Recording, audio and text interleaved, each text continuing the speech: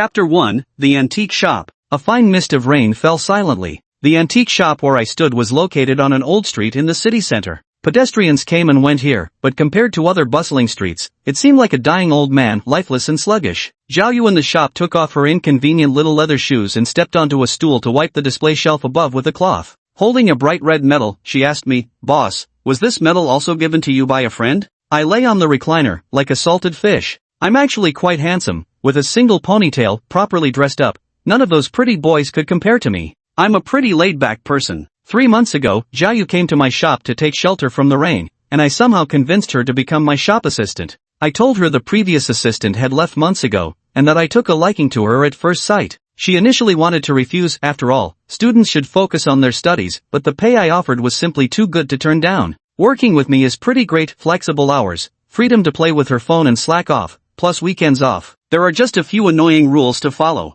I yawned, opening my eyes to look at the medal. Time had blurred the name engraved on it, but I knew it bore my own. I said to Zhao Yu, "Xiao Zhao, that medal was earned by my friend back in our hometown during that famous war, truly leading the charge at the front lines. Don't you go damaging it." Back then, when I charged forward clutching my own severed head, it completely stunned both my teammates and the enemy. My voice came out hoarse, a stark contrast to my appearance. She acknowledged with a sound, then ignored me. Gently polishing the medal once more, she rose on tiptoe to place it on the display stand. There were more than a dozen medals, some old and some new, lying nearby. Those, I'd say, belonged to my friend as well. Who would have thought this deadbeat shop owner had so many friends? Zhao Yu surveyed the clean, quaint antique shop and flashed a bright smile. On her first day here, she was exhausted, barely able to straighten her back. At the time, I casually tossed out a "figure it out yourself" without a second thought for her feelings. Sitting on the stool, she readjusted her slightly wrinkled black stockings, peeling them off and putting them back on. Glancing at me, who had once again slipped into deadbeat mode, she asked, "What do you want to eat, boss?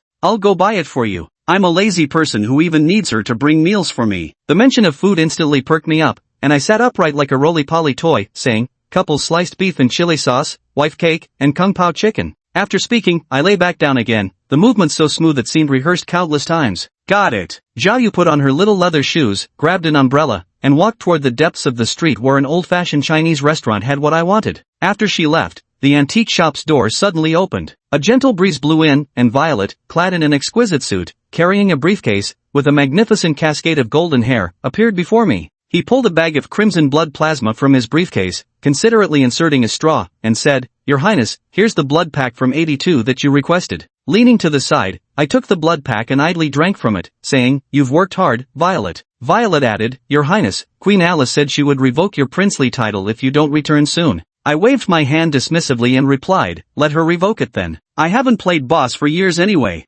Even if I go back to the clan, those old fossils would still ostracize a handsome guy like me." Violet wiped the cold sweat from her forehead and asked, "Then how should I reply to Queen Alice?" I said, "Just tell her the prince is dead, and if she has anything to say, she can send me a paper message." After a moment's thought, I added, "I don't want tall blondes, send me a black-haired, straight-haired maid when burning it." Violet laughed. He had to go back and fabricate an excuse to placate Queen Alice, otherwise, if the queen got angry and came after us, my carefree life would be ruined. Though this guy has worried himself sick over me, I do have my occasional moments of reliability. About 10 minutes later, Zhao Yu returned. As she opened the door, a chilly breeze swept into the room, and I tugged my fleece throw tighter around myself. She stowed her umbrella by the doorway, slipped off her loafers, and changed into the labeled cotton slippers she'd made herself. "Boss," she said, "time to get up and eat." I grunted in response. Frowning, she picked up the empty wrapper from the floor and tossed it in the trash, muttering, "Boss, you're littering again. How many times do I have to tell you?" Suddenly, she shyly covered her eyes with her hands. "Shop owner, why are you undressing in front of me? Put your clothes back on." I quickly changed into an otaku-style short-sleeved shirt and teased her. "Pfft, covering your eyes like that is basically not covering them at all. In short, your mouth says no but your body's being honest." Yawning, I walked to the counter to eat the takeout Zhao Yu had packed. After one bite of the husband and wife lung slices, I lost interest and put down my chopsticks. This dish, it's not old son's cooking, doesn't have that flavor. Resting my cheek on one hand, I gazed outside where the drizzle had stopped. The sun peeked halfway out from the dark clouds as I murmured, "Old son, time's almost up, isn't it? Just like this street." Zhao Yu said, "Boss, your sense of taste is as sharp as ever. This dish was made by old son's son. I heard he was hospitalized with typhoid fever. Store rule number 3, no wasting. If you won't eat it, I'll eat it for you." With that, she yanked the lunchbox away. I said to her, "Sorry for the trouble. Could you watch the shop for me this afternoon?" I need to go to the hospital to see old son off on his final journey. What do you mean? She asked. It means exactly what it says. I got up and walked over to the wooden pear blossom cabinet near the recliner, retrieving a tailored suit. As I put it on, one of my fingernails extended and glided lightly across my face, vanishing the stubble in an instant. Zhao, you didn't notice any of this while eating. Tucking the long hair behind her ear, she casually said, "Alright, remember to come back early. I really don't understand how you managed to get lost near our own street last time." I smiled and said, "It's been a long time since I've gone out. Forgetting a little is only normal. Besides, with a reliable shop assistant like you around, I don't think I'll get lost this time." Chapter 2, The King of Scams, Philip. I stepped out of the shop, glanced around, then ducked into a dimly lit alley and transformed into a slightly plump, yellow-furred fat bat before flying off. I muttered to myself, it's been ages since I practiced transfiguration. Looks like I need to train more often. When it comes to staged accidents, Philip, nearly 60, is an expert. It's skilled work. You've got to assess the target's clothing, size difference, and above all, have the guts. Philip emerged from under the bridge with a plastic bucket. The drizzle had stopped, and it was time to get to work. His daily routine included stopping by the mall restroom. There, he washed his face and gazed at his reflection, sunken eyes, unkempt beard, a bit overweight. He smirked wryly. 10 years ago, he was at the peak of his career in the medical field, but now, no one would recognize him in this state. He filled the red plastic bucket he was carrying with tap water, wiped the sink clean, and walked out of the mall with a satisfied heart. Following the familiar path, he soon arrived at the edge of an abandoned park, which had just been washed by wind and rain, cleansing away all the dust. I am the manager of this antique shop. The flowers outside, exposed to the open air, are gifted by nature and don't need my watering for now. My target is those flowers hidden beneath rundown buildings. They have the protection of buildings, so there are fewer potential dangers, but they also miss out on some of nature's gifts. I've always thought that flowers need to endure some storms. Staying sheltered indoors all the time won't bring any change. I evenly poured the water from the red bucket around these flowers, feeling quite content as I watched their delicate beauty. But soon, I spotted an unexpected intruder among the flowers, a strikingly red, vividly curling bloom. Its petals were pointed and slender, curling at the edges, exuding a dangerous yet alluring aura. I extended my index finger and lightly touched its petals, a smile breaking across my aged face. I poured the last bit of water from the red bucket around this peculiar flower, observed it a while longer, then reluctantly stepped out of the abandoned building. Sigh, time to stage some accidents. If I don't hustle soon, I won't even get dinner. Thud. I collapsed on the ground, rubbing my large rat head as I glared at the sturdy street lamp before me. It's been a while since I last used transformation magic. I meant to find a spot to land and rest, but ended up forgetting how to flap my wings for landing and crashed straight into a streetlight. Perhaps it had just rained. Not a single pedestrian was in sight on this usually crowded street. I flew into a shadowy corner and quickly transformed into a young man in a suit, sporting dark circles under his eyes and with a single ponytail. Having lived nearly 2,000 years, I've come to believe that young people should move around more. After all, life lies in motion. Yawning, I walked toward the hospital across the street not far away, where the scent of old son's blood lingered. At that moment, Philip, holding a red bucket, was worrying. A light rain had left the streets sparse with pedestrians. How could he stage a trip and fall scam now? But soon, his eyes lit up when he spotted me. He quickly sized me up. Well-dressed, smooth skin, young, somewhat frail, dark circles probably from clubbing or late-night internet surfing. Plus, no surveillance cameras around, 70% success rate for the scam. The moment the traffic light turned red, he rushed toward me, his target. The closer he got, the brighter his face gleamed with excitement, just waiting to slide within a meter, feign a fall, and latch onto my leg. But under his bewildered gaze, I suddenly collapsed, my head slamming into a nearby road barrier with a sickening crack. The sound of cervical vertebrae snapping was particularly jarring. His long-planned single-leg slide tackle turned into a desperate kneel, dropping to both knees before me, utterly devastated as if his life was over. Yet he failed to notice I'd already gotten up, grabbing my neck with both hands and twisting it back into place. Reaching out, I asked, "You, okay?" He looked up in horror to find me standing there completely unharmed. He shook his head, brushing aside all talk of ghosts and gods, thinking it must be his age showing. But when he took my pulse and found not the slightest flicker, panic surged through him. He hastily rattled off a list of his own medical conditions, while the corner of my mouth curled. Those little tells of his were plain as day to me. I also noticed faint red wisps coiled around him, seeping straight into his flesh. I told him young people should stay up less and drink more goji berry tea, then slipped my business card into his red bucket, inviting him to visit my antique shop. Muttering antique house and contact shop owner no name, he pocketed the card and went off on his next round of hunting. Arriving at the hospital entrance, I pulled out that vintage phone from my chest pocket. This device held the contact codes for 80% of the world's wealthy women, the very key to fortune. The call connected to Zhao Yu's furious voice, saying someone was causing trouble at the shop and refusing to leave no matter what. Then a clamor of struggle came through the phone, followed by a neutral yet gentle voice. It was Xiao Tao returning. I spoke softly with Xiao Tao while the registration staff nearby flushed with bashful excitement. Xiao Tao said they'd brought me specialty black tea, a neck pillow, and advanced copies of manga from their hometown in the Neon Nation, then joked about locking the original author and artist in a dark room for whipping, though that'd be breaking the law. I told them to stop bickering and informed Xiao Tao that Xiao Zhao was now a member of the antique shop. I nodded at the registration staff and headed toward the emergency staircase. With a snap of my fingers, a pure white bird of paradise flower appeared in my palm. The stench of death in this hospital was truly unpleasant. Pinching my nose, I walked toward the second floor where Old Sun's blood scent hung thickest in the air. The proprietor of this antique store, I thought. Outside room 201, I heard a crewcut man shouting inside, "Dad, wasn't it just ordinary typhoid fever? How could this happen?" Entering, I saw Old Sun lying on the bed, straining to open his eyes to look at me. I smiled at the crewcut man and said, "Alright, little guy, listen to your dad. Perfect timing, I'll see him off before he goes." Hard to believe the snot-nosed kid from back then has grown up so much. He turned to look at me warily, and in his eyes, I saw both unfamiliarity and suspicion. He obediently walked out of the ward and crouched beside it like an abandoned puppy, hugging his knees as tears dampened the floor. With a chuckle, I placed the bird of paradise in my hand by Old Sun's pillow and teased him. "The kid's not bad, just not much of a cook. His couple sliced beef isn't up to par, a bit tough. And that kung pao chicken, too tender, no bite to it." He said the kid would reach his cooking level after 2 or 3 years of training,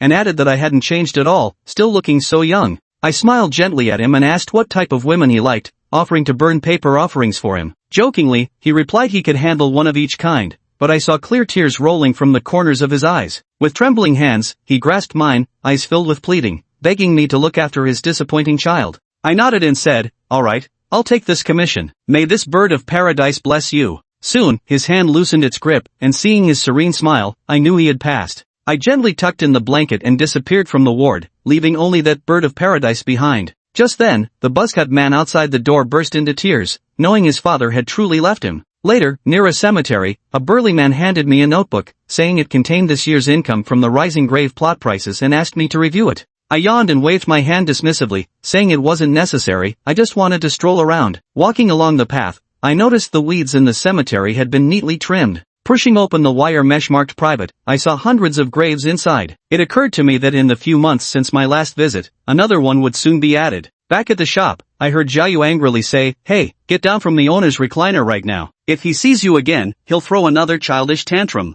It was Tao Yao on the recliner, dressed in a French-made outfit, legs crossed casually. Zhao Yu found her to be aloof, she hadn't spoken a word to him since hanging up the phone. Tao Yao asked when I'd be back, and Zhao Yu snorted, wiping the counter even more vigorously. Later, Zhao Yu murmured that he'd gone to bid old man Sun farewell on his final journey. Tao Yao sighed that time waits for no one, another one gone, then closed her eyes in reminiscence. I remember 30 years ago, when Tao Yao and I first arrived on this Chinatown street. Back then, it was bustling, and people's faces wore warm smiles. I originally planned to open a roast duck restaurant, but then I thought, why not choose the most niche business possible? So I opened an antique shop that no one paid attention to. I displayed all my personal trophies in the store. As a 2,000-year-old vampire prince who isn't afraid of sunlight, any single item I've collected is worth a fortune. News about a new antique shop in Chinatown spread quickly, attracting swarms of collectors. The treasures in my shop, like the portrait of Macho Lisa, the Qingming Shanghai scroll, and Emperor Alexander I's greatsword, left them all utterly stunned. There's a rule in my shop based on first impressions, and those collectors who failed to acquire treasures started entertaining wicked thoughts of robbery.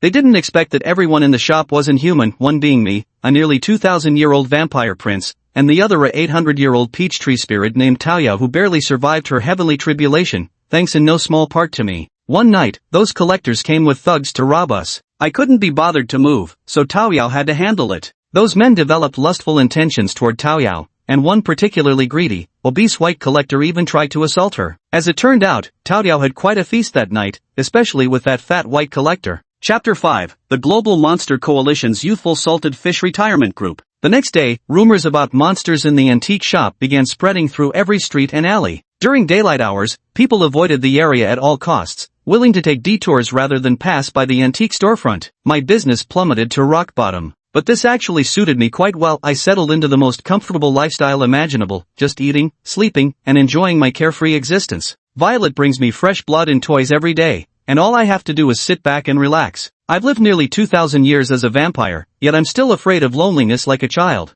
Perhaps time truly can destroy every creature with emotions. I'm good with everything except women. Sometimes when Tao Yao asks if I need a mistress for my shop, I quickly change the subject. Though I exaggerated my tone, the unwitting sorrow in my eyes was probably still noticed by her. Peacefully, a year passed this way until the tranquility of the shop was disturbed by the appearance of a young man named Old Man Sun. This old man was a disgraceful thief. Not only did he steal possessions, but he also stole my expectations of him. In a daze, I heard the new errand boy excitedly shout, "Boss, you're back." I replied, "Back already? So, didn't get lost this time, did I?" That voice Tao Yao had probably been hearing it for nearly a century, etched deep in her bones, unforgettable for this entire lifetime. She must have realized she'd fallen asleep on my lounge chair, likely thinking to herself, "Oh no, how could I be so careless? If the boss sees me sleeping on his chair, he'll be furious." Zhao Yu stood on tiptoe, drying my hair with a towel while pointing suspiciously at Tao Yao on the lounge chair. "Boss, is that cosplayer woman your former employee?" I answered her,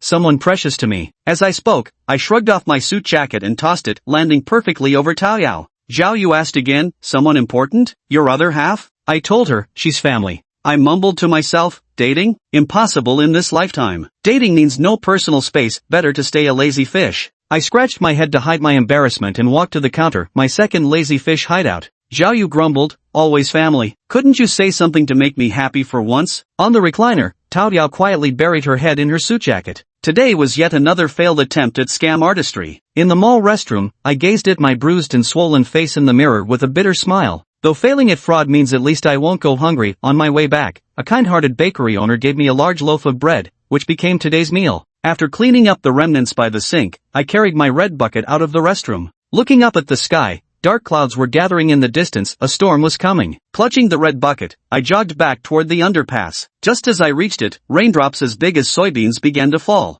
My bridge arch home is just a straw mat, a tattered quilt, some bowls and chopsticks as props, and an old radio I found in the grass, luckily still working, which has kept me company through countless boring nights. I turned on the radio, took off my shoes, and crawled under the quilt. The radio hostess's soothing voice, accompanied by the crisp sound of raindrops outside, was like a lullaby, and I soon fell asleep. I hadn't slept long when a gray mouse darted out from a hidden corner. It pricked up its ears, confirmed I was asleep, then its eyes gleamed with excitement as it quietly scurried to the red bucket, drawn by the scent of food. After much commotion, it knocked over the red bucket, and the bread rolled out. Just as it was about to pounce, I grabbed its tail and said with a laugh, "Old pal, here you are again, sneaking out to steal my food." The mouse's eyes darted around, scheming how to escape. I gently set it down, picked up the bread, brushed off the dust, and opened it. The aroma of wheat filled the bridge tunnel as the mouse watched longingly. I tore the bread in half, placed it on a dry leaf, and pointed at it, saying, "Eat up, old pal." I scratched its chin, and it scurried over excitedly to enjoy the feast.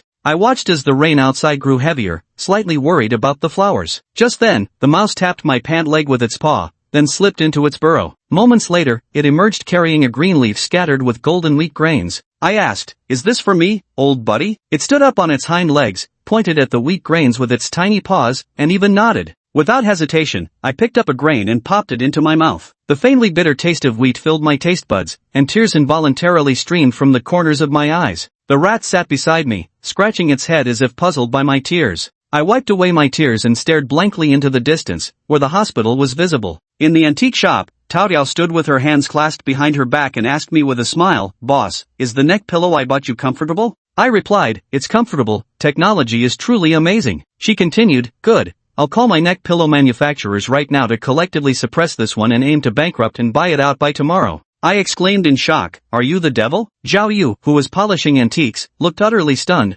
probably realizing she was the only actual wage earner here. She muttered to herself, "The shop owner is rich, his maid is rich, so that means even us lowly workers must be rich too." "I just realized how understanding I am," Zhao Yu said while wiping the blue and white porcelain before telling me, "Boss, from now on I can only work night shifts." Thinking it was about the pay, I replied, "What's the matter, Xiao Xiao? Is the salary too low? I can add another zero to it if that's the case." She hastily waved her hands in explanation. No, boss, you've misunderstood. School starts tomorrow, I have classes during the day and only evenings free." Nodding, I said, "Oh, I see. Study should always come first for students." "Very well, approved." I said again, "But when you leave, my days will be dull again." I stared at her intently, making her visibly flustered as she replied, "Isn't Tao Yao here? She'll keep you company." I told her, "Tao Yao is Tao Yao, and you are you. They can't be lumped together." Her face flushed crimson like a startled fawn as she hastily dashed out, stammering, "A shopkeeper, it's getting late. I'd better go now. See you tomorrow." I watched her disappear into the night and smiled.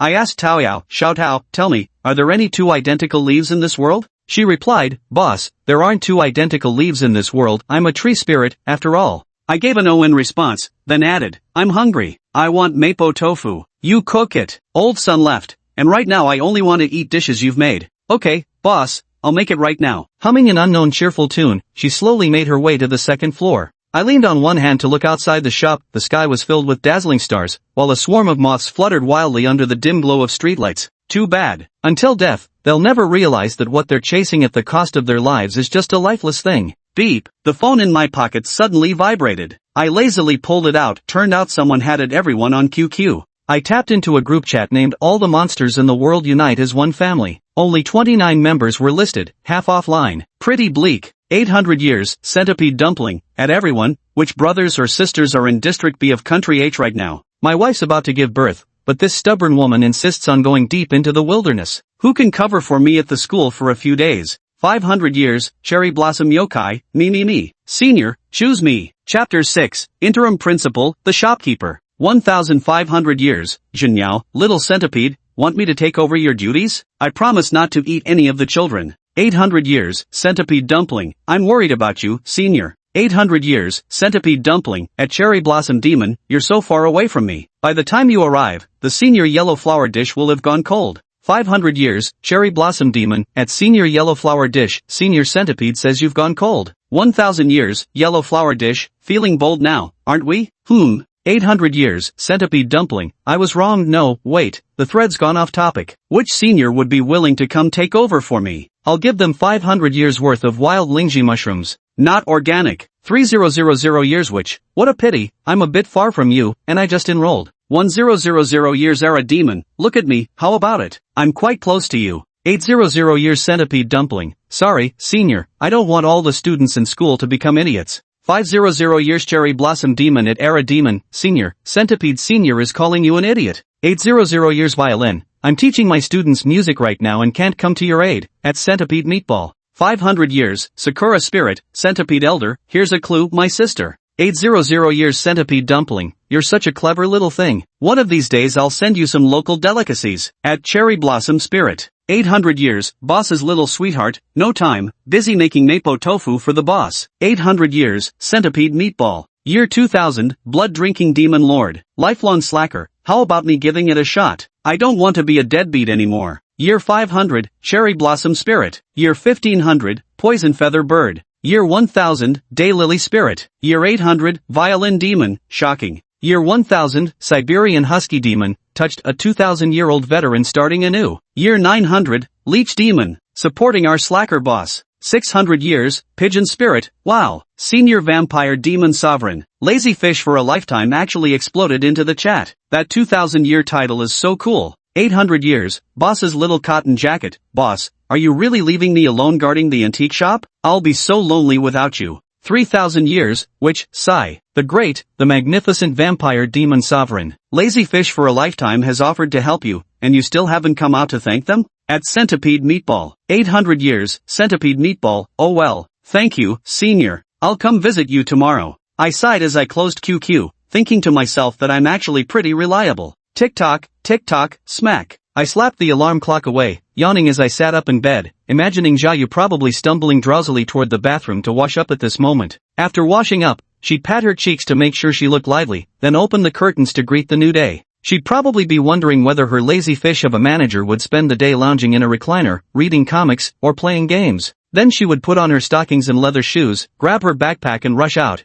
only to encounter the landlady, Mrs. Edward, on the way, politely declining the landlady's well-meaning attempts to set her up on a date. A black mina bird would land on the landlady's shoulder, staring scornfully at her retreating figure. As for me, I habitually opened the @Read novel app, intending to read a chapter in the morning to ease the stress before work, only to find that the damn author announced in the comments section that there would be no updates. I was so angry I could drag him out for a good beating or send him off to Africa to feed pigs. Boss, get up. You have to go be a principal today. Tao Yao yanked open my tightly shut door, carrying a tray with a damp towel. Shout out, that damn author has gone on hiatus again. I wore a heartbroken expression, like an abandoned puppy. Should I send someone to lock that damned author in a dark room and force them to update 10,000 words daily? No meals unless they deliver 10,000 words, plus we'll whip them with chili sauce-coated lashes. Tao Yao set down the wash basin, calmly retrieved an exquisite suit from the rosewood wardrobe, and walked toward me. Forget it, that poor author has suffered enough. I sighed, bare-chested as I walked to the window and drew back the curtains. The warm sunlight streamed in, making me squint. You might not believe it, but after all these years, I'm a vampire who's long stopped fearing the sun. In fact,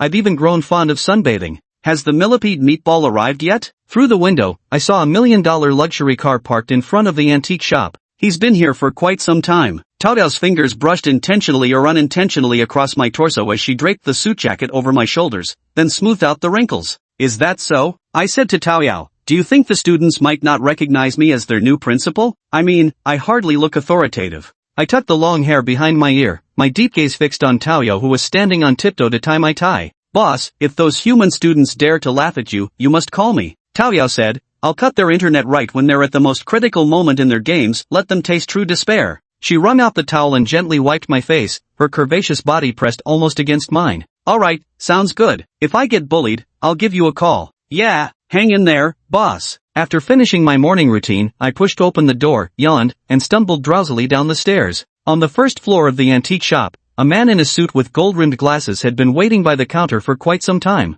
Chapter 7, Acting Principal, Part 2. Senior, you're finally awake. Centipede Meatball looked at the shop owner with delight. Awake, but not completely awake. Out of habit, the shop owner yawned and walked over to the lounger. No! Centipede Meatball rushed forward and clung to the shop owner's leg like a duck whose neck was being wrung. Senior, you promised to help me manage the school. You can't just lie down like this. Once you lie down, it'll be impossible to get you back up. Just how capable is Salted Fish Senior was at lying around, Centipede Meatball knew it all too well. After all, they'd been neighbors for nearly 30 years. Occasionally, I would visit with gifts in hand. Every time, it was the shop manager's maid, Senior Peachy the Peach Blossom Spirit, who entertained me. As for Senior Salty Fish, he would just lie motionless on the recliner, like a drowned salted fish. Yesterday, for some inexplicable madness, Senior Salty Fish actually announced in the group chat that he would accept my request. The entire group was shocked, seriously. I even woke up several times during the night because of it. Let's go, Senior. The recliner, the newest manga volumes, and the vintage 82 blood packs. Senior Tao Yao has prepared everything for you. Getting up from the floor, Centipede Meatball grabbed the shop manager's arm and dragged him out of the store. The boss left. Peach Blossom Demon sighed as she stood by the second floor windowsill, watching the $1 million luxury car carrying the boss disappear downstairs. But this was just as well, now she could openly do those shady, shameful things on the boss's bed without worrying. For example, time for sleep. Thinking of this, she drew the curtains and walked to the bed, took off her little leather shoes, and burrowed into the still warm bedding. The familiar masculine scent flooded her nostrils, and a look of relief appeared on her face as she quickly fell into a deep sleep. Violet Heights High School, the best private high school in District B, this is the dream paradise countless students yearn for, with outstanding faculty and a top-tier learning environment. Today was the students' first day of school. 2 burly white security guards had already opened the school gates early and stood waiting on either side. Hey, Zhao, good morning. Zhao had just entered the school gate with her bag slung over her shoulder when she spotted a fair-skinned girl with golden hair tied back in long waves, dressed in summer clothes, enthusiastically waving at her from nearby. Elena, long time no see. Zhao jogged over and threw an arm around her friend's shoulders. Elena was Zhao's best friend and desk mate from school. She'd been the first to approach Zhao and befriend her when she'd first transferred to this school, the only one willing to strike up a friendship with a Chinese girl like her. How's it going? You and that antique store owner, did you do it? On the path leading to the teaching building, Elena suddenly reached out with a mischievous grin and playfully poked Zhao's stomach. What nonsense are you talking about? Ours is purely a platonic friendship. I'm just a lowly worker, he's the boss. A subordinate can't go around kissing their superior's mouth. Knocking Elena's naughty hand away, Zhao's face flushed red at a visibly rapid pace. Elena stretched with her hands behind her neck, her ample chest prominently rising with the motion. Honestly, I don't get you Chinese people always so reserved with all these hierarchical formalities. Love should be free. If it were me, I'd take the initiative and leave him unable to get out of bed. Besides, I can tell you're into him. Last time I visited you at the antique shop, you were even holding a plate and feeding him fruit so tenderly. Such an intimate gesture hardly seems like something you'd do for just any damned coworker. You want to kiss your boss on the lips. Elena came to a sudden stop. She turned to gaze at her Chinese best friend, her smile growing even brighter, making the faint freckles on both sides of her face quiver. What nonsense! I'm done talking to you, we're gonna be late. Grabbing Elena's arm, Zhao Yu broke into a sprint like an unstoppable bull. Zhao Yu, my kind Chinese friend, I wish you happiness in finding your own joy. Elena silently prayed for Zhao Yu in her heart. Compared to the surrounding students, Zhao Yu stood proudly like a lotus in the mud. Initially, Elena had befriended her just to drag her down and taint her into the mire like the others. But as they spent time together, she realized this girl was truly a friend worth cherishing, not one of those hypocritical bitches who pretend to care while secretly scheming behind your back. Dragging Elena into the classroom just as the final bell rang, Zhao Yu let out a sigh of relief. The classroom was buzzing with noise. These students, having not seen each other for a long time, now reunited as if across lifetimes, hugging, joking around, and shooting the breeze, creating a chaotic scene reminiscent of a bustling marketplace. Quiet. Now, I'll take attendance. After the bell faded, their slightly balding and portly white homeroom teacher standing on the podium spoke up. It's been a summer break, and Fathead Fish seems to have gotten even chubbier. Elena nudged Zhao Yu's arm and whispered. Zhao Yu couldn't help but chuckle. Elena's description was vividly accurate. The nickname Fathead Fish had been secretly coined by the entire class behind his back precisely because it fit so perfectly. Alright, looks like the whole class is present. Almost as if on purpose, Fathead Fish deliberately skipped Zhao Yu during roll call. Ah, teacher, why did you skip Zhao Yu during roll call? Was it intentional? Elena suddenly stood up, her gaze calm as she looked towards the fat-headed fish who was writing the first lesson of the semester on the blackboard. Does our class even have someone named Zhao Yu? Good heavens, it must have slipped my mind. Student Zhao Yu, you wouldn't blame your teacher, would you? Fathead Fish wore an expression of shock and dismay, as if he felt deeply guilty for not calling Zhao Yu's name. You. Alright, Elena, it's not like he's had it out for me just today or yesterday. Calm down, I'll treat you to soda after class.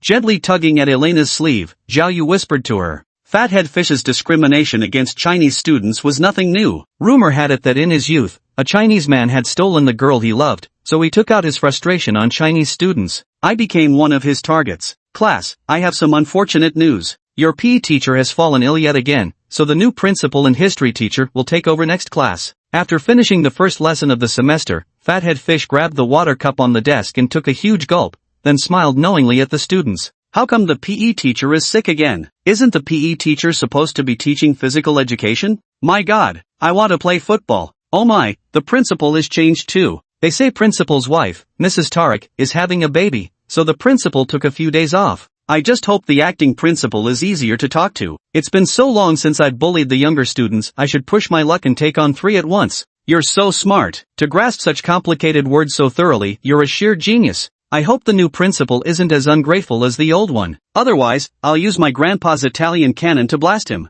Listening to the murmurs of the students below, Fatty Fish Head felt nothing but pure satisfaction in his heart. A mediocre student, this was one of Fatty's few joys. Chapter 8 Acting Principal, Part 3. Zhao Yu, what kind of person do you think the new principal will be? A greasy middle-aged uncle or a handsome guy around 30? During the break between classes, Elena twirled a black pen in her hand, looking expectantly at her deskmate and best friend, Zhao Yu. She was quite intrigued by the new principal and history teacher. Click. Probably a greasy middle-aged man, after all, most principals are like that, wise beyond their years. Carefully wrapping the fingernail on the desk into a tissue, Zhao Yu slipped it into her pocket before turning to address her. God, I hope the principal is a handsome guy. Please don't let him be bald. Elena began to pray. Ding-a-ling-a-ling. The class bell rang, and students sat upright in their seats. Following tradition, they'd first give face to the new principal doubling as their history teacher. Principal, please come in. Let me take these things for you. Feel free to order me around. From far down the hallway, Zhao Yu could already hear Fatty Headfish's fawning voice. Resting her chin on one hand,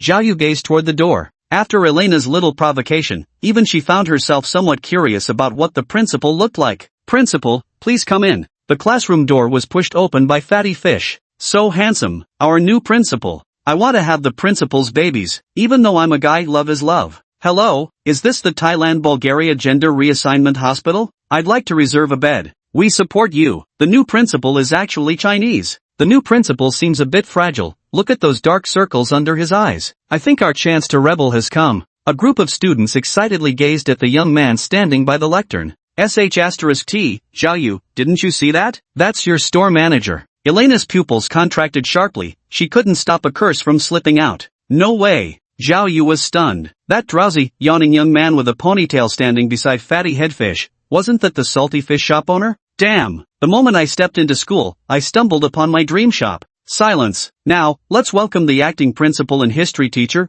store manager, to make a speech. Wiping the sweat from his forehead, Fathead Fish yielded the main seat. Who the hell knew the acting principal's name? Hello everyone, I am the acting principal and history teacher standing in for your usual instructor. You can call me the shopkeeper. Class is now in session. After repositioning the reclining chair, the shopkeeper lay down on it in full view of the students, holding a history book. That really is the shopkeeper's carefree style. Zhao Yu didn't know whether to laugh or cry. Please turn your textbooks to the last page. Well, today marks the end of this semester's course. Students with questions, please raise your hands. If there are none, I'll take a nap. The store manager tossed aside the history book in his hand, pulled out a comic book from beneath him, and looked down at the bewildered students with a serious expression. A group of students exchanged puzzled glances, completely unable to guess what their new history teacher was thinking. Teacher, I have a question. Looking at the store manager who had a manga book covering his face, Alina mischievously raised her hand with a sly smile. This student may speak. May I ask about the teacher's height, weight, blood type, zodiac sign, hobbies, and so on? 178, 140, oh, Pisces, hobby is lying down and reading manga. Next. The shopkeeper with the comic book stuck to his face waved his hand. Do you like guys, boss? I don't like it. Boss, how did Columbus die? Killed by a giant deer. 800 years of cultivation. Hey boss, what year was Jack the Ripper born? 1850. Stop flipping through it, it's not in the book. TCH, our new history teacher clearly knows nothing. Half his answers contradict the textbook, and he keeps spouting nonsense like that new grade deer 800 thing. Exactly. Manager, can you guess what color my panties are right now? Elena stood up once again. White, and you're on your period, probably started around 9 o'clock last night. What the fuck? Elena plopped down into her seat with a thud, looking at Zhao Yu, who was sprawled across the table, with an expression of utter disbelief. Does your boss have X-ray vision or can she predict the future? How did she know I got my period last night? Did you tell her? No. Do I look like a blabbermouth to you? Zhao Yu turned her head slightly to glance at Elena. Elena's aunt truly adores her, coming to see her even after 9 at night. So envious. A brown-haired boy cast an envious glance at Elena, who sat motionless in her seat. His own maternal aunt had passed away years ago, leaving him with only a small aunt.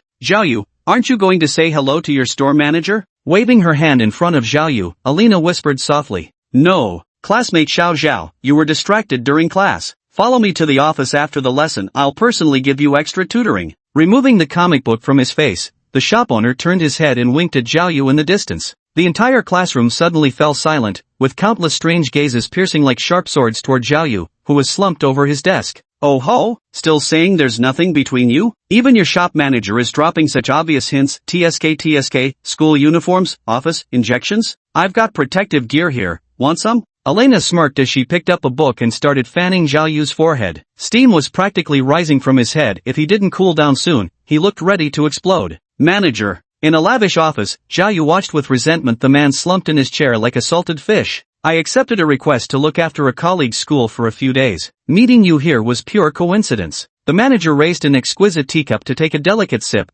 flashing Zhao Yu a smile. Zhao Yu wore a face of utter shock. A junior? How close are they to the salted fish shop owner to just hand over a school worth billions in investment for management? Principal Scent really has nerves of steel. Speaking of Principal Scent, Zhao Yu couldn't help but recall Mrs. Talik. She was a gentle woman, much like their landladies, back when he had traveled thousands of miles as a specially admitted student to study here. In 2 words, completely lost. Fortunately, thanks to Mrs. Tarek's care, I somehow got through that difficult period. I hope Mrs. Tarek can give birth to a healthy baby. She thought silently. Xiao Zhao. What's up, boss? Here, returning something to its rightful owner. The boss took off a silver white ring from his right hand and handed it to Zhao Yu. So cold. Her fingers accidentally brushed against the manager's, sending a shiver down her spine. The ring was a simple silver band, exquisitely crafted with a carved pattern of a blooming bauhinia flower. Its only flaw was how dull and tarnished it appeared, bearing the marks of age. For me? What do you mean? Returning it to its rightful owner? Zhao Yu wore a completely bewildered expression. Here, take this. Leave now, I'm going to sleep, and close the door on your way out, Xiao Zhao.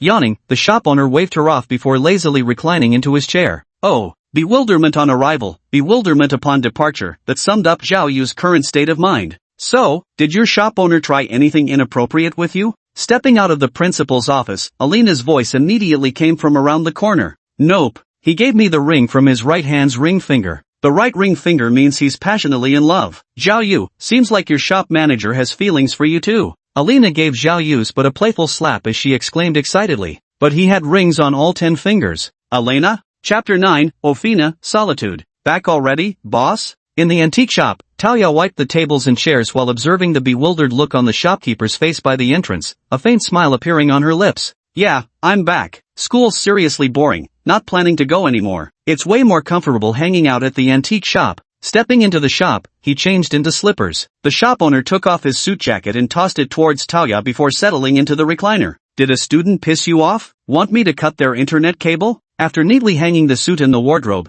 Talia turned to face the shop owner with a serious expression. No, those little guys were actually quite adorable. By the way, I fired a teacher today. The students say he's called Fathead Fish, or something like that? Was my birth truly a good thing? Monster. It looks disgusting. Look, this guy has a third eye on his forehead. Monster. Monster. Why don't you just die? Get out of here, freak. Disgusting. Stay away from me. No, I'm not a monster. Not. Ofina awoke from her nightmare, her vision blurred by teardrops. She had dreamed of the children and caretakers at the orphanage laughing at her. Those disdainful looks and vicious curses clung to her heart like maggots burrowing into bone. Ofina's childhood could truly be called unfortunate. From the moment of her birth, she bore an extra eye on her forehead where normal people only have two. But she had three. When she was born, the delivering doctor was so terrified they nearly dropped her onto the hard floor. This child should never have come into this world. The obstetrician gazed at the baby in their hands with a complicated expression. The third eye on the infant's forehead had already opened, clear and pure like stars in the sky. Hell, no newborn opens their eyes right after birth. The doctor could already imagine what this child would face in the future. Seek common ground while reserving differences. A topic that has been debated throughout the ages, but how many can truly achieve such balance? The doctor's guess was correct. When Ofina's birth mother eagerly caught the child, her smile gradually froze on her face. The sharp-eyed doctor detected a flash of revulsion in her gaze. Fortunately, the child's father showed no such aversion to his daughter. This is my child. Since she has come into this world, as her father, I must take care of her for life. This is what it means to be a man. The man said with utmost seriousness. He took Afiona into his arms, cradling her like a precious treasure he couldn't bear to put down. He gently rubbed Afina's little face with his stubble-covered chin. It was clear he didn't disdain his own child. The doctor observed this family of three with calm detachment. Child, you have a good father. I hope you'll find happiness in life. Since Ofina came into his life, the man seemed reborn with renewed vigor, working harder than ever. The confusion that had filled his life was dispelled by this glimmer of dawn. For his daughter's future happiness, he poured every ounce of his strength into his efforts. In the blink of an eye, 6 years had passed. The man had aged considerably, yet the light in his eyes grew ever brighter. Ofina, Daddy will work like crazy to earn more money, so you can live like a princess, carefree and happy. Daddy is your knight. So, trust Daddy, okay? Unfortunately, the man failed to keep his promise. The car accident destroyed this family of three. Ofina wasn't too badly injured, but her father died. He had been holding Ofina tightly until the end. The rescue workers struggled tremendously to pull her from his embrace. Ofina's mother, on the other hand, had one of her legs broken. The cause of this car accident was the drunk driving of the perpetrator. With the pillar of the family fallen, malice of all kinds surged towards this mother and child who had no one to rely on. Their peaceful life was shattered by this tragedy, and Ofina's mother lost her job because of her broken leg. Her temper was growing increasingly irritable. You jinx! Your father's death is all because of you. You worthless thing! I'd rather have had an abortion than give birth to you.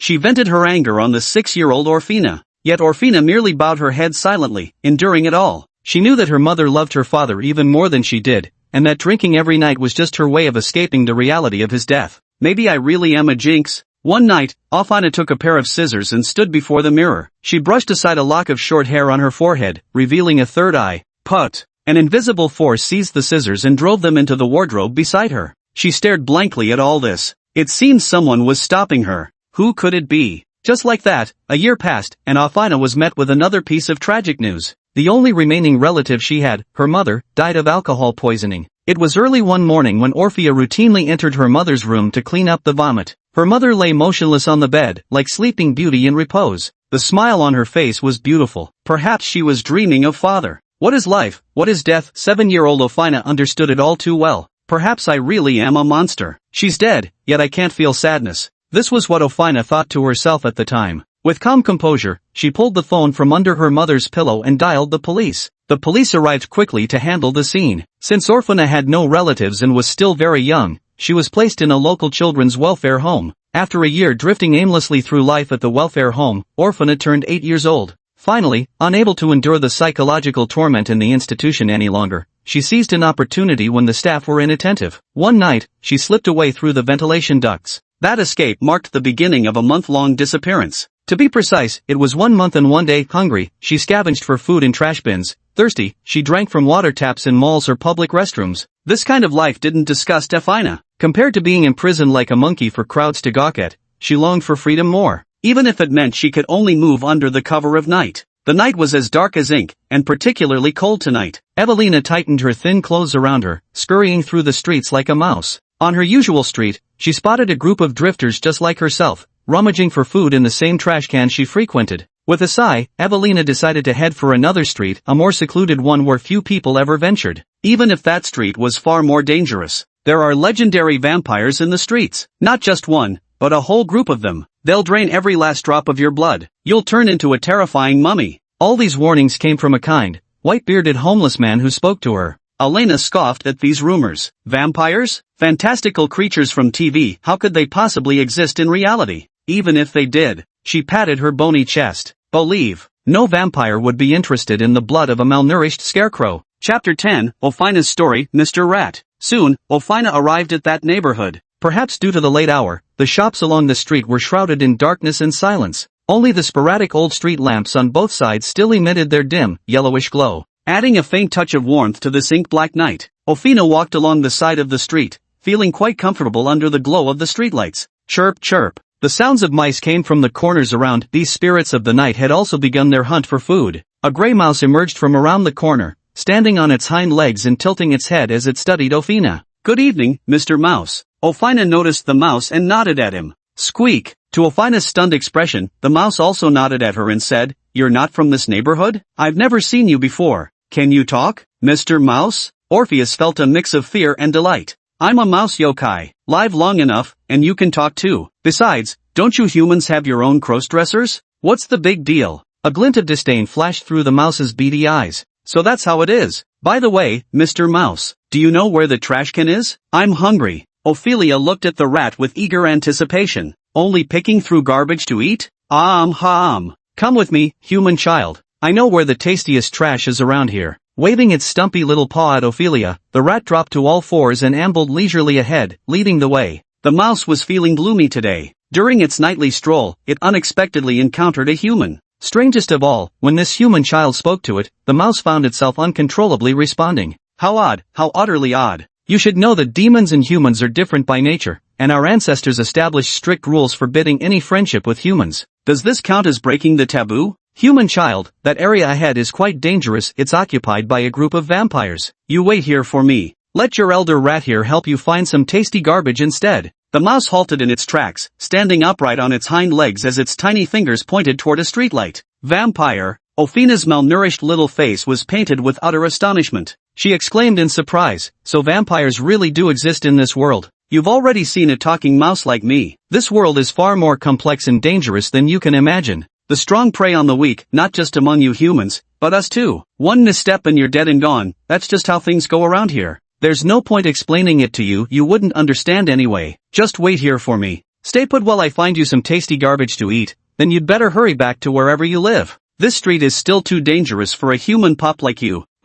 Got it, rat elder. You must be careful too. Following the rat's instructions, Ofina obediently stood beneath the street lamp. Sigh. With a sigh, the gray rat crouched low and darted swiftly forward. Having lived nearly 100 years, this was truly the first time I'd spoken so many words to humans. Could I be a chatterbox? Normally I'm quite aloof, aren't I? Could my mouse persona be wrong? Mr. Mouse is truly a wonderful mouse, willing to help poor Ophelia find something to eat. When Mr. Mouse returns, I should ask if he'd like to be friends with me. Ofina wants to be friends with the elder mouse. Ofina feels so lonely. Ofina wants a friend. She muttered to herself beneath the street lamp, her shadow stretching long and slender in the lamplight, looking unbearably lonely and pitiful. After all, she was just an 8-year-old child. There's a human scent. An ugly black bat inadvertently caught the scent of a human. Following the trail, it soon spotted Ofina standing alone beneath a streetlight. It's a child, but so filthy. With a somewhat disdainful wrinkle of his nose, the black bat flew into the shadows. Soon after, a young man in a white shirt emerged from them.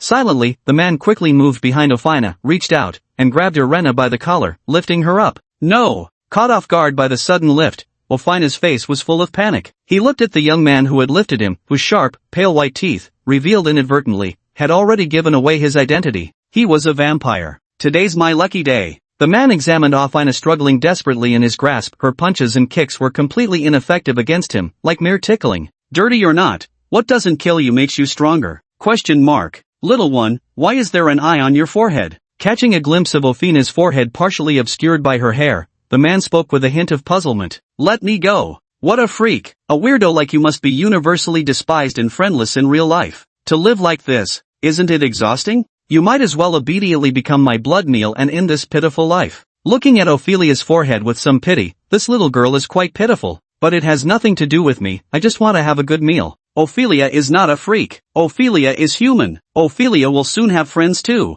Alright, you have friends, but what does that have to do with me? I want to. Let's eat. With a grin at Ofina, the man bared his teeth and viciously bit down on her neck. Ofina closed her eyes. Thud. Her body became weightless as she fell to the ground, but the expected pain never came. Little one, are you alright? The voice of Rat Elder sounded by her ear. When she opened her eyes, she saw a 1-meter-long gray giant rat pinning down the vampire who had tried to bite her, ferociously tearing into it. It was none other than Senior Rat. What's this? A mere last-generation bloodsucker dares to act insolent before me? Watch me gnaw you down to bare bones. Little girl, after I finish him off, I'll accompany you to dig through trash for food. I didn't find anything earlier. Pinning the vampire's head beneath its sturdy forepaws, the rat turned to grin at Ofina, strands of blood dripping from its chin in a most terrifying and savage display. Ofina stared blankly at the bloody scene before her, her legs trembling uncontrollably. Is this what Senior Mouse meant by the weak are meat for the strong? Master,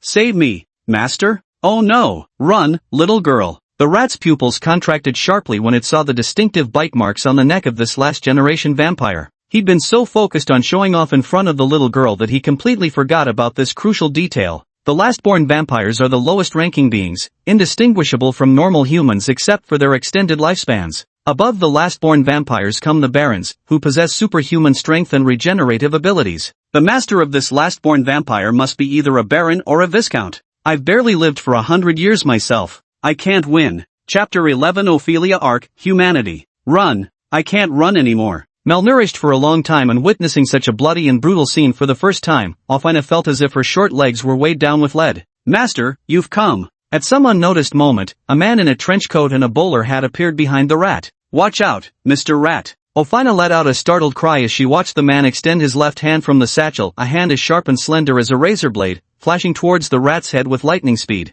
In fact, before Ofina could make a sound, the rat had already sensed the murderous intent behind it. Put. Though it tried desperately to dodge, one of its forelimbs was severed, spurting out steaming blood. An agonizing pain triggered an anguished shriek as the rat collapsed to the ground. Mr. Rat? Ophelia touched the streak of blood on her face, staring blankly at the scene before her. Master. Useless. What good are you if you can't even defeat a mere rat? The top hat licked the warm blood from its palm, looking down contemptuously at the barely breathing subordinate.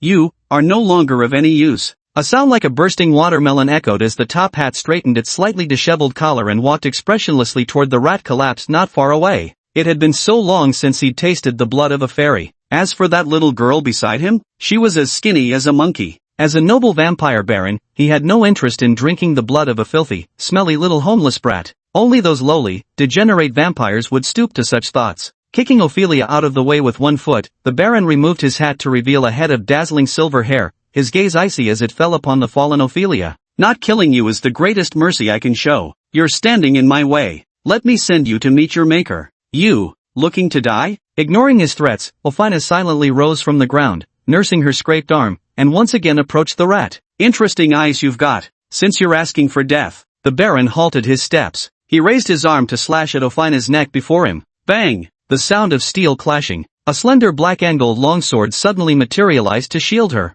This is one of the black gold longblades of the Era Demon King, Sun and Moon. The baron's previously unshakable composure shattered instantly, his face flooded with instinctive terror. He fell to his knees. I had no idea it was your highness the Demon King's arrival. This lowly one deserves 10,000 deaths. Beads of cold sweat trickled down his forehead. The great demon era had existed for nearly 1,000 years. 500 years makes a demon king, 1,000 years makes a demon emperor. And great demon era was merely one step away from that final transformation. Thump, thump. Pitter-pattering footsteps echoed through the entire silent street. A giant Siberian husky with pure white fur emerged from the darkness. Black blades were strapped to both sides of the husky's waist, creating a stark contrast against its snowy white coat. Approaching the Baron, the giant husky's intelligent eyes swept over him with a single glance. "You damn bastard, making such a racket this late, are you trying to keep the whole neighborhood awake?" A deep, gruff man's voice erupted from the husky's mouth, startling Ofina beside him into a shudder. It was the first time she'd ever seen a husky this enormous.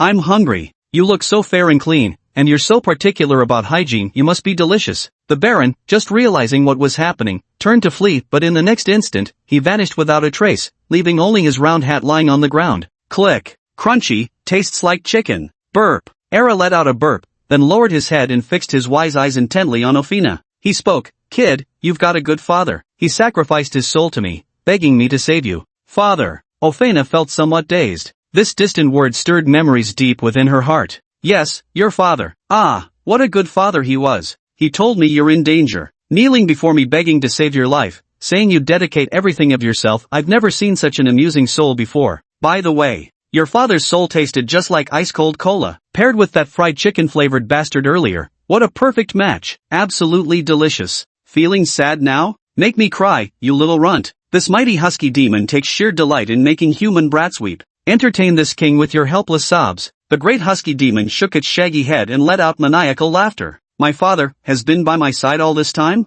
Mouse, save. Yes, your father has been guarding you from beyond, even at the cost of his soul's corruption. What remarkable paternal love. I'm genuinely moved. Alright, kid, get lost and entertain me. Rat, life, quick, save Mr. Rat." Elena suddenly glanced at the mouse collapsed in a pool of blood behind her. If not treated immediately, the mouse would die from excessive blood loss. She looked somewhat panicked at the great monster Era. "Save it? I'm the great demon who devoured your father's soul. How dare you request mercy from your father's killer?" The shrewd eyes of the great werewolf demon were filled with astonishment. "Please, I beg you. Mr. Rat got injured protecting me. I'll do anything you ask, just save Mr. Rat." Tears streamed down her dust-streaked cheeks, leaving behind intricate streaks like the patterns of weathered bark. "It's not entirely beyond saving. Little brat, just let me devour your soul, and I'll save this rat." "Don't be so hasty. The deal I made with your father includes more than just saving you. Additionally, you'll receive 1 million in funds, a comfortable house, an education, and someone to care for you until adulthood.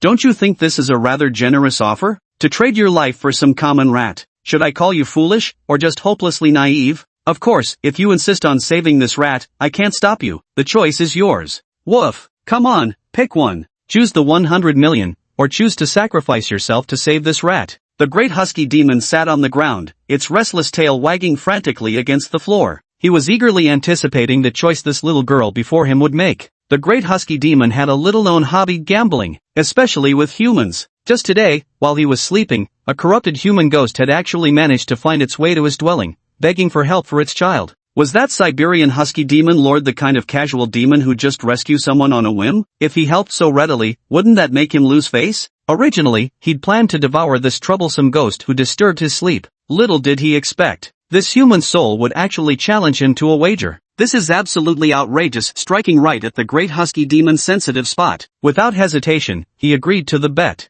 "I choose to save Mr. Rat." Ophelia's voice was resolute. The great husky demon's tail stopped wagging. The mouse stopped struggling, its beady eyes filled with disbelief. Mr. Mouse is Ofena's friend. If it could risk its life to save Ofena, then Ofena must save Mr. Mouse too. Staring deeply at Ofena's stubborn expression, Era lowered its head and sighed. "Are you sure? With 1 million and a house, you could live a comfortable life. You could even fall in love, eventually get married and have children of your own." "I'm absolutely certain. Ofena, we must save Mr. Mouse." Her voice was as resolute as ever. "It's me. Lost." A faint blue soul figure drifted out from his mouth. If Ofena could see it, she would undoubtedly recognize it as her father. "Please keep your promise." The soul avatar emitted a peculiar fluctuation. "Woof, go reincarnate already. Never thought I, the mighty demonic husky, would misjudge someone. Had I known better when you came begging for help, I wouldn't have gambled with you.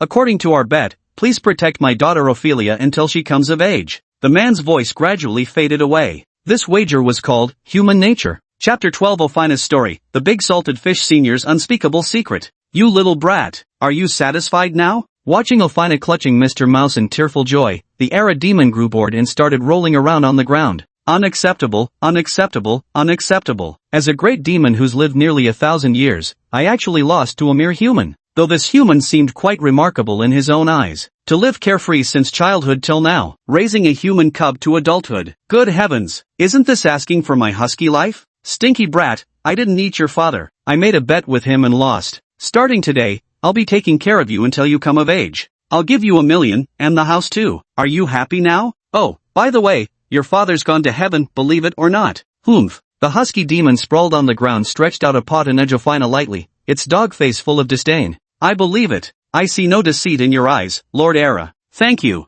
Bowing towards the demonic husky, Ophina gave a sweet smile. Holding up the mouse in her hand, she said with sincere earnestness, Mr. Mouse, would you be willing to accompany Ophina? After a moment's contemplation, the mouse nodded its head. At confirmation from Senior Mouse, the mouse felt immense goodwill toward this human child who was willing to sacrifice its own life to save it. It decided it wouldn't mind tagging along with this particular human. The husky lazily rolled over and extended a paw to brush aside Ophina's bangs. A glimmer of appreciation flashed through those unusually intelligent canine eyes. Kid, the eye on your forehead is beautiful, just like the stars in the sky. Why cover it up? Like, the stars in the sky? Ophina stared blankly into his large dog-like eyes, which were filled with pure sincerity, not a trace of deceit. Yeah, so pretty, all sparkly. I'm afraid of being laughed at. Back at the welfare home, they all treated Ophina like some kind of circus monkey, calling Ophina a monster and such. Ophina didn't dare show her eyes. TCH. Pretentious. What's there to be afraid of? If anyone dares to laugh at you, just smash their head in. As long as you grow stronger, you can live as carefree and unrestrained as Bentwaha.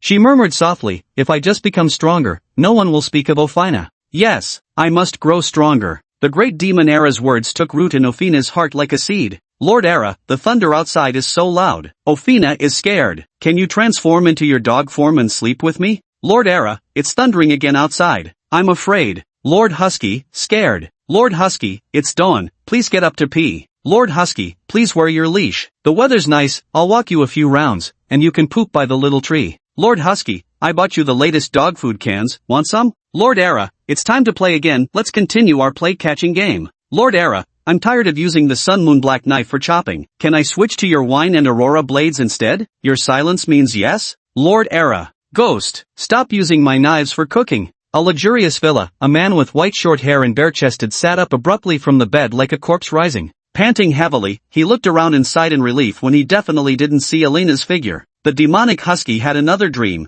reliving the events of the past decade. These 10 years had truly been a roller coaster of highs and lows. Knock knock. Lord Era, may I come in? Don't come in. I'll go out myself if I need to pee. I'll walk myself. I don't want to eat any more dog food. I am a millennia-old great demon. I'd rather die than play fetch. The outside suddenly fell silent. The next moment, the sound of a turning key echoed through as a woman wearing an elegant pale blue noble gown with 3 long blades at her waist and dazzling golden long hair walked in smiling, holding a dog leash, and on its shoulder, a palm-sized rat was gleefully watching the terrified great demon husky lying on the bed. The husky's nemesis. This was the nickname the rat had secretly given to Ophina. In those short 10 years, like watching a movie, the rat had witnessed Ophina transform from a delicate young girl into a strong, independent woman. Even the liberated serfs got to sing their songs, completely taming the husky demon. Even the 3 black knives were taken away under the pretense of safekeeping. Lord Husky, the weather is lovely this morning. I think we could take a few laps around your favorite park, and then maybe play some frisbee.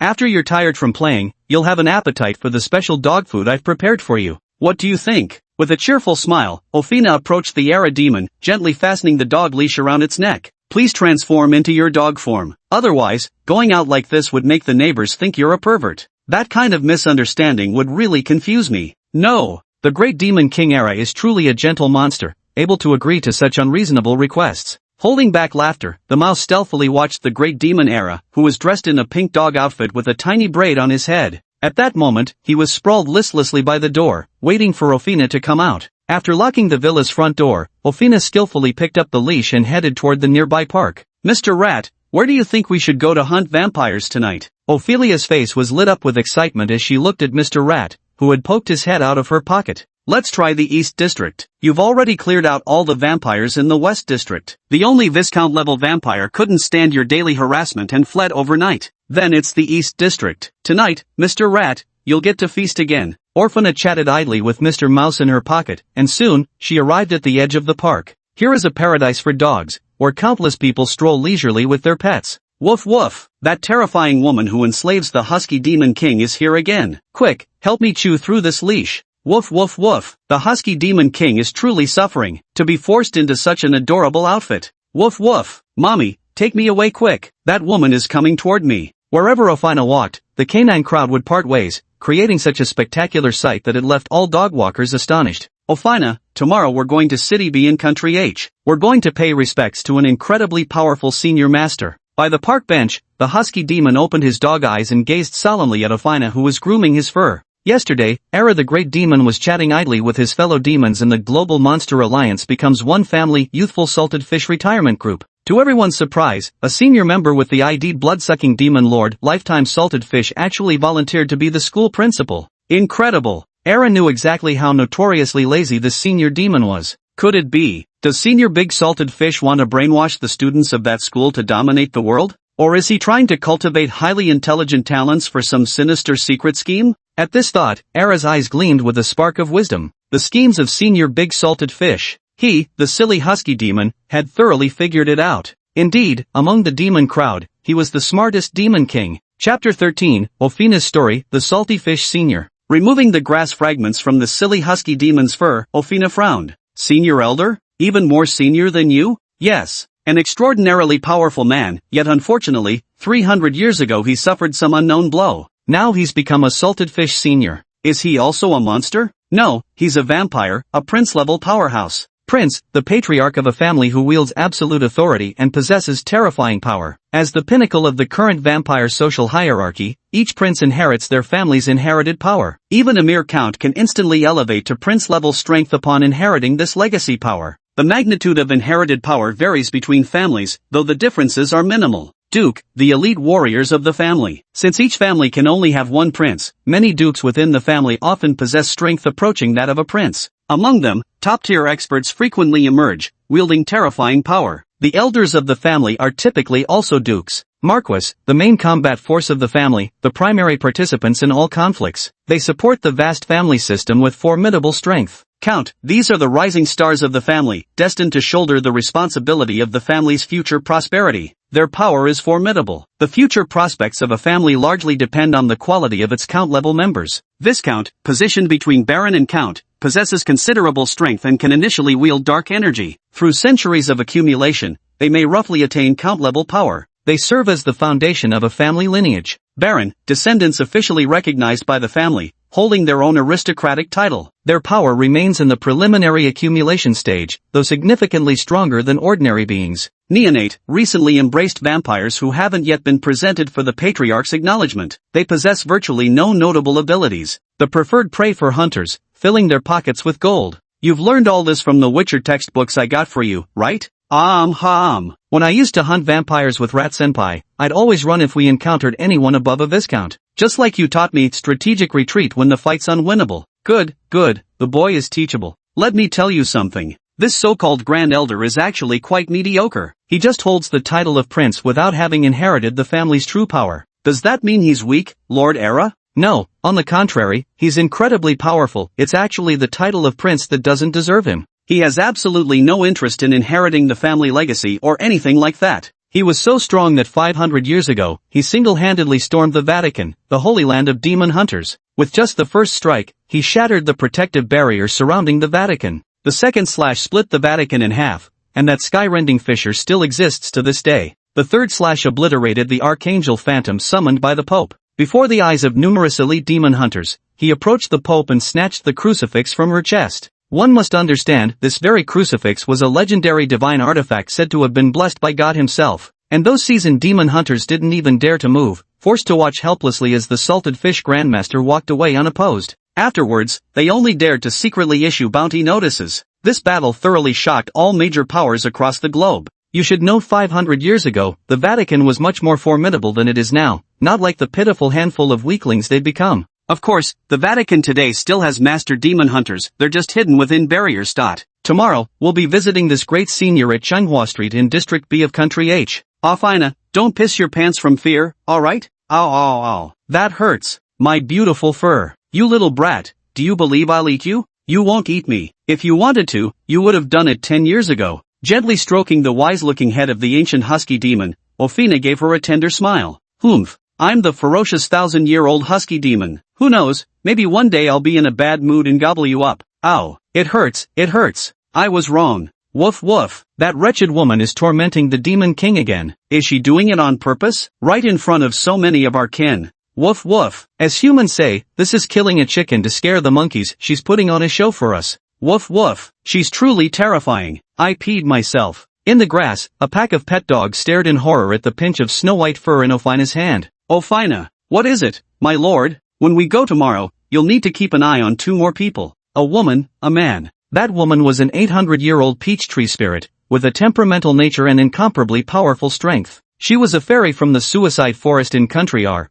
a peach tree that grew by absorbing human resentment. As is well known, it is extremely rare for plant-type monsters to take human form. Without 1,000 years of cultivation, there's basically no hope. But she was an exception, feeding on human flesh and souls, already capable of taking human form by the age of 500. According to statistics from the Onmyoji Alliance of Country R, this peach tree spirit has devoured over 10,000 humans. Truly one of the most vicious yokai in existence. If we were to fight for real, I might not be able to defeat her. Tell me, isn't that terrifying? The demonic husky's dog face wore an expression of utmost seriousness. She's now the personal maid of the revered salted fish senior, responsible for his daily care. What about the other man? Ophelia casually tucked away the strands of hair in her hand and asked. The other man is one of the salted fish senior's subordinates. To put it simply, his strength lies somewhere between a prince and a count. Neither Taoyao, that peach tree spirit, nor I could defeat him even when joining forces. But he has a gentle temperament. This is something you should keep in mind. He's a powerful vampire with a mild temperament?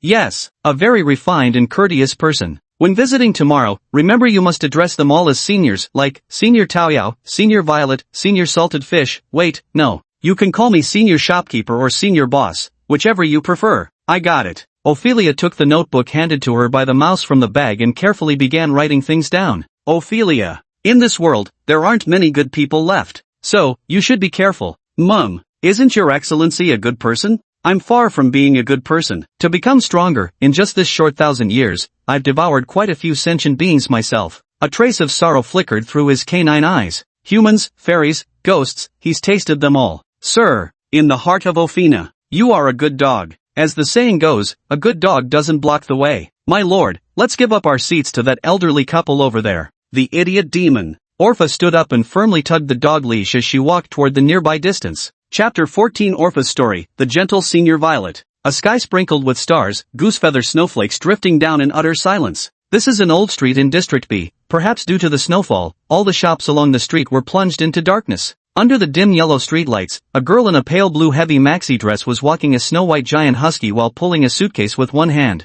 Perched on her shoulder, a gray mouse stood upright holding a shimmering silver umbrella. This umbrella. The thick snowfall was perfectly cloaked, like swirling cotton fluff. It's snowing, Lord Era. That's right. Restraining the overwhelming urge to throw himself down and roll wildly in the snow, Era nodded vigorously while shaking his head. God knows how desperately this great demon Lord Era wanted to tumble madly across the snow-covered ground. But in order to maintain an authoritative senior image in front of his juniors, he had to suppress this impulsive urge. I never expected it to be snowing here while we're still basking in sunshine over there. Ophina, have you ever had a snowball fight? After all, it never snows where we're from. The mouse reached out its paw to catch a drifting snowflake, then smeared it onto Ophina's face. I've never fought before. Aside from on my phone, this is the first time I've seen snowflakes. Tugging at the black and white scarf around her neck, Ophelia exhaled a faint white breath. When we reach the antique shop that the fluffy demon king mentioned, my senior brother Rat will teach you how to fight. Alright, Mr. Mouse, you vile creature. How dare you fail to pay such trivial protection fees when our great clansman, the Honorable Prince,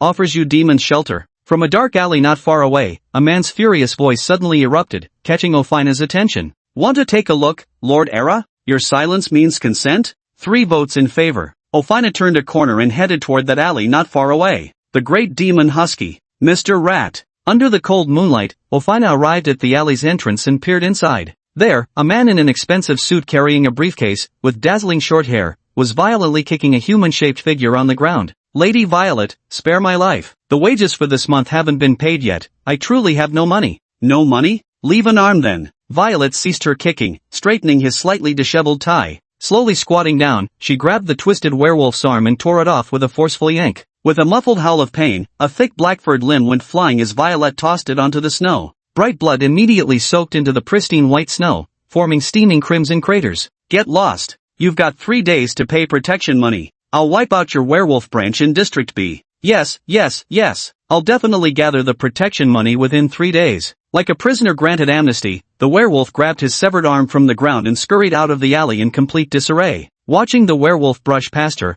Ophina quietly sheathed the liquor at her waist. Woof woof. Violet, long time no see. The two-tailed demon hound broke free from its reins and strode gracefully toward Violet, who was straightening her collar.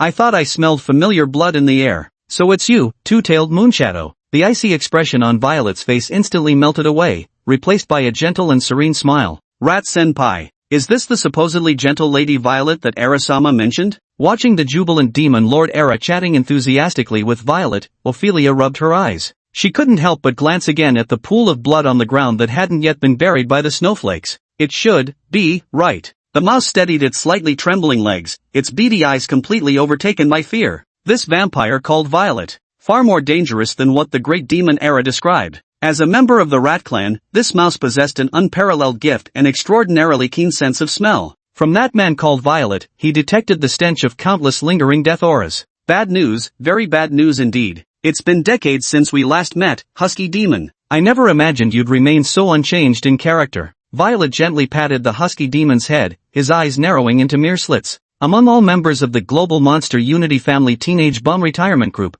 Violet cherished this husky demon the most. Dumb as a log yet rolling in dough. And it's so fluffy, super comfortable to hold. What a cute big goofy dog. Woof woof. Violet, where's Senior Salty Fish? I heard he and Momoyo came here to open an antique shop. I came to visit Senior Salty Fish. A glimmer of intelligence flashed in the eyes of the great demon Era as he then spoke up. In the worldwide Monster Alliance to become one family youth salted fish retirement group, the great demon Era's favorite was Violet. Gentle in nature, understanding, and extremely easy to get along with. This was the great demon Era's perception of Violet. His Highness is currently watching a horror movie inside the shop. Let's go, it's on our way. I'll deliver these 1982 vintage blood packs to His Highness. Violet opened the briefcase, revealing countless crimson blood packs piled inside. Woof woof. By the way, that lady over there, is she your wife? Bastard. She's my adopted daughter. The great husky lord has no interest in marrying a mere human. Didn't I mention it in the group chat? I've adopted a human girl. That bloodsucker leech even sent me a copy of the daughter-raising handbook, been a huge help, honestly.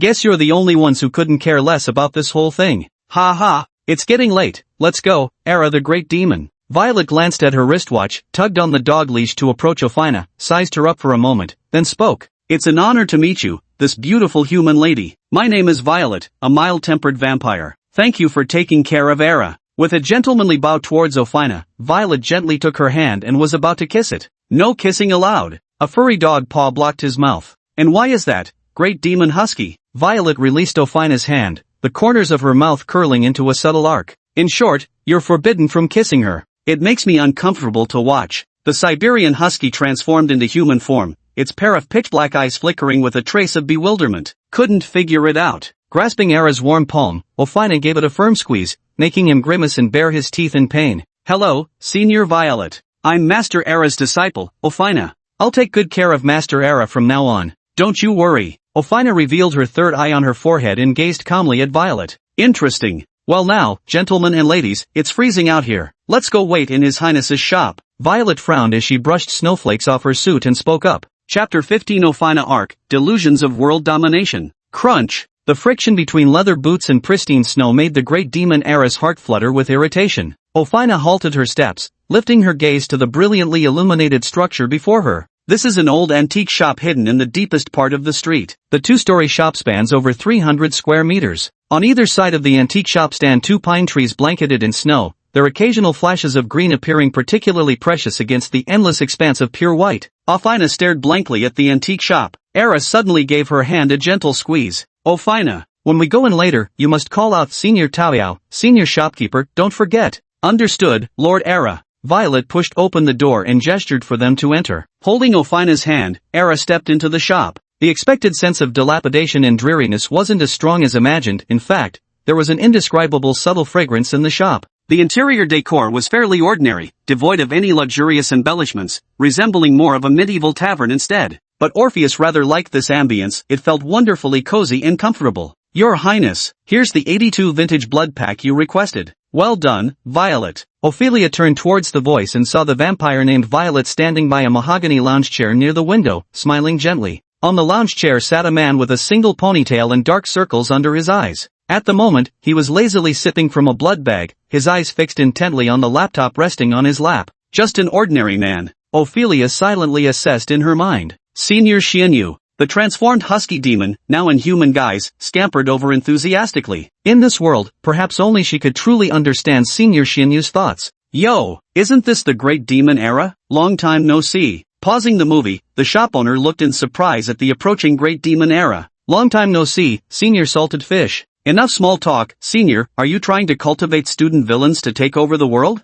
If that's the case, I, Era the Great Demon, am willing to serve as one of your generals. This world, so cold and filthy, is long overdue for a cleansing. Come on, Senior, quickly tell me your plan, to soothe this restless heart of mine. Violet's face was filled with shock. What the hell? Your Highness, you actually had such an evil scheme behind the scenes. I thought you just wanted to help Centipede Dumpling manage the school out of pure goodwill. After lying low for so many years, have you finally remembered your main account password, Your Highness? Your sin-laden, pitch-black ambition. I, Violet, shall clear all obstacles from your path ahead. Violet swears to follow His Highness the Prince unto death. No, I must call Queen Alice immediately and request her to dispatch elite clan executives for assistance. Her Majesty Queen Alice will surely be delighted. Such enthusiasm. Violet, the great demon era wore an excited expression. I must also inform the other great demons in the group. They will certainly be very interested in the reshuffling of the old world's power structure. I never had such an idea. Enough. As Era the Great Demon, I understand you better than anyone else. Senior Salted Fish. Shocking.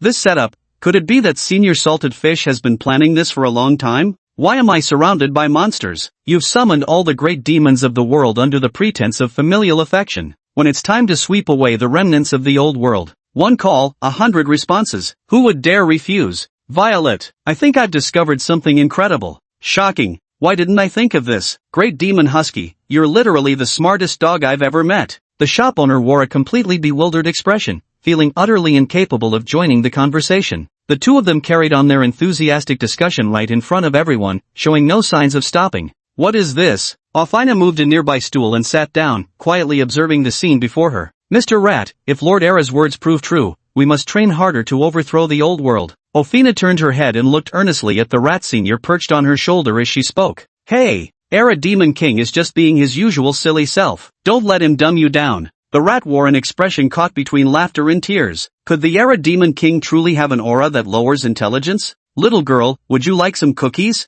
At some point, a stunningly beautiful woman appeared and sat beside her, her lovely eyes brimming with warmth. Tao Yao handed the plate in her hands to Alfina, which was filled with freshly baked chocolate cookies still steaming with warmth. Ah, thank you, Senior Tao Yao. Alfina stood up and bowed to her, feeling somewhat uneasy. After all, according to Lord Era, this was a ferocious demon who had devoured 5-digit numbers of victims. There's no need to be so formal. Please have a seat. Tao Yao rested one hand on her knee, staring blankly at the shop owner who seemed hesitant to speak while reclining on the lounge chair. So you're Alfina, the girl that Erha guy adopted 10 years ago? Yes, Senior Tao Yao. Let me show you something. Tao Yao took out her phone from her pocket, spun it around once, and opened the QQ group files. How to Raise a Boy, uploaded by Leech Demon. How to Raise a Girl, uploaded by Leech Demon. Precautions for Bathing in a Volcanic Crater, uploaded by Poison Bird. Urban Bad Boy Uncle X Lonely Countryside Lolita, uploaded by Leech's Demon. Daughter Raising Guide, uploaded by Leech's Demon. Those Years with My Boss, uploaded by Boss's Snuggly Little Sweater. How to Be a Qualified Subordinate, uploaded by Violet. Witch's Journey, uploaded by Witch. Music Sheet Collection, uploaded by Violin. 1,000 Ways to Cook Daylilies, personally demonstrated, uploaded by Daylily. Daily Photo Collection of a Husky, uploaded by Husky. Tao Yao giggled as she tapped open the folder titled Daily Photos of the Husky, and then handed it to Ophelia. After browsing for a few minutes, Ophelia returned the phone to Tao Yao with an expressionless face. Who knew the great demon Husky could be so playful? He's compiled all your embarrassing moments from childhood, even bedwetting, into an album. Over 100,000 photos worth. The mouse's eyes held a trace of nostalgia, and in them he also saw photos of himself, of him giving little Alfina horsey rides in her childhood. In just a blink, the little girl from back then has grown so big now. He sighed inwardly. Mr. Mouse, about my childhood bedwetting incidents, I'd greatly appreciate it if you could keep your mouth shut and not broadcast it loudly. This will make things very awkward for me. Ophina lightly flicked the mouse's head, her expression completely serious. Okay, Ophina. Although this husky once strayed down the wrong path, in truth, he's the gentlest and kindest among all the monsters. Over these past 10 years, you've been the topic he mentioned most frequently in our group chats, to the point where we've all become quite familiar with you. I see. Ophina silently stuffed a cookie from her plate into her mouth. There's a slight bitterness, but much more than that, it's sweet. Chapter 16, Ophina's chapter, The Past of the Silly Husky Demon. Senior Taoyao, I have some doubts. Go ahead. Ophelia asked with confusion. I just glanced at the group. Why are there only 20-some members? After all these years, shouldn't there be many more great demons? Taoyao took a bite of a biscuit, her face tinged with sorrow. Did they die? Oh no, I didn't put enough sugar. The cookies still taste a bit bitter. Ophina, you're partially right. Do you know how all the sinister yokai in the group came to be? I heard Arasama mention this before. Weren't they all invited by the shopkeeper senpai? Yes. We monsters are inauspicious beings. Each of us was once a great demon that brought disaster to entire regions. It was the boss who saved us. Let me give you an example. My heavenly lightning tribulation was endured by the boss on my behalf. Were it not for the boss, I might have long been reduced to scattered fragments beneath the lightning strikes. To put it simply, we are all just a bunch of good-for-nothing scum. The boss gave us a second chance at life. He is our savior. The boss has been slacking off for the past few hundred years, so no new members have joined. And we dare not recruit anyone new either. Old habits die hard. That's the simple reason. Lord Era, was he also trash like you before? Ophelia covered her mouth, her face a picture of disbelief. Peach Blossom fades. Era once had a happy family, living joyfully in the jungle. Sadly, they were besieged by a group of demon-hunting priests. Era's parents died protecting their young pup as he fled. To take revenge on those demon hunters, Erha dedicated himself to rigorous training, willing to consume the flesh and souls of living beings just to grow stronger. And you know what's the funniest part? By the time Erha finally mastered his skills, his enemies had all died of old age. How ridiculous is that? It's like after enduring countless hardships and decking out in divine gear, just as you're about to face the Demon King, he suddenly chokes to death on his meal. That's exactly how infuriating it feels. Without purpose, Era gradually descended deeper into madness. He began indiscriminately devouring demon slayers, slaughtering everyone he encountered. He wished someone would come and kill him, just as those demon hunters had killed his parents. He succeeded. In the shadows, countless hidden righteous demon hunters united and launched an assault against Era. After all, slaying a demon king is a rare honor. Selling just the demon king's corpse and soul alone would be enough to sustain my descendants for generations. Wealth and fame all secured at once. Nothing could be more tempting than this. The husky emerged victorious, but he too was close to death. It was the boss who saved him, and enlightened Era with his fists. Ophina, Era actually hates humans deeply. The main reason he saved you back then wasn't just your father's request, but more because of your background. He sees in you the shadow of his former self. Both of you were lonely souls without a home. Over these past 10 years, you must have noticed his feelings for you. He genuinely raised you as his own daughter. Ophina, so this is the tragic life of the husky demon king. Tears welled up in the mouse's eyes. I actually thought the Era demon king was just a carefree, long-lived idiot. The idiot husky's 1,000-year heavenly tribulation is about to arrive, likely within these few days. After pondering for a while, subconsciously, Taoyao blurted out, Lord Era's 1,000-year calamity? Ophelia's expression turned grave. Era hadn't told her any of this. Yes, 500 years for the demon king's tribulation, 1,000 years for the demon emperor's tribulation. The dumb dog's cultivation has already reached 1,000 years. Don't be fooled by this guy's goofy appearance, he's actually quite cunning. My ghost dad is really ghostly? Yes. The main purpose of his visit this time is probably to seek the boss's help. With the boss being so powerful, helping him through a tribulation would be as easy as child's play. Enough. You too. I have no intention of ruling the world, nor do I want to create a new one. All I want is to be happy. Shut up, dog. Somewhat helplessly looking at the two still chattering away, the shop owner rolled their eyes, then turned the computer volume to maximum. Enough chatting, everyone watch the movie. Eek, that's such a scary sound, I'm so scared, boss. Peach Blossom suddenly wore an expression so pitiful it tugged at the heartstrings, her slender frame trembling faintly. Senior Peach Blossom, if you're scared, you can come into my arms. I'm not afraid of horror movies. Ophelia solemnly pulled the bewildered Peach Blossom into her embrace. Like this. Does that make it less scary? Senior Taoyao, Violet, Era the Great Demon, Peach Blossom, store manager, engrossed in watching a horror movie. Hilarious. Why do those humans always split up each time? Serves them right, they're dying more gruesomely one after another. The husky couldn't help but sneer. It's for the plot. Click. After watching for a while, Era grew bored and began taking selfies with his phone. Soon, dozens of photos were saved by him into the QQ group file titled Era's Daily Life. 500 years, Sakura Demon. 500-year-old Sakura spirited Era the Great Demon, Senior. Is that girl holding my sister in her arms your daughter? She's so beautiful. Year 900, Leech Demon. 900 years the Leech Demon, the untold story of the domineering businesswoman and her lazy boss's maid. Year 900, Leech Demon, eek. This CP, I'm totally shipping them. 900 years, Leech Demon, nobody stop me today. I'm off to draw comics. Everyone better support me when they come out. 900 years, Leech Demon, at Shopkeeper's Loyal Little Coat, the 4 titles you requested, The Kinky Shopkeeper and His Maid, That Night When the Shopkeeper Took Me by Force, The Shopkeeper's Slave at Discipline, and Maid, Do You Want This Fire Poker or The Shopkeeper's Poker, are all done. 900 years, Leech Demon, don't forget my payment. Wah, I've been practically eating dirt lately. 800 years, Shopkeeper's Loyal Little Coat, received. I won't forget. Thanks for all your hard work, little Leech sis. 900 years, Leech Demon, woo woo. 1000 years, Husky Demon at Sakura Demon, well, isn't my daughter adorable? 500 years, Sakura Demon, MHM, so dashing, the way she's holding my sister in her arms. 500 years, Sakura Demon, I can't take it, so handsome it's killing me, woo woo. 1500 Poison Bird, flash photo, 5 seconds. 900 Leech Demon, so big. 500 Cherry Blossom Demon, so thick. 3000 Witch, what the hell is that? Eyesore. Year 900, Leech Demon, Bald Senior, who would have thought demons can't be judged by appearances, you're actually so enormous. Year 1500, Poison Bird, what are you thinking? This is a 500-year-old serpent demon king who provoked me. I'm roasting him over a volcano crater right now. Smells delicious. Year 1500, Poison Bird, once it's properly roasted, I'll send portions to each of you.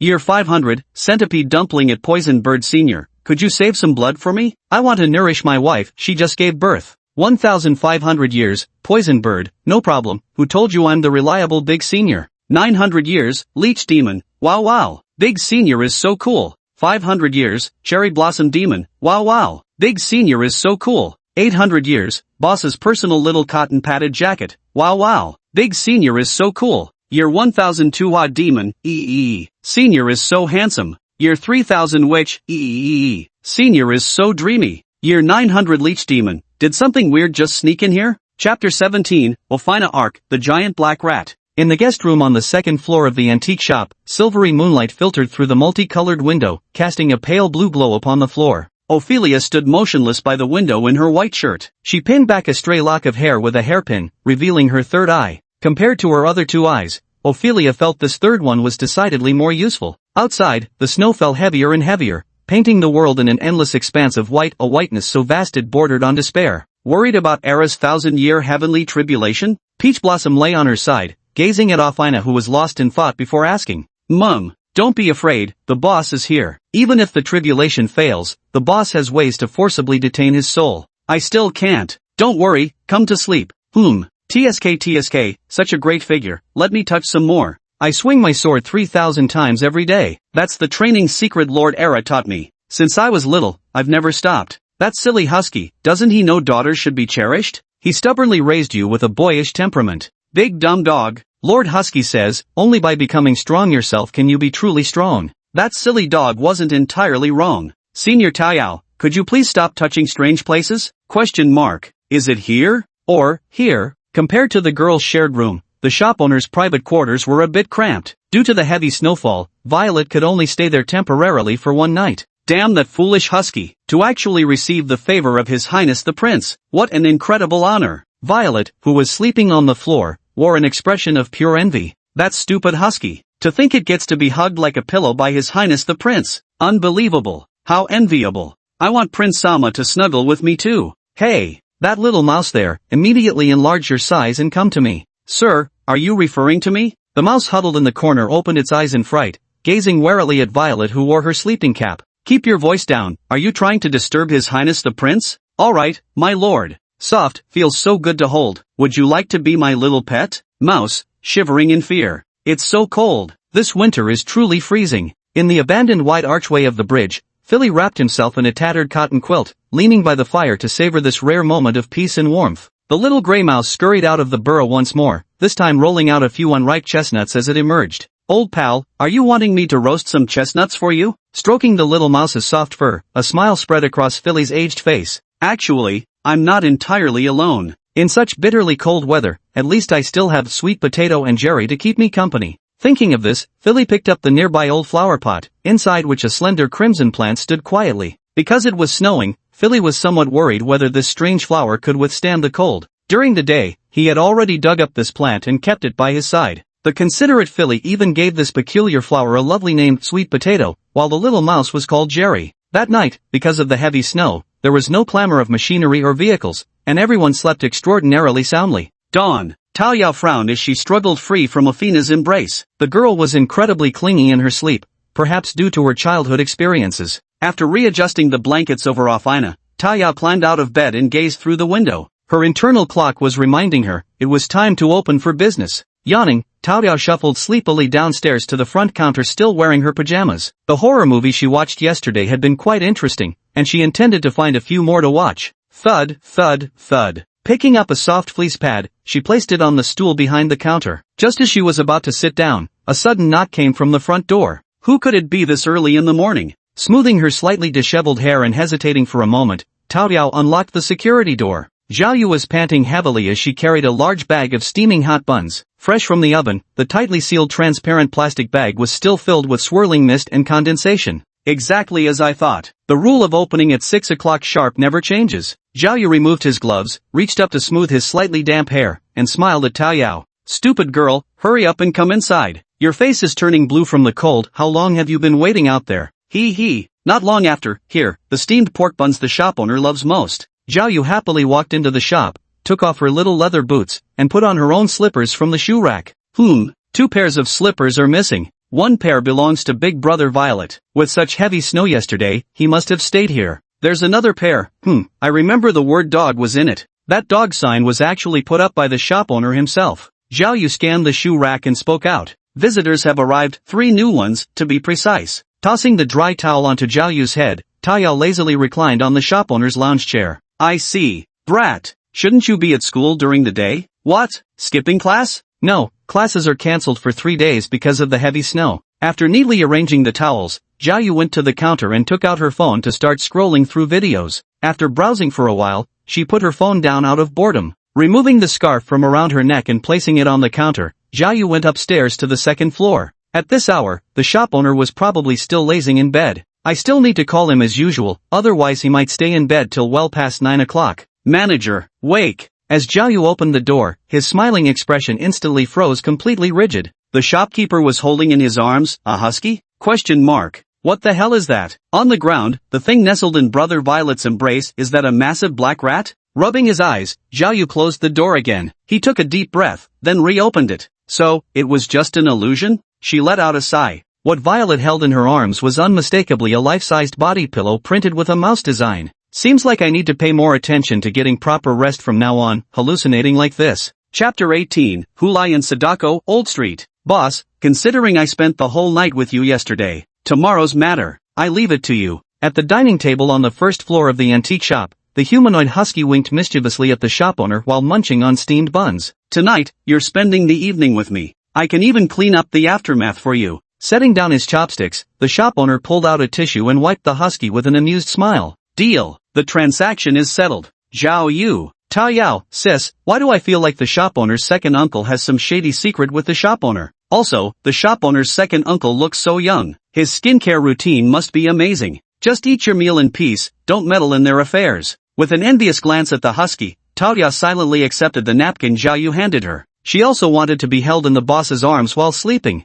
Why, was she born a peach tree spirit? Thank you for the hospitality. I should get going to work as well. Well then, my dear, manager senpai, and everyone else. I'll take my leave now. Violet rose and performed an aristocratic bow, then straightened the chair before standing up, tied up the trash bag in the bin again and carried it out the door. Taking out the trash every morning had become a habit of his. Safe travels, Brother Violet. Have a good trip, Senior Violet. Ah, Big Brother Violet has the grace and dignity of nobility from ancient times. How enviable. He is nobility by birth. Filthy rich. What's this, you silly girl? Interested in him now? No no no. Stealing a furtive glance at the shop owner who was gracefully eating a meat bun, Xiaoyu hurriedly lowered her head. Humph, I thought we might have one less to worry about. Tao Yao sighed. Father, store manager, senior Tao Yao, Miss Xiaoyu, I'm finished eating. Miss Xiaoyu, thank you for treating us with the steamed buns. The steamed buns were delicious. No need to thank me, really. I'm just a lowly worker. Buying meals has become a habit for me.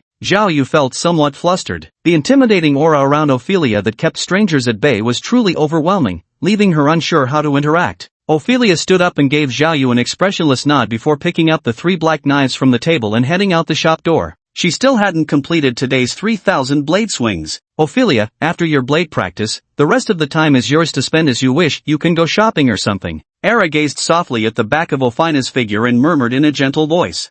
Understood. What's up with this girl today? Why has she become so cold toward me? Could it be that rebellious phase kicking in? Shaking his head, he lifted the soy milk in his hand and took a sip. It smells amazing. Aha! In a bedroom plastered with posters of horror movies, Hulai sat up on his bed. He rubbed his slightly sore eyes and then stretched his arms lazily. Ding! You have 3 voice messages. Answer. Ding! Smart assistant Xiao Bei at your service. Ding! Sweetheart, something came up today. I left a 10k denomination bank card on the living room sofa for you. Won't be able to celebrate your birthday with you today. Sender, Mom. Ding! Son, got something for you. Left some money in the gap of the toilet seat. Happy birthday. From, Stingy Dad. Ding! Hulai, today's your birthday. Meet at the usual spot at 10 o'clock. Let's go treasure hunting on Old Street. From, Peter. Again with this. Hulai quietly dressed himself. He opened the curtains. The heavy snow outside had stopped, leaving the world blanketed in pristine white, breathtakingly beautiful. He patted his slightly groggy head and shuffled in his slippers to the bathroom. Is this adolescence? With both hands propped on the wash basin, Hulai studied the youthful face in the mirror. Perhaps due to frequent late nights, his face was unusually pale, completely devoid of the vitality a 14-year-old should have, even carrying a hint of gloom. Of course, this was somewhat related to his hobbies. Hulai loves ghosts and monsters. His cloud storage alone contains several terabytes worth of resources. Hence, he wasn't particularly popular, and in the eyes of his classmates, Hulai was just a solitary weirdo who loved horror movies. Hulai, however, scoffed at such opinions. Friendship? My family has plenty of money. Just the shares from my parents' 3 listed companies alone are enough for me to live comfortably without lifting a finger. Friends? Instead of those fake friends who smile to your face and stab you in the back, one true friend worth giving your heart to is more than enough. That friend was Peter, and true to the saying birds of a feather flock together, Peter's hobbies and interests were almost identical to his own. The two of them could pretty much be called brothers in hardship, sharing similar experiences, but in the end, they met the right person at the right time.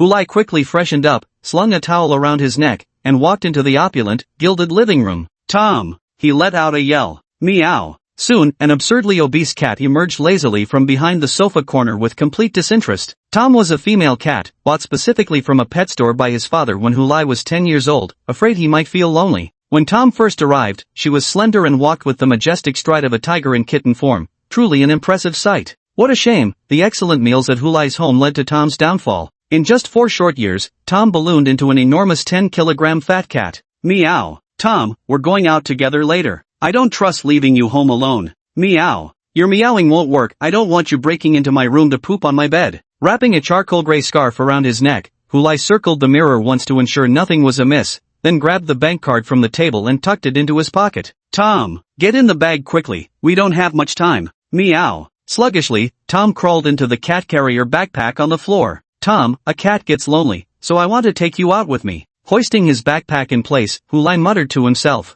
Riding his bicycle, Hulai soon arrived at the meeting spot, a somewhat dilapidated amusement park. It was said this park had been abandoned after multiple visitor deaths caused by malfunctioning rides. With no other choice, the amusement park had been permanently shut down. Hey, over here, buddy. From the waist-high grass not far away emerged a boy with flaxen hair, wearing a bulky windproof jacket. I just took a leak. Let's go. Time to hit the old street market. Peter fastened his trousers and grinned at Hulai. Deal. The two rode their bicycles, chatting and laughing as they went, soon arriving at the so-called Old Street. Old Street was an extremely ancient alleyway, said to have a history stretching back nearly several hundred years. Though old, the street was far from deserted. It often drew live streamers who came to explore and broadcast their adventures. Therefore, the shops around the Old Street never lose money, just the tourists who come specifically for the sights are enough to keep them rolling in profits. Chapter 19, The Strange Friendship, Hulai and Sadako's Story, The Antique Shop. Parking their bicycles at the public bike rack, the two walked toward the old street's main thoroughfare. Buddy, which spot should we hit today for treasure hunting?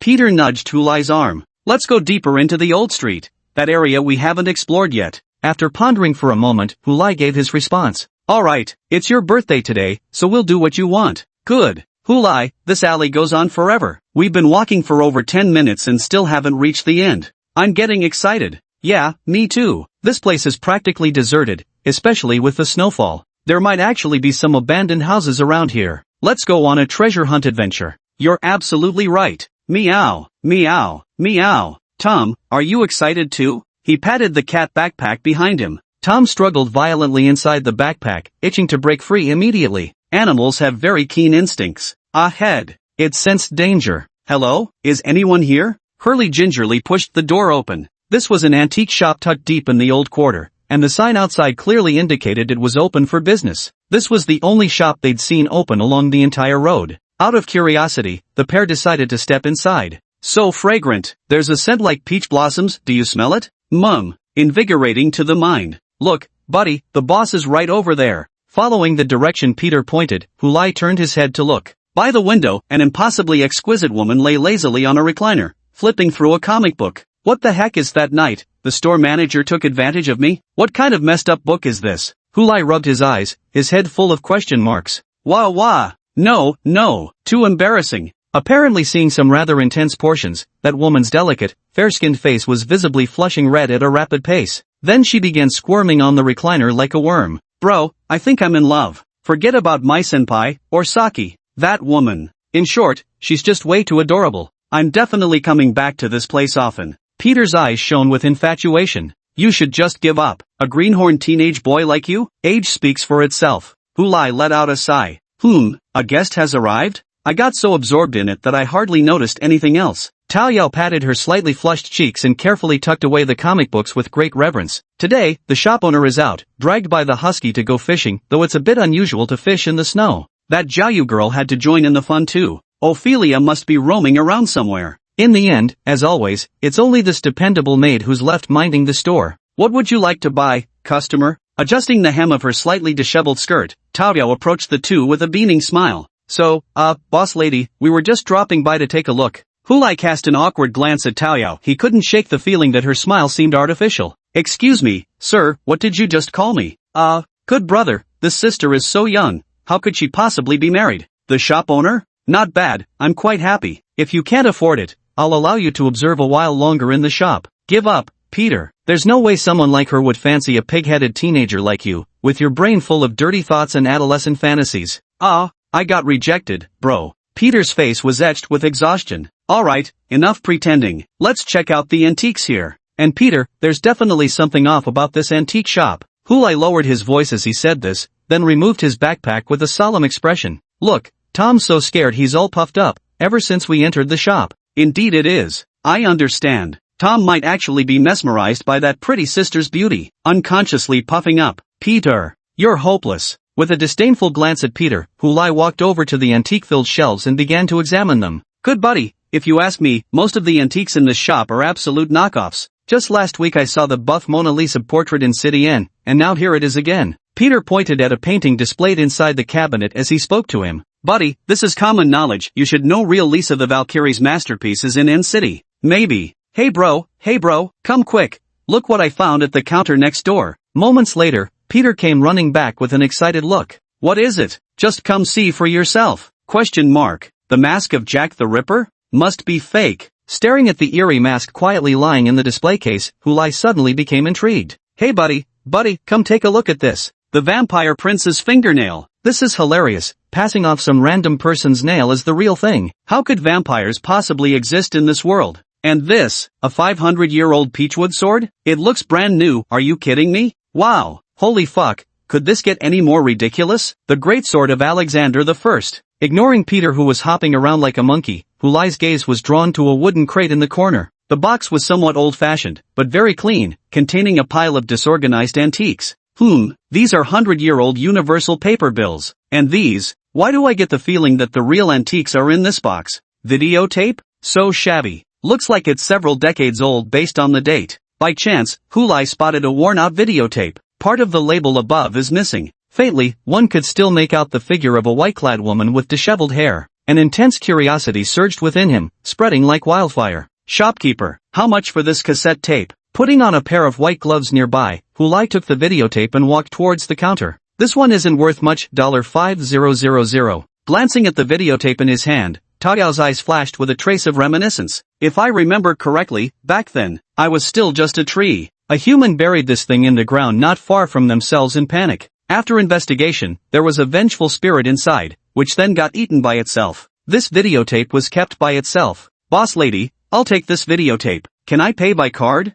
Chapter 20, the Sadako chapter. Sadako appears. A strange smell. Ophelia glanced at the two teenagers passing by her. That's the scent of death. Mr. Mouse poked his rodent head out from his pocket, his furry face etched with solemnity. Mum, let's go back, Mr. Mouse. Ophina bent down to pull 3 black knives from the snowbank, sliding them into the sheaths at her waist. She turned and walked back in the direction of the antique shop. Beneath the snowdrifts, several human corpses covered in tooth marks lay on the ground in grotesque positions. These individuals had been local bullies who habitually abused men and harassed women. Whenever they encountered unfamiliar faces, they simply couldn't resist picking trouble. Hey bro, I recently found this amazingly awful horror film called Chrysanthemum Monster vs. Aliens. In a bit, we'll turn off the lights. Heh, we can eat cake while watching. Pretty atmospheric, right? Yeah, very atmospheric. Give me a hand, Peter. Plug these red and white cables into the LCD TV. I want to see if this tape works. Handing the old DV camera to Peter, Hulai opened the disc videotape.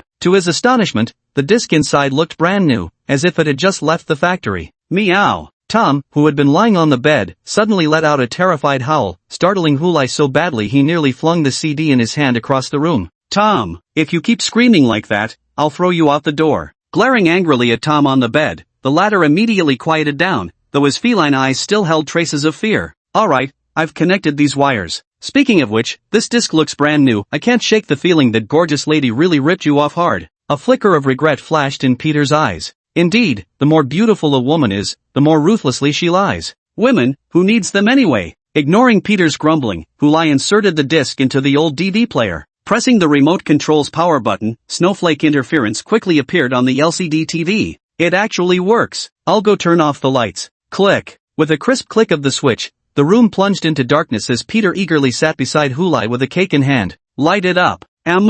Happy-go-lucky. Lazy sheep. Don't underestimate me just because I'm a sheep. Sigh. Bro, looks like you really got scammed, or not scammed, considering that hot sister never specified what kind of movie it was. Come on, let's go cast my recommended Peach Blossom Monster vs. Aliens on the living room screen. Peter flipped the light switch, turned off the TV, then dragged the utterly bewildered Hulai toward the living room. Snap. Seeing the situation turn bad, Tom jumped off the bed ready to go out together, but the next moment, the bedroom door was slammed shut with force. Zzzzz. The switched-off TV suddenly turned on, flickering static snowflakes dancing endlessly across the screen. Suddenly, the TV image froze, displaying a withered well from which a pale, scar-covered arm slowly emerged. Next came the head obscured by black hair, followed by the lower body. Meow, meow, meow. Tom's fur stood on end, his pair of emerald green cat eyes filled with unease. Meow, meow. In its terrifying gaze, the eerie woman in white crawled jerkily out of the withered well, inching closer to the terrified self trapped in the corner, unable to move. Tom, come out and watch Chrysanthemum Monster vs. Aliens. The tightly shut door suddenly swung open,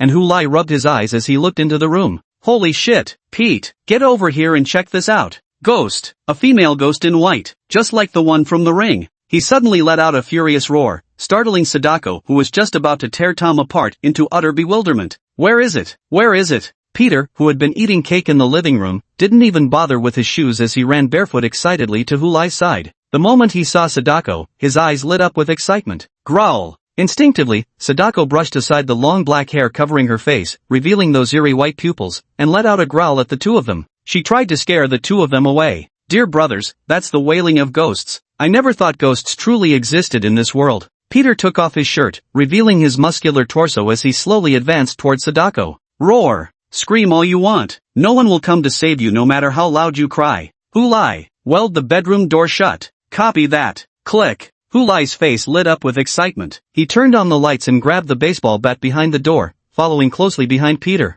Asterisk smack. Asterisk. With Sadako looking completely bewildered, Peter slapped her across the face. Instinctively covering her cheek, her eyes filled with utter disbelief. Why can this human hurt me? Little brat, I've never been scared of ghosts like you since I was a kid. When your will is strong enough, even a female ghost will be afraid. Asterisk smack. Asterisk. As if one slap wasn't satisfying enough, Peter swung again with such force that it flung Sadako straight onto the bed. How could my power be so weak? I remember now. It seems my power was absorbed by that strange peach tree. With my power drained, I can't even use illusory reality. That's why this fearless human can actually hit me. Peter, why are you taking your pants off? You should too. It's a rare opportunity. Peter, who was unbuckling his belt, turned his head and grinned at Hulai. That eerie glint in his eyes nearly blinded him. Wait, she looks like that and you can still get excited? Turn off the lights and even a so becomes Diao-chan. Besides, she's got such a great figure. Before long, Peter threw his pants aside with flair and strutted toward the bed in his boxers, where Sadako lay waiting. Sweetheart,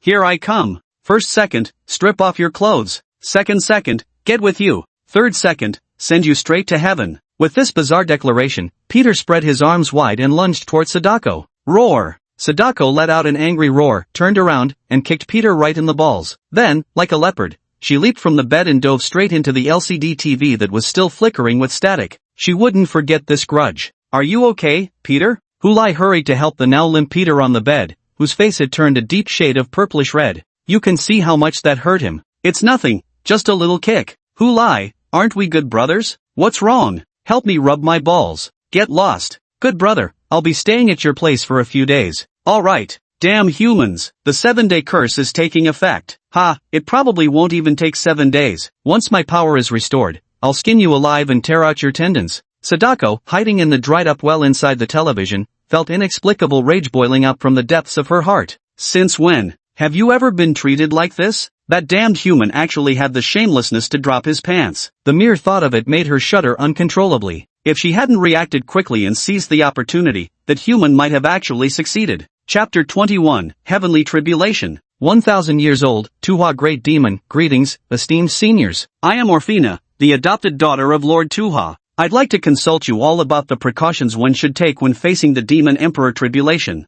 500 years old, Cherry Blossom Demon, ing. How did you manage to get a phone from Senior Tuha? So curious. 900 years old, Leech Demon, same question here. 1,000 years old, Daylily Demon, +1. 800 years boss's little sweetheart. That Siberian husky got drunk drinking last night. You all know how terrible his alcohol tolerance is. 800 years boss's little sweetheart. He went fishing with the boss today. Guess what? After the whole morning and afternoon, he only caught one tiny 8-centimeter fish. 2000 years bloodthirsty demon lord, laziest of all ages. Actually, it was only 5 centimeters. 500 years cherry blossom demon woo. It was the boss. Year 3000, which, the dumb husky's fishing skills are still as terrible as ever. Such a noob. Year 3000, which, Year 900, leech demon, senior husky is only 5 centimeters? Shocking. Year 1000, Daylily, you're hopeless. Just stick to drawing your doujinshi quietly. I'm really looking forward to your latest work, the fire poker though. 900 years, leech demon, he message received. 1,500 years, Jinyao, hey. 1,500 years, Jinyao, the cute junior is asking for your help. How could you just leave them hanging like this? 600 years, pigeon spirit, weren't we waiting for a reliable senior like you? At Jinyao. 3000 years, which though I've lived over 3,000 years, I've never survived a heavenly tribulation, 0 experience. You're the only reliable senior still active in our group chat. The others are either in hibernation or lurking silently. 1500 years Poisonbird, no choice then. At everyone, today I'll explain the steps of the Demon Emperor's lightning tribulation. 600 years Procrastinator, copy that. 500 years Sakura Spirit Roger. 1500 AD, Poison Bird, as everyone knows, when crossing the 500-year Demon King Tribulation, it's the 4-9 Lightning Tribulation, minimum 4 strikes, maximum 9 strikes. The exact number depends entirely on the demon's innate talent. 1500 AD, Poison Bird, the greater the talent, the more lightning strikes one endures. 500 AD, Cherry Blossom Demon, Senior, how many strikes did you endure during your Demon King Tribulation? Just curious, that's all. 1500 AD, Poison Bird, 8 strikes of heavenly lightning. 500 years, Cherry Blossom Demon,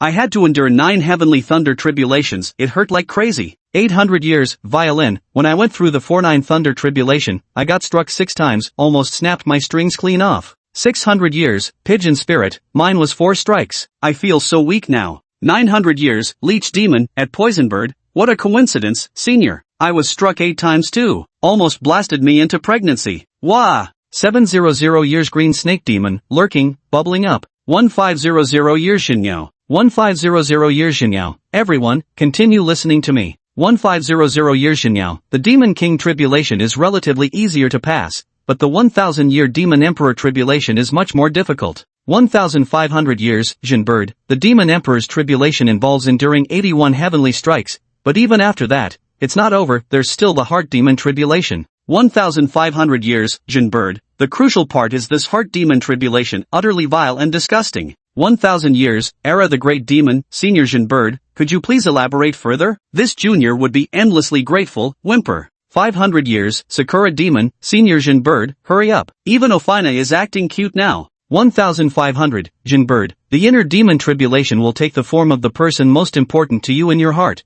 gradually eroding your soul. 1500, Jin Bird, for example, take it boss's little cotton padded jacket. If you were to face the inner demon tribulation, your demon would definitely be salted fish senior. Don't ask me why, everyone in the group knows. 800, boss's little cotton padded jacket. Wah! If it were the boss, I could never bring myself to fight back. 1500, Jin Bird, then you'd be doomed. The inner demon would slowly consume your soul and replace you. In short, the inner demon tribulation is extremely dangerous. Many great demons have fallen at this stage. If I hadn't met Salted Fish Senior back then, I probably wouldn't be here chatting in this group anymore. Year 1000, Era the Great Demon, understood. Thank you for your guidance, Senior. Year 3000, Sorceress, don't worry, it works out perfectly. I have a 2-day weekend starting tomorrow. I'll go to City B to back you up. Year 1000, Era the Great Demon, thank you, Great Sorceress Senior. Year 900, Leech Demon, what a shame. I have a manga artist meet and greet tomorrow and won't get to watch Senior Era get smited.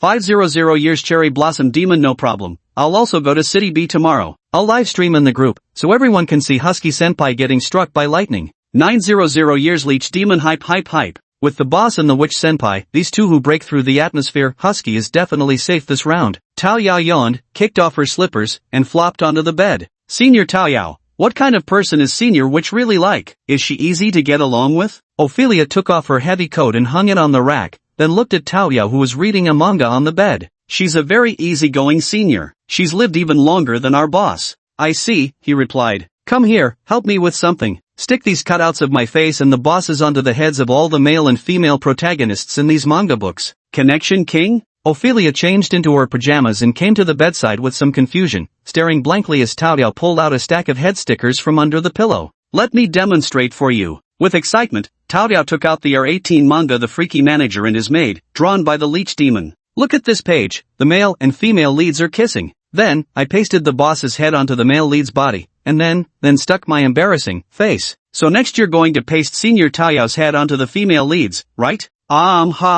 Understood. Senior Tao Yao. What's wrong? Why is this shop manager trying to take off his employee's skirt? And why isn't the employee resisting? Ofina pointed at one of the illustrations, her eyes flashing with confusion. Because this perverted manager has discovered his employee's secret and is blackmailing her into doing embarrassing things.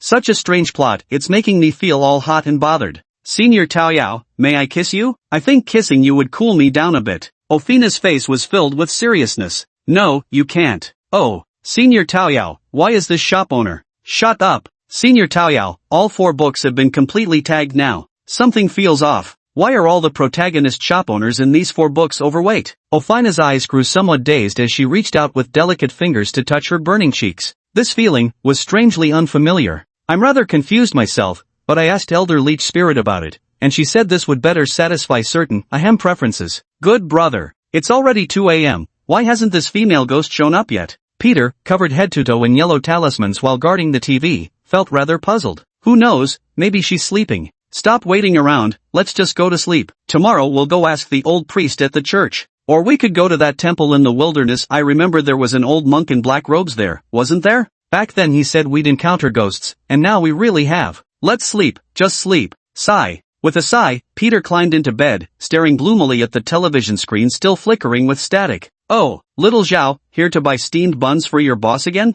A crew-cut man in a white chef's uniform greeted Zhao Yu, who stood drowsy-eyed before the kitchen window. Ah, brother son, the usual, perilla beef buns. Rubbing his eyes, Zhao Yu felt tears were about to spill out. That damned old woman Taoyao is to blame, making me lose sleep early in the morning. Sending yourself weird eye-burning stuff in the middle of the night. That's just too bizarre. At the thought of that scene, a captivating blush had already risen to her cheeks. Here you go, Xiao Xiao, your steamed buns. Don't worry about the money, consider it my filial offering to my shopkeeper uncle. Even though he's clearly younger than me, why did that old man make me call him uncle when he was leaving? For Buddha's sake, the man muttered softly under his breath. When he looked up again, Zhao Yu had already disappeared without a trace. That girl? He let out a helpless bitter laugh, then pocketed the $100 bill on the counter. They clearly said it's free. Seniors, I've already arrived in City B, Country H. The weather here is a bit cold. Look everyone, this is the old street where Senior Xian Yu lived. My sister told me they opened an antique shop here. Here, it really is desolate, isn't it? That girl came so quickly? Tao Yao, sitting at the counter watching the QQ group livestream, frowned.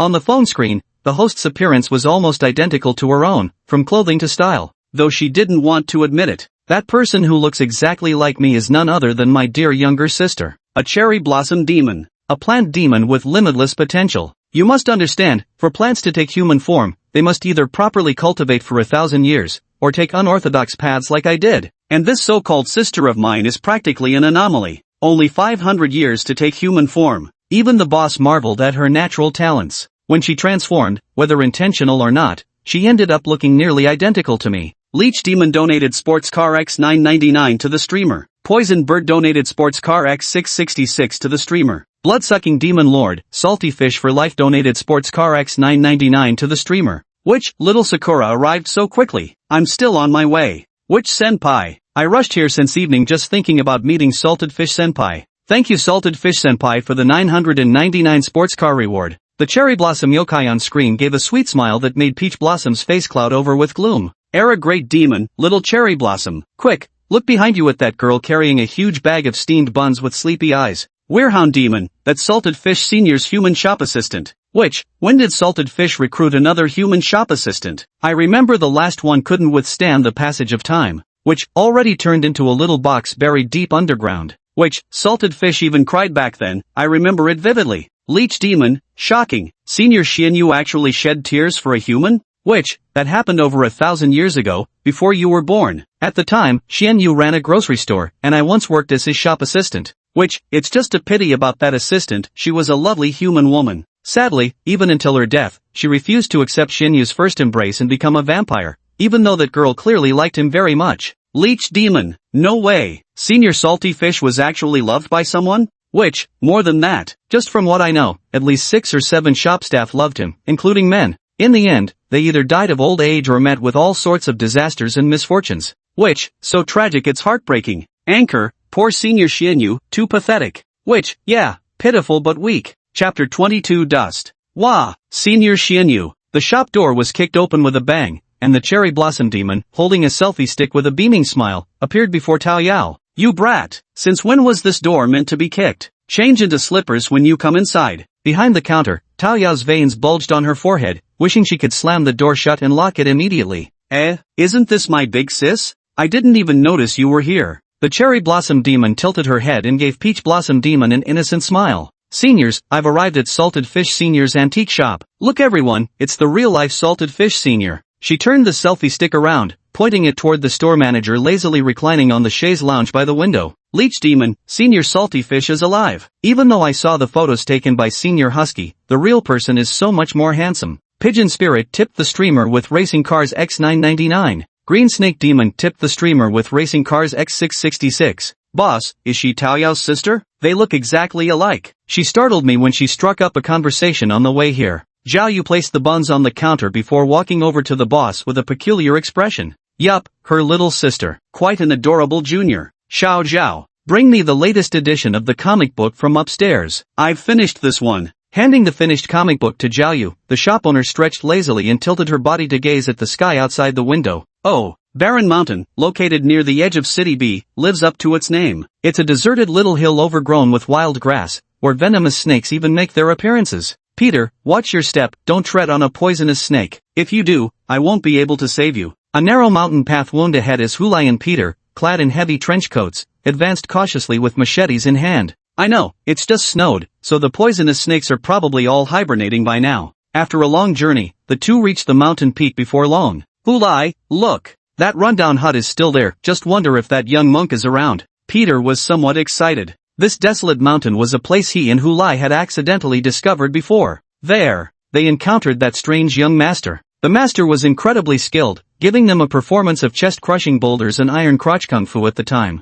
It nearly knocked their jaws to the ground. True masters wander, while clowns sit in halls. As for this so-called master, Peter admired him greatly. Knock, knock, knock. Hulai stepped forward and knocked on the door, refusing to abandon basic etiquette despite the wooden house's shabby appearance. Before long, a handsome monk in black kasai opened the door, his pure black eyes sparkling like stars, impossibly striking. Damn, Master Chen, why is there a girl in your room? Through the door crack, Peter saw a completely nude girl standing motionless by the bed like a puppet. Peter felt a stirring of excitement. If you still want to keep your eyes, close them right now. The monk cast a chilling glance at Peter, causing him to shiver involuntarily. With an air of indifference, the monk pulled a string of prayer beads from his robe and slipped them over his palm, saying, "Both of you are shrouded in ghostly energy. You'll surely die within 7 days. Well, are you begging for my help now? You truly live up to your title, Great Master. That prophecy you gave us has actually come true. We really did encounter a female ghost. She feels so weak, I could slap her onto the bed with one hand.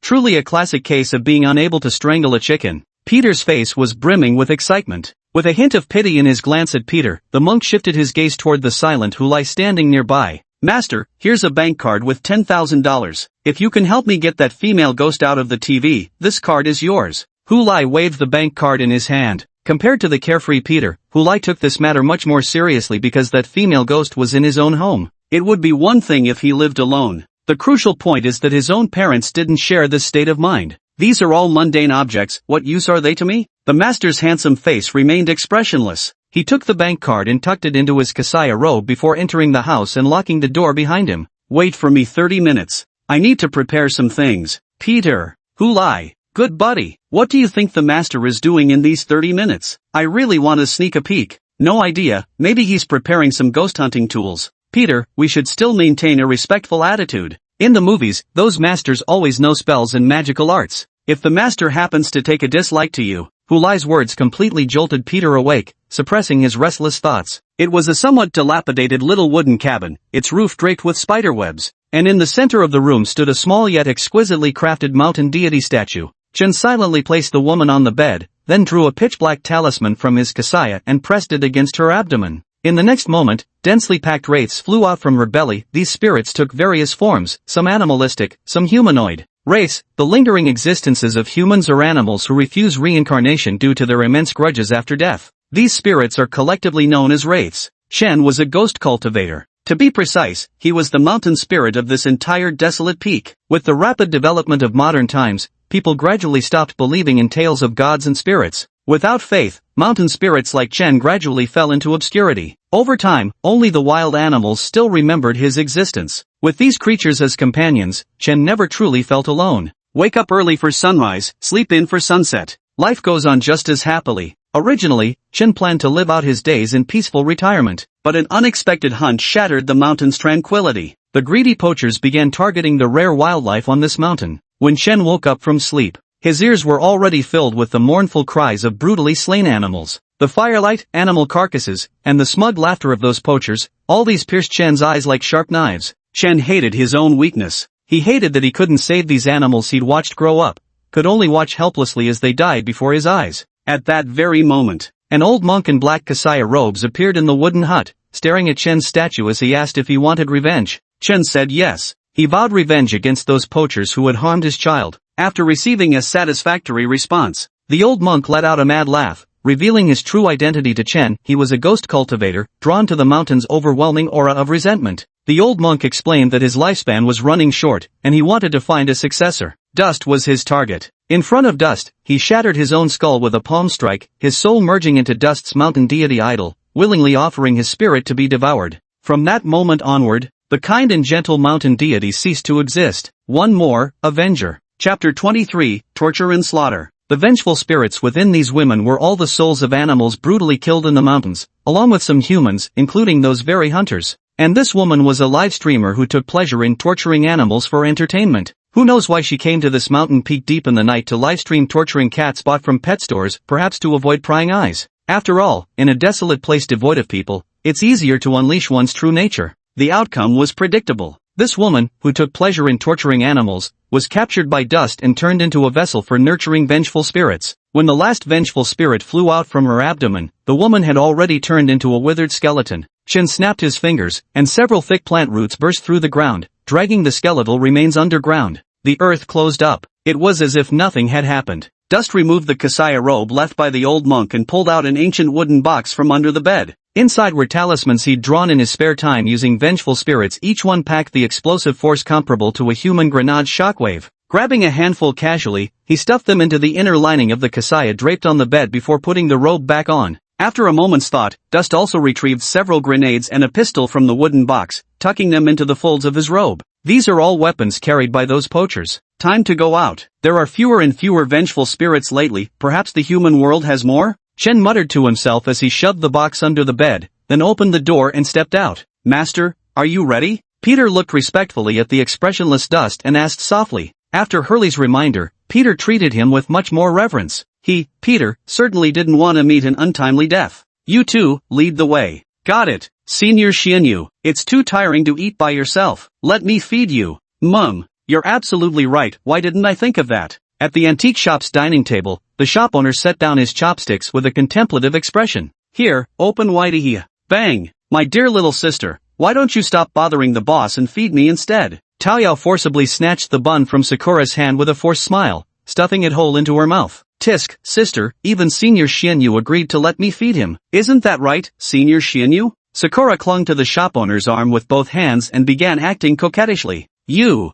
Violet, do something quick. Era stealthily nudged Violet, who was gracefully slicing a bun with a knife, using his elbow. What are you talking about? Violet removed the wireless earbud from her ear and looked at Era. Era, Lord Erha, when we go back, let's open a shop too. Last night I read Senior Taoyao's comic book, and the storyline was particularly interesting. When the time comes, I'll be the shop owner, and you can be the clerk. Taking off the disposable gloves from her hands, Ofina looked at Erha with earnestness. Zhao Yu, who was eating, couldn't hold back and spat out the bun in her mouth. She recalled the bizarre manga Taoyao had sent her late last night. Sure, I'm bored anyway. Little Ophelia, you've improved. You even know how to read manga now. You should keep it up to stay in touch with the younger generation. He patted Orpheus's shoulder with a satisfied expression. Want to see more? That's right. What kind do you watch? The passionate and fiery ones? He asked curiously. That should be it. Remembering how her body had burned with fever yesterday, Ofina nodded. What's the book called? I'll look it up sometime. Their conversation piqued the interest of the shop owner, who had been silently eating nearby. The perverted shop owner and his maid that night. The owner took me by force. The owner's slave a training maid. Do you want this fire poker or my poker? These 4 titles. Just as Lord Era said, they're incredibly intense. The shop owner exploits his employees' weaknesses to force her to work. If she refuses, he threatens to beat her with a straight rod. After reading it, my whole body felt feverish. I kept wanting to kiss Senior Taoyao's lips, and even thought about touching her. Taoyao, shut up. Do you want this book to get banned? Era, shop owner, Zhao Yu, Sakura, Violet, listening to music. Senior Mouse in Ophelia's pocket, with a calm expression, thoroughly accustomed to the situation. Ophelia. Era looked at her with earnest concern. What's wrong, Lord Era? Forget about running the shop. Just focus on your cultivation properly. Okay, Lord Era. Chapter 24, Sadako Arc, Explosion. Senior, I sense my lightning tribulation is coming, expected around 4 p.m. Era glanced at Zhao Yu, who was wiping the counter, then leaned close to the shop owner's ear and whispered.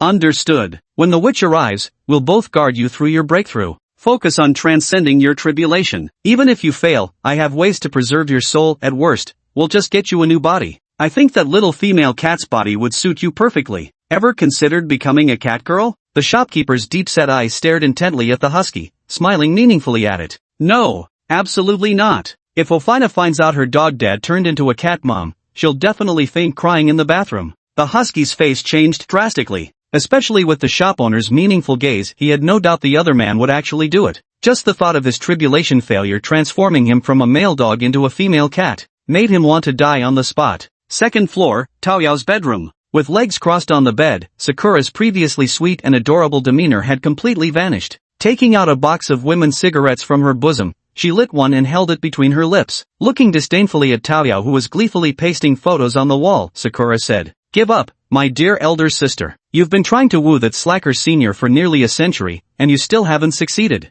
I bet you haven't even shared a single kiss with him. Why not let me take over? Give me just 1 year, and I'll guarantee I'll be carrying slacker senior's child." "Shut up. What does a brat like you know about love and romance?" Alright, I'll shut up." Ing sighed and lay on the bed, staring blankly at the ceiling with lifeless eyes. "No one visits the temple without a reason. What's your purpose for coming here? Surely it's not just to watch a dog demon face divine retribution?" Taoyao patted the slightly wrinkled sticker, frowning as she looked at Sakura on the bed. "TSK, you still know me best, sis. I accidentally ate a few noble offspring of demon hunting clans over there, and now I'm being hunted down with a bounty on my head. Perfect timing. Come lie low for a while. You bitch." "Huh, sis, you're still too naive. Bad girls get all the guys. You've truly wasted all these years. And what if a few blind exorcists really come here to show off? Wouldn't that make you happy? Rivers and mountains may be changed, but human nature remains untouched. My dear sister, no one in this world understands you better than I do." Immersive translate. "Hulai, it's exactly 10 a.m. now. Scientifically speaking, the perfect time to catch ghosts. The yang energy is strong, perfect timing for catching ghosts. Hulai, what are you spacing out about again?" Peter patted his shoulder in puzzlement. "Ha, I've discovered something big, Peter. Can you see if I have a shadow?" Hulai stared grimly at Master Chen, who was strolling leisurely ahead. "The other person actually has no shadow. How bizarre. You're shadowless. It's cloudy now. Even if there were any, you wouldn't be able to see them." Hulai. Soon, the group descended from the mountain. Compared to the nervousness they felt during the ascent, the journey down was much simpler. Arriving by the roadside, Chen came to a halt. "What's wrong, master? Did you forget to bring something?" Waiting for the DD car, Chen pulled out a smartphone from his sleeve and waved it expressionlessly at Peter. The phone screen showed the DD car was just 1 minute away from its destination. "Ridiculous. Master, you even know how to use a smartphone?" Peter wore an expression of utter disbelief. Chen shot Peter a look that screamed idiot before falling into silent indifference. Hulai eyed Master Chen's right wrist suspiciously, where an ominous bracelet hung. Its grotesque design somehow resembled compressed human skulls to his uneasy gaze. Before long, a pure white taxi approached from the distance. "Hey, gentlemen, get in quick." The car window rolled down, revealing a black man with dreadlocks who stuck his head out, flashing a bright white smile at the group. His blindingly white teeth created a stark contrast against his dark skin. "Master, please." Peter respectfully opened the rear car door and made a welcoming gesture. "Gentlemen, you're quite fortunate. It's quite a coincidence that I happened to pass by in this remote wilderness. We must have some special bond indeed." The atmosphere in the car was somewhat awkward. As if trying to break the ice, he turned to Hurley in the passenger seat. "Yeah, it's quite a coincidence, right?" The black car owner was quite talkative. Even Hurley, who wasn't much of a conversationalist, couldn't help but exchange a few more words with him. The happiest one was undoubtedly Peter in the back seat. Sitting beside Monk Shen, he felt as uncomfortable as having thorns at his back. Before long, Peter struck up a conversation with this exceptionally talkative car owner. They chatted about everything under the sun, jumping from national affairs to military weapons, and then from weapons to women. "Women, huh?" Chen opened his eyes. In his vision, the car was packed with 5 female vengeful spirits of varying heights. All 5 female spirits shared the same characteristics. Their clothes were in disarray, and their bodies were covered with what appeared to be scratch-like wounds. Their turbid gazes fixed uniformly on the black driver, who was laughing and chatting merrily in the driver's seat. "Bro, aren't you scared driving for Didi at night?" "I'd definitely be terrified." As they chatted, the conversation turned toward ghosts and spirits. "Scared? Of course I'm scared, man. And I've always firmly believed ghosts exist in this world. Bro, did you see the yellow paper talisman I hung on my car? That cost me a fortune to get from an enlightened monk. To be honest with you, bro, I used to have nightmares about being haunted by female ghosts all the time. But ever since I got this talisman, no more nightmares. Miraculously effective, I tell you. I even dare to take more shifts at night now. Praise the Lord." The tone of the black car owner was somewhat triumphant. "Bro, driving for Didi must be paying really well. Just look at your outfit. It's gotta be worth at least 10 grand. Peter gave him a careful glance and suddenly spoke. "Not really, just a so. You still have to work hard. Without diligence, you can't make money at all. Though driving for Didi has gotten quite difficult lately." The black car owner sighed with some melancholy. "What's the matter, bro? Too much competition from peers?" Peter was somewhat puzzled.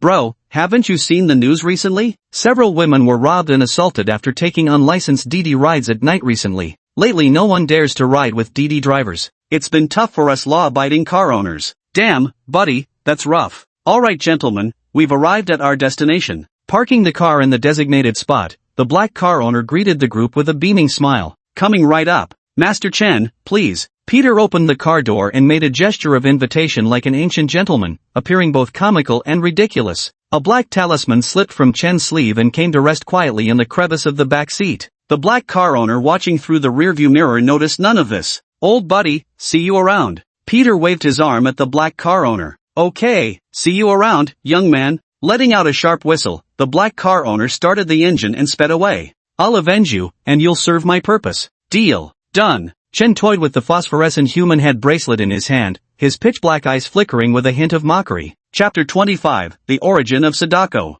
A DD taxi explosion occurred near the outskirts of our city. Citizens are advised to inspect their vehicles before driving to avoid tragic accidents. Peter, who was watching the midday news, nearly popped his eyes out in shock. Damn, isn't that the black dude's car?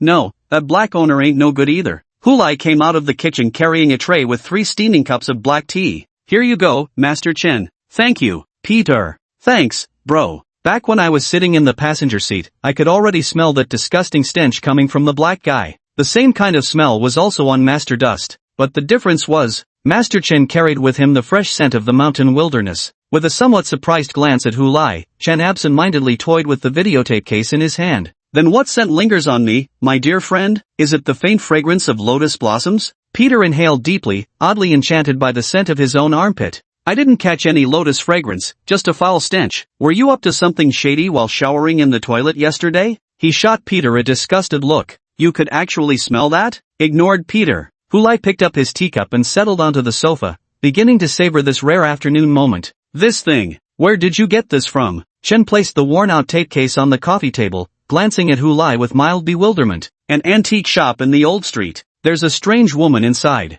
Her scent is just like yours, Dust Master, somewhat foul yet mixed with a wild mountain fragrance. Take me to see her later. Where's the female ghost? We'll catch her tonight. Mum. The noonday sun was unusually warm, its rays steadily melting the accumulated snow on the old street until the original appearance of the thoroughfare gradually revealed itself. So the antique store you mentioned is on this very street? Twirling the prayer beads in his hand, Chen surveyed this impoverished street. The marble pavement resembled shattered glass, with barely a single pristine slab intact. A few tenacious weeds had pushed their way through the cracks. First impression, desolation. Master, let's move on. The antique shop is at the very end of this street. Taking off his padded coat, Peter couldn't help feeling excited. He was looking forward to seeing that beautiful woman again. Master, let me tell you, don't judge this street by its age, it has a long and rich history. As soon as the snow melts here, those streamers will absolutely rush over like they're hyped up on adrenaline. TSK, those female streamers are each more beautiful than the last. I'm the type who hangs around the periphery of the old street all day. This place, I could navigate those outskirts with my eyes closed, I'm that familiar with them. Pete here. It's your first time visiting that antique shop, isn't it? Right. God knows why us brothers decided to venture into the deepest part yesterday. Normally, we wouldn't even think of going there. Strange. Why don't I want to go deep into the old street? Peter stopped in his tracks, scratching his head as he began to ponder. Stop thinking, Peter, let's move. Hulai, quick, look at that office worker. He's got such presence. Holy shit, is he some kind of celebrity? That's a rich bastard. That suit must cost at least hundreds of thousands. On the road, Peter suddenly grabbed Hulai's arm and pointed into the distance. He exclaimed in amazement. There, a man with a dazzling crop of golden hair, dressed in a black and white suit and holding a brown briefcase, was smiling broadly as he played with his phone. What a strong smell of blood. Hulai covered his nose and mouth, his eyes suddenly filling with visible red veins. Master Chen, you. Hulai looked toward Monk Chen and saw the prayer beads in his hand had stopped turning. A flicker of horror flashed through those pitch-black eyes. Don't speak, pretend nothing has happened. What's wrong with you all? That man is absolutely a multimillionaire. Peter was still chattering away behind him. As the distance closed, Chen's heartbeat grew increasingly rapid. In his field of vision, behind that golden-haired man with a gentle smile lay a mountain of corpses, an endless sea of wailing spirits taking various forms. Werewolves, demons, fairies, humans. Soon, he identified some more common types, along with many he had never seen before. At that very moment, a massive virtual black bat emerged from a sea of blood, its gaping maw filled with fangs wantonly devouring the helpless wraiths. It seemed to notice Chen's gaze. The blond man put away his phone and looked up at him with a smile. Master Chen, what's wrong with you? Peter took out a box of tissues from his pocket, pulled one out, and handed it to Chen, whose forehead was covered in fine beads of sweat. Nothing, let's go. Wiping the sweat from his forehead, Chen quickly regained his composure. This old street. Far more dangerous than one could imagine. If one wasn't mistaken, that man was an ancient vampire, following the footsteps of the two. Soon, Chen arrived in front of the antique shop. Master Chen, this is where we bought the tapes. The shopkeeper's wife is stunningly beautiful. Why are you sweating again, Master Dust? He sighed. Peter simply shoved the pack of tissues he was holding into the other man's hands. This Zen master was far weaker than he had imagined. Are you sure you bought it here? His voice sounded parched, like someone who hadn't drunk water for 3 days. We definitely bought it here. The antiques here are so fake, most of them are just cheap knockoffs. Peter cheerfully pushed the door open and walked in. Soon after, his exclamation could be heard from inside. Peter! Hu Lai, who was hesitating outside, quickly rushed in. Master Chen, come in quick to see the pretty lady. Good heavens! Boss, are you still hiring staff here? My name is Peter, I'm 15 years old, strong and sturdy, able to fight and endure. Low pay doesn't matter, just provide meals. Shut up, Peter, can't you see the boss is sleeping? It should be fine. After hesitating for a moment, Chen walked inside. The first thing that caught my eye were two women dressed in identical maid outfits, their faces exact copies of each other. At that moment, they were sitting by the counter playing games, their excited cheers ringing out intermittently. Those are two tree demons, each with cultivation at least at the Demon King level. The phantom images of two giant trees towered behind them, looming so high they seemed about to pierce the heavens. By the shelves, Peter excitedly crowded around a girl in a blue student uniform holding a cloth, practically drooling with anticipation. This guy, he'll probably be a lustful ghost after death, the kind that refuses to reincarnate. The corner of his mouth twitched as he silently thought to himself. Rare sight, Senior Xianyu's shop actually has customers. Father, please slow down, the stairs are dangerous. What danger could there be? If I fall to my death, I might as well kill myself. Chen stared at the figure descending the stairs, a man with shoulder-length white hair. At that moment, he was chatting casually with the girl beside him, completely unconcerned. The next moment, he missed a step and tumbled down the stairs. I told you to be careful. Uncle, are you alright? Zhao Yu shoved aside the chattering Peter and helped the embarrassed husky up from the floor. This is a dog demon with cultivation nearing Demon Emperor level. Examining the swaying husky phantom behind the era, a nostalgic look surfaced in his eyes. Back when he hadn't yet become a ghost cultivator, when he still maintained his mountain spirit identity, there were several particularly daredevil wild huskies on the mountain. They antagonized venomous snakes and got bitten, nearly drowned while swimming, tried biting hedgehogs. Those wild huskies had done every conceivable foolishly reckless thing. If it weren't for my assistance, they would have long gone to the western heavens. Sadly, none managed to break through their life's limits to become demons, ending their reckless lives after just 20-some years. Hidden dragons and crouching tigers. What are all these powerful demons gathering in this antique shop for?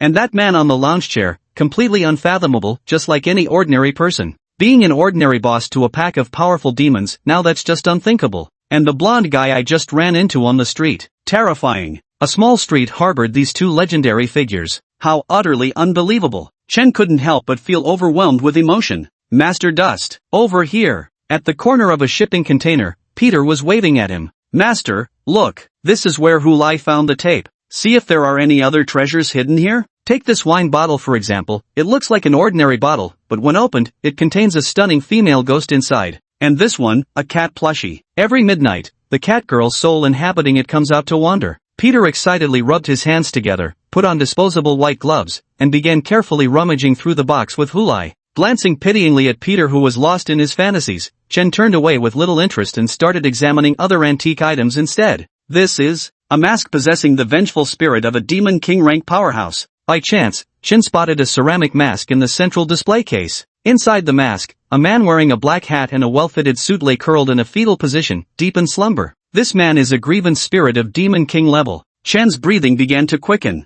In the eyes of a ghost cultivator, there could be no more precious treasure than this. If he could obtain this soul of a Demon King level expert, even if devouring it raw, he could restore his strength to his former mountain spirit days. I must have it. A raging fire burned in his ordinarily calm and unruffled eyes. The ceramic mask of Jack the Ripper, price, $5 million.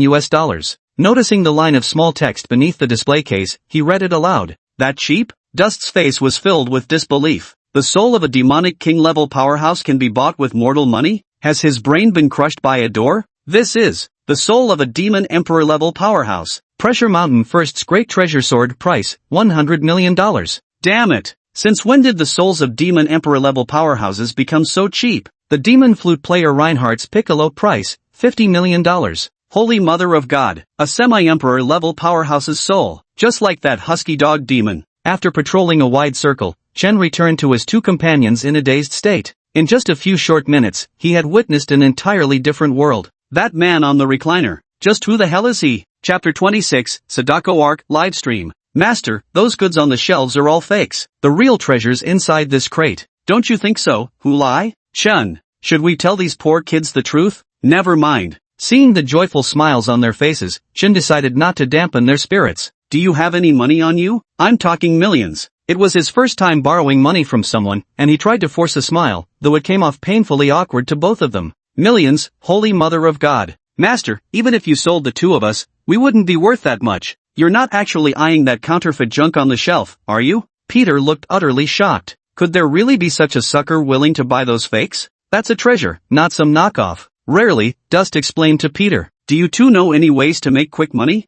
I really need it right now. Mum, rob a bank? Hulai blurted out instinctively. Rob a bank, huh? Chen crouched on the ground, a glint shimmering in his eyes. Hulai's suggestion seemed to have struck a chord with him. Hey, that kind of thinking is too dangerous. Gotta fix it right away. Hulai, do you want to go to jail? Let me tell you. Master Chen, you could perform live streams these days. Nothing earns more than streaming. Don't you know how to break boulders with your chest and perform the iron crotch technique? During our first meeting last year, it truly amazed me. Get lost. Hey, I've got an idea. Still live streaming, let's live stream ghost hunting. Peter's eyes lit up as he remembered the female ghost in Hulai's home. That being said, indeed, people always have curiosity about novel things. Master, when you're catching ghosts, try not to finish her off instantly. The audience would find it boring. You need to learn how to act. Act? Chen rubbed his chin as he gazed thoughtfully at Hulai. That's right, act. Battling the female ghost back and forth, evenly matched, before delivering a few passionate catchphrases to wrap it all up with a perfect finale. How about it? Perhaps after this battle, Master, you'll become famous in one fell swoop? Yes. Good buddy, you've got a quick mind. Let's call today's livestream the Backstreet Boys from the Afterlife.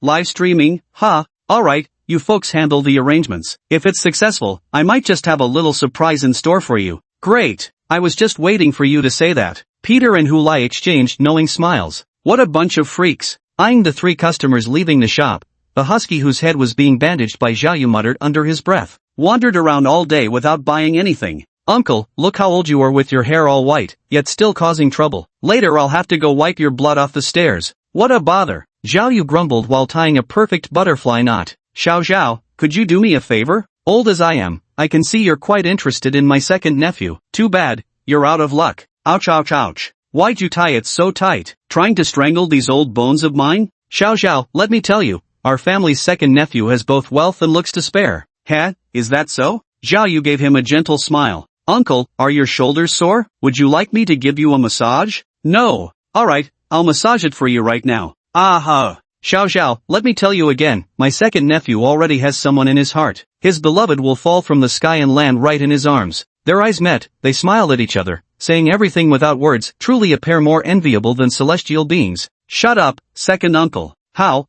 is this possible? Bang! A loud explosion echoed through the air. Second uncle stood frozen, and so did Xiaoyu. It was a girl wearing the same style of student uniform as Xiaoyu, with a large lady's hat perched atop her head. At that moment, she was straddling the shop owner's waist, their eyes meeting before they exchanged a knowing smile. Shopkeeper, you're here. Which, long time no see. You've gotten skinny, you smelly salted fish. Hey, Xiao, your granduncle was just joking around, teasing you. This is all a misunderstanding. Ofina, old man will accompany you outside to practice swordplay, come help me up quickly. Stealing a furtive glance at Xiaoyu's gloomy expression behind him, Era urgently called out to Ofina who was wiping her black blade. Alright, damn it, our greatest enemy has finally appeared. Tao Yao glared sullenly at the girl sitting astride the shop owner's waist, chatting with him animatedly. Yeah, sis, your biggest nemesis has arrived. The witchy upperclassman still in school. Time, 1 p.m., location, Hulai's family mansion. Ready yet, Peter? Ready to go. Sound card in position.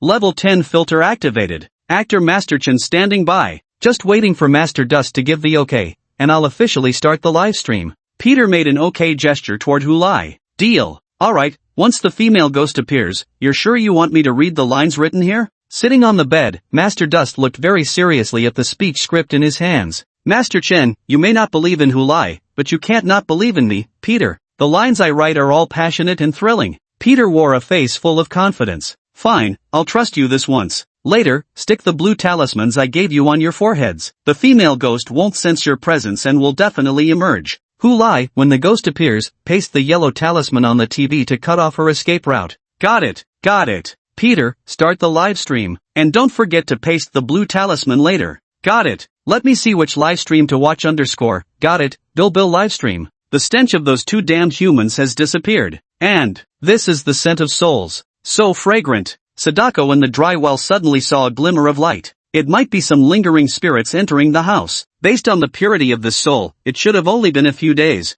This is my chance. A chance to fill my belly. With this thought, she slowly crawled out of the dry well. As long as you come up with a catchy name, you'll never lack an audience for your livestream. Peter had always believed in this philosophy. After hours livestream, Backstreet Boys vs Seductive Ghost in Bedroom Showdown. Pythagorean Theorem, My Wingman's a Victoria's Secret Angel. Sure enough, after tossing out these outrageous titles, a flood of bizarre usernames began pouring into the stream. Ding! Mutual Masturbation Bro has entered the livestream. Ding! Anderson entered the livestream. Ding! Professor Beast entered the livestream. Ding! Annie entered the livestream. Just passing by, heard there's a Backstreet Boys trio fighting a gorgeous female ghost in the bedroom? Where's the ghost? +1. I was also drawn in by the title. Alright, break it up. Another attention-seeking streamer. Waited all this time just to see a dried-up well on TV, as if some ghost woman would actually crawl out of it? What ghost woman? If such a thing existed, I'd do a handstand and eat sh*t in the women's restroom. Please, I beg you, brother upstairs, stop freeloading food and drinks. If there's really a female ghost, I'll freaking perform butterfly stroke in a septic tank. Holy shit. Well, I'll be damned. User F***ck heaven F***ck earth F***ck air gifted streamer Italian Canon X1 with a message. Streamer, if that female ghost doesn't show up soon, I'm reporting your live channel. Exactly. We've been waiting for several minutes already. Doesn't this well look familiar to you guys? What? Doesn't it resemble that classic film from Japan? A man and a woman doing XXX in a well. The plot was so intense it made my buddy cry. Get lost. I'm talking about that damn Japanese horror movie Ringu. Look at this well. It's exactly the same. Holy shit. Now that you mention it. It really is. Look quick. There's a woman's arm reaching out from the well. So pale and smooth. Peter tried his best to suppress his laughter. With 10 levels of filters, even a black guy could turn white. Damn. What a hot body. I really want to see her face. White uniform fetish. Damn it. The next moment, the barrage of comments scrolling wildly suddenly fell silent. A group of online audiences stared dumbfounded at the television as a woman in white crawled out with twisted limbs.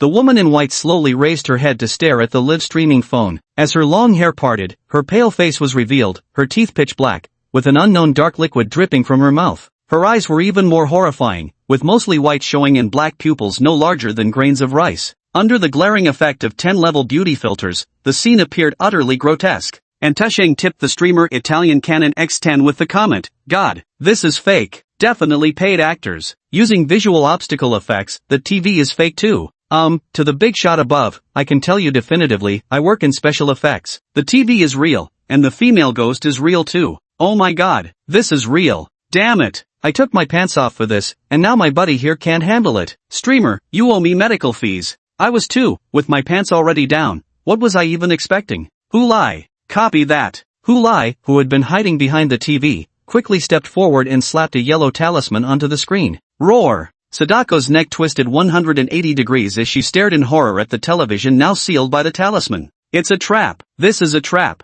By the time she realized it, it was already too late. Bold demon, how dare you harm mortals under broad daylight in this clear and just world? Great Vajra Dragon, the world-honored one Xidagarba, Om Baya Bam Hong. Master Chen let out a cold sneer from behind the sofa, roaring as he leaped out. With one swift motion, he tore off the black Kasaya robe covering him and threw it to the ground, revealing his bronzed and muscular upper body. What the hell? Sadako was completely stunned. Holy shit, a Backstreet Boy. So damn handsome. That bronze-colored muscle. I'm wet. Ah, I wonder if this master would play with duckies in the water. JPG is excited. Mrs. Wang tipped the streamer 50 Italian cannons with a note. I want this man, host, get me his info and I'll pay you 1 million. Oh, and ask him if he can handle steel wool? Rich lady spotted in the live stream. Rich lady, look at me. Peter, who was watching the live broadcast, was overjoyed in his heart. A single Italian cannon gift was worth $1,000, with the platform and streamer splitting it 70-30. This wave alone directly earned him $35K, and even after deducting various taxes, there was still over 30k left. Chapter 27, Ofina's Arc, Transcending Tribulation. Xiao Xiao, we have something to attend to first. Watch the shop for us. Contact me if anything comes up. Glancing at the antique clock on the wall of the antique shop, the manager by the wardrobe straightened his suit in front of the mirror. Got it, manager. Be careful on your way. This is the Gobi Desert. Senior Salty Fish, is this the tribulation crossing spot you found for me? Staring at the desolate desert before him, Erha was completely baffled. No, actually, I found it for you. Unlike the old days, if you're going to make such a big commotion crossing the tribulation, you'd better find some remote place to do it. Surprised? Erha. The witch tugged at her hat, giving a demonic smirk at the husky. An accident, my ass. Boss, want to build a log cabin? It's way too hot here and I've got those comic books for you too. Good work, Xiao Dao. I can be of help to you, boss. I'm not tired. Tao Yao wore a soft smile on her face as she snapped her fingers. In the next moment, an identical wooden replica of the antique shop rose from the ground. Boss, step inside to cool off for a bit. Senior Xian Yu, I want to go in too. Ofina, you should come in as well. It's scorching hot out here, a human body can't endure this for long. The husky patted Ofina's head as she stood beside him and spoke. His voice remained as gentle as ever. Ofina didn't drag her feet in the slightest, turning around to walk into the open wooden cabin. Just as she reached the doorway, Ofina turned back to look at the lonely husky. She tucked her hair behind her ear and said calmly, Lord Husky, keep it up. Mr. Mouse and I will be waiting for your return. Don't forget, we still need to go back and open the shop. You'll be the shop assistant, and I'll be the shopkeeper. I've got plenty of dirt on you. You're being disobedient. I'll spank you with this straight wooden rod. How do you still remember this? Besides, you don't even have that thing. I could get a sex change operation. Change my ass. Get inside and cool off already. Oh, Era couldn't help but feel exasperated. It was all that damn leech demon's fault, and that damned Tao Yao too. What were they thinking, drawing those damn comics? They'd completely corrupted Ofina.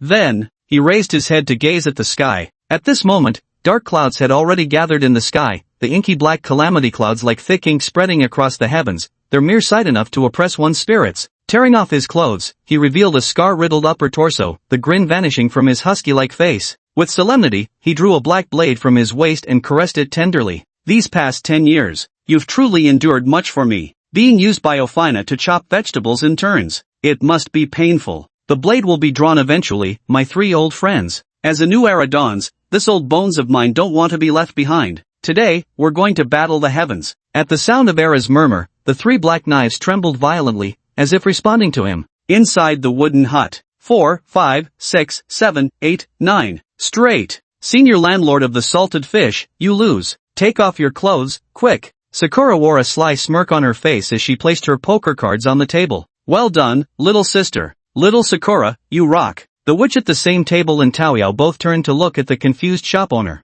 A bet's a bet. I'll strip. A ring rolled onto the table, its engraved dog head strikingly conspicuous. Crafty old salted fish. Sakura let out a sigh. Keep going. Ofina sat obediently to the side, absent-mindedly watching the foreplay landlords. Old salted fish quickly grabbed the landlord role. I'll take landlord. Pass. Pass. Pass. Boss, sorry. With a hint of apology in her glance towards the shop owner, Taoyao's lips curved into a faint smile. 4 of a kind with a pair. Pass. I won't go out. 4 of a kind. The witch smiled smugly. We're farmers, you know, family sticks together. Sorry, I forgot. A 9 of diamonds. 10. 2. Senior salted fish, come out quickly. Boomerang. Bang. A muffled thunderclap echoed out of nowhere as torrential rain began to fall over the arid desert outside. Straight flush of 7. The landlord wins. Ophelia, acting as the referee, stated expressionlessly. It's all your fault. If you hadn't snatched it, maybe us peasants could have won this round. My bad, my bad. The witch cheerfully took off the hat from her head and placed it on the table, revealing a cascade of smooth, silky hair. Let me think about what I should take off next. She reached inside her clothes, and the next moment, a dainty bra appeared on the table. Senior salted fish, I'm going commando right now. If I lose the next round, I'll take off my underwear, and if I lose again, I'll ditch my jacket too. A charming blush appeared on Sakura's face. TSK, how bold of you, little cherry blossom. The desolate desert was finally experiencing a long-awaited downpour, with fierce winds raging and raindrops the size of soybeans soaking the sandy soil. A ring of energy condensed around Era as he lifted his head to gaze upward. Above, an eye formed entirely of blue lightning was watching Era with a scrutinizing gaze. The husky gave a scornful smirk, raising his left hand to flip off lightning eye with a middle finger. Bang! A pale blue bolt of lightning, like an unbridled stallion, came crashing down toward the lone husky below. In the face of such overwhelming divine might, all life seemed insignificant. Bugs hidden in the sandy soil scrambled out in panic, fleeing toward the wooden hut. It was an instinct ingrained in these creatures, over there, safety. Getsuga Tenso. Era swung the black and white blades in his hands, sending a crescent-shaped arc of purple-black energy towards the lightning. The collision between the two forces erupted in an explosion that illuminated the darkened world as bright as day. Era, my lord. Ophelia stood motionless by the window as explosions rang out one after another outside. Don't worry, Ophelia. The Husky Demon King is a powerful great demon. His greatest joy in life has always been challenging formidable opponents. You didn't notice. Is he happy now? Through its beady rodent eyes, the husky's figure stood as immovable as bedrock, the howling wind scattering his white hair, revealing his face. What an outrageously wild grin that was. Is Lord Husky happy? Yes, he is now. Very happy. Mr. Mouse's eyes gleamed shrewdly. This was the first time he had seen the Husky Demon King make a move. Disgusting. The husky spat out a mouthful of bloody foam. Those dozens of lightning strikes feel like a little girl next door playfully punching my chest, no strength at all. Is that it? You still expect me to bow my head? Watch me, tear apart your girly giant eye. Twin sword style, Tengu devours the sun. Roar! A massive white husky silhouette, dozens of meters long, materialized behind Erha and howled toward the sky. Strike! With a fierce roar, Erha charged toward the colossal eye in the sky like a speeding train. Chapter 28 Sadako Arc, the national team makes their entrance. Honestly, which senpai, whose side are you really on? Sakura sighed as a white piece of underwear materialized on the table. Why, I'm obviously on Stinky Salted Fish's side, she said. The witch took off a silver-white bat ring from her middle finger and placed it on the table. I'll just take off my coat. Era survived the Thunder Tribulation. The next trial will be the Inner Demon Tribulation. The shopkeeper squinted his eyes as he gazed out the window. Outside, the scene resembled the aftermath of a Category 10 typhoon and earthquake, with chunks of the ground missing here and there. No more games. I'm going to help Era overcome his inner demon tribulation. Don't follow me, it might worsen his trial. The shopkeeper stretched lazily, then removed the Vatican artifact Holy Cross from around his neck and placed it on the table. In the next moment, a terrifying aura erupted from his body. Stinky salted fish, reign in your aura. Are you trying to kill off Ina with that pressure? The witch yanked Ophina over and shielded her behind her back. Are you okay, Ophina? It's nothing, just got shaken till blood seeped from all 7 orifices. Pity Mr. Mouse passed out though. You're bleeding from all 7 orifices and still say you're fine. Quickly eat this peach. Tao Yao, torn between laughter and tears, pulled a peach from her sleeve and forcefully stuffed it into the mouth of the 7 orifice bleeding Ophina. Ophina stared blankly at the shopkeeper's pair of cold golden pupils. His casual display of momentum was like that of a lofty deity, a blade drawn from its sheath. If the former shop owner could be compared to a salted fish, then the current one is truly a blade unsheathed. What the real deal? Fuck off. Got it, senior. Little one, let's go help my pet dog overcome its inner demon tribulation. The shopkeeper calmly glanced at Ophina, and in the next moment, the two vanished without a trace. Even with the suppression of the Holy Cross, the power of the salted fish continues to grow incessantly. Yes, if this goes on, I'm afraid the boss will forget about me. Without the restraint of the Holy Cross, the boss's feelings have grown increasingly faint. Tao Yao held the warm cross in her hand, its surface still carrying a trace of familiar warmth. Ha! What a formidable man, just from his glance alone, I felt like my heart was about to shatter. Only this kind of legendary senior is truly worthy of following. Silently, Sakura rose from the ground, a somewhat morbid smile surfacing on her delicate face. In the deathly silent desert, Era stood blankly like a puppet, his eyes devoid of life. Threads of black chi clung to him like maggots burrowing into bones, firmly attached to his body. Lord Era. Aphela stared at Era in disbelief. As if hearing Aphela's voice, Era lifted his head and fixed his gaze upon her, a flash of red light flickering through his lifeless eyes. He moved. The next moment, the arm gripping the moonsun black blade rose. A slash of black blade light arched toward Ophelia. Impossible. How could Lord Era possibly attack me? An intense sense of crisis rose from Ophelia's heart as she stared at Era in dismay. Without my command. How dare you bite someone? The shopkeeper casually extended his arm and grasped the black blade light, which vanished with a crisp snapping sound. So powerful. Mr. Rat, now awakened, poked his head out from the pocket and stared blankly at everything happening before him. Effortlessly shattering the attack of a great demon on the verge of ascending to demon emperor status, this man's strength was truly beyond imagination. Ophina, don't be sad. Lord Era didn't mean to attack you. He's being controlled by inner demons. Look at his eyes. Where has his usual gentleness gone? There was nothing but deathly silence and brutality. Ophelia stared into Era's eyes, just as Mr. Mouse had described, cold and cruel. Yeah, that's not Lord Era.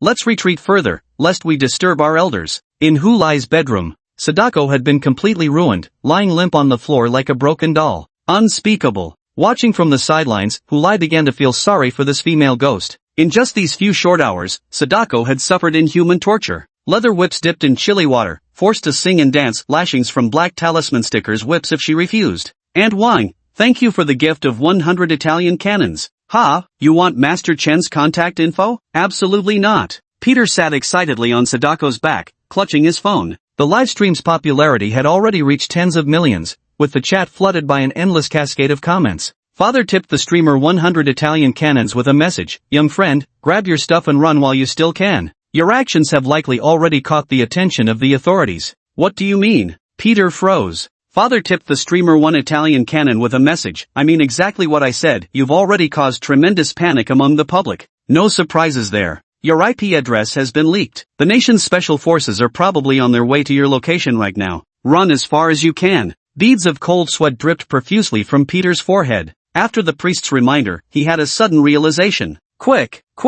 Master Chen, Hu Lai, hurry and pack your things to run for it. Peter threw his phone aside in a panic and exclaimed to Hu Lai, "What's wrong? Our live ghost hunting stream has probably already caught the attention of national security. Special forces might already be on their way to silence us, permanently." And then the next day, the news would just report that some livestream was faked, urging citizens to trust in science. Damn it! Hu Lai's face drastically changed as he instantly grasped the gravity of the situation. National stability is paramount, their actions had crossed an unforgivable line. What's there to fear? If they dare provoke me, I'll kill every last one who comes. Chen donned the black kasaya once more, a trace of disdain flickering across his handsome face. Great master, that's a national power. There might be many masters like you out there. Good friend, don't worry about your family either. Staying away from them now is the best outcome. But, no buts, hurry up. Peter, where's the money we earned from live streaming? Don't tell me the government froze that too? Chen's face darkened as he considered whether to eliminate these two troublemakers.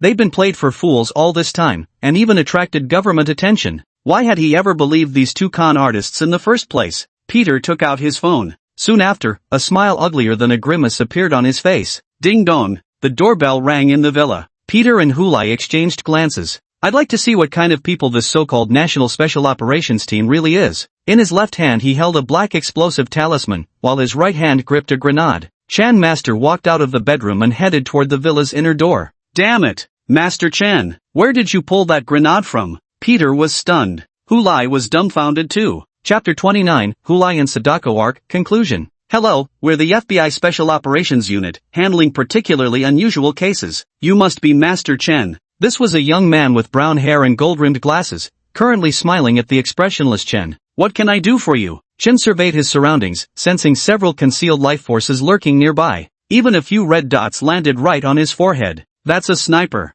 If you haven't eaten pork, you've at least seen a pig run. Though Chen was a shut-in, as the saying goes, one smartphone connects you to the whole world. In this age of widespread internet, even remote mountains have network coverage. Through those poachers' phones, Chen had gained some understanding. This is the situation, Master Chen. We are the Special Operations Unit of the Federal Bureau of Investigation. Your actions have crossed the nation's bottom line, causing widespread panic among the masses. I even suspect you're doing this intentionally. We couldn't shut down your livestream no matter how we tried. Hearing this, a twitch couldn't help but form at the corner of Dust's mouth. He thought of Hu Lai. The other party had once mentioned installing several firewalls during livestreams as precautionary measures. Master Dust, you and your two assistants now have only two paths before you. The bespectacled man clapped his hands, and the red dots on Dust's head vanished. Option 1, join the FBI's Special Operations Team. We never turn away talents like you. Monthly allowance of 10 million, with special forces providing 24/7 protection for your family. Option 2, death. So, which will you choose? A smug smile appeared on his face. The bespectacled man thoroughly enjoyed this feeling of giving people choices. Watching those talented individuals submit to his tyranny, this sensation was simply intoxicating. If I choose option 1, does that mean I lose my freedom? Correct. Dangerous individuals like you absolutely require strict supervision. Several red dots gathered once more on Chen's forehead. Here's something for you. Chen's right hand, hidden in his sleeve, swiftly pulled the grenade pin before stuffing it into the bespectacled man's palm. Boom! He slammed the door shut with astonishing speed. What the? Staring at the cold object in his hand, the bespectacled man's pupils constricted, every hair on his body standing on end. With a violent explosion followed by the delayed, muffled sound of a sniper rifle, Chen couldn't help but marvel at just how sturdy the door of Hulai's home was. Even such an attack had only left it slightly dented. Damn it! Could Master Chen have detonated a grenade? Hulai and Peter, who were packing their clothes, were startled out of their wits. As the two stood dumbfounded, the nearly lifeless Sadako on the floor turned into a streak of white light and flew into Hulai's shadow. All of this, neither of them knew. Is he dead? Chen closed his eyes to sense the surroundings. In his perception, the bespectacled man's life was flickering like a dying candle, rapidly fading away. Damn it! The bespectacled man in charge of the surrender negotiations was killed. In a secret room, an elderly man with white hair, wearing a vicious ghost badge on his chest, hung up the phone. His aged face was filled with gloom. How many years has it been? Someone actually dares to oppose the national forces. Relying on their ghost hunting skills, they truly have no regard for the nation. Dispatch Team 1. We must apprehend the evil faction led by Master Chen at all costs. Team 1 Special Operations Unit consists of 5 elite members, all selected from among various individuals with extraordinary talents and abilities. Humans are beings constantly pushing their limits. Some are born with special abilities, whether it's an extraordinary intellect, acute senses, the power to control metal through magnetism, or even mastery over lightning itself. All such phenomena have been systematically suppressed by official authorities, who secretly cultivate these individuals instead. Techniques of Taoist magic, demon hunters' trapping skills, monster slayers' tactics, even ghostly arts, all these cultivated powers were unreservedly imparted by the authorities without any retention. The 5 members of Special Operations Team 1 stood as the cream of the crop,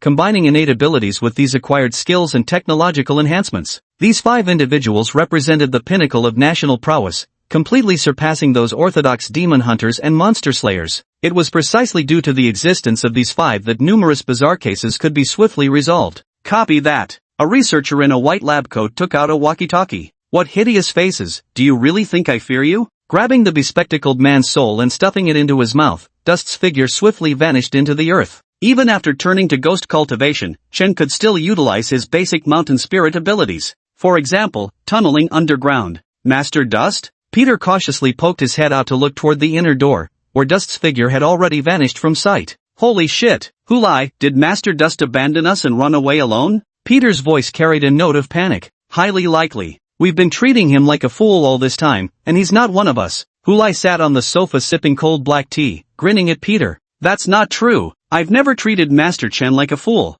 I can't even bear to read the speech you wrote. Pinning Sadako against the wall, forcefully tilting her chin up, he coldly declared, Woman, you've successfully caught my attention. And also, since you're quite pretty, I'll give you a chance, come chase me, he smirked devilishly. And also, the moon is full tonight, but it can't hold a candle to you. My eyes see only you. Peter, did you get your head stuck in a door or what? Even I feel sorry for Master Chen. Besides, we messed up the deal with him. It's a miracle he hasn't come after us yet. Ah, so what should we do next, Hulai? Peter, find a piece of paper and a pen. Got it, and then what? Write down your last words. Ghost. I've got some clues about Master Chen, and I'm a top-tier hacker too. If push comes to shove, I can always switch sides. I'm sure the country won't mistreat a promising young talent like me. But you, Peter, a hormonal idiot like you will definitely get beaten to death with clubs, I'm sure of it. You're so cruel. Hooligan. Peter wore an expression of utter heartbreak. Sorry, I was just joking, my friend. But you still need to write your last words. I'm not sure if I can save you. Ah,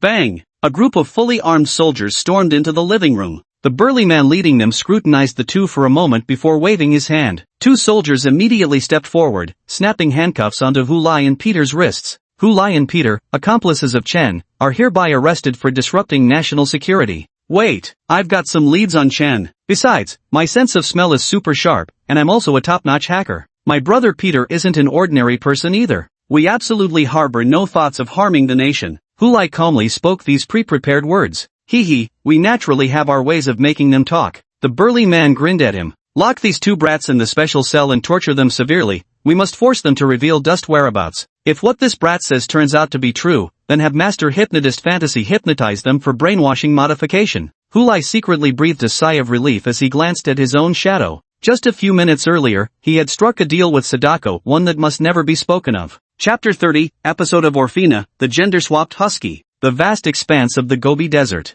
Orphina stared blankly as the shopkeeper's hand kept moving in and out repeatedly. Each time, an ethereal human figure would be extracted from the Era demon's body, some male, some female, and even shapes identical to Era itself. Ophina, look at that phantom over there, doesn't it resemble you? Mr. Mouse pointed at one of the shadowy figures lying collapsed on the ground. Yeah, it does look similar. This is you. Alright, the dog's condition has stabilized. When he wakes up, everything will be fine. As for these little things, he gazed at the trembling heart demons cowering on the ground. Keeping you serves no purpose. Like overinflated balloons, the heart demons burst apart one after another, dissolving into wisps of black mist. Boom! A dull thunder rolled through the sky again as the thunder eye, torn apart by the husky, visibly began reforming at an alarming rate. What's wrong? Got a problem with me helping people overcome their inner demons? The shopkeeper lifted his gaze to the sky, his profound golden eyes brimming with disdain. With a flick of his finger, a golden streak of light shot toward the gigantic eye in the sky. Snap! The freshly formed colossal eye exploded once more, and even the pitch-black calamity clouds vanished without a trace, revealing the azure sky and the long unseen sun. Ophina! You mustn't call this esteemed one Salty Fish Senior like the Era Demon King does in the future. Mr. Mouse poked his head out, rubbing his beady eyes before murmuring, Meshem, I won't do it again. Hey Lazybones, put on the cross right now. The shopkeeper had just returned to the wooden cabin when he heard the witch's voice. The shopkeeper frowned deeply. I don't want to wear this thing yet. Summon all the great demons, prepare to cleanse the old world and create a new one. Boss, look quickly, there are aliens outside. Tao Yao suddenly let out a startled cry. Aliens? It's been so long since I've eaten. The shopkeeper turned his head to look out the window when, the next second, Tao Yao threw herself into his arms and fastened the cross necklace around his neck. I'm so tired, it's so hot. Let's go back to the antique shop. The shopkeeper yawned, lazily releasing Tao Yao from his embrace before slumping lazily onto a chair by the table. So that's how it is. Was it that necklace suppressing the invincible power of our great senior? If I were to remove this necklace, perhaps the lifelong wish of the militant faction demons in our group could be fulfilled. Sakura's eyes sparkled with intense determination. Indeed, the worldwide monster coalition united as one family group wasn't as harmonious as one might imagine. In the group, half were conservatives who advocated leading a quiet life free from worldly strife. The other half were militants, determined to purge remnants of the old world and establish a new one. And she, Sakura, was one of these militants. Gazing into the shopkeeper's pitch-black eyes, Tao Yao let out a sigh of relief. She knew. That lazy store manager is back to his usual self. Peach, I'm so hungry, I want to eat your mapo tofu. Let's go back to the antique shop. Sorry to trouble you, senior witch. She looked at the witch who was treating the unconscious husky's injuries. Let's go. Honestly, that stinky salted fish only knows how to eat. Ah, my dress. The Siberian husky shivered and sat up from the bed. Are you okay, Lord Era? Ophina, leaning drowsily by the bedside, gazed sleepily at the husky lying on the bed. Nothing, it's nothing. Feeling somewhat guilty, the husky quickly lowered its head upon noticing Ophina's gaze, a faint blush appearing on its face. During the trial of the heart demon, it nearly drove the husky to the brink of collapse. Perhaps it was the shop owner's earlier remark about turning it into a catgirl if it failed the trial, or Ophina's mention of opening a shop. The inner demon noticed this and began to exploit it. During the trial of the inner demon, the Era transformed into a sweet, long-haired girl next door with an ethereal gentleness. Moreover, taking a summer job, working as a clerk in a small supermarket, the shop owner was essentially a gender-swapped male version of Ophina, exceptionally handsome and captivating. Just one glance was enough to make Era's heart skip a beat wildly. One day, the male Ophina in his role as shop owner accidentally discovered Era's secret, which was that she frequently stole items from the store. Era was on the verge of collapse, these actions were beyond her control. That day, store manager Ophina called her into the office and played the surveillance footage of her stealing merchandise. Instinctively, Era panicked, crying so pitifully that her tears fell like pear blossoms in the rain, her beauty accentuated by sorrow. I, Ophina, am not some villain either. On one condition, you have to listen to me. Male Orpheus pinned the delicate-looking female husky against the wall, giving her a wicked smile. Male Orpheus then turned and took out a pair of cat ears from the drawer, handing them to the female husky. Oh God, this is so embarrassing. Manager, do I really have to wear this? I don't want to experience this firsthand. That's right, the possessed husky could feel everything. You have no choice in this. Either I report this to the police, or you obediently do as I say. The male Orpheus let out a cold laugh, his aggressive gaze making the husky tremble with fear. I'll wear it. Good. Now meow like a cat. Era had no choice but to comply, this wasn't something he could control himself. Meow. A bashful flush spread across her face as glistening teardrops rolled slowly down her fair, delicate cheeks. The male Ophina witnessing this scene began breathing rapidly. Ophina and Era embraced each other. Oh my God, the inner demon tribulation is absolutely terrifying. Ophina. Mum. Seriously, we can't open the shop. Alright, we'll follow Lord Era's instructions completely. Aha! Amazing! I love you, Ofina! Long live not opening the shop! Long live! Era jumped off the bed and ran downstairs excitedly. What's wrong with you, Ofina? You don't have a fever, so why is your face so red, with steam rising from the top of your head? Mr. Rat climbed onto Ofina's shoulder in puzzlement, stretching out his paw to feel her forehead. Mr. Rat, Lord Era just said I love you. I don't know why, but my heart started pounding like a pile driver. I feel awful, I just can't stop. Ofina raised her head, her delicate face filled with panic. Am I about to die, Mr. Mouse? Chapter 31 Wine Ripple. Autumn and winter nights are particularly cold, especially at midnight. On the street, a burly werewolf was scurrying around like a mad dog, as if fleeing from some monster. Damn it! How could I encounter this devil? A glint of terror flashed in the werewolf's eyes as faint, creeping footsteps behind him drew nearer like the scythe of death itself. Blood burst technique. Countless blood droplets seeped from his body, swiftly dyeing his entire form crimson. Gritting his teeth, he activated the werewolf's innate talent, a spell only senior werewolves could master. Overdrawing a portion of life to forcibly enhance the body comes with a time limit. Once the duration ends, one will fall into a weakened state. His running speed nearly doubled, and soon, he arrived at an alley. Huff, huff. Covering his wildly beating chest with both hands, the werewolf leaned against a garbage bin and slowly sat down. Fuck, that crazy bitch. Just wait until I rally the brothers and we'll.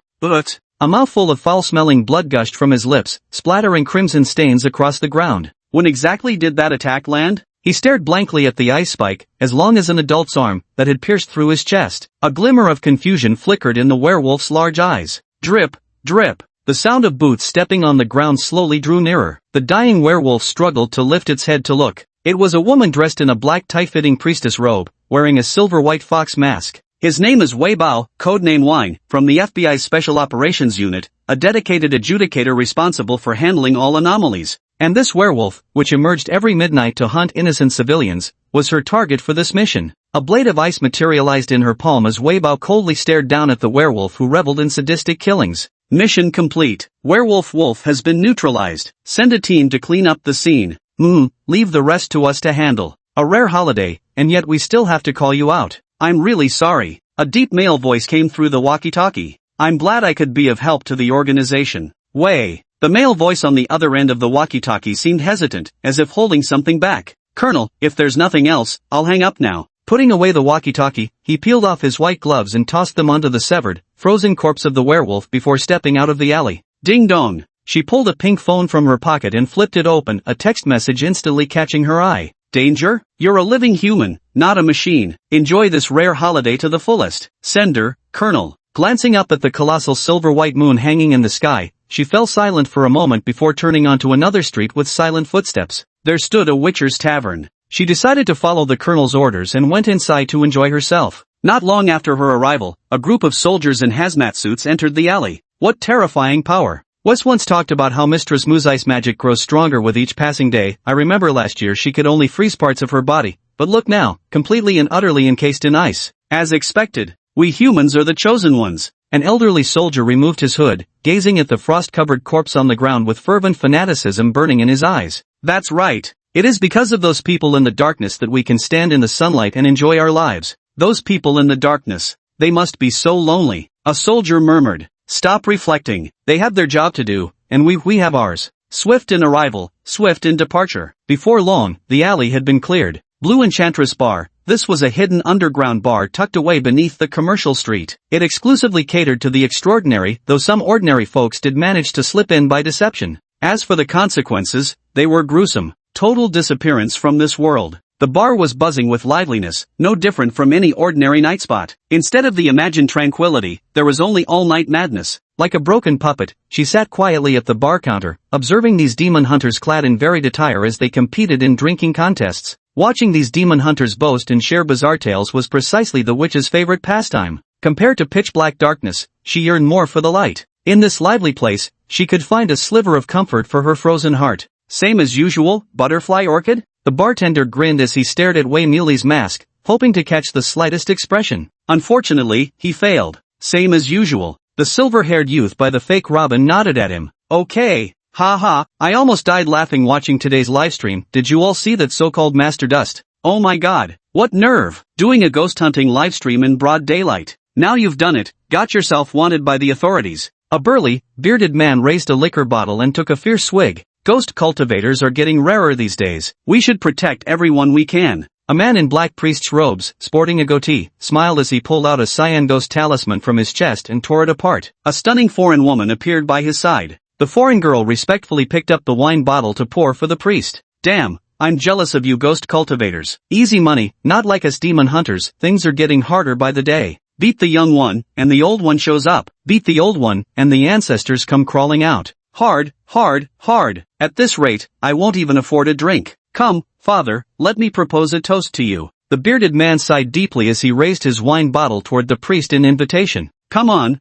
bottoms up. You all should be careful lately, there's a Sakura Demon King level entity roaming this territory. Reliable sources indicate that this cherry blossom spirit has taken refuge in an antique shop deep within the old district. A man with striking blonde hair, dressed in a well-tailored suit and carrying a brown briefcase, sat beside the group with a cup of black tea in hand. Demon King level. The bearded man drinking suddenly lit up with excitement. They say that cherry blossom spirit is quite beautiful. The end. The blonde man added another sentence. Interested, father? With our combined strength, taking down a demon king would be a piece of cake. Save your breath, beard. The drinking priest's eyes flickered with fear. That antique shop is bizarre, going there would be suicide. 30 years ago when that shop first opened, I had a hobby of collecting antiques and such things. I regretted it the moment I stepped into the antique shop. That's no place for humans. Chapter 32 Wine Patterns, Wine. What do you mean? Places humans aren't allowed to go? The bearded man wiped his somewhat damp beard, looking puzzled at the terrified priest. Every antique there is genuine.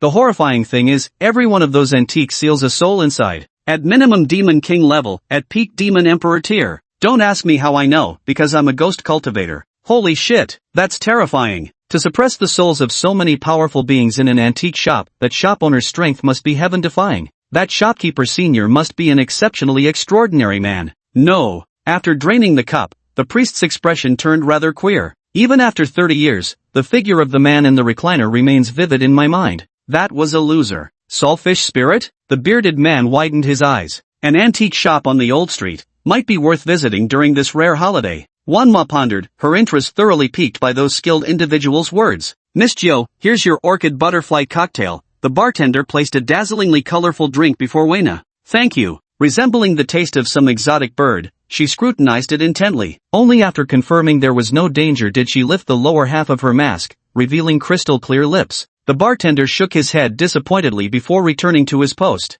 Another day passed without glimpsing the mysterious Miss Jo's face. Wei had two names in total. One was Jo, Wine, which was her nickname within the organization. In the organization, people usually addressed each other by nicknames. I prefer calling her that way. Moreover, she quite liked the character Jo, Wine, too. The other one is Wei Ji, this was the name the colonel gave her. I crouched fat and fought through the sulfurous school, all returning to zero. The colonel once told her this name carried 2 layers of meaning. Unfortunately, even now she's only grasped one of them. She took a light sip of the orchid liqueur in her cup. Its taste remained as sharp as ever, devoid of any sweetness. But Wei precisely loved this feeling, the pungent flavor that often reminded her she was still alive. After lingering here for another hour, Wei pulled out a stack of banknotes from her pocket, placed them on the counter, and slowly walked away. Boss, here's the list of newly emerged gifted individuals. Should I send someone to reach out to them? In the underground chamber of the Blue Enchantress Bar, the bartender, devoid of his usual smile, bowed respectfully as he handed a note to Violet, who sat on the sofa.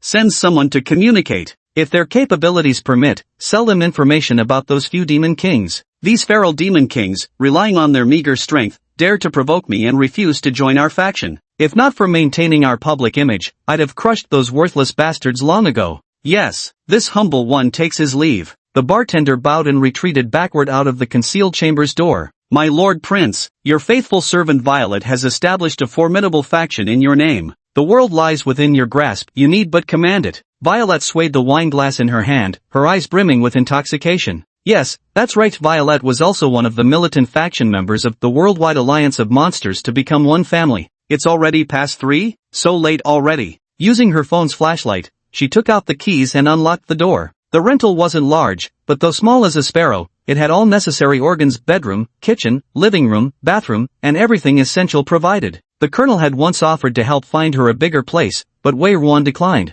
This smaller rental apartment provides a sense of security for those who prefer a cozy nest. Switching into slippers by the door, she tossed her heavy backpack onto the soft living room sofa. Meow. A black cat, alerted by the noise, darted out from the bedroom and leaped onto the coffee table. Dark egg, behave yourself. Wenna's voice was still icy, but this time with a noticeable softness to it. She reached out, grabbed the black cat, and started petting it, ignoring its struggles. Haydn is a little female cat, no fancy breed, just an ordinary cat. Haydn was picked up from the street during a summer downpour. At the time, her body was covered in wounds. I called it home for treatment. When Blackie's injuries healed, it simply refused to leave and made this place its home. I didn't mind, because she loved cats, otherwise she wouldn't have brought the injured Blackie home in the first place. As for the name Black Egg, I vaguely remember being quite the indecisive one. Just coming up with this name alone took her several long seconds of deliberation. Turning on the late-night TV channel, Black Egg curled up silently on the sofa, watching blankly amidst the terrified cries from the TV until she slowly drifted off to sleep. Making sure she was sound asleep, Black Egg tiptoed out from behind the curtain. It ran to the bedroom, pulled out a thin blanket, and returned to the living room, gently draping it over her body. Black Egg jumped onto the sofa, those emerald green cat eyes fixed intently on Wen Xingxi's folded sleeve. It extended a tiny paw and began pawing at it. Soon, the mask fell away, revealing a fair and delicate face before its eyes. Her skin was astonishingly white, smooth and translucent like milk. Her eyelashes fluttered lightly, and her glistening lips curled into a slight smile. She seemed to be having a pleasant dream. "Good night, Wei," Black Egg whispered softly into her ear. That's right, Black Egg is a demon lord, a 500-year-old cat-tier demon lord who failed his tribulation. Her innate ability wasn't particularly remarkable, it was simply to conceal her aura. Compared to other demon lords who could breathe fire, possessed formidable defenses, or had immense strength, Black Egg always considered herself the shame of demon lords. Sure enough, during her 500-year Demon King tribulation, Black Egg didn't make it through. Fortunately, she didn't die but was severely injured. When she woke up, she had become the pet of her current owner, Wei Yao Xiao. At Wei Muzhao's place, the treatment was far better than expected. Food and drink were never in short supply. After spending some time together, she also found out about Annoyance's identity. So cool, isn't it? With this thought in mind, Blackie decided to settle down here permanently. Blackie had no grand ambitions, she just wanted to laze around, waiting for death, living the life of a useless cat. Silently jumping down from the sofa, Black Egg walked with cat-like steps towards the bathroom. She came to stand before the vertical mirror, examining her current self. My fur is glossy and smooth, and I've put on some extra chub. Thanks to kind-hearted Wei for taking in this poor little kitty. A wisp of white mist flashed by, and a girl appeared before the mirror. Her face was identical to mine, and even her figure showed hardly any difference. A pair of cat ears suddenly materialized on the fake one's head. Black Egg rubbed the cat ears with a somewhat defeated expression. The shape-shifting spell was far from as successful as imagined. Due to his failed tribulation, Black Egg was still a pseudo-demon king. He could shapeshift, but not perfectly. But after all, some specific features might still be exposed, such as cat ears. Moreover, the transformation lasts only a brief hour. The name Black Egg sounds terrible. Let me come up with a new name. How about wine instead? Chapter 33, Wine Pattern. Early in the morning, before dawn had fully broken, she rubbed her slightly dizzy head. This was all due to the effects of yesterday's butterfly orchid wine. This type of liquor feels harmless at first, but by the end, its potency erupts with full force. Even someone well-versed in alcohol can't withstand it. Over the past decade, Wei Wei has executed countless monsters and heretics, and she's even taken quite a number of human lives. Every night, Wei Nan's habit of drinking a cup of Lancome butterfly has become so ingrained that without it, she simply can't fall asleep. Remember to have breakfast, it's a rare holiday, so enjoy it properly. From the Colonel. Opening her phone out of habit. As expected, the Colonel's message appeared punctually on her phone screen as usual. Barefoot with pale feet, she walked to the window and drew the curtains, beginning to bask in the warm sunlight. She loved the first rays of morning sun, they brought her a deep sense of comfort. After standing like this for a few minutes, she reluctantly closed the curtains again. A glimmer of light is best enjoyed in moderation. Too much can make one lose their way, especially for an executioner like her, who thrives in shadows. Meow. Black Egg walked out of the bedroom, stretched with a languid yawn, and emitted a soft, alluring meow. Sleeping in a soft bed is far more comfortable than sleeping on a couch. Wu Guoxian remained expressionless as he picked up the Black Egg and gave it a thorough, merciless kneading. Meow. Rolling his eyes at the fear, Black Egg turned over to expose his belly. Very cute. Black Egg. Unable to resist, he stroked him for a while longer before tossing Black Egg onto the sofa and leisurely heading toward the kitchen. Compared to eating out,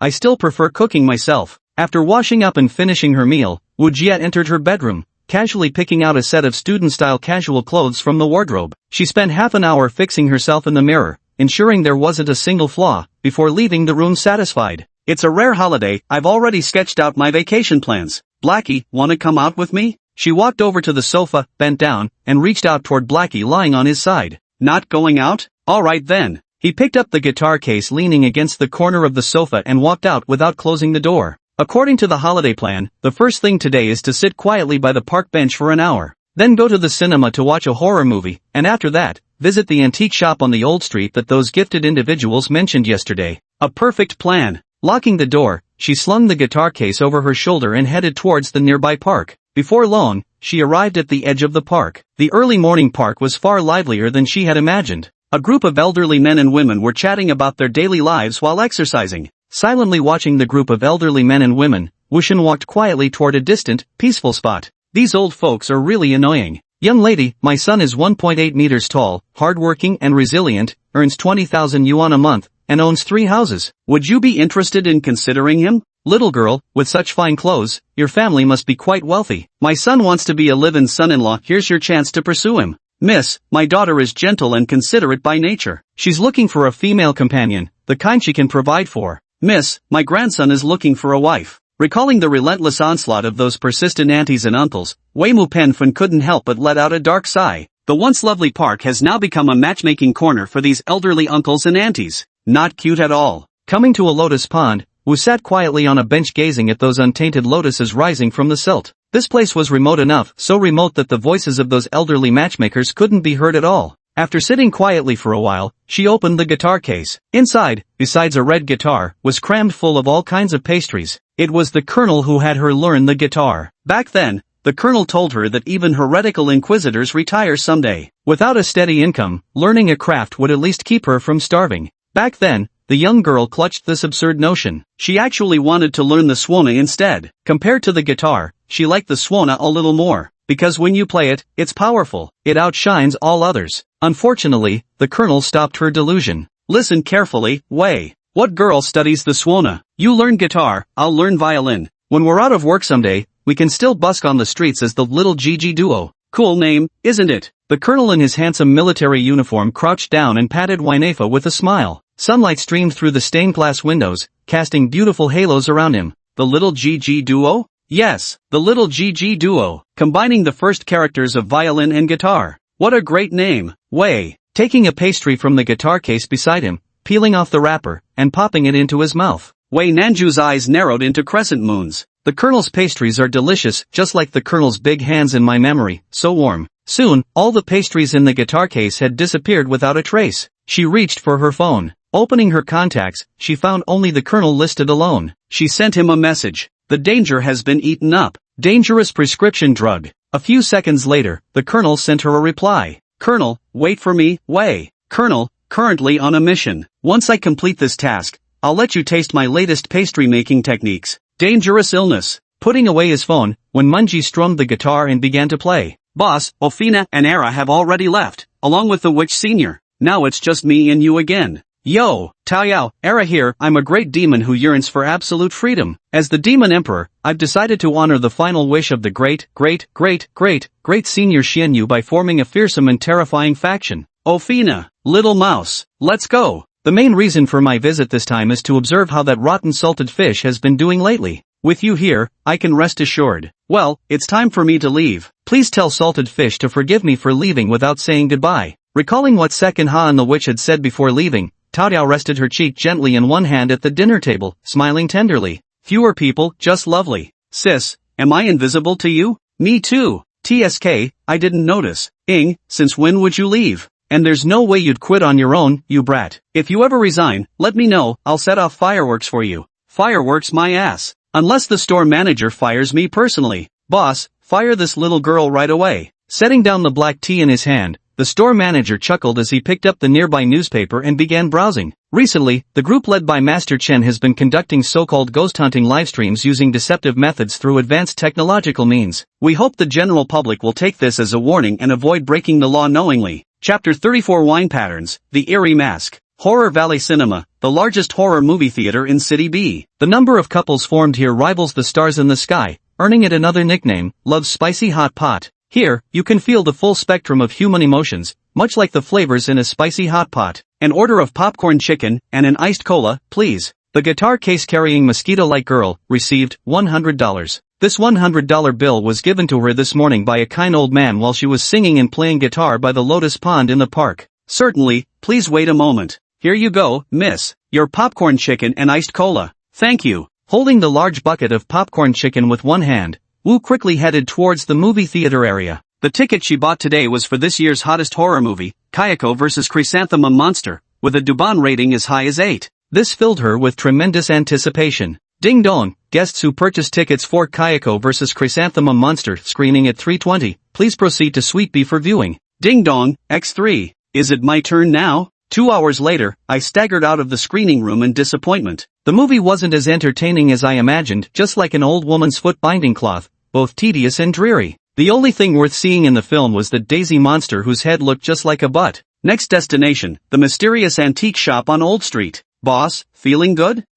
The strength is quite good. Antique shop. The shopkeeper, seated in a wheelchair, was intently reading the newspaper in his hands. That so-called Master Dust and his group, were they the 3 people who wandered into our antique shop yesterday? After pondering for a while, the shopkeeper turned his head to look at Tao Yao behind him. That's right, those 3 people. Quite impressive. Already on the wanted list. Indeed impressive. Catching ghosts on live stream. I heard the viewership reached tens of millions, causing widespread panic among citizens. In today's society, promoting feudal superstitions like this, it'd be strange if they weren't wanted. Boss, we've got a customer. Hello, looking to buy some antiques? Zhao Yu, who had been sitting alone behind the counter scrolling through her phone, brightened up at the sight of the tentative customer entering the shop. Sure, take your time looking around. Mind if I just set this down here for now? He took the guitar case from his back and casually placed it on the counter. Certainly, sir. You resemble Ofina. ?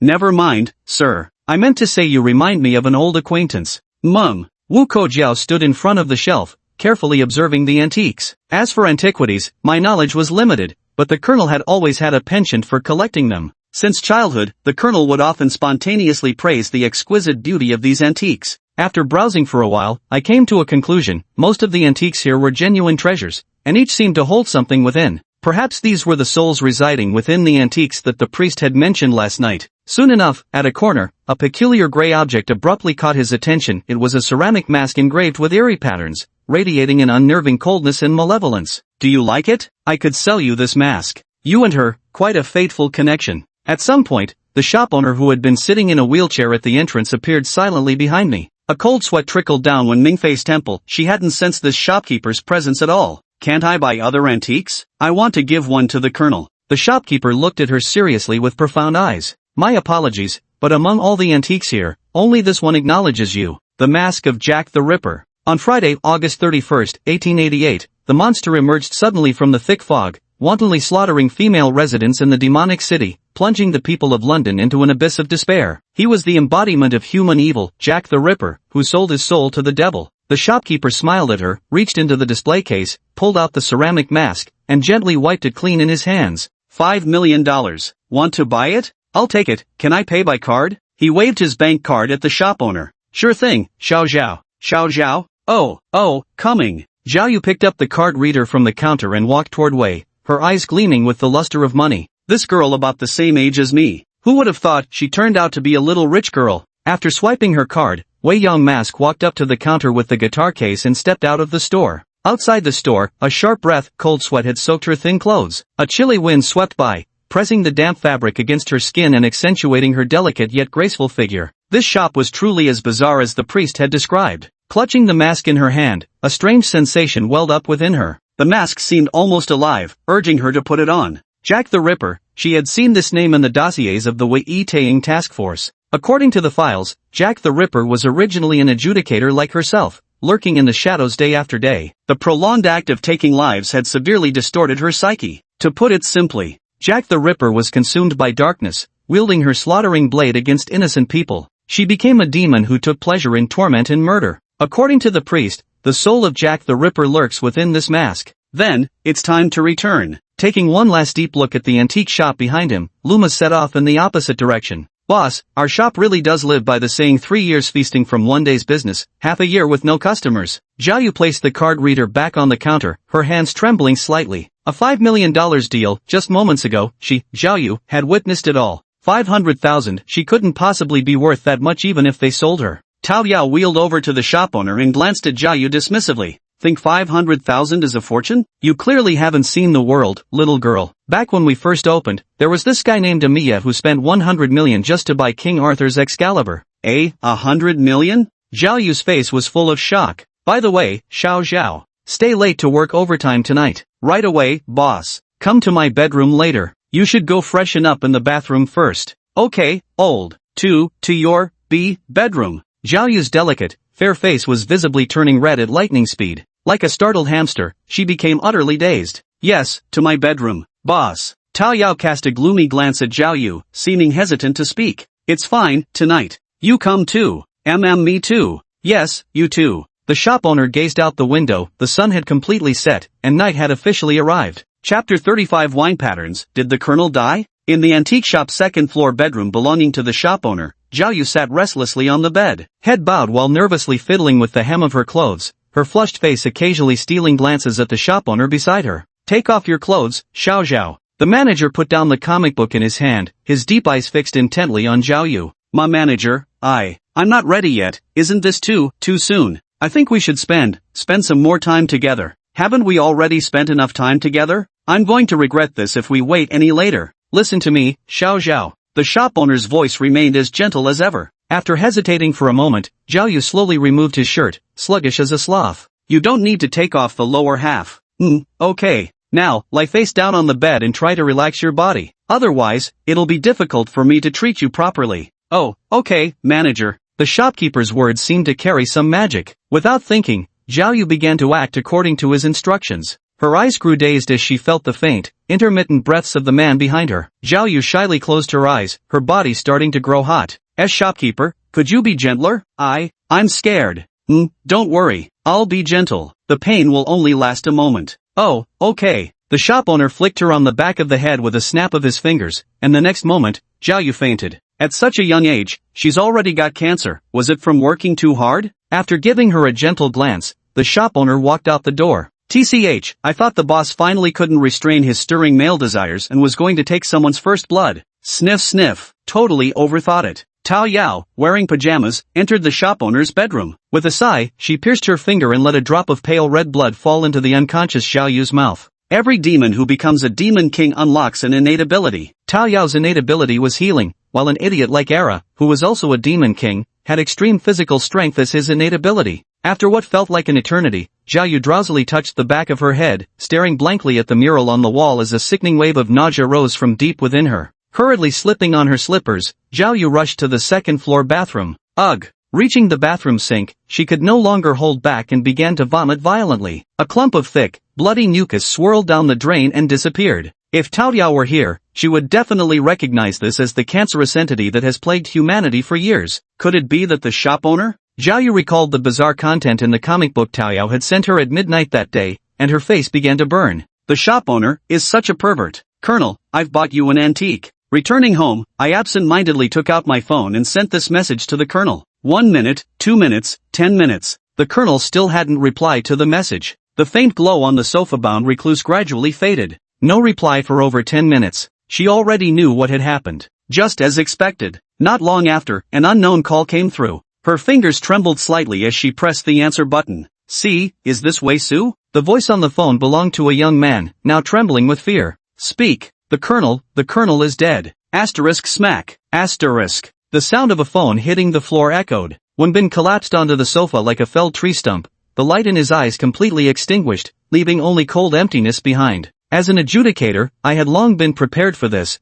but when it happened to someone close to me, the heart-wrenching pain was unbearable. The Colonel is dead. That man who grew up like a towering tree after being abandoned by his parents as a child, is dead. Listen up, Wei. What kind of girl learns the swana? You learn guitar, I'll learn violin. When we're unemployed, we can still perform on the streets. We'll call ourselves the Little Gigis. The Little Gigis? Yes, the Xiao Gigi duo. Combine the first characters of violin and guitar. What a fantastic name. Dangerous. Dangerous? What kind of dark business is this? Dangerous. How I wish you were just an ordinary girl. This damned icy power. Hey Wei, you think if I help you defect from the organization, will they whip me with chili-soaked lashes when they catch me? Or maybe send me to Thailand for gender reassignment surgery? No, Colonel. The organization would just eliminate you directly. Gender reassignment surgery would cost them extra money. You know what? Now that you mention it, that actually makes me kinda happy. Wait for me, Wei. Currently on a mission. Wait till I finish this operation, I'll let you taste my newly acquired pastry skills. Memories of the colonel played vividly in Wei's mind like a movie reel. Before he realized it, tear stains had already soaked the clothes of the slumped figure collapsed on the sofa. You bastard. We promised to retire together and form our little lucky duo. You promised to let me taste your latest pastry-making skills. All of this, was it all just lies to me? A low, guttural roar echoed throughout the entire rented apartment. Black Egg gazed silently at Wei, his emerald green cat eyes filled with pity. As for Lieutenant Colonel Wei, Black Egg had met him a few times before. He was an extremely gentle man. It was the Lieutenant Colonel who had bandaged and treated Black Egg's wounds back then. The Lieutenant Colonel would even make delicious little desserts. When Black Egg sneaked bites, he would just laugh and pat the cat's head, saying, "You greedy little thing. Someone as kind as the Lieutenant Colonel is actually dead? Are you still there?" The man's voice continued to emanate from the phone lying on the ground. "Tell me, how did the Colonel die?" Her lips nearly touching the phone screen, she pressed her entire face against it. The man's voice sounded hesitant. "Speak." It was the intelligence department. The intel was flawed. The demon the colonel hunted down was actually of Demon King caliber. That Demon King usually disguises himself as an orphanage director, taking in large numbers of orphans to raise. On the surface, he appears to be a gentle and kind-hearted man. In reality, he only took in those orphans to satisfy his own appetite. At the most critical moment of the battle, to protect one orphan, the colonel used his own body to block an attack from that Demon King. Colonel, he was a hero. Ha! A hero? For people like us who lurk in the shadows, I'm afraid few would even know when we die. Give me the intelligence on that Demon King. Wei Nan remained calm, just like always. Lord Wei, forgive my bluntness, but you're no match for the Demon King. Even the colonel, who was so powerful, couldn't. Give it to me now. I'll kill him. Lord Wei, please calm down first. Before his death, the colonel entrusted me with a message for you. Danger, the painting of 7 roses in my room. Open it. That's the line. Chapter 36, Wine Markings, Green Snake. This is a villa located in the city center, and it was also where the colonel once lived. This place holds Ando's memories. From being adopted by the colonel as a child, much of his time was spent here. You're not that young anymore, it's time for you to move out. Here's $100 million. Times are a bit tight for me lately, so this is all my savings. The colonel, who had been playing mahjong with the old gentleman next door, wore a gratified expression. That settles it. The false Reed idly blew the rice paddy, swiftly clearing the narrow path. Taking the spare key from her bag, she unlocked the villa's entrance and swiftly stepped inside, her movements discreet like a passing phantom. The villa was adorned with extravagant decor, its walls lined with various antiques and famous paintings. If the disciplinary inspection team from the Special Operations Unit saw this, they would surely accuse the colonel of corruption without hesitation. Arriving at the bedroom on the second floor of the villa, when Mao pushed open the door, this was the colonel's room. The colonel's bedroom was covered in countless eerie depictions of snakes, revealing his peculiar fascination with serpents. Next to the bedside table stood densely arranged photo frames, most featuring the colonel and Wei Mu, though some also showed him with his comrades in arms. Absently, she discovered a dusty photo frame, brushing off a thin layer of dust before frowning at what she saw. Perhaps due to the passage of time, the photo hidden within the frame had yellowed and worn with age. It must have been taken at night. It was a group photo, and within it she recognized several familiar faces. There was an antique shop owner, that strikingly beautiful clerk, and the blonde man who often frequented the Monster Hunter bar late at night. This photo, why didn't I notice it when I was little? Staring intently at the photo, she desperately searched her memories, but unfortunately, within her limited recollection, there was absolutely no trace of this photograph's origin. After removing the photo from the frame and tucking it away, Wu Yu casually swept her gaze across the room. Above the nightstand, a vividly colored rose painting stood out prominently. Removing the portrait from the wall revealed a small recess in the wall. Inside lay a letter and a bank card. Retrieving the letter and card, Wu sat on the bed staring blankly at the handwriting on the envelope. The scrawl looked like it had been gnawed by a dog, only the colonel could write like that. She pulled out a sheet of paper as thin as cicada wings from the unsealed envelope. Wei, by the time you read this letter, I'll probably have gone to meet the old man upstairs. The Lil Gigi duo wasn't meant to be, despite me racking my brains to come up with such a cool name. Damn it. About that. Hey, see that bank card? That's all my savings over the years, totaling 1 billion. Spend it wisely. The property deeds and land certificates, I've left them all in the room where you grew up. Hey, live well, and don't think about avenging me. Colonel, what's the use of leaving me money when everyone's dead? She picked up that bank card, then with a fierce glare, snapped it cleanly in two and threw both halves into the trash bin. You want me to not seek revenge? I haven't eaten or slept well since. Carefully folding the letter and tucking it into her pocket, she walked over to the nearby wardrobe. Opening the wardrobe, it was filled to the brim with densely packed noble military uniforms. I picked out one that suited me best and put it on, while an ice blade silently gathered moisture from the air at the end of the estuary. Her silver-white hair, radiant as the bright moon, snapped strand by strand. The mask of Jack the Ripper remained hidden in the depths of the alley. I'll make a deal with you, grant me power. Once we slay that demon king. Afterwards, this body will be yours. A strange red glow flickered across the eerie ceramic mask, as if responding to my words. Blue Snake, what brings you to my place? Inside the bar, Violet frowned as she looked at the man sitting across from her, his legs casually crossed in a rakish manner despite wearing an aristocratic military uniform. The man had neatly cropped brown hair and was currently polishing a long sword covered in patches of bluish scales with his white gloves. I just faked my death. So what? Not welcoming a homeless soul like me? After all, we're both the boss's subordinates, and we're part of the martial faction too. There's no need to be so heartless, Violet. The green snake raised its head to gaze at Violet, its vertical emerald pupils flickering faintly. Don't try to get chummy with me, we're not that close yet. Violet cast an annoyed glance at the green snake, who had kicked off his military boots and propped his bare feet on the coffee table. This man called Green Snake, despite having only 7 centuries of cultivation, possessed an unusually sharp mind. He could be considered the master strategist among their militant faction. This guy is downright despicable. Why is the great demon era so poor? It's all because he was swindled by this bastard. Even I myself was once scammed out of $1 billion by this scoundrel. How can you say that? Back when the boss assigned us our mission, I even applied medicine to your injured butt. You don't remember? Violet. Get lost. Alright, enough joking around with you, Violet. Tonight there'll be a little girl sitting at the bar counter. Give her this information about the Demon King. The green snake put on military boots and white gloves before solemnly handing an intelligence document to Violet across from her. I know this Demon King. His true form is an eagle, extremely arrogant by nature. What, do you want to eliminate him? Violet looked somewhat puzzled. Rather than elimination, it's more of a trial, though not mine, of course. The green snake chuckled as she sheathed the scale-patterned sword at her waist. I do know that girl you mentioned. She comes here almost every late night to have a cocktail. I believe it's called sake.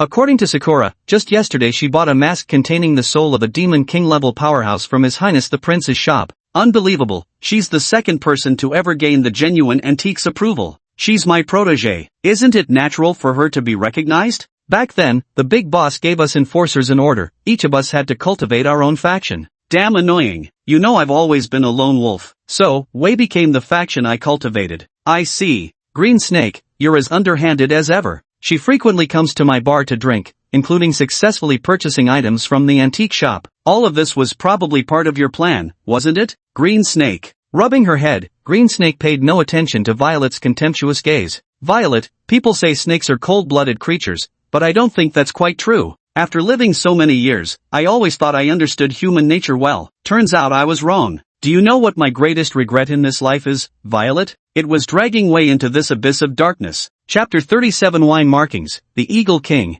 Bring me a glass of butterfly orchid extract. When Bin Chang arrived at the bar as usual, but this time with a different mask. Ah, Miss Wine, your new mask is quite lovely. Noticing her habitual demeanor, the bartender tactfully moved behind the counter to mix drinks. Eat? A hint of heartache flickered in Xingxi's eyes as she gazed at Violet from within the hidden compartment. This feigned death of hers must have caused Violet immense pain. Xingxi had never underestimated government agencies. Over her years of espionage here, she'd grown increasingly aware of how terrifying they truly were. The times have changed, she murmured. With the advancement of times, the talented individuals within the organization have developed all sorts of novel equipment and tools. For instance, attaching the power of talismans to artillery shells, one shot capable of sending a demon king straight to the heavens. There's also the covert cultivation of clones infused with lineages ranging from demons and vampires to werewolves, among others. After gathering enough intelligence, the serpent adopted a feigned death to retreat into the shadows unseen. Violet, it's up to you now. He turned his head to look at Violet beside him. Considering how much information you've gathered, I'll help. After casting a deep glance at the green snake, Violet vanished from sight. After an extensive search, Wei Suchou located the Demon King who had slain the colonel. Despite a fierce and grueling battle, he was no match for the Demon King and ultimately met the same fate as the colonel, falling on the battlefield. Perfect plan. Wait for me, Wei. I will pull you out of the darkness and let you live peacefully under the sunlight like a normal girl. He propped his hands on the counter, staring dumbfounded at Wei who was sitting at the bar. Suddenly, Wei seemed to notice something and turned his head in confusion to search for whatever had caught his attention. Silly girl. The corners of the colonel's lips curved upward as he turned and walked back into Violet's office. "Miss Alcohol, your orchid cocktail." The bartender gave Miss Alcohol a peculiar look. Just moments ago, his boss Violet had unexpectedly requested a private meeting with this reclusive woman. Placing a note from his boss beneath the orchid cocktail glass, the bartender smiled and walked away toward where new customers had arrived. "You're here?" Violet gazed at the picturesque scenery outside the window while holding her cup of black tea. Through the mirror, she caught sight of a vaguely familiar silhouette behind her, none other than, I never expected you to be the owner of this bar." Wanayan was somewhat surprised. The blonde guy who often hangs out at the bar turned out to be the hidden owner behind it, something no one could have anticipated. "Just a bar, I've got plenty of other places." "Sit. Mum, this is the location of that great demon who killed the colonel. I believe you know me too. The colonel and I have been good friends for many years." Violet knocked on the table, staring intently at Wei. "I know. I found a group photo in the colonel's bedroom, and you were in it." Silently, Wanma took out that group photo from his pocket. In the photo, Violet and the colonel standing at the front were clearly visible. "The colonel is my dearest friend, like a brother to me. Normally I treat him like my younger brother. I can help you get revenge, if you need it." "No thank you, I appreciate the offer." After a moment of silence, Wontai picked up the letter on the table and walked out through the door. "I'll avenge the colonel myself." "TSK, what a solitary child." Violet smiled and lifted her teacup to take a delicate sip. The midnight hour always carried such solitary desolation as Wu Dezizho, wielding a half-meter assault rifle in his right hand, strolled down the street with his blue ice sword. According to the intelligence provided in the letter, this eagle-type demon king was hiding in a nearby abandoned park. Before long, Wei Tu spotted his target. At that moment, the adversary stood atop a derelict Ferris wheel, gazing down at him from their commanding height. The eagle's vision is exceptionally sharp, he must have spotted him long ago. "Military personnel?" The man leaped down from the Ferris wheel, his hawk-like eyes locked onto the uniformed figure on the ground. Bang! Without wasting words, Wei Judy raised the pistol in his hand and fired straight at Cobra King's head. It was a silvery white bullet emanating a chilling aura, specially crafted with micro-sized talismans inside capable of harming supernatural creatures. Combined with Wei Naiwa's ice control abilities, this strike would deal significant damage even to a demon king if it landed. Those eerie bullets again. Damn military bastards. Dodging the bullet in a fluster, the Eagle King's face twisted with fury. He recalled the uniformed man from earlier, just like this masked girl before him now, both wielding a sword in one hand and a gun in the other. Discarding his contempt, a row of slender claws materialized in the Eagle King's grip as he sprang forward, launching himself at Wa.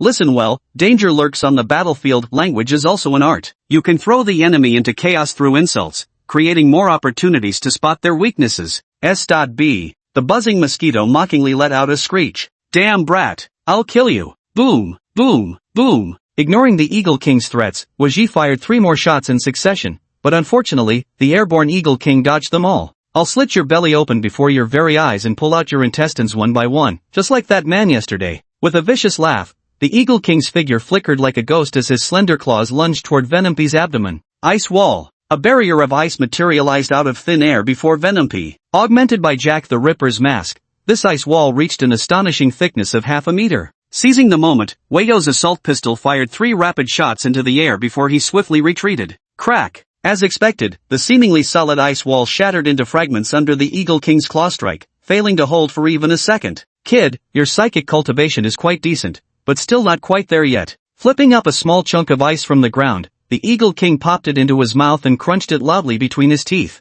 Those sharp eyes were filled with disdain. After a round of probing, he had thought this girl in a military uniform would be as troublesome as the man from yesterday, but she turned out to be just ordinary. The Eagle King gradually lowered his guard, deciding to have some fun with this human supernatural. Killing humanity's budding elites was one of the Eagle King's greatest pleasures. Care to guess who'll win? 100 meters above ground, Violet stood atop a swarm of bats, smiling as she glanced at Colonel Greensnake beside her. Wei can't win, but she can inflict serious injuries on the Eagle King. Did you see those 7 bullets she missed? They were imbued with Weimo series abilities. Simply put, with the mask's enhancement, Weisaw can control the bullets to curve. She was just luring the Eagle King into underestimating her, waiting for the moment he let his guard down to deliver a fatal blow. The Colonel's eyes sparkled with admiration. Chapter 38 Wine Pattern, The Returned Colonel, Bone-Winged Serpent. Brat, your swordsmanship still lacks refinement. My interest in you is nearly exhausted. The next strike will send you to meet your maker. Having grown weary of their cat-and-mouse game, the Falcon King's razor claws suddenly elongated, sweeping toward the ragged youngster's flank.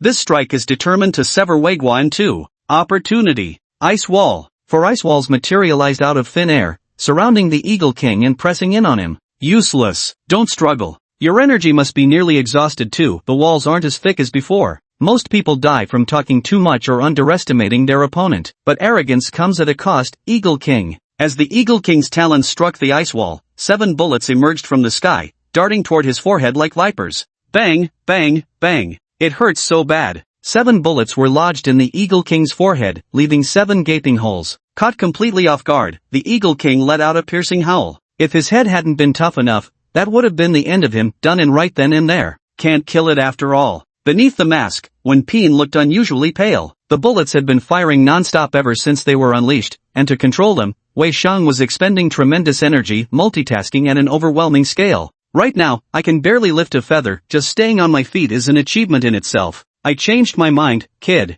I won't kill you. The Eagle King's lecherous gaze swept over Wen Shi's tattered clothes. He let out a piercing laugh. With a sinking heart, Wen Shi realized any normal person could tell what the Eagle King was thinking just from that look. Then I'll just have to blow myself up. She clenched a black talisman in her hand, one she had exchanged for a massive amount of merit points within the organization. It was said to have enough power to flatten a small hill. What do you think, Violet? Even if we let Wei Kanban go, she'll definitely grow into a major asset for the boss. Good. Full marks for combat instincts. She has what it takes to join our Blood Shadow Squad. We can take her under our wing. Rarely did Violet offer praise. Good. Waiting for you. Those very words. Now then. The Colonel's gaze turned icy cold as he drew the serpent scale sword from his waist. In the next instant, a cyan serpent dozens of meters long with bony membranous wings shot like a meteor toward the approaching Eagle King. Bang! The hard concrete cracked with fissures as the powerful shockwave sent the Eagle King flying over 30 meters away. Another Demon King. Washitsong collapsed weakly onto the ground, his body devoid of strength, his eyes filled with shock.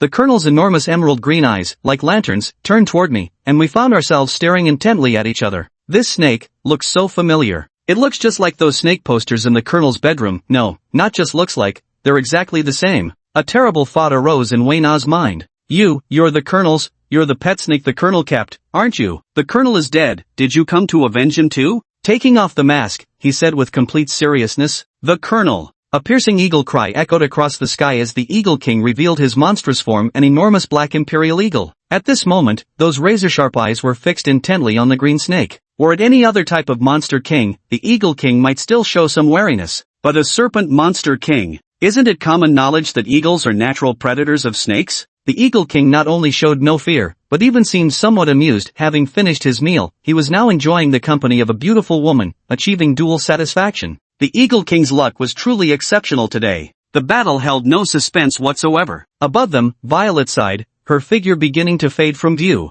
The green serpent's true form was an exceptionally rare species of snake called the bone-winged serpent, capable of flying through the air like a bird, possessing both formidable strength and speed. By estimation, the green snake was likely the last skeletal winged serpent in existence. The Eagle King stood no chance of victory. Just as Violet had predicted, when the two colossal creatures clashed, the Eagle King immediately regretted his decision. In speed, this serpent proved swifter and more agile than him. As for strength, he was utterly outmatched. In no time at all, the Eagle King found itself tightly coiled by the green serpent's slender body. The sound of bones cracking echoed relentlessly, causing the Eagle King to shriek in continuous agony. Bang! The two enormous creatures crashed down from the sky, smashing the abandoned amusement park facilities into fragments. Wu Duodu endured the sight of the Eagle King tightly bound by the serpent, whose sharp beak was now frothing slightly, clear evidence of the serpent's crushing strength. As for this person who dared to covet Wei Nao, the Colonel felt an uncontrollable surge of nameless fury rising within him. He bared his bloody maw and, under the horrified gaze of the Eagle King, clamped his jaws around the opponent's head. We won! That Eagle King who killed the Colonel is already dead. Yet, Wei Nadi remained utterly indifferent. With her enemy dead before her eyes, she couldn't muster even a shred of joy. The motionless boat lay flat on the ground, enduring the gaze of the bright moon in the sky. When he was young, the Colonel most loved taking Weigua to lie on the deck and gaze at the moon, just like this, lying flat. Sadly, that person was no longer here. Ugh, got a mouthful of feathers. How many years has it been since this damn eagle washed its head? Tastes disgusting. Not far away, a voice etched into his very soul echoed. Lying on the ground, Wenbin turned his head toward the sound like a wooden puppet. Amidst a sky swirling with black feathers, a man with neatly trimmed brown short hair, dressed in noble military attire and wielding an emerald green longsword, was swearing his way toward himself. Seeming to notice Wei Nuo's gaze, the man sheathed the sword at his waist. That familiar smile remained as warmly comforting as ever. Missed me, Wei Jun? The colonel stood facing Vienna, took off his white gloves, and bent down to extend his hand toward her. Colonel? It's me, Wei. Hell didn't want me, so I crawled my way back out to bring my beloved witch Vienna a warm homemade pastry. Colonel! The cry was utterly heart-wrenching. This scene made the colonel feel terribly upset. Tisk. Because I was too handsome, Satan couldn't stand it and kicked me straight from hell to the mortal world. Life is truly full of ups and downs. Wow. The colonel wore an expression full of lament. Anyone else would probably have been utterly fooled by now. Only Vodeo, who was familiar with the colonel, knew he was spouting nonsense again. Stop crying, you look like a little kitten with that tear-streaked face. Amidst the exuberant cheers from the crowd, the colonel swiftly wrapped his arm around her waist. He hauled her over his shoulder as if she were a sack of grain. You've lost weight. Have you not been eating properly these days? Let's go, Wei. Let's go home, and I'll cook you a proper feast to nourish you back to health. Damn that green serpent. First the husky, now you. Has the world truly changed this much? Violet stood beside the long-dead corpse of the Eagle King, whose body had dried like cured meat, not a single drop of blood remaining. Special Operations Team member Wei, blinded by hatred, used a specialized self-detonation talisman to perish together with the Eagle King. Violet held a black talisman, unmistakably the very one from the seed machinery. She tossed it beside the Eagle King's corpse, and moments later, a violent explosion erupted. Dust. Curtain fall. Chapter 39, Ancestor, Krulteeps. Boss, the air quality is good this morning. Would you like to go for a walk? I'll push you in the wheelchair. In the antique shop, Tao Yao handed the teacup to the shop owner, who was clad in penguin pajamas and watching the morning news. Finish this cup of black tea. Mum. Tao Yao was in high spirits today. That Jiayu girl, damn her, must have misunderstood something yesterday. She'd taken 3 days off in a row. As for Ing, her dear younger sister, who knows where she'd run off to have fun. Today, it was just her and the boss in the shop. Perfect. Shocking news. A massive explosion at the abandoned amusement park last midnight caused toxic gas to leak from underground. All residents are advised to stay away. The TV host began spewing nonsense with a straight face. You had to admit the author had real talent for spinning tales, somehow convincingly tying an abandoned amusement park to toxic gas with perfectly plausible arguments. These youngsters nowadays truly know how to stir up trouble. Taking a slow sip, the shopkeeper gazed at the Jack the Ripper mask displayed in the nearby glass case. Yeah, Tao Yao couldn't help but chuckle softly. 500W. Back again, boss. Violet, is the prince still unwilling to return to the clan? Cruel Alice sat upon the throne, her scarlet eyes brimming with supreme authority. Your Majesty, call me Ancestor. Alright, Ancestral Queen. His Highness the Prince is currently obsessed with running an antique shop. Kneeling on one knee, Violet's face was twisted with bitterness. As the boss's right-hand woman, Violet couldn't possibly report the shop owner's true circumstances. Spending all day eating, drinking, and having fun? Lazing around? Now he won't even walk, started using a wheelchair. This matter must absolutely not be spoken of. If those old diehards in the clan find out, they'd certainly weave a 100,000-word tome of slander. After all, those old conservatives have long coveted the prince's position. Bring him back to the clan. Soon. War is coming. Adjusting her black pleated dress, Krull sat cross-legged, her piercing gaze fixed on Violet who was kneeling on one knee. Your Majesty, how about I make a video call to the prince now? You can talk to him. Do it. I'd love to see just how comfortable his life is now. Krull Alice abandoned her languid demeanor and sat up perfectly straight, even uncrossing her legs and planting her feet firmly on the ground. Okay, I'll call right away. Beep beep beep. Hello, is this His Highness the Prince? Violet, have you returned to your clan? No wonder I didn't see you this morning, had me worried for a bit. At a park near the old street, Tao Yao was pushing the shop owner as they strolled along the cobblestone path, with the latter holding a phone. Watching the dimly lit ancient castle where Violet was situated in the video, the shop owner smiled with a touch of nostalgia. Many thanks for your highness's concern. Violet is willing to follow you to the death. In the video, Violet's eyes were reddened, and her voice trembled slightly. The prince is still so considerate. Violet, give me the phone. Yes, your majesty. Violet reluctantly tossed her phone toward Seal, Alice. A few bats dragged mobile phones and flew them right before her. Don't you have anything to say to me, your highness? Kruru's snow-white fingertips tapped rhythmically against the armrest of her throne, her crimson eyes filled with pity. Long time no see, your majesty. Why did you dye your hair black again? Wasn't the previous pink color quite lovely? Like this? Krullo snapped her fingers, and her curly black twin tails turned pink. She stared blankly at the shop owner and said, yeah, much better looking than before. Then I won't change it back. Have you eaten yet, your majesty? I haven't eaten yet. How can you grow properly without eating breakfast? You're still as short as ever after all these years. Remember to drink more milk. Yes, alright. Remember to get more sunlight. Look how pale your skin is, it looks almost sickly. Yeah. Make sure you rest properly too, you're starting to get dark circles under your eyes. Yeah, thanks for caring. What's going on? Why are you stammering? You should video call me more often from now on. This habit needs to be broken. Lord, can I really video call you often? You're so busy, would I be bothering you? Crawl Alice's voice was as faint as a mosquito's hum. Nervously clutching the hem of her dress, her pale little face was brimming with anticipation. I am quite busy, but if it's you calling, I'll answer. On the video call, the shop manager wore an earnest expression. So, can I call you tonight, when I go to bed? I want to hear you say goodnight to me. After speaking these words, Alice shyly lowered her head, her pristine earlobes already flushing red. As you wish, your majesty. I'm so happy, my prince. What reward would you like? Anything. I can give you anything. Anything? A glimmer of light flickered in the shop owner's deep-set eyes. Anything will do. Even if it's me. There are plenty of antiques in the castle, right? Tell Violet to bring me a few hundred pieces. Oh, okay. Well then, that's settled. I'm hanging up now, we'll talk tonight. Put. Ta Yao, who had been silently observing all this, couldn't help but laugh. Xiao Tao, what are you laughing at? Nothing, I just suddenly felt like laughing. Boss, let's go sit quietly by the lotus pond over there. It's less crowded and quieter. Alright. Violet, quickly go search for antiques at those old fellows' houses. Here's my written order. Claire Alice naturally pocketed Violet's phone, then took out a bat-shaped token and tossed it down to Violet below. Very well, your majesty. Call me the ancestor. Understood, progenitor. Indeed, it's the prince. Even the queen, known for her cruelty and ruthlessness, can only bow her head in submission before his highness. Long live his royal highness. TCH, with this token in hand, those old fools who keep trying to slander his royal highness won't get off today without paying dearly. If they do, I'm not Violet. A cold smile curled at the corner of his lips. By the way, Violet, if you see this girl, capture her and bring her back to the clan. ?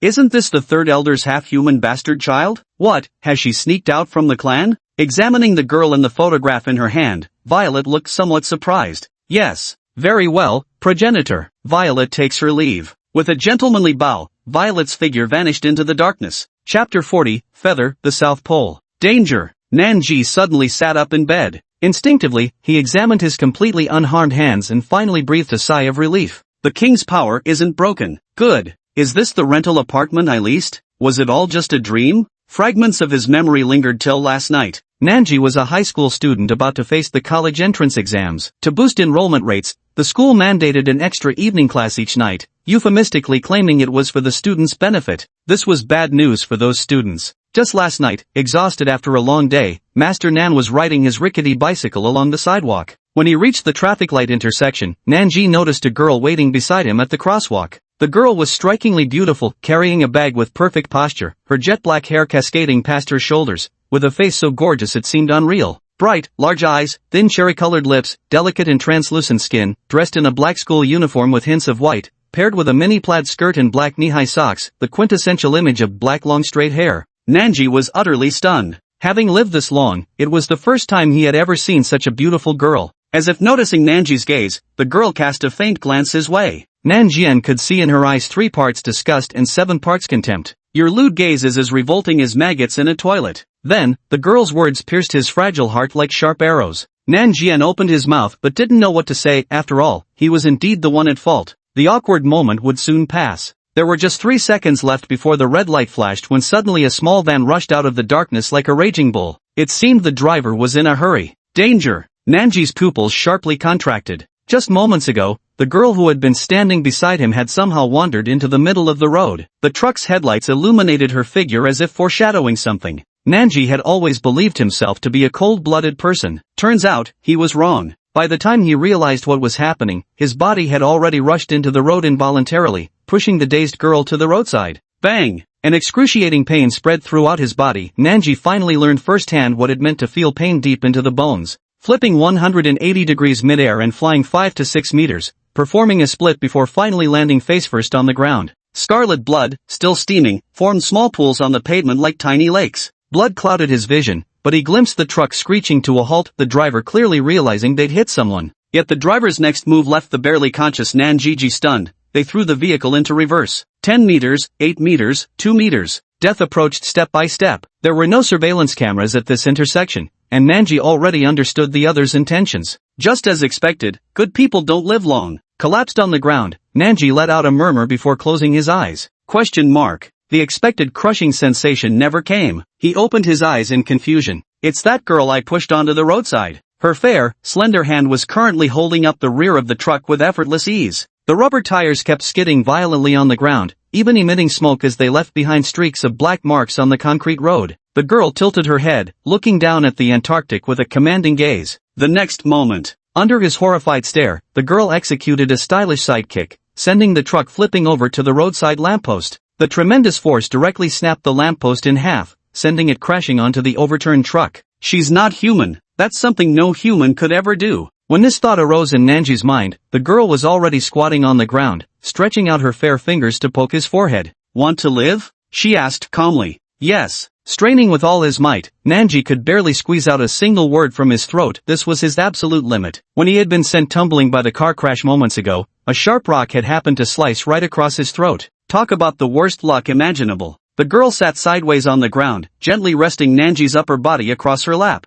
The legendary lap pillow. Feeling the soft touch against the back of his head, Nanji felt death receding further away. Even his drowsy mind cleared up a little. With both hands cupping Nanji's cheeks, the girl's delicate face drew closer and closer to his. Her faint, sweet breath brushed against his face, and Nanji felt his heart was about to leap out of his chest. It was his first time being this close to a girl. The girl's eyes were beautiful, as dazzling and enchanting as stars in the sky. Crack! The girl bared her 4 sharp fangs and sank them fiercely into his neck. Before losing consciousness, Nanji's heart roared with fury. Was everything that happened yesterday just a dream? Throwing off the covers, he got out of bed and walked toward the living room. His throat felt dry as a desert. He desperately needed a drink right now, and the water dispenser was in the living room. Put! Nanji, who was drinking water by the dispenser, accidentally spat it out. Without realizing it, he noticed the girl from yesterday sitting quietly on the sofa. The bubble of snot at the tip of her nose suggested she was asleep. Was everything that happened yesterday real? He pinched his thigh hard, and the pain dragged him back to reality.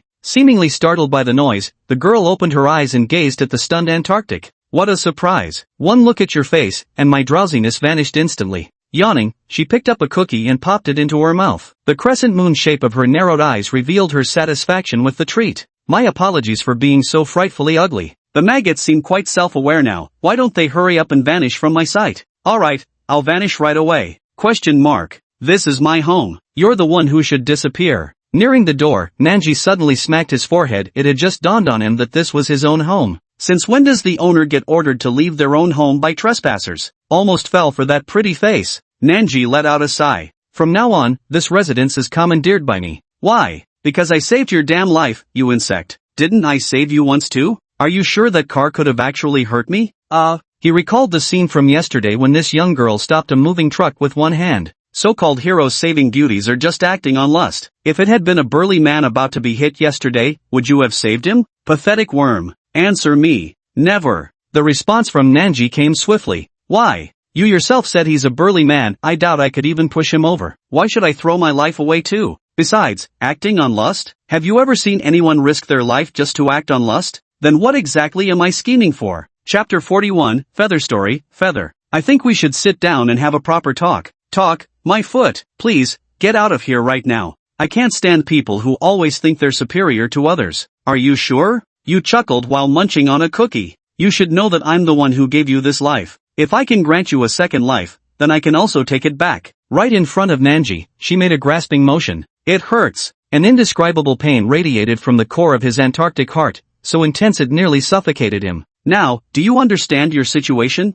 Simply put, you're now my servant. I'm hungry, come here. What are you trying to do? Drink your blood, otherwise why would I have gone through all that trouble to save you yesterday? You're the only human I've ever taken a liking to. Rather impatiently grabbing his collar, she pushed him down onto the sofa. You opened your mouth to reveal 4 sharp fangs, then sank them into his neck beneath his terrified Antarctic gaze. How come it doesn't hurt at all? It even feels pleasant? Feeling the warm, ticklish sensation on her neck, Nanji's eyes widened in surprise. A faint maidenly fragrance wafted into her nostrils as Nanji slumped powerlessly on the sofa, yielding completely to Yu's whims. Excellent. The blood tastes remarkably pure. I quite like it. She extended her tongue, lightly licking Nanji's neck, then propped herself up to gaze at the dazed look in Nanji's eyes beneath her. Truly a disgusting bug, getting turned on like this. After a glance at Nanji, Yu carelessly climbed off her and headed toward the bathroom nearby. Covered in the stench of that bug, she really needed to wash it all off. Phew! After a few minutes of waiting, Nanji finally recovered. He reached out to touch his neck, where there was not a single bite mark, as if nothing had ever happened. You didn't actually dislike humans that much, since she herself carried half-human blood in her veins. Among the blood clans who valued pure lineage, most mixed blood like her were either executed or banished from the tribe. You always considered herself lucky. Her father happened to be the third elder of the Krulla clan, and under his protection, scarcely anyone dared whisper dissent. The third elder was notoriously protective of his kin, doting all the more on this only daughter of his. Alas, in the end, it could not offer lasting protection. Marriage alliances, this is a convenient path for a family to prosper and flourish. Even the mighty Krulla family had no choice but to tread this path. Yu is the sacrificial lamb. Even with the third elder's protection, they were ultimately voted off by the numerous clan elders. In the eyes of these elders, trading an impure-blooded bastard for maximum benefit was a foolproof deal. When you learned this news, it struck like a bolt from the blue. She was to be married to the fifth elder of the Purse family, one of the four great houses, a being nearly 1,000 years old. You had seen the Purse family's fifth elder in her childhood, a bald, pockmarked old man whose very presence exuded an oppressive gloom. Moreover, it's said that the other party is particularly lustful, with multiple wives already. The thought of having to submit to such an old man in the future, binding her life to someone who could be her grandfather, made you feel utterly hopeless about life. She even considered suicide. In the end, she abandoned the idea because her suicide would bring blame upon her father and their entire branch of the family, not to mention facing pressure from both families, her own and the Percy family. The Purse family's strength is in no way inferior to the Krull family, with numerous powerful members in their ranks. According to the elders, forming a marital alliance with the Purse family would ensure the longevity of the Krull family. One late night, the third elder secretly escorted Yu out of the Krull family, sending her to City B to seek the legendary prince. Yu, I truly apologize. I couldn't protect you. A union born from such frigid emotions would never lead to happiness. Go to the old street in City B deep within. There's an antique shop where the rumored prince lives in seclusion. Seek shelter from him, and with his protection, no one in the Krull family or even the Pacey family would dare gossip about you. Back then, our Krull family was just a very small clan. It was His Highness the Prince who led our family to rise. Today, we can become the head of the four great families entirely thanks to the prince's former might. You must understand, when the prince held court back then, the other three great families didn't dare even let out a fart. You clearly remembered the proud expression on his father's face when speaking of the legendary Prince Royal. Unfortunately, the Prince Royal has now been in seclusion for a century. The three great families are beginning to stir, each convinced that the man who once stood atop all living beings has ultimately succumbed to the passage of time and perished long ago. This marriage proposal from the Percy family is actually nothing more than a test of their own. If we were to truly marry you into their family, their demands would only grow ever greater, until our Krull family is completely sidelined. Those damn old fools in our family, relying solely on their seniority to meddle in clan affairs, are truly regressing with age. How dare they even think of impeaching the prince? Have they forgotten who single-handedly upheld the Krull family's honor? You, take this map. It's the only thing I can do for you. You don't need to worry about me either. This trip was actually made with Queen Alice's approval. Her Majesty has long wanted to purge those so-called venerable elders in our clan. I understand, father. After seeing you off, the third elder's figure seemed to age significantly. He didn't know whether this decision he made was right or wrong. The prince, having wandered through hardships and lived in seclusion for centuries, must have his own intentions for opening this antique shop now. Sending you to intrude like this somehow feels like calculating against the prince. Following his father's instructions, you managed to survive this journey with some close calls. Of course, occasional encounters with local ruffians and hoodlums were inevitable. The most thrilling incident was taking a taxi at night. I still have no idea what the driver had placed in the car. I nearly couldn't resist falling unconscious. Had I actually passed out back then, the consequences would have been unimaginable. Of course, that driver didn't end up well either. You has never shown mercy to humans who attempt to plot against her. Also, regarding this truck incident, even though you kept a low profile, the Witchers in this region ultimately noticed her presence. Actually, she felt quite grateful to that human named Nanji. The headlights of that truck seemed to have undergone special treatment. When the light suddenly shone on her, she found herself completely unable to move. If that human hadn't stepped forward at the critical moment, she might have suffered an unexpected defeat. As the price, she used a portion of her own life to heal this human. Chapter 42, Feather Chapter, Momo's Birthday. Boss, what would you like to eat today? I'll go buy it. In the antique-filled room, Taoyao placed a plate of sliced peaches beside the reclining chair, her eyes brimming with tenderness. let's eat out today. Have you grown tired of my cooking? I could never get tired of it. Even after eating it for 100 years, I'd still love it. Putting down the manga in his hand, the shopkeeper couldn't help but chuckle wryly. Didn't you say today was your birthday? I remember it clearly. Yeah, I'll go upstairs to change clothes, boss. Tao Yao hummed an unknown tune as she walked up to the second floor. Had the boss not mentioned this matter, she would have almost forgotten it herself. The so-called birthday was actually the day a demon underwent the Demon King's trial and achieved their human form. Every 100 years, this day was designated as a day of celebration. Xiaodao's birthday? I've lived so long I've forgotten when my own birthday is. After stretching lazily, the shop owner walked to the wardrobe and casually pulled out a shorts and t-shirt set to wear. The weather in City B had been particularly bizarre lately. It had snowed just days ago, yet now the days were swelteringly hot as if summer had returned. Boss, I'm ready. After waiting a few minutes, Tao Yao came downstairs wearing a t-shirt on top and denim shorts below, simple, fresh, and full of energy. FBI's customized prison, where most of the extraordinary individuals who disrupt national security are incarcerated. At this moment, the warden, Hypnotist Fancy, was sitting in his office with a cup of coffee. A daily cup of coffee had become his ingrained habit. Before him stood a computer, its screen filled with densely packed surveillance footage. Fantasy was also a psychic, though his abilities were somewhat weak at best. He could only bend a spoon. So, he turned his focus to hypnosis instead. There are no useless abilities, this was the belief he held steadfast. Soon enough, in the field of hypnosis, Fantasia achieved extraordinary success, rising to the position of prison warden by his 30s. Bring prisoner number 233, Hulai, and prisoner number 244, Peter, to my office. Yes, warden. The adjacent communication device soon emitted sounds indicating the removal of handcuffs and leg irons. The guards worked efficiently, and before long, the two men were brought into Fantaxi's office. Now, the two men had none of their former high spirits, their eyes devoid of light, their clothes in tatters, and their bodies covered with purplish-red whip marks. It was evident what kind of abuse they had endured during this period. Torture can break a person's will, making hypnosis easier.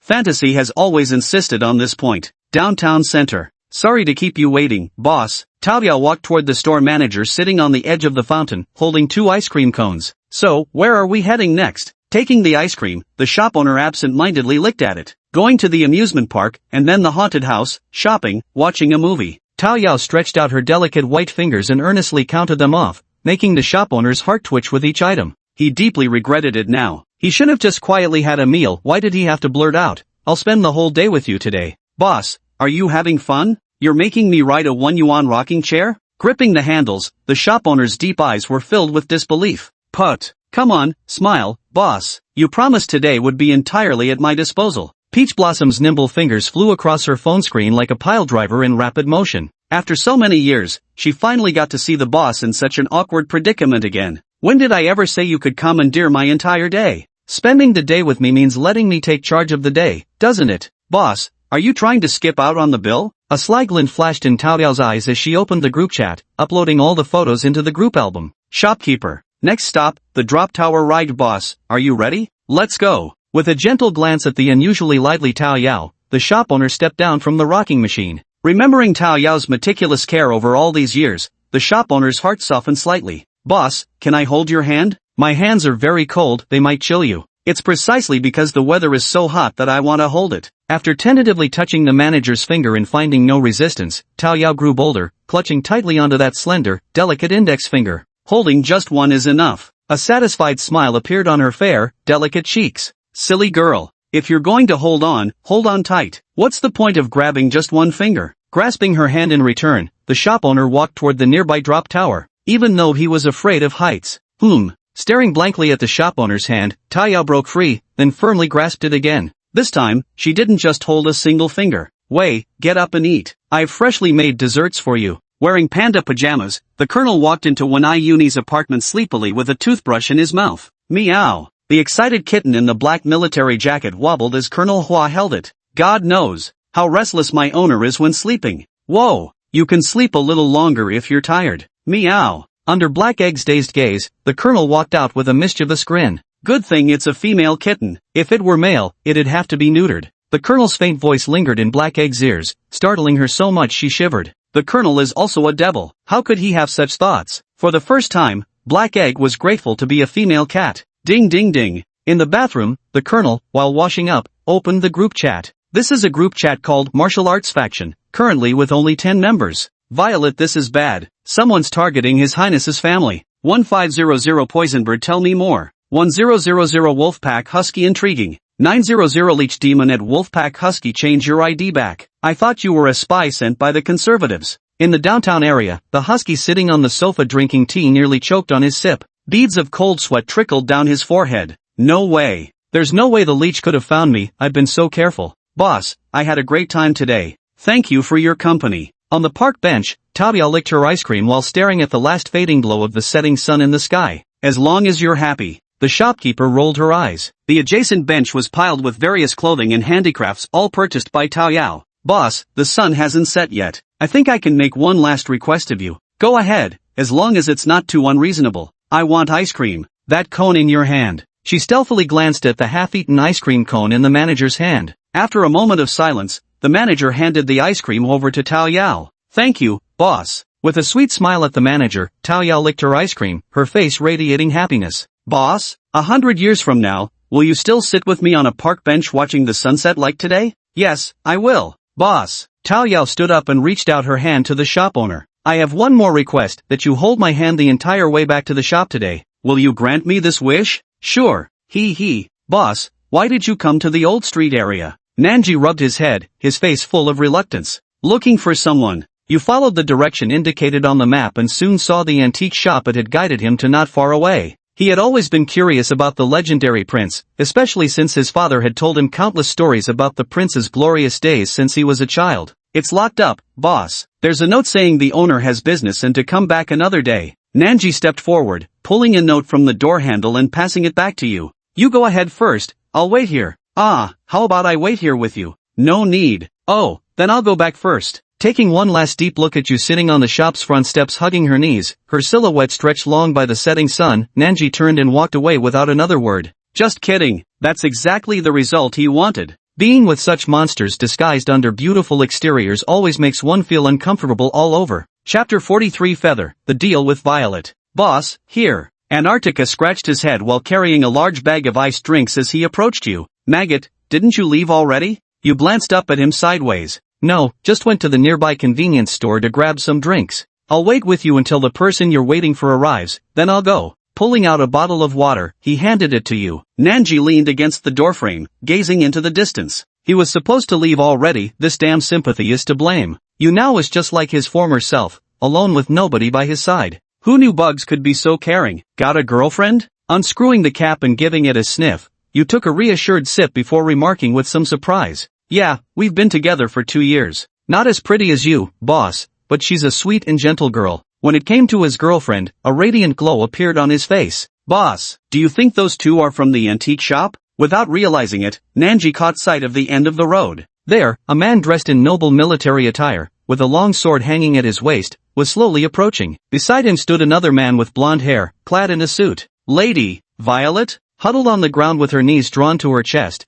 you stared like a startled rabbit at Violet's beaming face not far away. You was all too familiar with this other legendary figure of their family, a warrior goddess who had repelled countless formidable enemies. Her most dazzling battle had been single-handedly slaying 3 troublemaking toad demon kings, a feat that shone brilliantly in their clan's history. One of the reasons why the 3 great families still dare not move against the Krula family is partly because of Violet. After all, her reputation for ferocity is utterly terrifying. Violet halted her steps and offered you, who was trembling with fear, a gentle smile. Who would have thought the third elder's illegitimate daughter would be even more beautiful than in the photographs? No wonder that old scoundrel from the Percy family took the initiative to propose marriage. Don't be nervous, I'm not here to take you back to the clan. I've come to propose a deal. A deal? Yu's emotions gradually steadied as she looked at Violet with confusion. Yes, a deal. Come with me. With a beckoning finger gesture towards you, Violet stepped into the dimly lit alley nearby. Hesitating for a moment, you followed closely behind. Unauthorized persons stop here. The cyan serpent blocked Nanji who was walking beside you. Why would a human like you butt in when elders are questioning their juniors? Come keep this handsome uncle company instead.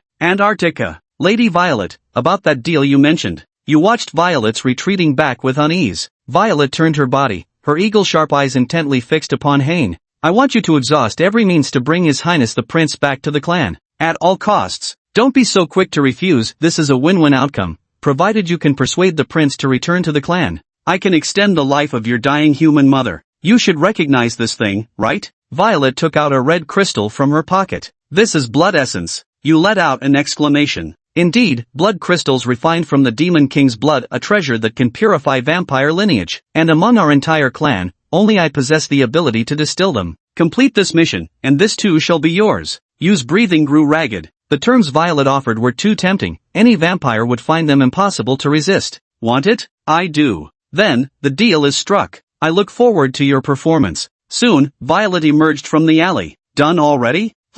Let's go, Qingxi. Today we'll give the Persei family some trouble. Patting the colonel, who wore a mischievous smile, Violet vanished into a swirl of black light. Right. The colonel drew the serpentine sword from his waist, and under the astonished gaze of Nanji, a colossal serpent, roughly 30 to 40 meters long, surged into the sky, ascending with majestic force. Its terrifying speed left blurred streaks of afterimages in its wake. I've been talking to a snake this whole time. Nanji was dumbstruck. The mild-mannered young officer had transformed into a gigantic serpent right before his eyes and soared into the heavens. This is so damn terrifying. Lucky I've got a strong heart. If it were any weaker, I'd have been scared to death on the spot. Go back. This is no place for you. You stared at the dissipating shockwave in the air with mixed emotions, sighed, and spoke towards the South Pole. Got it, boss. Be careful. The disheartened Nanji turned around and walked toward the outer streets of the old quarter, completely shaken by the horrifying scene that had just shattered the beliefs of this staunch materialist youth. Truly worthy of Lady Violet, everyone around her is such an extraordinary friend.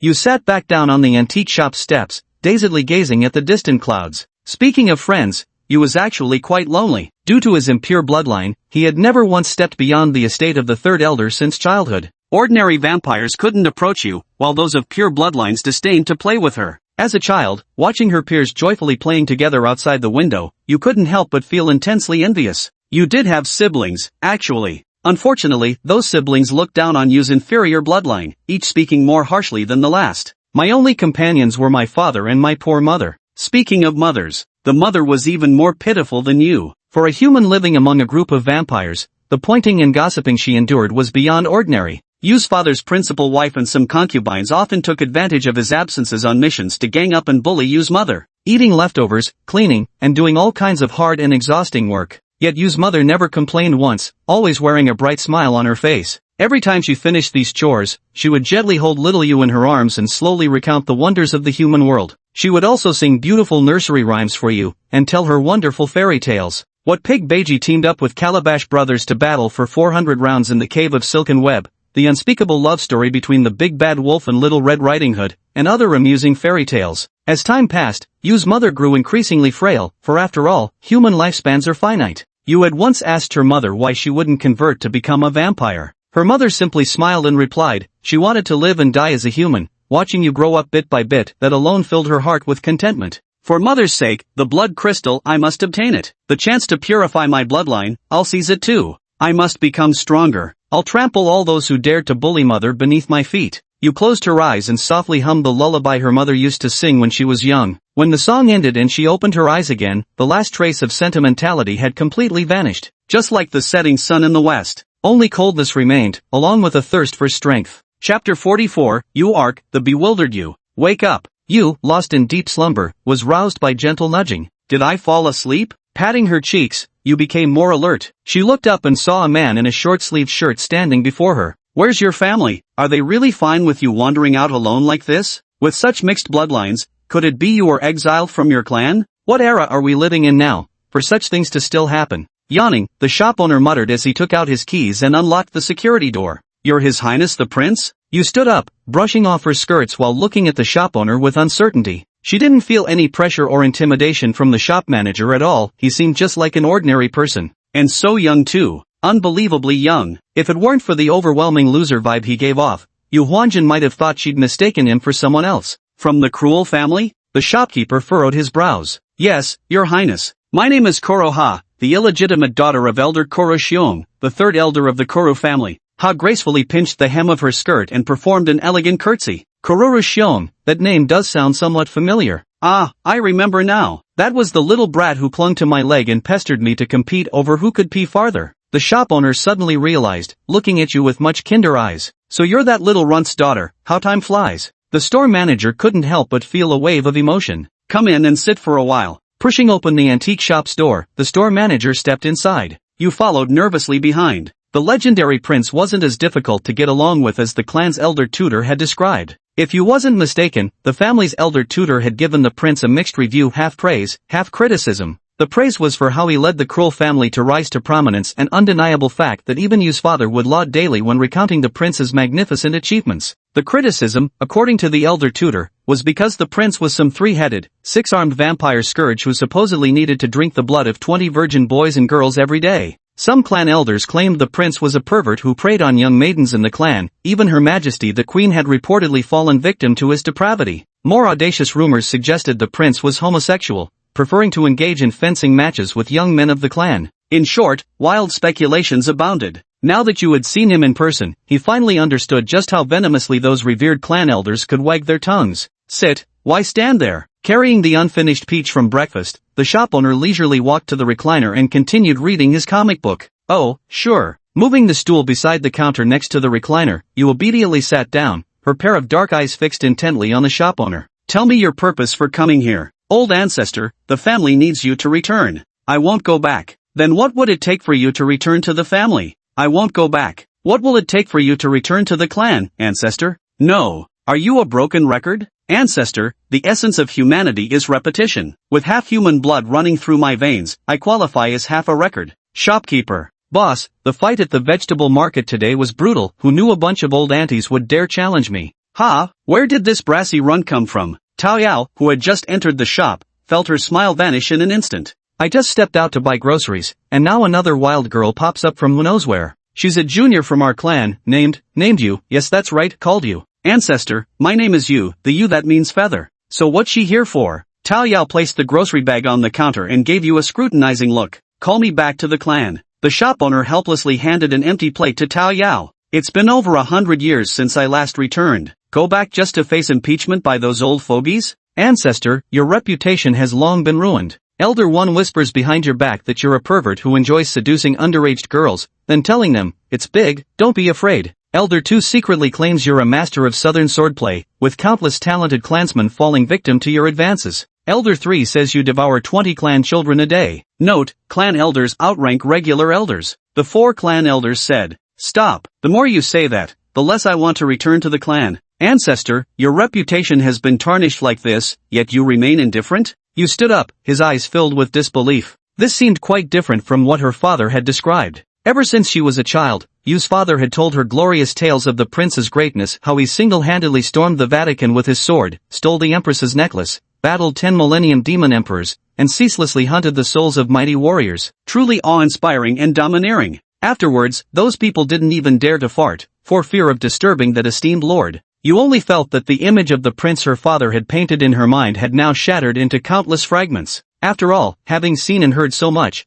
she too came to regard the ancestral prince as an idol to admire. Here lies this man before her, limp as a salted fish. Is this really the ancestral prince of our Krullteeps family? A profound sense of helplessness welled up from deep within her heart. Your Highness, Violet, you're here? Did you bring the antique the queen promised to gift me? Spotting Violet at the doorway, the shopkeeper's eyes lit up. Your Highness, when Violet takes care of matters, you can rest assured. A full sack. Violet hoisted the snakeskin sack from the doorway onto her shoulder, completely shedding her usual graceful demeanor. This left you utterly bewildered. Violet was practically the goddess of war in their clan. Now you're telling him this grinning, sack-toting figure was the same Violet, the clan's famously stone-faced and murderous second guardian? Well done, Violet. Your Highness, you wouldn't believe the look on those venerable elders' faces when I was collecting their treasures, like they'd just eaten something disgusting. I nearly died laughing. Opening the sack, Violet emptied all the antique treasures onto the ground. A dazzling golden glow made Yu's eyes swim. Chapter 45, Assassination. Xiao Tao, go fetch the soul from my bedroom. Right away, boss. Tao Yao headed upstairs and soon returned carrying a ceramic tray. In the tray lay densely packed glass beads emitting an eerie blue glow. These were all powerful souls once collected by the shopkeeper. Any single one taken out would be an earth-shattering existence. Boss. Tao Yao handed the tray to the shopkeeper. Make your choice. Calmly gazing at the swirling mist inside those glass beads, the shop owner casually removed the cross pendant from around his neck. As he took off the necklace from his neck, the lifeless glass beads trembled one after another, pitiful and helpless like newly hatched chicks. After a moment of hesitation, 5 glass beads flew towards the pile of antiques. Xiao Tao, display these 5 items on the shelves. Putting the cross necklace back on, the shopkeeper resumed his languid demeanor as he addressed Tao Yao. Right away, boss. A Lycurgus cup, a black lacquer round dish with inlaid mother-of-pearl cloud and dragon patterns, a gilded silver flask, a handwritten Quran manuscript, and a glass bowl with raised nails. You, standing nearby, revealed the provenance of these 5 antiques. Quite knowledgeable, aren't you? The shop owner looked at you with some surprise, as youngsters who understand antiques like this are not uncommon. My ancestor, my human mother, was once an antique collector. Having grown up around such influences, I've picked up some knowledge. After a moment of silence, you revealed the reason. As for this Lycurgus cup, it dates back to 4th century Rome. Its remarkable feature lies in how it appears wine red when light shines through it from inside, with the light source above, yet turns green when illuminated from the outside during daytime. Something special indeed. Your Highness, since Xiao Zhao requested 3 days off, why not let her serve as a temporary worker? Violet took a step forward, then suddenly spoke up. Ancestor, let me be a temp worker for 3 days, otherwise I'll have to sleep on the streets or park benches like a homeless man tonight. The nights are full of perverts. Ancestor, could you bear to see your fellow clansmen sleeping on the streets? You spoke with complete seriousness as he recounted his recent experiences during his days of escape. Boss. Tao Yao seemed hesitant to speak. A girl leaves her hometown to search for her ancestor, sleeping on the streets and park benches night after night in an unfamiliar land. What an inspiring story, truly touching.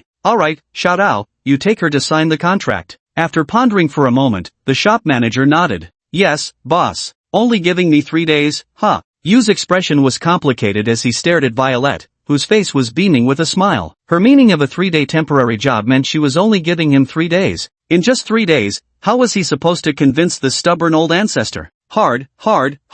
Come on, let's go sign the contract. Gently pulling Yu's stunned arm, Tao Yao led her upstairs. Your Highness, shall I dispose of these trash items? After packing up the remaining antiques on the floor, Violet shouldered the bundle. Good night, Your Highness. Pacey Chi, one of the 3 elders of the Pacey vampire clan, notorious for his lecherous nature and preference for young maidens. His cultivation level barely reaches the Demon King tier, and prolonged comfort has likely diminished his abilities somewhat. He frequently disguises himself as a handsome, wealthy human to pick up naive girls in City B's bars. In the sky, Wuju's figure stood still beneath the dim clouds. The fierce wind tousled her silvery white hair as she word by word recounted the intelligence regarding Percy Chi. That's right, Wei, this is your first mission since joining our Blood Shadow unit. As your assistant, I will quietly support you from the sidelines. Go for it, Wei. The colonel's dull voice rang out. Yes, I'll do my best, Colonel. Colonel, are you happy to be trampled under my foot? A trace of confusion appeared on Wen Shangji's face as the colonel's tail trembled incessantly, like a rattlesnake issuing a warning.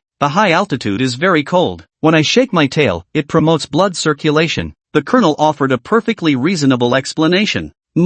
Colonel, there's something I forgot to tell you. What request? The bank card you gave me back then. 1 billion. I snapped it in half and threw it in the trash. Colonel, no problem. Just tell me which trash can it is, I'll dig through it overnight. Probably turned to ashes by now. Got hauled to the dump. The colonel. It's fine, money is like floating clouds to me. I'm not interested in money, as long as you're happy. The colonel's heart twitched. $10 billion.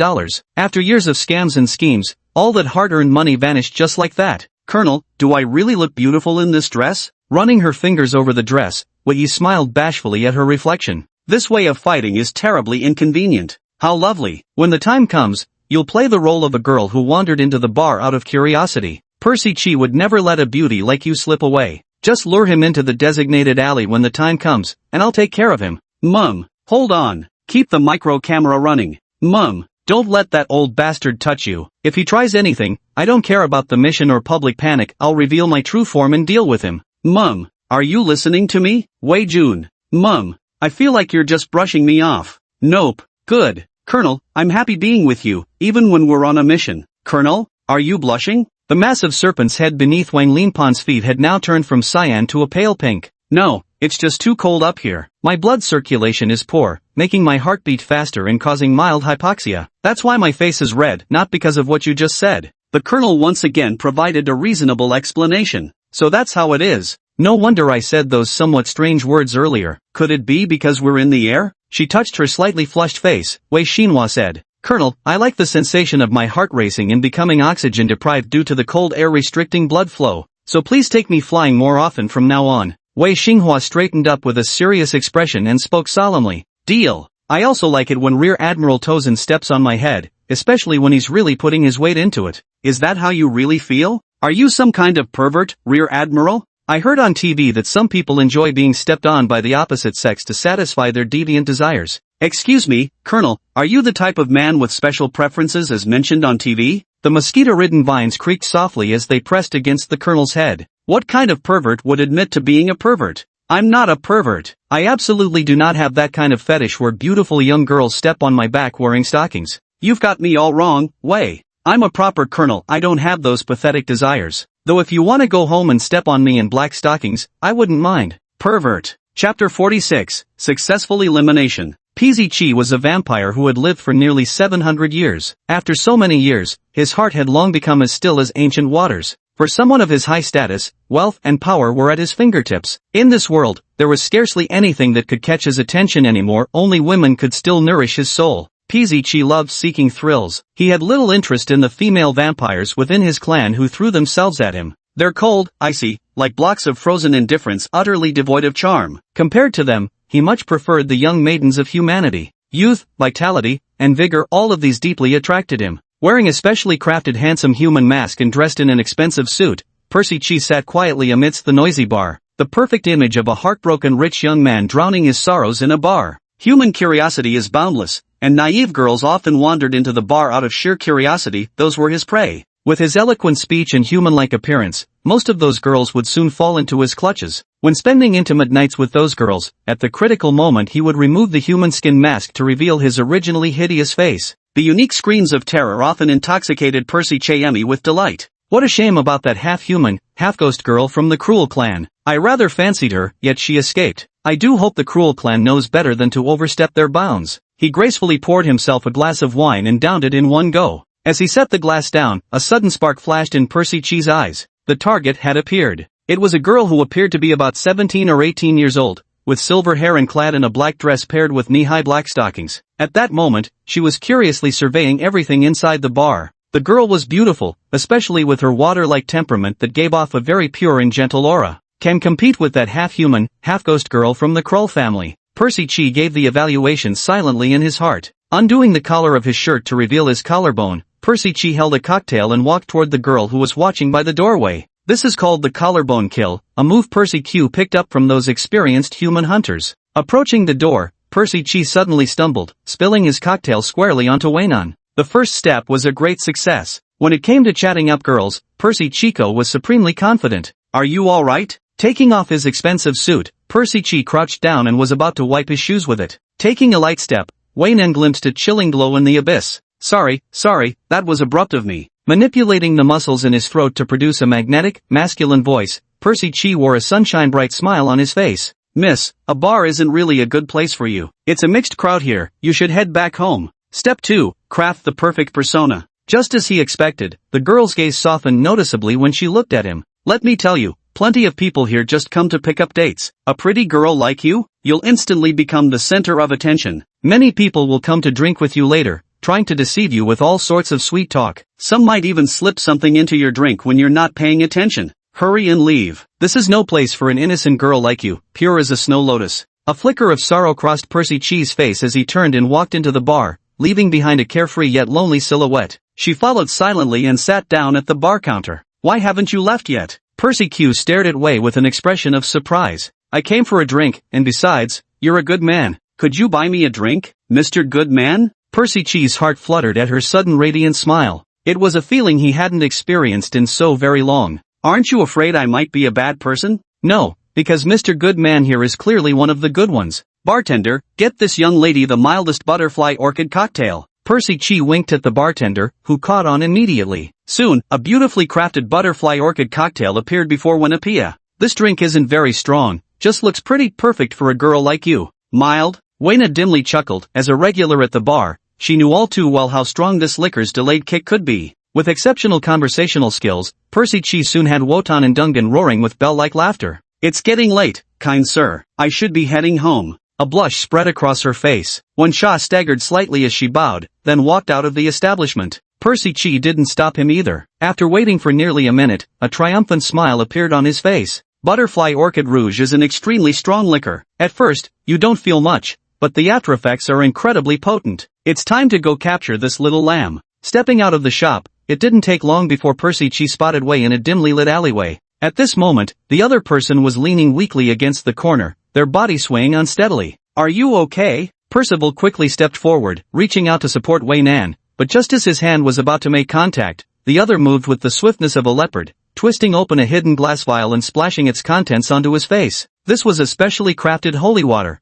capable of causing immense harm to vampires. Even a Demon King level vampire, caught off guard, would suffer some injury from it. Back when he was still in the military, only a small portion of Wei Shang's considerable merits could be exchanged. "You're a witcher." Countless bats filled the air before regrouping in the distance. The Percy Chico of today bore no resemblance to his former dashing and handsome self. His face was now aged and gloomy, made utterly unbearable to look at by the corrosive effects of holy water. Without bothering to respond to Percy Chico's words, a slender ice sword materialized in his grip as he swung it toward him. "You dare disfigure me? I'll make you pay the price for offending the Percy family. What if I leave your life here? Then no one would ever know, would they?" A man's soft chuckle sounded from behind him. The next moment, a holy water-drenched longsword pierced Percy Chi's chest, gleaming with icy chill under the moonlight. "How is this possible?" "What's impossible? I'm an assassination-class Demon King. Ambushing a decrepit cripple like you is child's play." With a disdainful glance at the withered Percy Chi, the colonel's figure materialized behind him.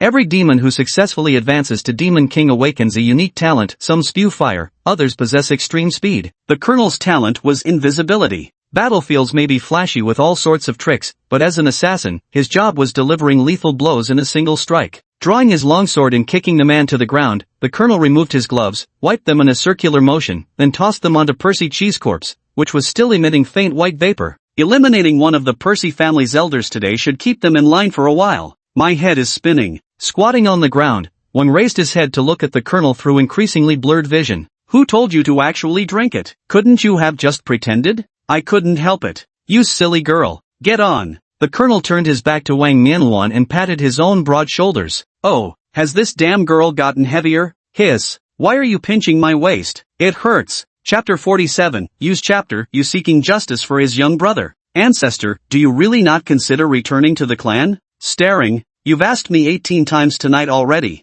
Closing the manga volume in his hands again, the shopkeeper sighed helplessly as he glanced sideways at Hain, who was earnestly polishing the display counter. "Won't answer. This is my answer. Back then, helping the cruel family was just a momentary impulse. I don't feel the slightest sense of belonging. Even my little rundown shop is better than this." It was dark and damp there, poorly ventilated, and worst of all, there was no sunlight. A group of people who slept during the day and came out howling like ghosts at night. As a proper vampire, can you imagine how miserable I was back then? The shop owner gazed out the window, lost in memories. "Old ancestor, forgive my bluntness, but you are the one who is truly abnormal. I'm tired, Xiao Dao. Remember to lock up the shop." "Right away, boss." Peach Demon, sitting by the counter watching a movie, nodded slightly. Yawning, the shop owner staggered toward the bedroom on the second floor of the antique store. "I'm exhausted today, it's time to get some proper rest." "Grandma, where should I sleep?" "Go sleep in your sister Xiaodao's room." The shopkeeper's voice floated down from the second floor. "I no longer have any feelings for you, Nanji. Our fate has come to an end." Early in the morning, the drowsy Nanji abruptly shook off all sleepiness. Staring blankly at that glaring message, Nanji urgently dialed the voice call, only to find he had already been deleted by his friend. "Did I just get dumped?" Nanji hurriedly put on his clothes, locked the door, and rode his bicycle to find his girlfriend. Along the way, he sped like the wind, even running several red lights. As a result, when he arrived at his girlfriend's location, he immediately sensed something strange about the atmosphere. Everyone was looking at him with peculiar expressions. "Nanji, you need to stay strong." A male student pointed not far away, where a boy dressed in designer clothes was sitting intimately close to his girlfriend. The two were so wrapped up in each other that they practically wanted the whole world to know they were in love. Nanji recognized the guy at first glance, a handsome, wealthy second-generation rich kid. "Bro, I told you she was a heartbreaker, but you just wouldn't listen to me." A close friend came over and patted Nanji on the shoulder. He followed Antarctica closely to prevent him from doing anything foolish. He knew this guy's temper all too well. "Why?" He approached the two of them, his expression perfectly calm, showing no trace of the pain of being dumped. "Why?" The young man glanced at Antarctica and let out a cold laugh. "You can't give her happiness. What have you given her these past 2 years? 2 years worth of breakfasts? South Pole, you can't give her happiness. Only I, Sapphire, can give Nana what she truly desires. Don't you agree, Nana?" Gross. From beginning to end, Nanji's girlfriend didn't spare him a single glance. "Nanji, don't say I don't value our friendship. Here's 100,000 yuan, consider it gratitude for your 2 years of taking care of Nana." He took a bank card from his pocket and hypocritically handed it to Nanji. Oh, and Nana, she was very juicy last night. Fuck you. Calm down. Antarctic. A group of close male friends quickly restrained him, feeling deeply sympathetic towards this foreign brother. Unfortunately, this country's laws were excessively harsh towards foreigners. If he dared to throw a punch today, he'd likely be deported tomorrow. The loss wouldn't be trivial by any measure. Moreover, these 3 years of his life would be wasted. It's not worth it for a worn-out shoe, brother. Endure it and the wind will calm, the waves will still. Exactly, she's just a woman after all. Excuse me, is the South Pole here? You glanced at the doorplate, somewhat puzzled as she looked at the crowd gathered in a cluster. After surveying for a while, she spotted Nanji being tightly restrained by the group of people. At this moment, her usually composed counterpart had bloodshot eyes and clenched fists, completely bereft of his usual calm. What a beautiful girl. It seems they're here looking for Nanji. Did Nanji find a new love interest or something? Nonsense, Nanji isn't that kind of person. Boss, how did you find this place? Seeing it was you, Nanji's mood calmed considerably. Brought you breakfast, and wanted to ask you something while I'm at it. Waving the lunchbox in her hand, you pushed through the crowd towards Nanji. Boss, you go ahead first, let me handle my own matters. Broken up? Glancing at the couple being all lovey-dovey, you looked at Nanji with confusion. Mum. His smile was somewhat bitter. Just yesterday afternoon, he had proudly boasted about how gentle and considerate his girlfriend was in front of his boss only to get slapped in the face today. TSK, what a beautiful girl. A flash of admiration flickered in Saphir's eyes as he gazed at the prize he'd stolen, Nana in his arms, before his interest instantly evaporated. Try the lunchbox I made. This morning, I successfully made our ancestor throw up. In front of everyone, you solemnly opened the lunchbox. Inside, a fish head stared vacantly at the sky, its bottom resting atop lumps of molten lava-like substance. The dish was called stargazing fish. Here, have a taste. You intimately skewered the fish head with a fork and offered it to Nanji. Boss. Play along with me, boss. I'll help you settle the score. A faint, indistinct voice whispered by Nanji's ear. Gazing at her smiling face and the unidentified substance impaled in her hand, Nanji hesitated for a long moment before swallowing it in one gulp. Sour, sweet, bitter, spicy, salty. Antarctica finally understood what you meant by eating our ancestors to the point of vomiting. Eating this thing is no less than the 18 major tortures. Here, wipe your mouth, just like a child. You gently took out a tissue and wiped the sauce from his lips with utmost care. As if tending to a delicate porcelain piece, her movements practiced and effortless. Yesterday, after spending the evening polishing antiques, you said this kind of task was quite easy. Damn, and here I was worrying about Antarctica getting hit. Turns out I'm the real clown in this mess. Judging by how intimate these two are, it wasn't Nana who cheated first, it was Nanji who had the affair first. Damn Antarctica. So jealous of that guy who has a girl to wipe his mouth for him. Sapphire's face darkened visibly. Any normal person could see there was something complicated between the two. Hey, beautiful. Shut the hell up, you maggot in the toilet. A worthless piece of trash who only knows how to eat shit. Who gave you the right to speak to me? You looked down at Sapphire's pale face, his voice dripping with disdain. You, smack, Before everyone's eyes, you slapped Sapphire's desk. The wood groaned under the force before shattering into splinters the next second. The room fell silent as the horrified crowd stared at the arrogant you. Slapping a desk into pieces, was this something a human could even do? A maggot with a pile of shit. You two really are a perfect match, made for each other. Smack. Under Nana's disbelieving gaze, you slapped her across the face, leaving a vivid palm mark. Little bitch, remember this, it wasn't you who dumped him, he dumped you first. Trash like the two of you who only know how to breathe in and out. That air conditioner over there is way more useful than both of you combined. Everyone followed the direction of Yu's finger and saw a wall-mounted air conditioner working hard in the corner. All eyes focused on Nanji again, but unlike before, this time with pity mixed in. This guy must get scolded a lot. Normally, no one could put up with that venomous tongue of his. Chapter 48, Yu's story, buying antiques. Boss, thanks for bailing me out. Nanji threw a can of coffee at you before slumping onto the rooftop bench, lifeless as a salted fish. This pose looks kinda familiar. Watching the utterly defeated Nanji, a shrewd glint flashed through Yu's eyes. She thought of her ancestor, and in her mind, the image of the ancestor gradually merged with that of Nanji. Boss, if you have questions, ask quickly. I need to go to the bathroom to induce vomiting soon. Rubbing his stomach, Nanji's smile turned bitter. If he didn't induce vomiting soon, his life might end here. How do you make a lazybones work for you? You stared at him intently, her eyes filled with anticipation. Isn't this simple? Just act cute,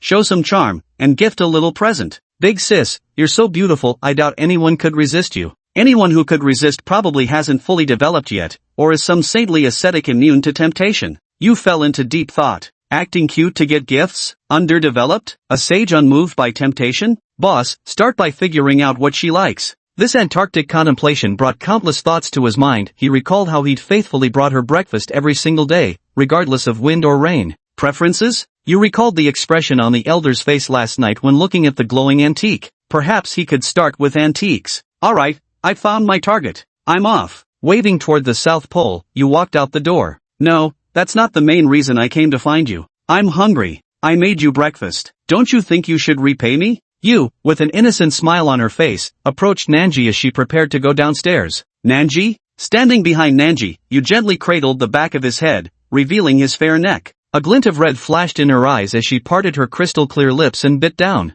Sniff. The blood from heartbreak has a faintly bitter taste, not unlike coffee, quite pleasant actually. Hayne made this evaluation with complete seriousness. Did it go limp again? Releasing the grip on Antarctica's neck, the other person now lay slumped on the bench like a slug, gasping violently for breath. B-boss, why is it that whenever you drink my blood, I always get this peculiar feeling? With great effort, Antarctica turned his head to look at you behind him, her face brimming with satisfaction, a faint blush spreading across her cheeks that made her appear even more breathtakingly beautiful. Like an opium poppy in full bloom, dangerous yet shrouded in mystique. Blood toxin. This is a technique only high-ranking vampires can master. It's like a drug that can make one lose themselves in pleasures more intense than sex. And gradually, it becomes addictive, eventually reducing the user to a lowly blood thrall. Don't worry, I only injected you with a small amount. It won't cause any changes in you. He patted him on the shoulder, and you walked toward the staircase. You're still young, with so much to pursue. Keep striving, you little bug. I have high hopes for you,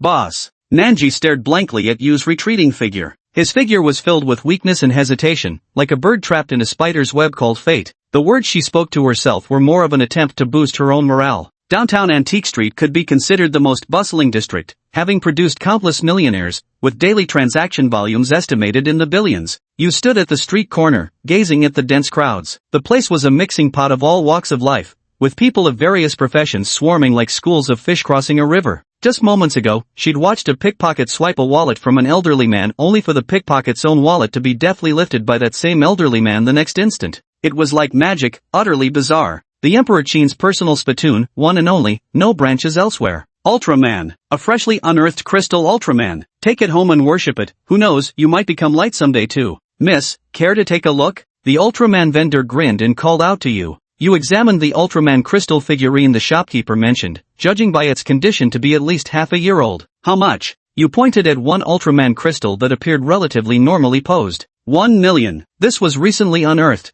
crafted from precious blue crystal. $5, won't pay more. Deal. The street vendor offered quite personalized service, even throwing in a bag for free. Bag in hand, you began aimlessly wandering through the streets. The antique market was flooded with far more fakes than she'd imagined. While there were some genuine antiques with value, none were sufficiently aged. Yu's mother was an antique collector, and her father shared a particular fondness for antiquities, understandable given their long-lived vampire heritage. Having grown up surrounded by such influences, Yu knew antiques intimately, so much so that she could spot a counterfeit with just one glance. Soon, she spotted a stall at a street corner, a crude setup, nothing more than a slit-open burlap sack covered in fragments of bronze artifacts. The shop owner was a middle-aged white man, listlessly fanning himself with a folding fan at the moment. The stall had very few customers, so few that only one girl remained, carefully picking through the items on display. Half-truth, half-lie, this vendor's counterfeiting skills were masterful, and he was clever too. One couldn't be fooled by his honest and simple appearance, Yu silently assessed in his heart. Would you like to take a look,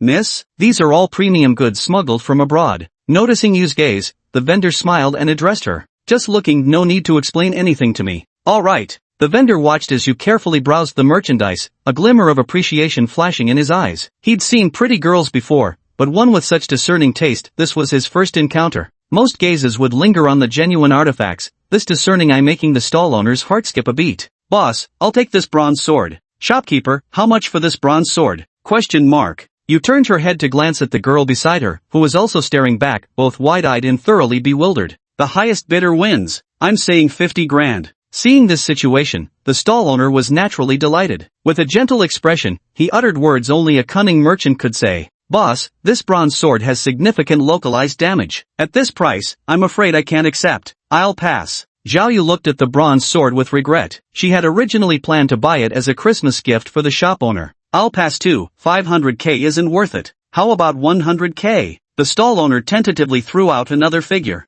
100k is still too high. Lower it a bit more, and I might consider it. You examined the densely packed bite marks on the sword's tip, wondering what kind of creature could have gnawed on it. Without these marks, this sword's value would undoubtedly be much higher. 50,000, not a cent less. If it's lower, I won't sell. Do you really need it? If you're buying, I won't interfere. Zhao Yu gave her a smile. Yeah, I really need this. Thanks. Chapter 49. You, enshrining this Ultraman. Feels like 50k is a bit pricey. On the street, Zhao Yu held a cup of bubble tea and said somewhat regretfully to Yu beside her. It's fine, 50,000 isn't expensive. I'm loaded. My ancestor told me to come out and wander around, he gave me 5 million. Ancestor? An elder of mine, I call him ancestor. You said it as if it were the most natural thing in the world. Your ancestor must really dote on you younger generations, giving you 5 million just like that. Zhao Yu's face was full of envy. I think it might be because the breakfast I made for him made him vomit. The ancestor said he couldn't stand seeing me for even one more day, so he gave me 5 million to go wandering around.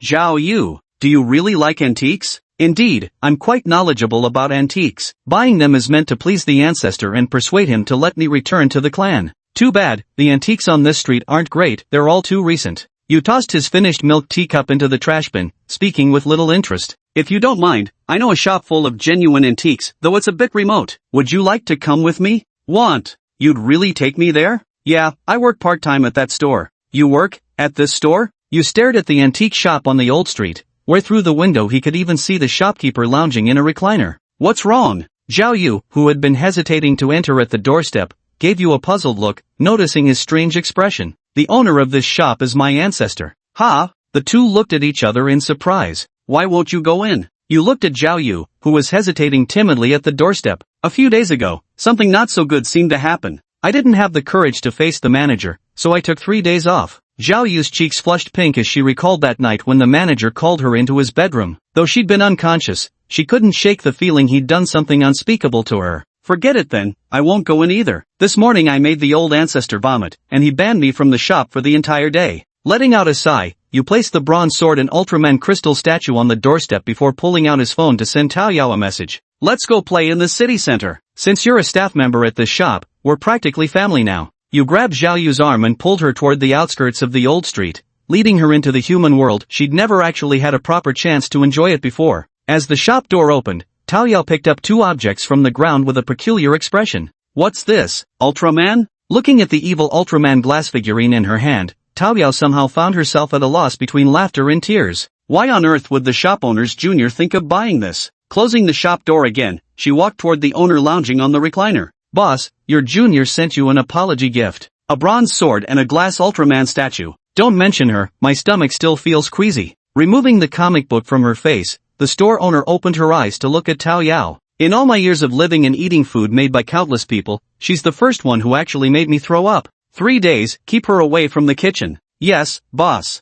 This bronze sword, put it in the wooden crate in the corner. And this crystal demon god Ultraman, placed at the front desk, on display. Okay, boss, hee. Boss, this junior of yours is really considerate. Knowing he upset you, he specially bought you a ray of light to cheer you up. Cute. Pfft. You're familiar with this place, where's the fun stuff? I've been locked in a birdcage by my family until now, this is my first time out. Yu's face broke into a smile. There was something uniquely congenial about this human girl that made people want to bare their hearts. Go shopping for clothes? Boring? Anything more exciting? Indeed. Zhao Yu couldn't help but clutch her forehead. Beneath that composed exterior lay such an untamed spirit. Since that's the case, should we go to the cinema to watch a horror movie? Or maybe visit a haunted house? What do you think? A haunted house? Is it filled with ghosts inside? The kind that specialize in scaring people? A strange smile flickered across her face. That's right. Are we going? Absolutely. I want to see for myself whether their ghosts are scarier, or this ghost of mine is more terrifying. Yu started rubbing his fists together, flames flickering in his eyes. The Valley of Terror, a horror-themed attraction, saw its cinema and haunted house draw the largest crowds. Shun. Room 4 in the southeast corner of the horror ward, 2 guests passed out. Get them out now. Right away, boss. The Uncanny Valley Haunted House. In a hidden corner, Jin stepped out from behind the door with a helpless expression, removing the grotesque mask from his face as he headed toward the location mentioned over the walkie-talkie. Ever since his ghost hunting livestream got him wanted by the government, he'd been living life on the run. The government forces proved far more persistent than he'd imagined. During his escape, he'd accidentally walked right into their trap. It was a young man in casual clothes and a white-haired little girl who appeared to be barely in her teens. The young man excelled in close combat and appeared to be a half-machine cyborg, his mechanical arm accidentally revealing his identity. Meanwhile, the white-haired girl was a sharpshooter, handling her sniper rifle with godlike precision. The pair complemented each other so well that Chen Langbei was utterly overwhelmed, forced to leap into the moat and flee. Finally, the severely injured Chen was fished up by the haunted house owner who was fishing by the river.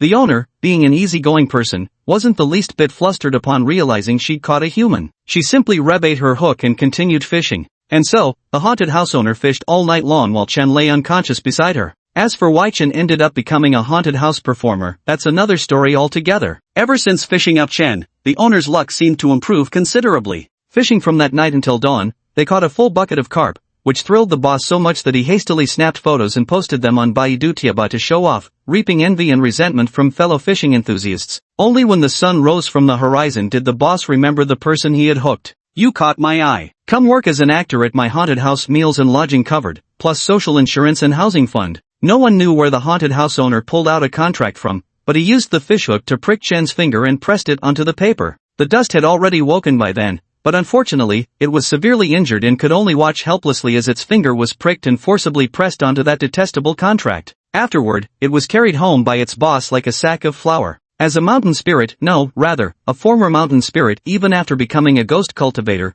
it still retained that precious essence unique to its kind. For example, keeping promises. And so, ultimately, he became a wage slave, living a life working for the haunted house owner. Chapter 50, Feather, the Scent of Citrus. Arriving at the location specified by the walkie-talkie, sure enough, there were two visitors who had fainted from fright. "Boss, the guests have been retrieved. Any more? If not, I'll head back." Carrying one on each shoulder, Chen spoke into the walkie-talkie clipped to his chest. "Hold on, Baldy, seems like someone's messing with our haunted house. I told you I'm not a monk, boss." "Chen, to tell me, is it illegal to beat up mental patients?" A bad premonition rose from Chen's heart. "The psychiatric hospital just called me, saying one of their patients sneaked into our haunted house." No wonder. During the morning ticket check, there did seem to be someone mentally unstable who slipped in. "Let me tell you something serious. I just saw on the surveillance footage that he stole one of our employees' costumes and dressed up as a ghost." Dust. In the staff lounge, several members of the ghost-costumed crew stared gloomily at their boss, who sat reading a newspaper on the desk. "Are you saying you saw a pretty girl whose neck twisted several times around, then she bared snake-like fangs to scare you?" "Yes, boss. It was terrifying. Nearly scared the piss out of me. I hid under the table, then she suddenly lowered her head to stare at me before kissing my face. That's sexual harassment." The only woman present had tears streaming down her face, visibly terrified. "Was it like this?" Setting down the newspaper, the haunted house owner turned his head toward her at an unnatural angle. "Ghost!" The female staff member let out another scream. Sorry, don't cry. Have you forgotten I used to practice acrobatics? Just turning my head around is nothing. As for those so-called fangs you mentioned, they must be fake teeth. There are no such things as ghosts in this world. You're just scaring yourselves." The haunted house owner's words seemed to carry a magical power, gradually calming the hearts of several employees. "Alright, all of you can leave now." The haunted house owner waved his hand as he spoke to the group. "Right away, boss. There's no such thing as ghosts in this world. All ghosts are hidden within people's hearts." The haunted house owner removed her own head, slowly wiping her beautiful face with a damp cloth. "Tisk. So it turns out I'm the ghost." She picked up the walkie-talkie. "Shun, haven't you caught that mentally ill patient yet?" "Got him. This guy claims to be a ghost hunter, not mentally ill. He says he sensed resentment in our haunted house. Our haunted house doesn't have any real ghosts. Throw him out." "Got it. Aren't you afraid?" Surveying the eerie surroundings and the faint, lingering wails, Zhao Yu instinctively clung tighter to Yu's arm. "What is there to be afraid of? My home is much more eerie than this." The ancestor said he left the family precisely because he couldn't stand that kind of atmosphere. Yu was filled with curiosity about all the unknown things, completely forgetting about any tasks or responsibilities. Today, she just wanted to have a good time. "Help!" In a ward not far away, a young couple rushed out in panic, their faces filled with terror as if something horrifying lurked inside. "Come on, let's go take a look." Yu was brimming with excitement. "But, I'm scared." "Don't be afraid. I'm here, I'll protect you." Grasping Zhao Yu's hand firmly, Yu strode boldly toward the hospital ward. The ward was decorated horrifically, with blood-red handprints covering the walls, creating a suffocating atmosphere the moment you stepped inside. Sniff. "Don't worry, those are just red dye mixed with ketchup. I can tell by the smell." Feeling the clammy sweat from Zhao Yu's palm, Yu smiled at her warmly. It turned out to be two little girls. The haunted house actor lying on the hospital bed with a white sheet over his face grew somewhat excited inside. In their line of work, nothing thrilled them more than scaring such young girls to tears. Hearing their shrieks of terror calling for their moms and dads was particularly exhilarating. Pulling aside the white sheet, just as he was about to leap out to frighten the girls, something strange happened. One of the girls seemed to have noticed him and flashed him a smile. She was beautiful. Even in the dimly lit ward, that radiant smile instantly dazzled him. Yet in the very next moment, cold sweat broke out across his body. The girl's head rotated several times visibly, examining at an eerie angle, then opened its mouth to reveal 4 snake-like fangs. Ghost! Without hesitation, the staff member leaped from the bed and bolted outside, even tripping halfway. Alright, you can open your eyes now. The ghost was scared off by me. No need to fear, the best defense is offense. You stared at Zhao Yu with utmost seriousness. Zhao Yu, let's go. We've scared enough people already. This place is boring, let's head back to the antique shop. By now, the old ancestors should have forgiven me. Looking somewhat disappointed, you dragged Zhao Yu out of the haunted house. Zhao Yu let out a sigh. She could finally leave. God knows how terrified she was of places like this. If not for the manager's sake, she would have left long ago. I really enjoyed myself today. Really? You handed the ice cream in her hand to Zhao Yu, who was sitting on the chair. Thank you. You're welcome. Zhao Yu, would you be my second friend? I'm very lonely and have almost no friends. You sat beside her, gazing earnestly. We're already friends. Zhao Yu gave her a sweet smile. That's wonderful. I was just waiting for you to say that. I'm hungry, Zhao Yu. She glanced at the setting sun in the sky, a flash of crimson flickering in her eyes. Then let's go find a restaurant for dinner. I know. Ouch, that hurts. Sorry, I couldn't help myself. Your lips are sweet, my friend. Licking the blood off her lips with her tongue, Yu's crimson eyes glowed even brighter. She pinned the stunned Zhao Yu onto the long bench, her lithe body coiling around his limbs like a serpent. What are you doing? Let me go. So sweet. I want more. More. Yu gazed at the girl beneath him, who at this moment was like a blooming rose, exuding an intoxicating fragrance at every turn. You're a vampire. Zhao Yu noticed the exposed fangs and instinctively remembered the horror film the shop owner had been watching, Vampires vs. Chrysanthemum Monsters.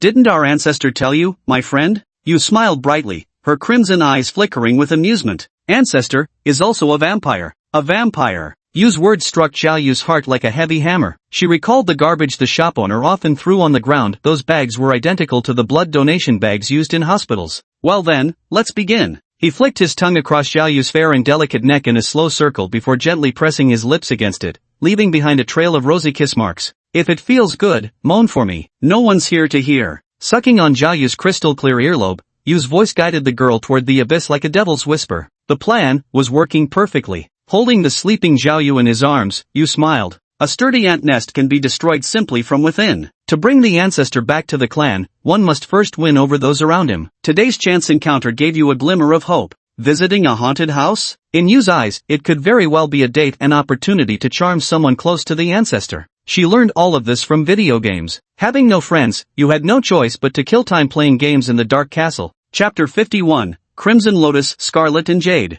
What's wrong with me? Zhao Yu rubbed his drowsy head. You fell asleep. I fell asleep? But I feel like I've forgotten something. Zhao Yu tried hard to recall what had happened before, but unfortunately, she just couldn't remember. Let's go, back to the ancestral treasure house. Leader, how come we have money to eat at a buffet today? Taking off the lady's hat perched on her head, Chui rubbed her petite cat ears and looked at the young man seated across from her. The young man had a strikingly handsome face, yet a slanting knife scar marred that beauty, making him appear almost like a demon clawing his way up from hell. There's still some of this month's salary left. Today, let's enjoy a good meal, Chui. Honglian stared at the glistening fatty beef rolls like a starving wolf, barely able to restrain himself from devouring them immediately. Finally, we don't have to eat those discounted vegetables from the supermarket, even though the captain's cooking was quite good. Chui's cat ears twitched gently as she gave Honglian, that young man, a tender smile. She was truly happy. Sui, it's ready to eat. Captain, whether it's mealtime or combat, you always charge in like a reckless brute. Can't you be more rational for once? Not far away, another group of guests approached, prompting Chui to hurriedly put on a lady's hat to conceal her cat ears. Precisely because I'm reckless, I can stand in front of you and protect you, Chui. Besides, aren't you here? Just direct me, and I'll strike wherever you point. Honglian looked completely unfazed by the heat as she reached for the grilled fatty beef with disposable gloves. Captain, are you confessing your love to me? Chui shyly tugged her hat down, covering most of her face, while her sparkling blue eyes remained fixed on Honglian, who was devouring her food with gusto. I like Chui, she is the gentlest girl I've ever met. The Crimson Lotus showed no trace of shyness, openly and straightforwardly voicing the thoughts of her heart. Her lovely face was as vividly flushed as sunset clouds. Captain, I'm only 11 years old, still a lowly. You could get 3 years to life for this. What's there to fear? It's not like I haven't been inside before. Hong Lian's expression was utterly indifferent. When Suetsue grows up, I'll still marry you to be my wife and have my children. Better yet, twins, a boy and a girl. Stop talking, Captain, I'm so embarrassed. Even with her hat on, wisps of heat still rose from the top of her head.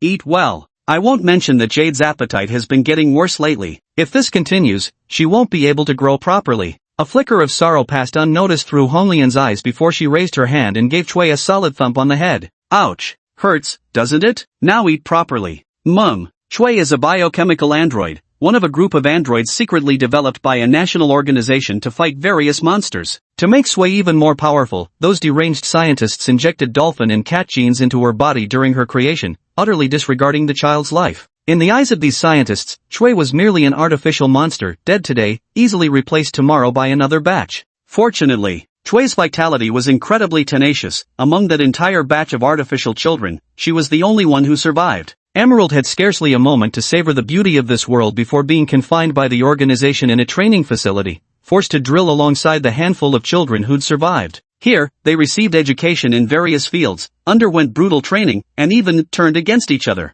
It can be said that these artificial human children had no childhood. In the end, only a handful of children survived, barely more than a dozen. Each of these children will be assigned a partner. These so-called partners are actually just a brainwashing surveillance tactic. These partners were all talents cultivated by the organization, each possessing extraordinary abilities. Regarding the children assigned to them, they saw them only as burdens. Chui always considered herself fortunate. Her partner was a gentle soul, even if he was a bit of a ruffian. She had seen another pair of partners before, and compared to them, that girl had been much more miserable. Her partner was a sadist, mentally and physically tortured beyond recognition, eventually abandoned without mercy, reduced to bait. Glancing at the ever-smiling Jade, Red Lotus couldn't help but feel a twinge of emotion. When I first met Sui, she wasn't this gentle at all. She was like a cold robot, wary of everything yet completely obedient to her partner's commands. Sui, do you know why Captain is taking you to this buffet today even though I'm broke? Because, it's the 3-year anniversary of when we first met. Am I right, Captain? Chui tilted her head and smiled at Honglian, her blue eyes narrowing into crescent moons. Damn it, why are you so smart? Honglian wore an expression that said, just as I expected. Because I'm a girl who inherited dolphin genes. If I weren't smart, I couldn't become the sword in the captain's hand. If I can't become the sword in my captain's hand, then Midori is useless. Midori, what is it, Captain? I like you. Hateful. Do you like me, Chui? You can't lie to your captain, you know. Hearing Honglian's words, Chui pulled down her hat to cover her eyes. She was feeling shy again. Do I really have to say it, Captain? Her voice was as faint as a mosquito's hum.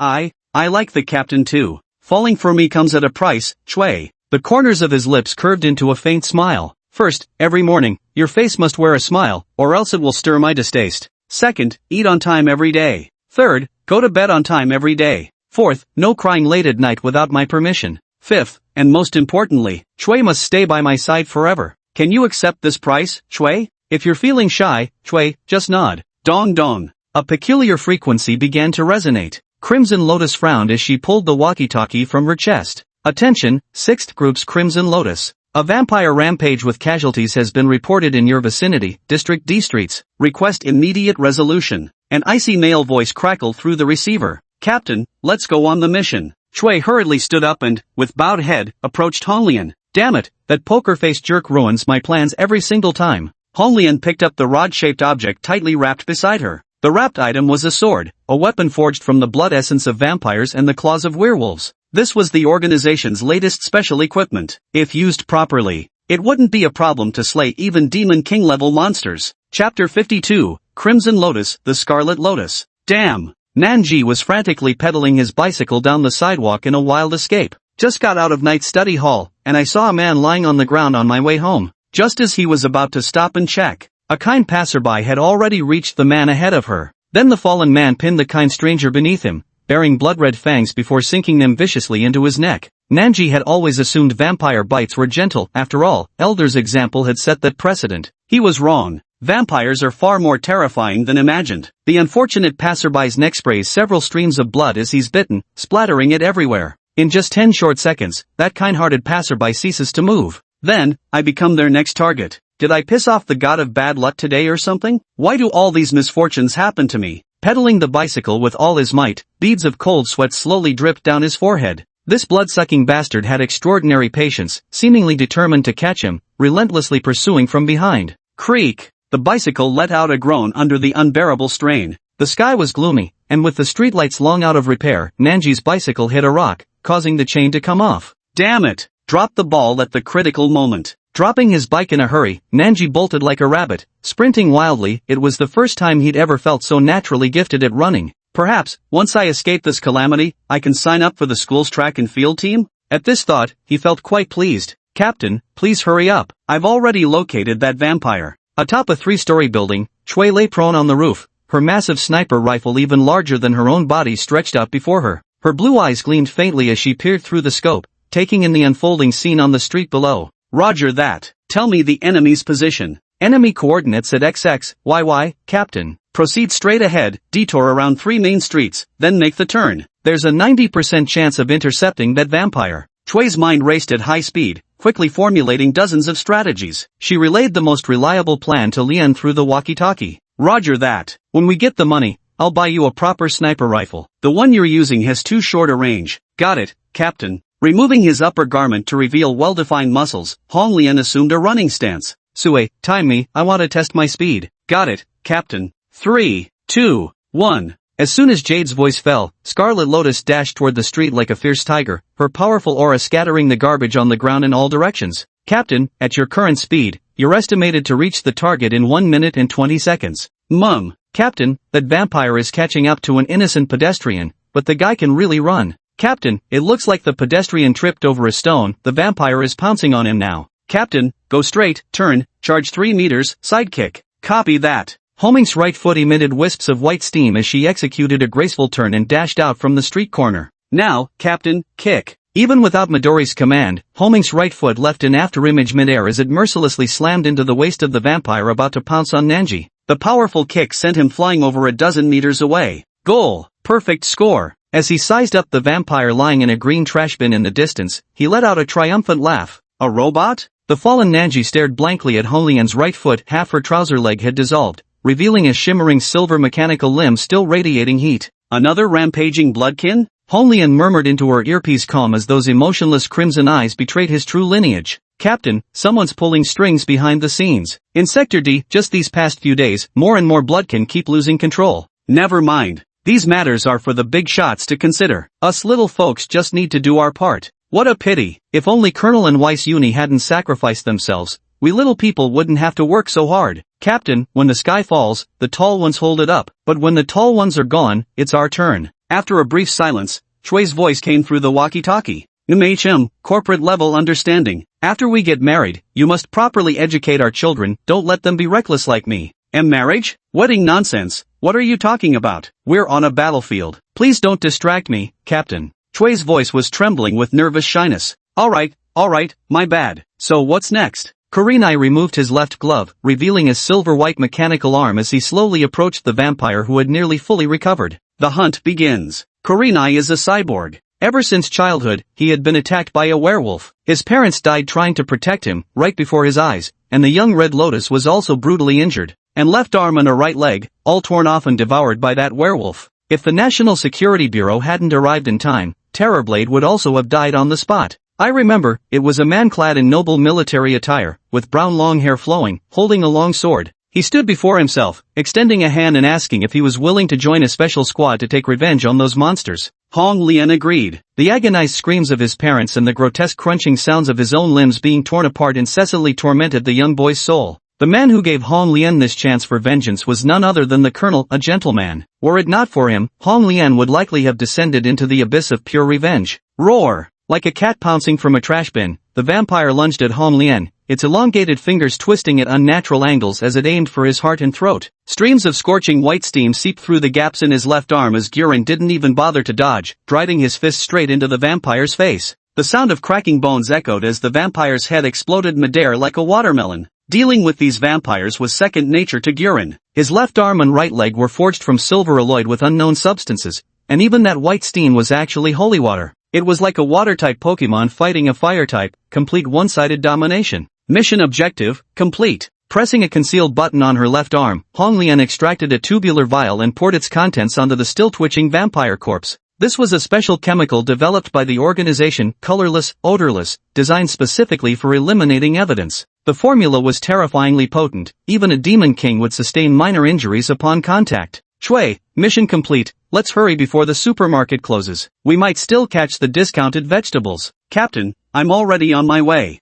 Perfect work. Chapter 53, Crimson Lotus Arc, the way to save Chui is the Vampire Prince. Mission accomplished. Captain. Under the dim streetlight beside the supermarket, Chui stood on tiptoe and waved at Hong Lian who had just arrived. Very good. Stuffing Chui's sniper rifle into a long case and slinging it over his shoulder, Hong Lian gave her head an affectionate pat. Let's go home. Yes, Captain. Once we're home, Chui needs to go to bed early, understand? Chui will be good. Taking out his keys to unlock the door, Hong Lian stepped inside. After confirming there was nothing unusual, he shut the front door. This secluded and quiet residence was an exceptionally good home for someone like Hong Lian, who preferred tranquility. I'm a bit sleepy, Captain. I'll head back to my room for some rest. Yawning, Chui rubbed his eyes and looked up at Hong Lian. Early to bed and early to rise makes a man healthy. Good night. Removing Chui's hat, Hong Lian ruffled his hair gently. In the dimly lit room, a desk lamp still cast its soft glow. This was Chui's space, its walls plastered with photos of the duo from the past 2 years, resembling a picture story sequence. Good night, Chui. Sitting on the edge of the bed, Hong Lian gently withdrew his finger from Chui's palm, closed the door, and walked to the balcony.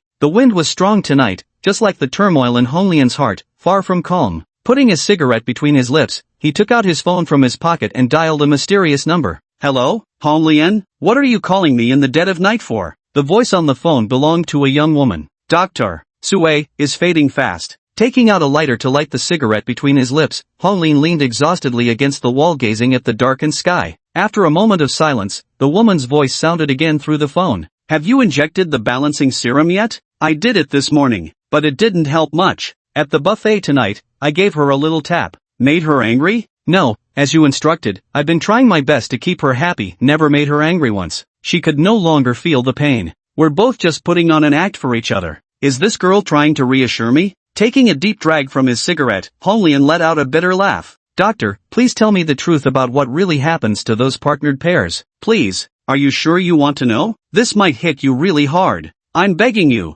Genetically unstable. Even with balancing agents, the beast genes still mutated, eventually turning into emotionless monsters, completely devoid of any human semblance. I can only tell you, Chui, that you are now the world's only surviving genetically engineered human. On the other end of the line, the doctor's voice was exceedingly grave. The sole survivor. Yes. Crimson Lotus. Jade, you're almost 12, aren't you? None of the children we've lost ever made it past 12. I'm sorry, Crimson Lotus. We who created her couldn't even save her. It's easier to go uphill than to come down. These days, try not to let Jade feel sad, keep an optimistic attitude. I'll send you some more balancing potions, hopefully they'll still have some effect. The money will be deducted from your salary. Doctor, is there really no other way to cure Chui? Crimson Lotus crouched in the corner clutching his head, unable to accept the loss of his loved ones, his voice brimming with helplessness. Doctor, I want Chui to live a normal life in this world. She's only 11 years old, just a child. She hasn't seen all the scenery this world has to offer.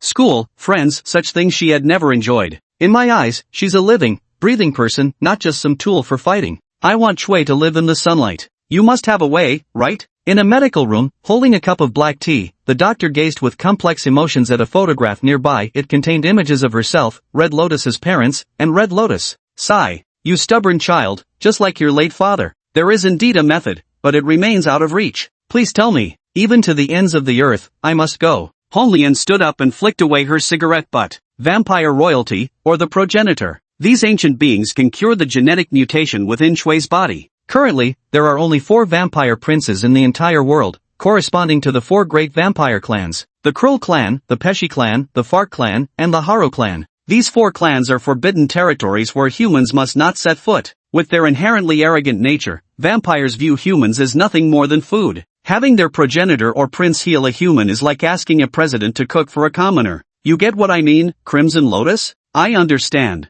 But still, I want to try even if it costs me my life. Doctor, thank you for taking care of me all these years. Hong Lian's gaze grew resolute. Kid, you're talking like you're giving last words. Let me tell you something, while the ancestors and princes of the 4 great families remain in seclusion, there is one exception. That is the prince of the Krull family. It's said that the prince of the Krull family got angry and ran away from home a century ago, and still hasn't returned. His temper has always been remarkably mild. Goran. I'm quite fond of antiques. Deep in the old street, there's an antique shop you might want to visit. The doctor removed her glasses as a pair of snow-white pigeon wings rose from behind her back. Speaking into the phone, she said, "You mean, don't say it out loud, Red Lotus." "Thank you, doctor." Hanging up the phone, the doctor slumped into her chair and drained the cup of black tea on the desk in one gulp. "Did you just betray salted fish? Probably not, right?" With that thought, she picked up her phone and opened the group chat. 600 years professional procrastinator, just popping in and checking in daily to prove my love for the group. Coo.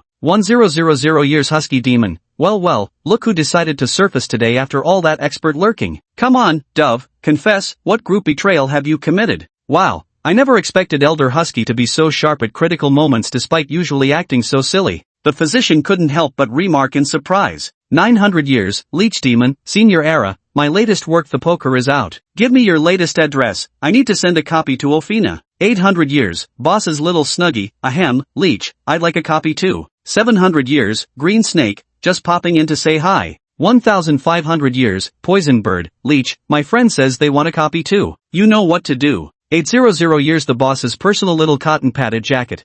Leech, add another copy, the shop manager's junior wants to read it too. 900 years ago, Leech Demon, so she's the one from the CLU clan who cooked that meal that sent the salted fish elder vomiting? Damn, she's really something, alright. Chapter 54, Crimson Lotus, is treatment really this simple? Ultraman, today is the second day, please bless our ancestors and let me return to my Hui roots. You placed the lit incense stick in front of the crystal Ultraman and said with utmost seriousness, "Time to eat, you." Tao Yao's voice came from the second floor. Alright. Flipping the closed sign hanging on the door, you headed upstairs. Did you finish worshipping Ultraman? Tao Yao smiled as she handed you a bowl of kanji. It's done. You sneakily glanced at the manager who was reading the newspaper and said, Ultraman came to me in a dream yesterday and said our ancestors would definitely return to the Hui clan with me today. Don't you think so, ancestor? Think my foot. How annoying, such an unsentimental ancestor. The shop owner put down the newspaper and shot her a glare. If you weren't so pitiful, I wouldn't have taken in a runaway junior like you.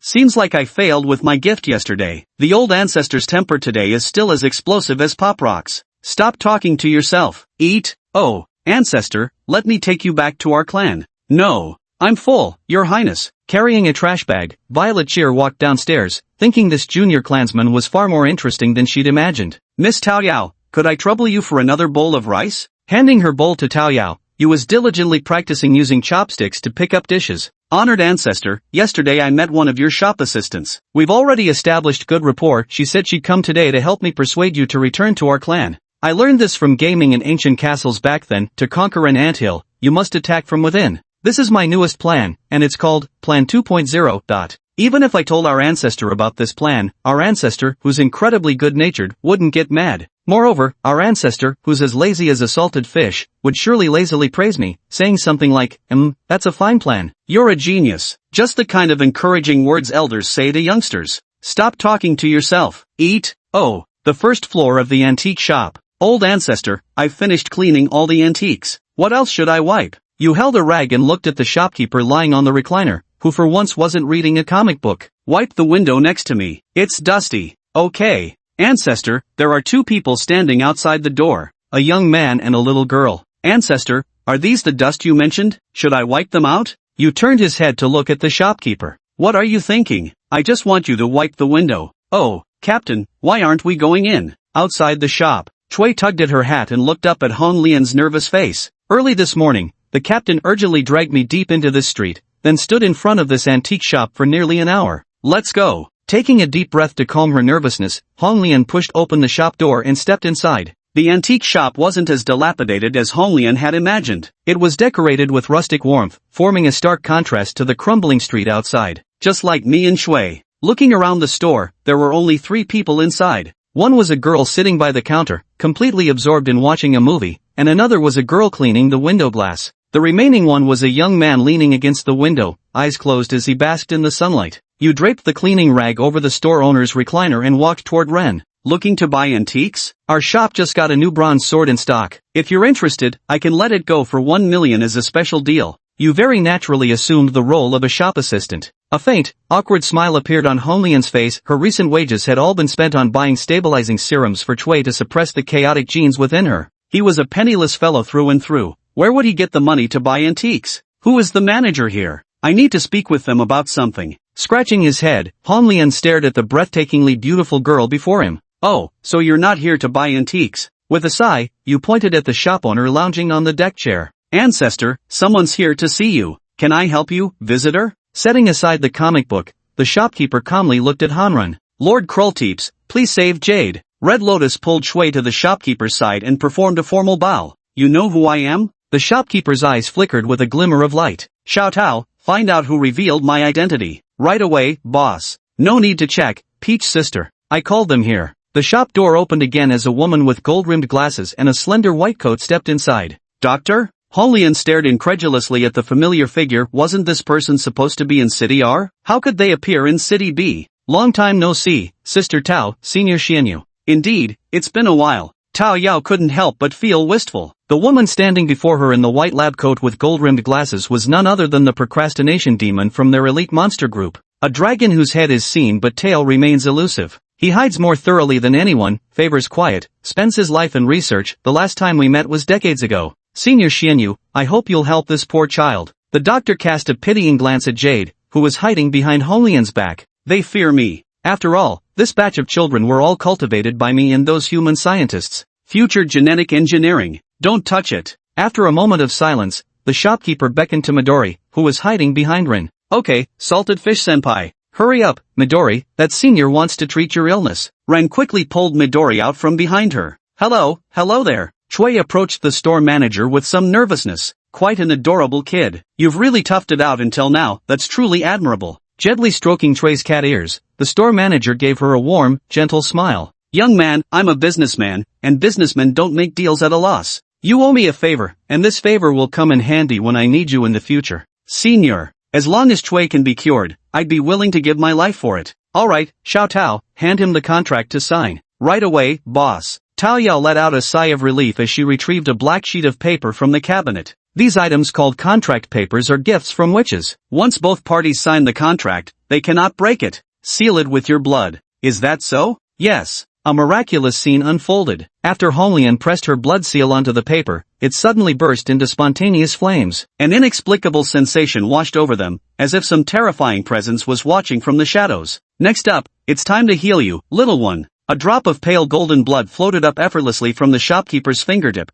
wobbling delicately yet refusing to scatter like liquid mercury holding its form. This is... You, who had been silently watching all along, widened her eyes in astonishment. From that single drop of blood, she sensed an immeasurable power. Her instincts told her that if she were to drink it, her strength would at least double. Is this the might of our ancestor? The shopkeeper flicked his finger, sending the drop of pale golden blood flying into Chui's mouth. Chapter 55 Crimson Lotus, Final Chapter. Xiao Tao, take this little one to wash up in the bathroom. Right away, boss. So hot. Holding Chui's hand, Tao Yao furrowed her brows tightly. Like a small fireball, the other party radiated scorching heat waves from head to toe. An ordinary person would probably have gone to meet God for tea by now. Senior Xianyu, I'm truly terribly sorry about this incident. I revealed your location without your permission. The doctor straightened his white coat and bowed deeply to the shop manager. Be more careful next time.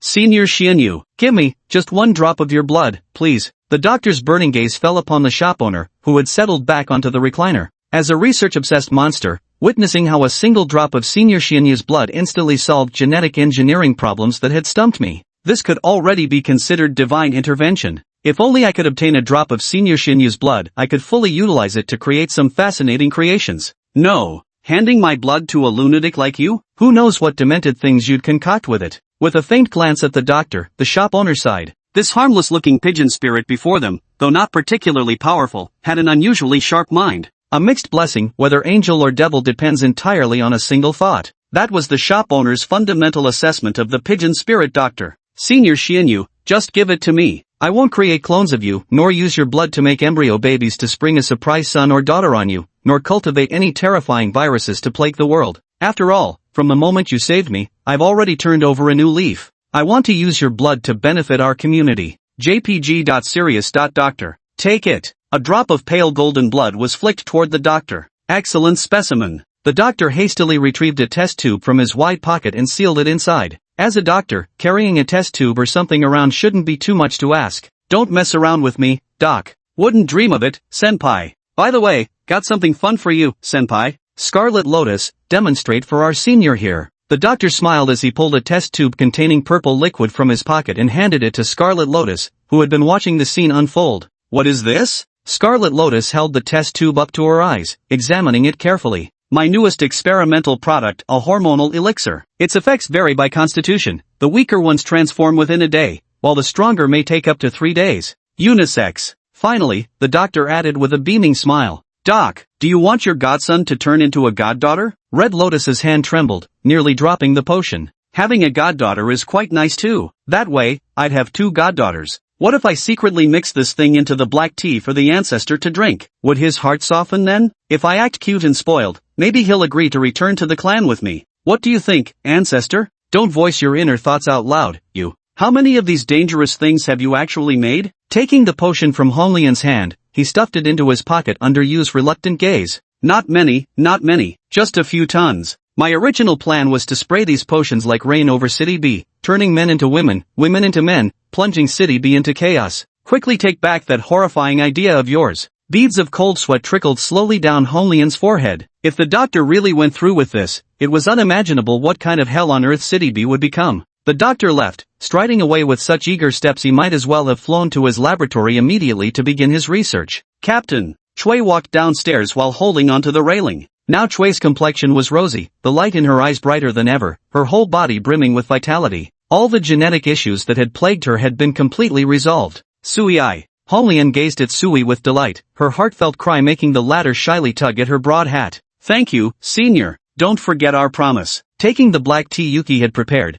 the shopkeeper took a slow sip before leisurely addressing Ren with deliberation. I will never forget. Wherever you may need me, be it the farthest corners of the earth, I, Ren, will always follow in your footsteps. Flames seemed to burn in his eyes. Go on, don't disrupt my business. Turning around, the shopkeeper waved at him dismissively. Let me tell you, old ancestor's shop never actually gets any customers. If we're being precise, there are technically some mosquitoes and flies. Last night, I killed 30 flies, 16 mosquitoes, and a moth. Shut the hell up. Oh, elder, when I have money, Chui and I will surely come visit your antique shop. Well then, Chui and I will be off now. The streets of Old Town. The captain, our senior, is truly a good person. After drinking that drop of blood, I feel like I've been reborn, the pain is gone, and even my sense of taste has returned to normal. Gazing at the sun rising gracefully in the sky, Chui extended her arms, feeling the warmth and light of the sun once again. Her eyes crinkled into crescent moons. Do you want to go to school, Midori? A child your age should be growing up healthy at school, making friends with kids your own age. With a wide grin, Durin tousled Midori's hair.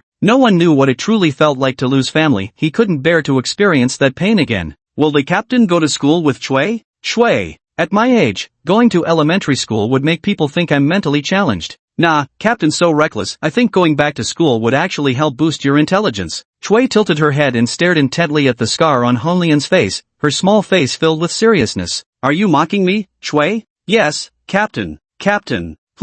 That scar on your face, you could have a doctor remove it. We've overcome all hardships already. Yeah, it's all behind us now. Captain, I heard every word of your conversation with the doctor last night. Never underestimate a dolphin's hearing. Captain. Were you crouched in the corner crying last night? How could I possibly cry? Captain, I'm just a reckless brute. What kind of brute would ever cry? Red Lotus puffed out his chest proudly, boasting about being a reckless brute, and he wore it like a badge of honor. Fair enough. The captain is a reckless brute, and brutes don't get girlfriends. The captain is a reckless brute. Aside from throwing punches, he's got no other skills. The captain is a reckless brute, so reckless that without Chui, he's just a headless fly. Red Lotus. Captain.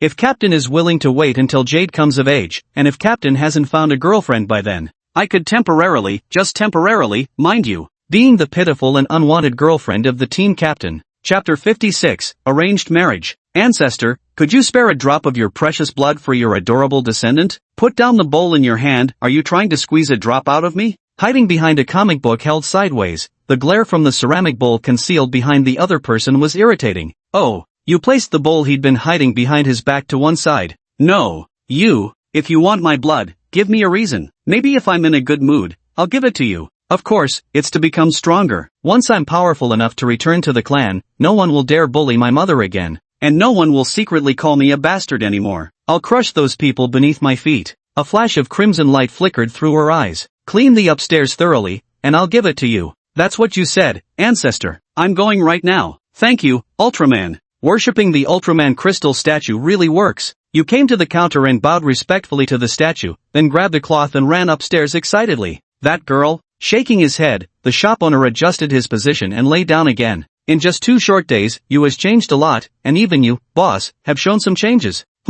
Did the salted fish twitch? Or should I say the salted fish has turned over? Tao Yao smiled as she approached the shop owner with a plate of sliced peaches. Want me to feed you, boss? Hey, I don't feel like moving. Indeed, being around young people makes me feel younger too. Shout out, today, I'm actually quite happy. Whatever makes you happy. Picking up a peach petal and placing it into the shopkeeper's mouth, Tao Yao's eyes narrowed into crescent moons. Boss, your happiness is my happiness. Mum, what would you like for lunch? Boss, let Xiao Tao make it for you. The usual 3 dishes then, it's been a while since we've had them. Xiao Tao, you've worked hard all these 100+ years. Buy more ingredients at noon, we'll have hot pot for dinner tonight.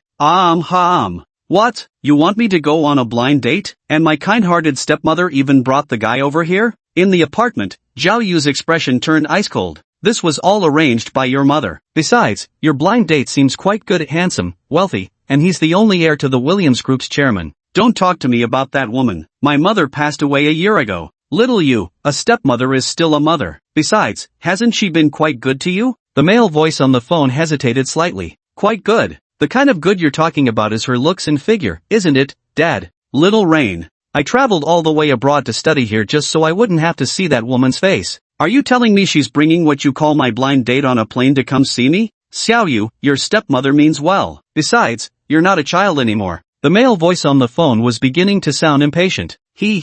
I'm hanging up. After hanging up, Zhao Yu sat on the bed, looking lost and dejected. Xiao Yu, I already sent your address to your mom and the blind date. Even if you don't go greet them, they'll come looking for you. Dad. She glanced at the lit-up phone notification, and a profound sense of helplessness welled up inside her. This house, so cold. Beep beep, the phone rang again. After hesitating for a moment, Zhao Yu picked it up. Hey, is that Xiao Zhao? Are you free tonight? If you're not busy, come to the shop for hot pot. On the other end of the line, the shop owner's hoarse voice sounded. Boss, I'm afraid I can't make it. Is that so? What a shame then. Have a great vacation. Goodbye, Xiao Zhao. Tucking her phone beneath the pillow, Zhao Yu lay quietly on the bed, gazing at the pure white ceiling above. She didn't want to cause trouble for the manager. If she were to go to the shop, that all-powerful stepmother would absolutely come to the antique shop with her bodyguards and that so-called blind date candidate to pick a fight at the first opportunity. Antique shop. Boss, where are you going? It seems my shop assistant has suffered a minor injustice.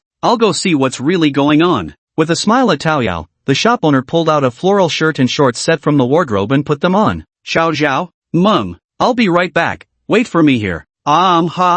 Stepping out of the shop, the sun was already high in the sky, its glare irritatingly bright. Let me think about where Xiao Zhao's place is. Following the map in his mind, the shopkeeper soon arrived in front of the apartment Zhao Yu rented. It was a 10-story apartment building, with laundry hung out to dry on every floor's railing, an apartment brimming with the vibrancy of life. Caw, caw, caw. A chorus of bird cries arose from the flowerbed nearby. At the edge of the flowerbed, a silver-haired old man basked lazily in the sun, while perched on his shoulder, a black-feathered parrot stared at itself in alarm, squawking incessantly. That old man seems to be Xiao Zhao's landlord, named Edward? Probably. Following the memories in his mind, the manager arrived at the 3rd floor of the apartment. This one should be Xiao Zhao's room. Knock, knock, knock. Are we here already? Zhao Yu numbly walked to the door and opened it. You look so haggard? The familiar voice echoed in her ears, as Zhao Yu stared blankly at the shop owner by the door. The next second, she shut the door and dashed back to the living room bedroom, hastily stuffing scattered items into drawers.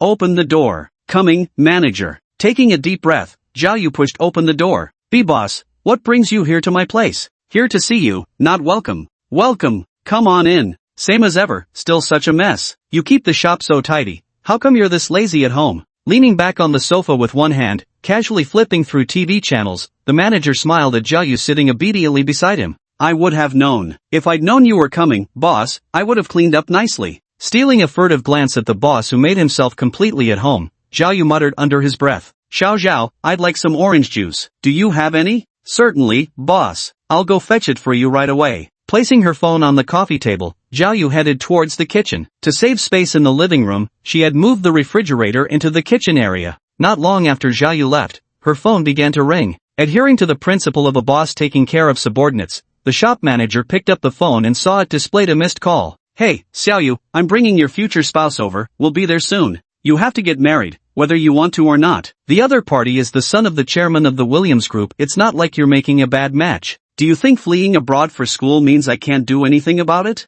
You can't escape my grasp. Your fate has long been sealed. The woman's voice on the other end sounded quite smug.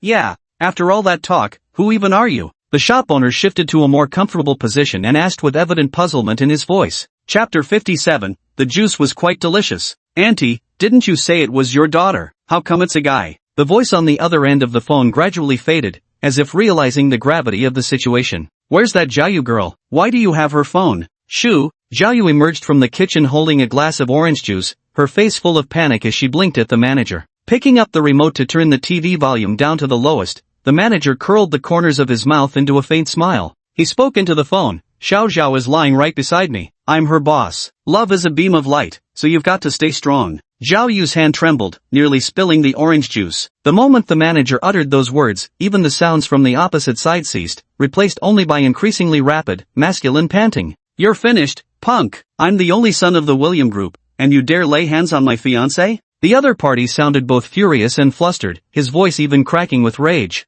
If there's nothing else, I'm hanging up. You. Setting Zhao Yu's phone back on the coffee table, the shop owner turned the TV volume back to normal. Boss, I just asked you to make a phone call, not to provoke them. Damn it, I'm bringing trouble to you, boss. Handing the orange juice to her boss, Zhao Yu collapsed onto the sofa, her face still tinged with lingering blush. The boss's earlier remark had struck like a thunderbolt from clear skies. She still felt mentally dazed even now. Tell me what's bothering you, the boss said. Maybe I can help you. Taking a leisurely sip of his orange juice, the shop owner said to Zhao Yu at a relaxed pace. Boss, speak up boldly. How come you've become so shy after just 2 days apart? That's not like you, Xiao Zhao. Boss, I hate that stepmother, that domineering woman who tries to control my fate. She's always treated me as nothing more than a commodity for her own gain. I came here to study just to avoid her. I never expected she'd eventually track me down here. The Williams Group is one of the top 100 conglomerates. She wants me to marry that so-called heir of the Williams fortune, the guy you just heard, to forge connections.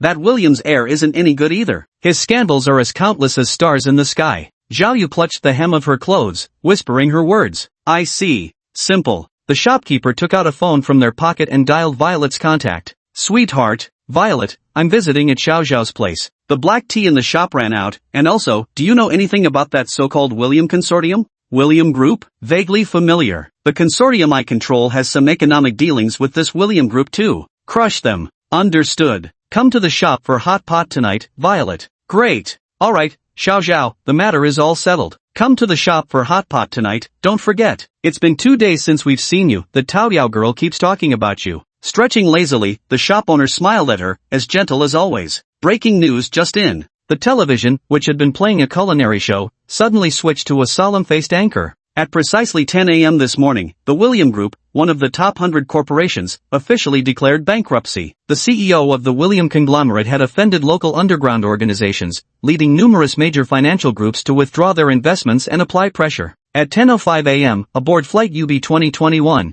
a passenger suffered a sudden drug-induced episode and assaulted a flight attendant. He has since been detained by the relevant investigative bureau. Investigations revealed the man identified as William Bruce, the only son of the William conglomerate's chairman. Stay away from drugs and cherish your health and life. On TV, the host earnestly explained the dangers of drugs. It's settled. Don't forget to come to the antique shop for hot pot tonight, Xiao Zhao. Your orange juice is really tasty. Prepare more next time. Patting Zhao Yu's stunned shoulder, the shopkeeper opened the door and stepped outside. After a moment of silence, Zhao Yu drew back the curtains and could faintly make out the manager leisurely riding a shared bicycle into the distance. Manager. Zhao Yu suddenly broke into a smile and cheerfully went to the bedroom to change into a short-sleeved shirt. Let's go buy oranges at the supermarket. I'll bring some back for the shop manager to drink tonight. Boss, you're back? Ta Yao, who was just about to leave for grocery shopping, gazed tenderly at the yawning shop manager. He's back, the matter's settled. Buy more vegetables.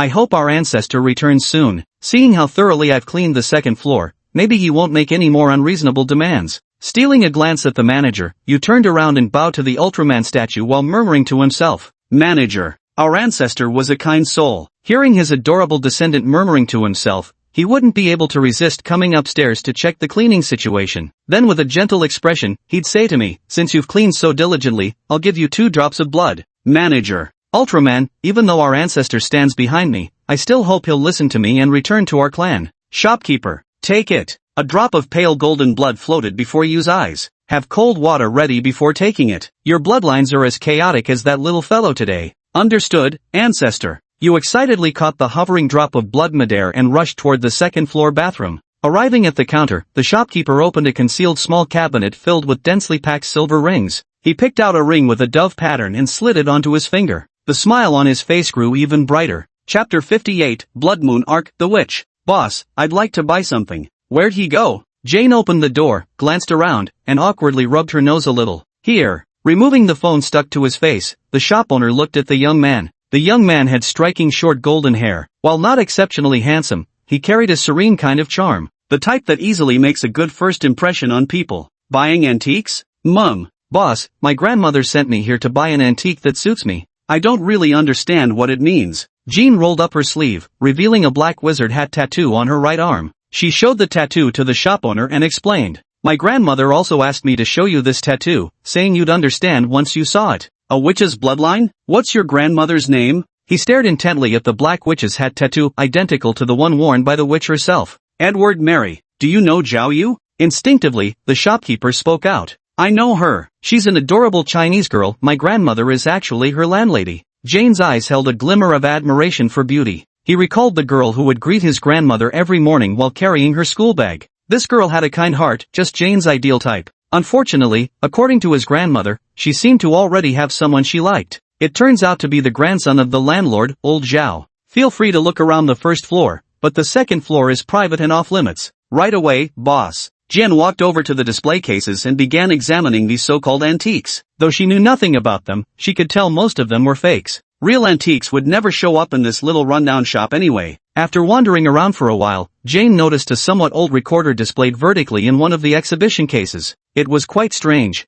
Though the flute looked very worn out, she inexplicably felt there was some connection between her and it. Reinhardt's Pied Piper Flute. Price, 50 million yuan. The elusive shopkeeper appeared behind Jane and patted her shoulder. Reinhardt? Then who was it? Jane put on the nearby gloves and gently took the flute out of the display case, tilting her head in confusion as she looked at the shopkeeper behind her. Have you ever heard of the Pied Piper of Hamelin? Yes, my grandmother told me that story when I was a child. In the early Middle Ages, the town of Hamelin was overrun by rats, and the crops failed completely. So the town magistrate and citizens raised funds to hire a rat catcher, aiming to eliminate the severe rodent infestation. Then came a man dressed in colorful clothes carrying a flute, who claimed he could rid the town of rats. The Pied Piper cleared the rats from the city, luring them into the river to drown with his music, but the townspeople refused to pay him what he was owed. So, in revenge, the Pied Piper lured the children away with his music, into the mountains or to jump into the water, killing them all.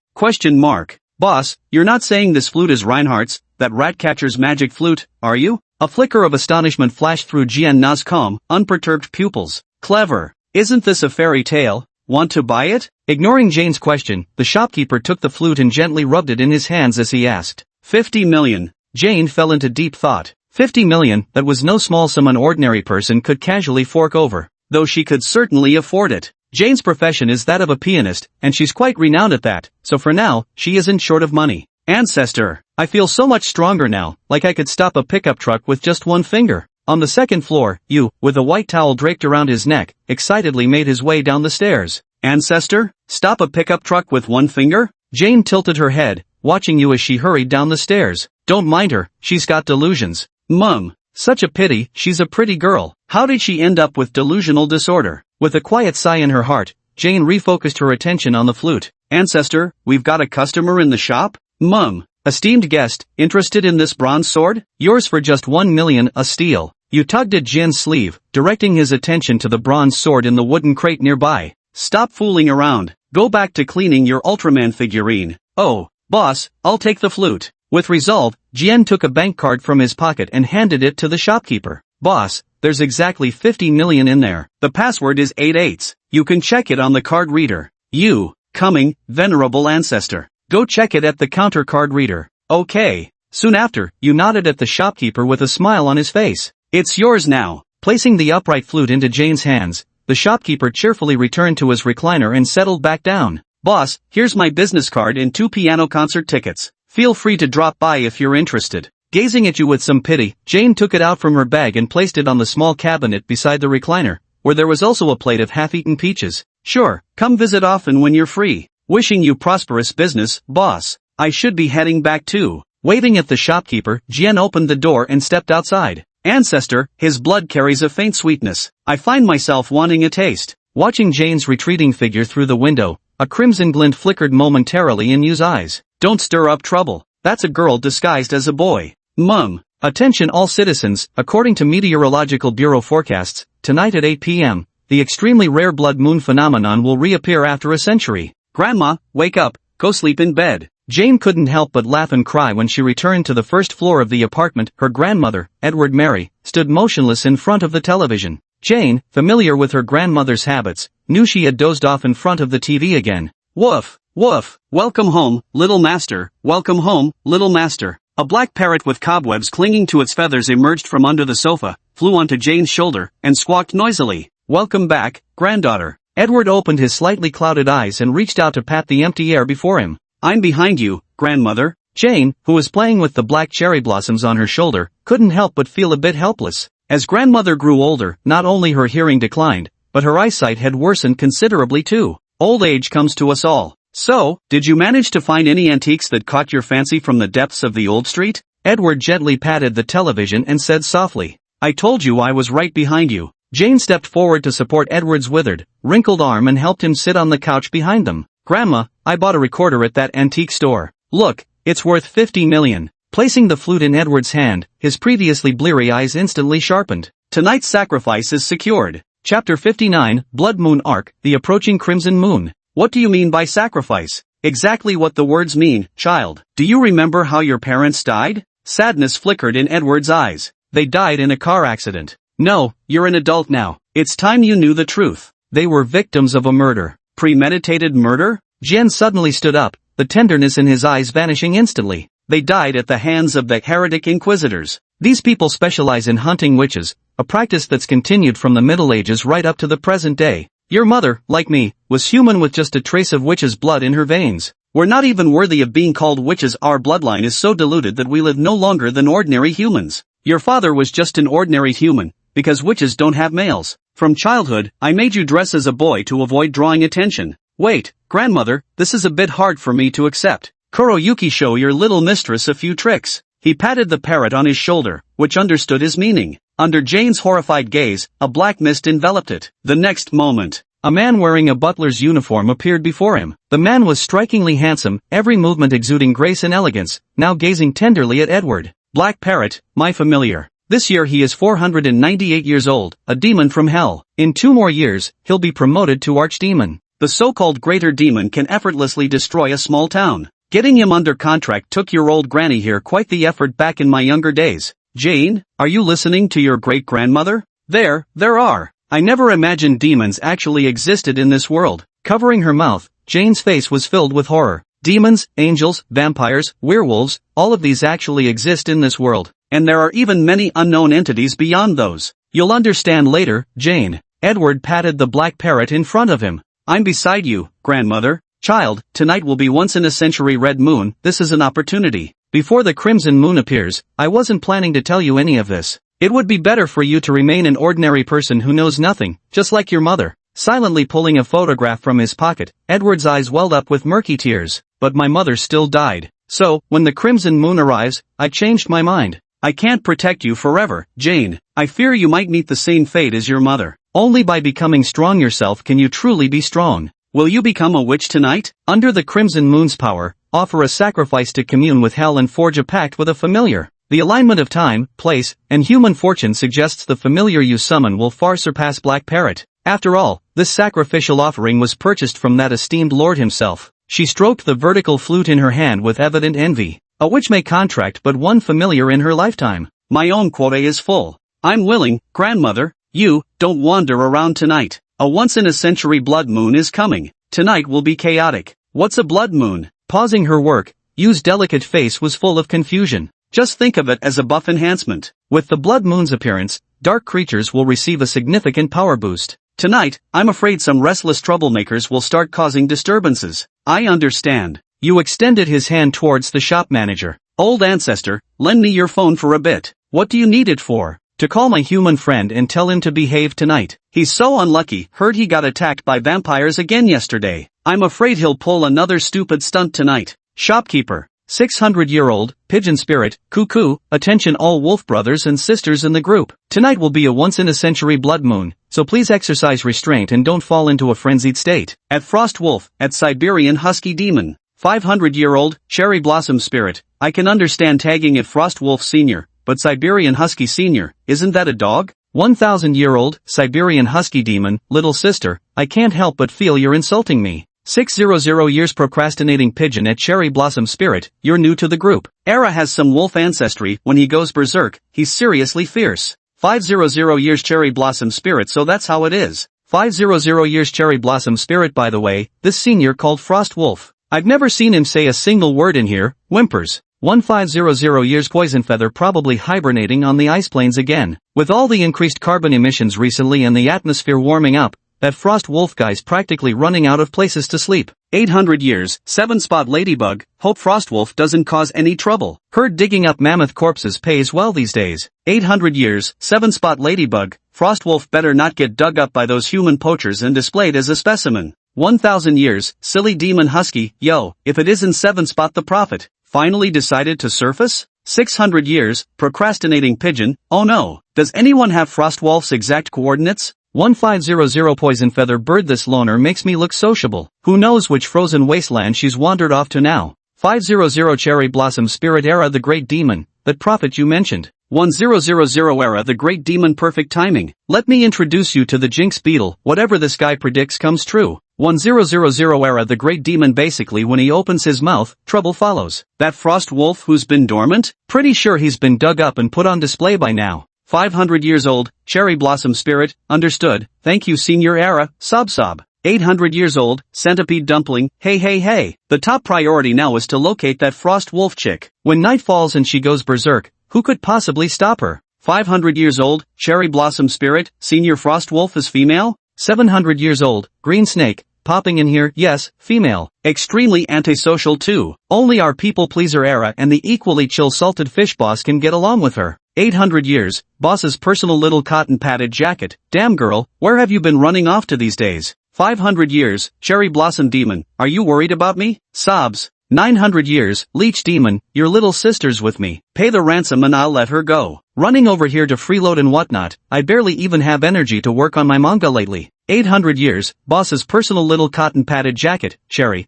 please make sure she stays there a few more days. Oh, and help me pressure her to update more while you're at it. 500 years, Cherry Blossom Spirit, received. 800 years, 7-spotted ladybug, at Centipede Meatball, did you finish giving birth? 800 years, Centipede Meatball, finished. Only 2 survived. 800 years, 7-spotted ladybug, only 2 with the potential to become spirits, huh? 800 years, Centipede Dumpling, yeah, that's already pretty good. 500 years, Cherry Blossom Demon, flash photo, 5 seconds, Sister Leech's Catgirl cosplay. 1,500 years, Jinyao Bird, cough cough, this old man shall admire it first. 1,000 years, Era Demon, my dog eyes are about to go blind, what's with this giant fleshy worm doing a Catgirl cosplay while showing its true form? 3000 AD, which, chubby looks cute, Husky, absolutely don't come out tonight. 1000 AD, Husky the Demon, don't worry, I've had Ofina chain me to the bed right now, she's even typing these messages for me. 3000 AD, which? 1500 AD, Poison Feather. 500 years Cherry Blossom Spirit.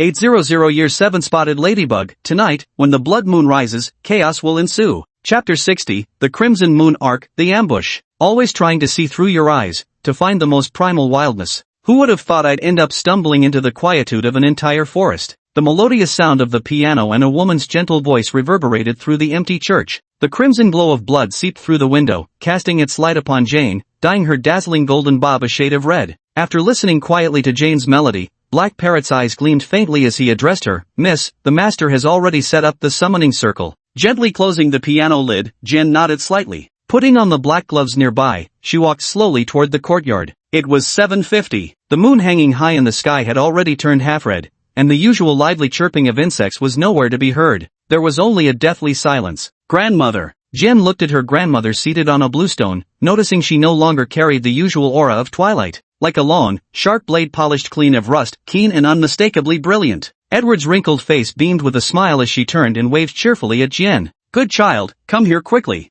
Today, Edward had deliberately changed into a long black chiffon dress, an oddly mismatched outfit. A complex expression flickered across Black Parrot's face. Edward's attire was exactly the same as it had been many years ago. Time flies so fast. Back then, Edward was still a young girl. You look exceptionally beautiful today, just like your mother. Thank you, grandmother. Jen frowned. Not far away, there was an eerie blood-red magic circle with a small bucket beside it, emanating a faint smell of blood. This blood, it smells distinctly human. Did you hear that faint sound of police sirens outside? Even the authorities are taking tonight's blood moon seriously. That's good, it'll save us a lot of trouble. Tapping his antique pipe against the bluestone, Edward squinted at the silver moon gradually turning crimson in the sky. Grandmother, what should I do next? Waiting quietly for the perfect blood moon. All right, master, I'll go handle some minor nuisances. The Black Parrot placed his right hand over his chest, offering Edward a gentlemanly bow. Just moments ago, he had sensed several rats sneaking in, likely vampires tempted by the blood moon's call to come foraging. Go, and keep it quiet. Mum. Blood moon, the carnival hour for dark creatures. Prolonged exposure helps them purify their bloodlines, but there are pros and cons. Extended exposure tends to affect these creatures' minds. Those mentally fragile will fall into brief states of frenzy. These were several vampires disguised as vagrants. Though the blood moon hadn't fully revealed itself, their mental states were already severely compromised. With their keen sense of smell, these bloodthirsty vampires surged into the church as if intoxicated by slaughter. Under normal circumstances, they would never dare set foot in such a deadly place for their kind. Bang! A black feather shot through the darkness, impaling a grotesque bat against the wall with such force that spiderweb cracks radiated across the stone surface. Amidst the bat's piercing shrieks, tendrils of black smoke swirled as the half-formed vampire rapidly disintegrated into a pile of gray ashes. The remaining vampires simultaneously transformed into human forms, their blood-red eyes turning in eerie unison toward the darkness nearby. Good evening, gentlemen. Accompanied by an ominous black mist, Black Parrot emerged slowly from the shadows with a warm smile on his face.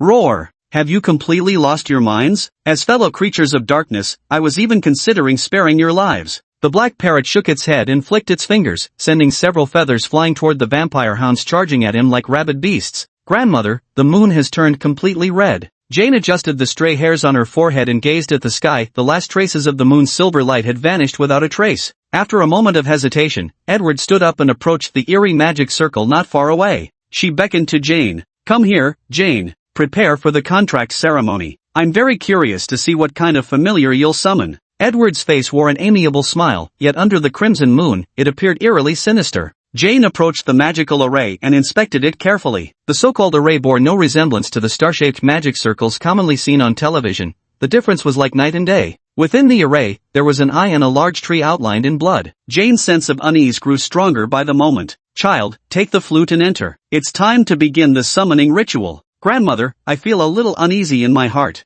You're just nervous. It's all right, it'll be over soon. Grabbing Jane's arm forcefully, Edward threw her in without hesitation. Ouch! Standing up in the center of the magic circle, Jane rubbed her arm where bruises were already forming, purple and blue marks testifying to Edward's brutal strength. A strange murmur escaped Edward's lips outside the magic circle, and the previously dim array began to emit an intense crimson glow. Under Jane's horrified gaze, the blood-drawn tree at her feet slithered to life like a spirit serpent, while thick crimson thorns slowly coiled toward her body. What is this? Hearing Jane's voice, Edward's expression briefly contorted with struggle, yet the incantation from her lips only grew more urgent. Soon, the thorns had wound their way up to Jane's upper body, the sharp barbs piercing her fair, delicate skin. Grandmother, could you give me a reason? After a moment of silence, Jane suddenly spoke up. She had already given up struggling, calm as always. Those crimson thorns were clearly no good, and she desperately wanted to know why her grandmother would do this. Edward sighed as he looked at Jane with a complicated gaze, saying, "For eternal life. My life is nearing its end.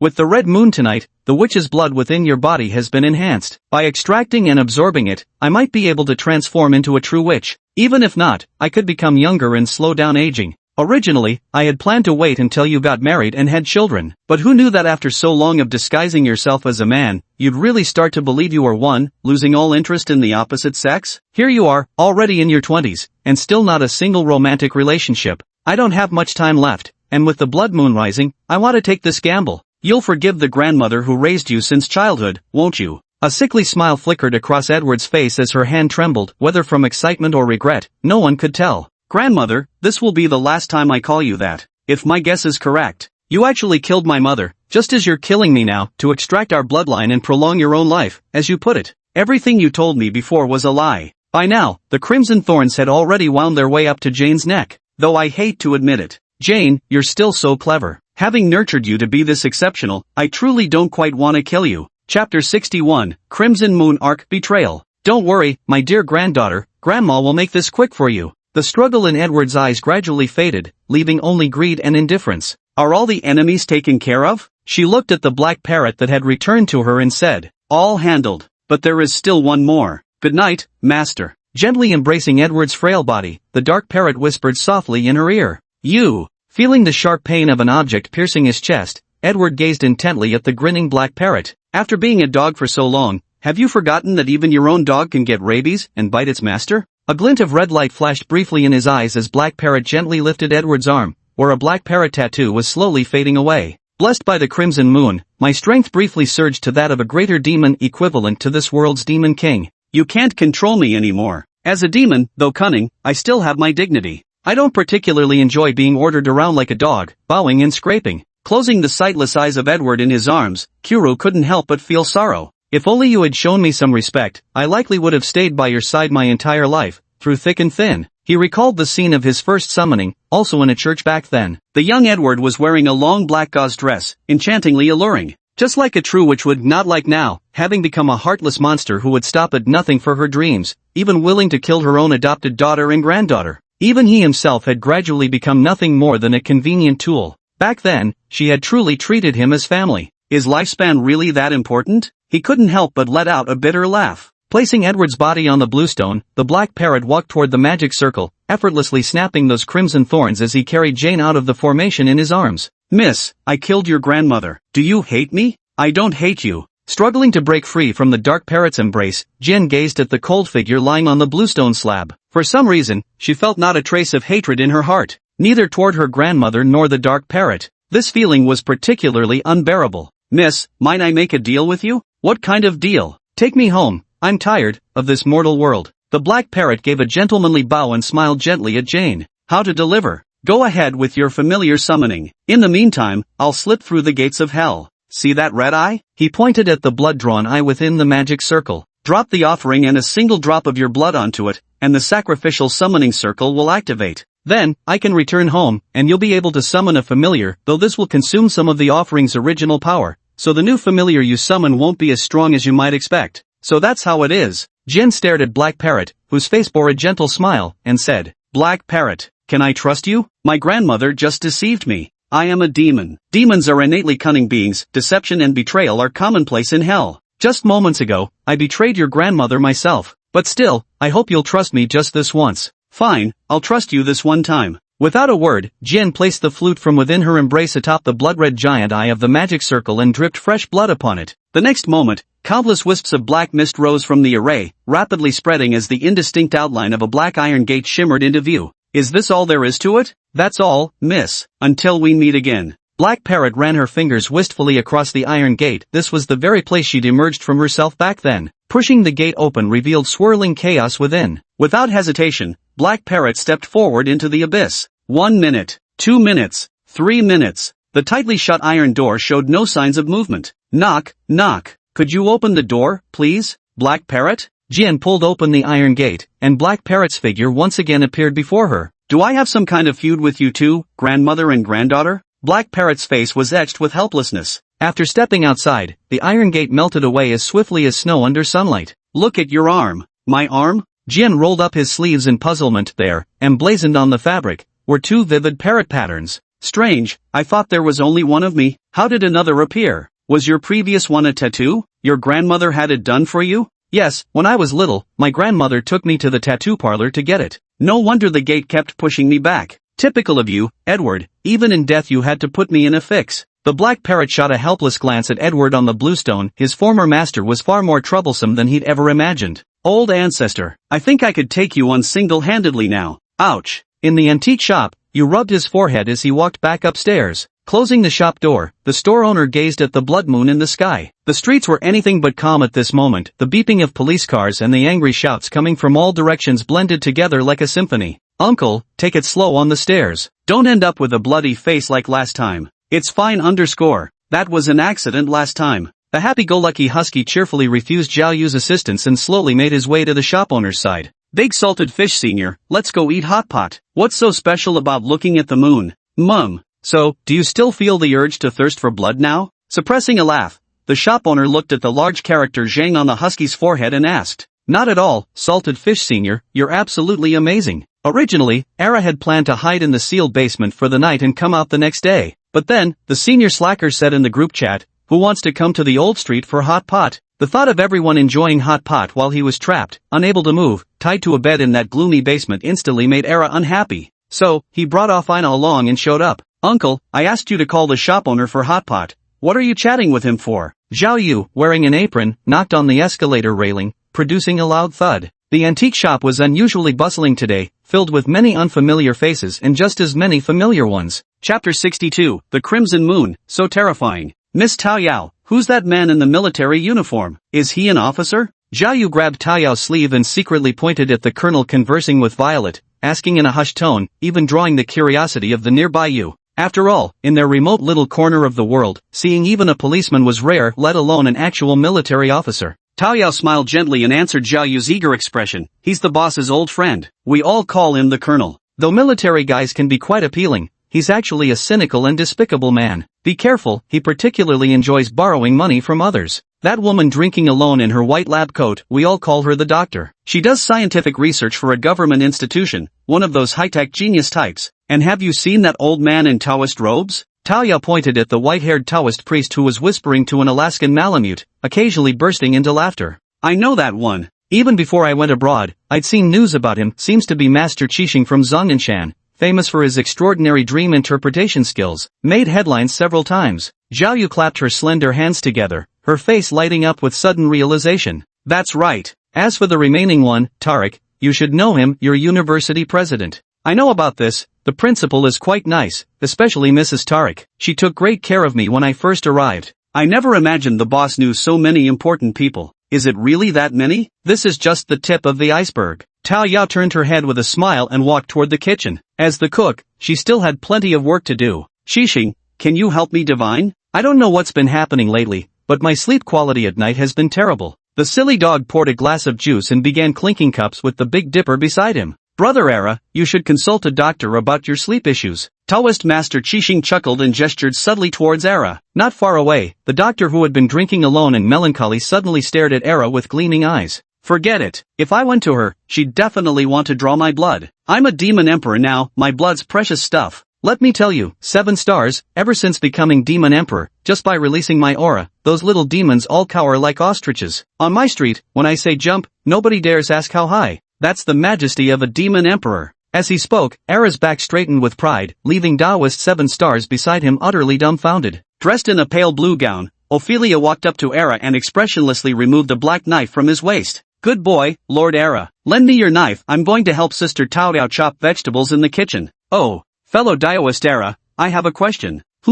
What happened to the dignity of the demon emperor you mentioned? Did a dog eat it? I suppose so, after all, I'm just a dog. What are you two chatting about that's got you so happy? Millipede Meatball cheerfully hung up the phone and pulled out a chair to sit next to Husky. He had been video calling his old lady the whole time, tangled up in conversation for nearly an hour, and only now found leisure to banter with his old pals, talking about the dignified elder status of the great demon Husky. Let's change the subject. The Husky awkwardly scratched his head. This time, he'd completely lost face. Uncle Husky, hurry up and go call the shop owner for hot pot. Got it. Hey, is this Captain Gurin from the Gurin squad? A male soldier's voice came through the walkie-talkie attached to Gurin's chest. It's me. Make it quick if you've got something to say, I'm in the middle of something. Tendrils of scorching steam rose from his left arm as Gurin surveyed the red-eyed vampires surrounding him with casual indifference. It's like this, there's a werewolf exposed to the blood moon, almost reaching the level of a demon king in strength. Bang! Then what happened? With one punch piercing through the chest of a vampire that charged at him, Hong Lian flung the body heavily against the wall before asking.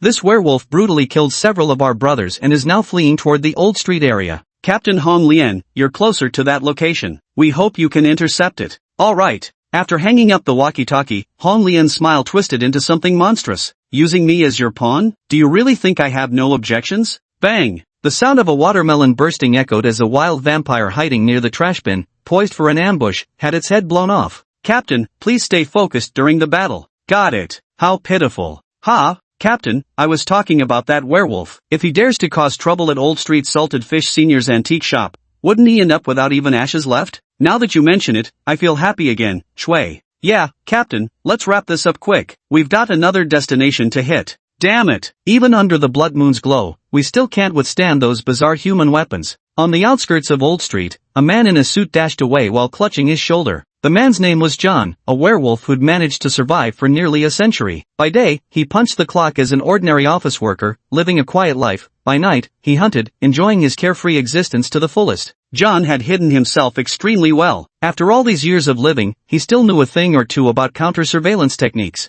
Were it not for today's blood moon, John was confident he could have laid low for another 100 years. Survive today, and I'll have to move to another city again. John couldn't help but feel somewhat emotional. The top priority now is to devour some human flesh and blood to restore my body. John forcefully dug out the specially made bullet from his shoulder and tossed it into the trash bin. Who the hell knows if they've hidden any tracking devices or other little tricks inside the bullet. Sniff. Closing his eyes, John flared his nostrils, an expression of disgust flickering across his face. Wait. This scent. The aroma of young maidens. More than one. John was ecstatic. Compared to those old folks who were practically just bones, he much preferred the flesh and blood of young girls. A strange creaking sound erupted as John dropped onto all fours, transforming into a powerfully built werewolf covered in yellow fur. He twitched his nostrils and raced toward the lingering scent trails of those girls. Empowered by the blood moon, John moved with extraordinary speed, arriving before a brightly lit antique shop in mere moments. After passing so many closed stores, this was the only shop still illuminated. John pushed open the shop door stealthily, a cruel smile twisting at the corners of his lips. His instincts hadn't been wrong. There were several girls' scents wafting from the rooftop of this shop, mingled with the aroma of hot pot.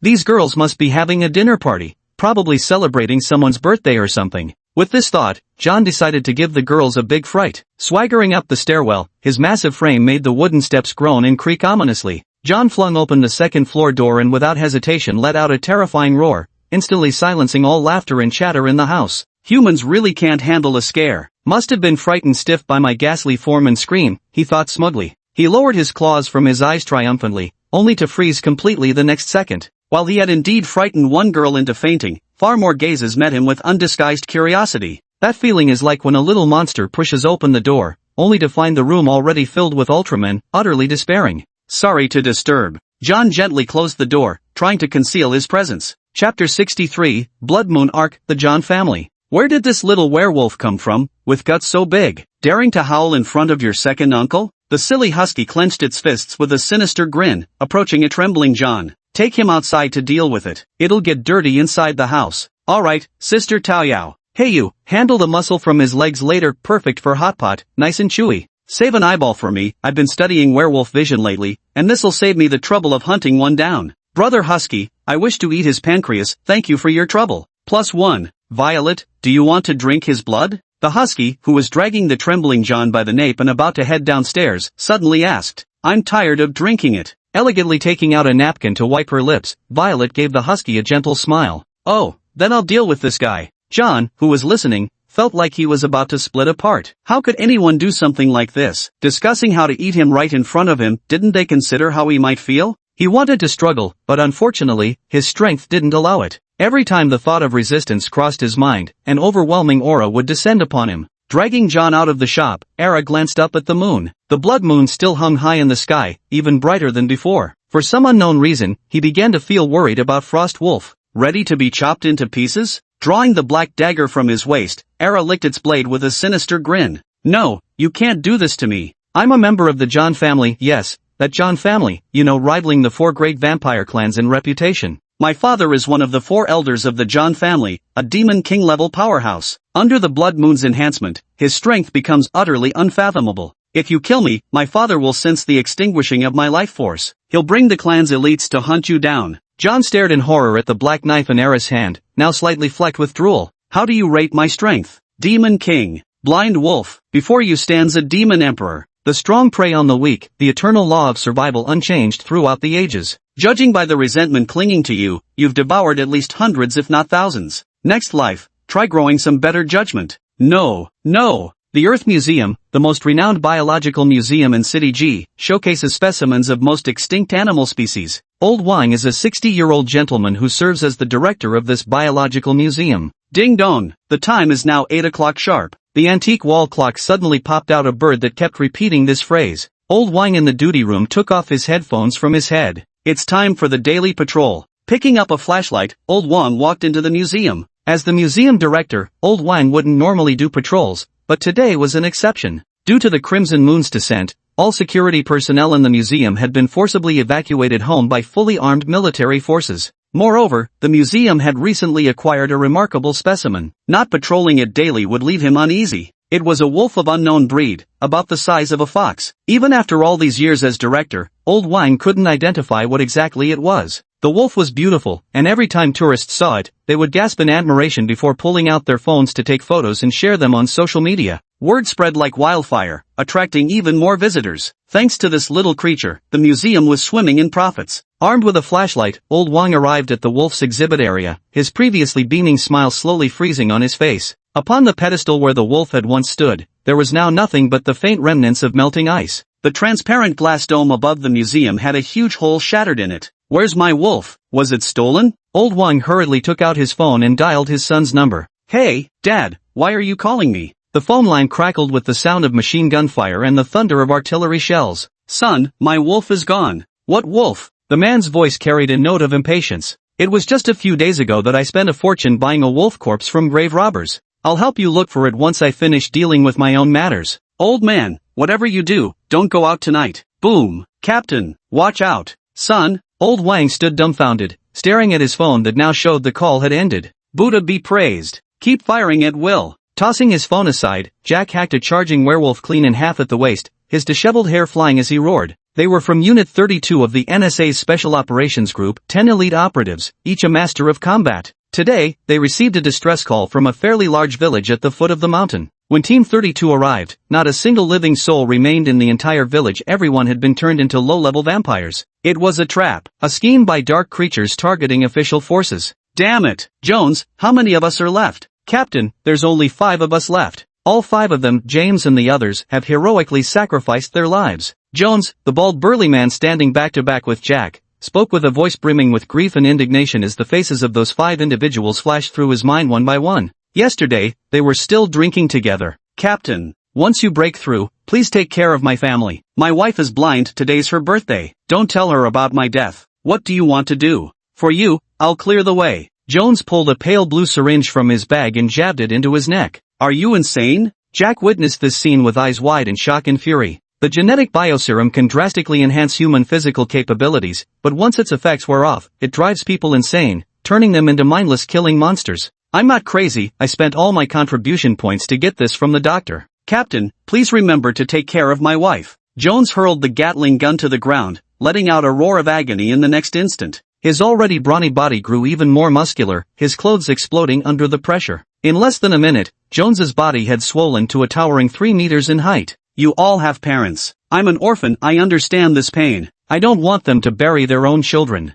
Several team members silently put away their weapons and moved behind Jones. I'm charging forward, stay close to me. As he lifted the Gatling gun from the ground, a savage expression twisted Jones' face. Human progress grows ever more terrifying. A single small vial of serum can now grant a battle-hardened warrior power rivaling that of a false demon king. On a small hilltop, one of the 4 elders of the John family, wearing a black bowler hat, let out an exclamation of surprise. Yeah, the side effects must be severe too. Damn it! The look of astonishment quickly faded from the elder's face as his eyes turned blood red. What's wrong, Your Grace? My son John, his life's breath is gone, he's been killed. Chapter 64, Blood Moon Arc, Frostwolf. I leave the command to you here. I must go avenge my son. Removing the round hat from his head, a 5-meter-tall giant werewolf soon appeared atop the mountain. The 4 clan elders dropped to all fours and let out a roar at the blood moon in the sky before leaping down from the mountain peak, followed closely by countless robust figures. That old geezer is usually so cautious enough to use cannon fodder to slowly grind down even 10 humans. Who'd have thought he'd get this worked up over the death of a son?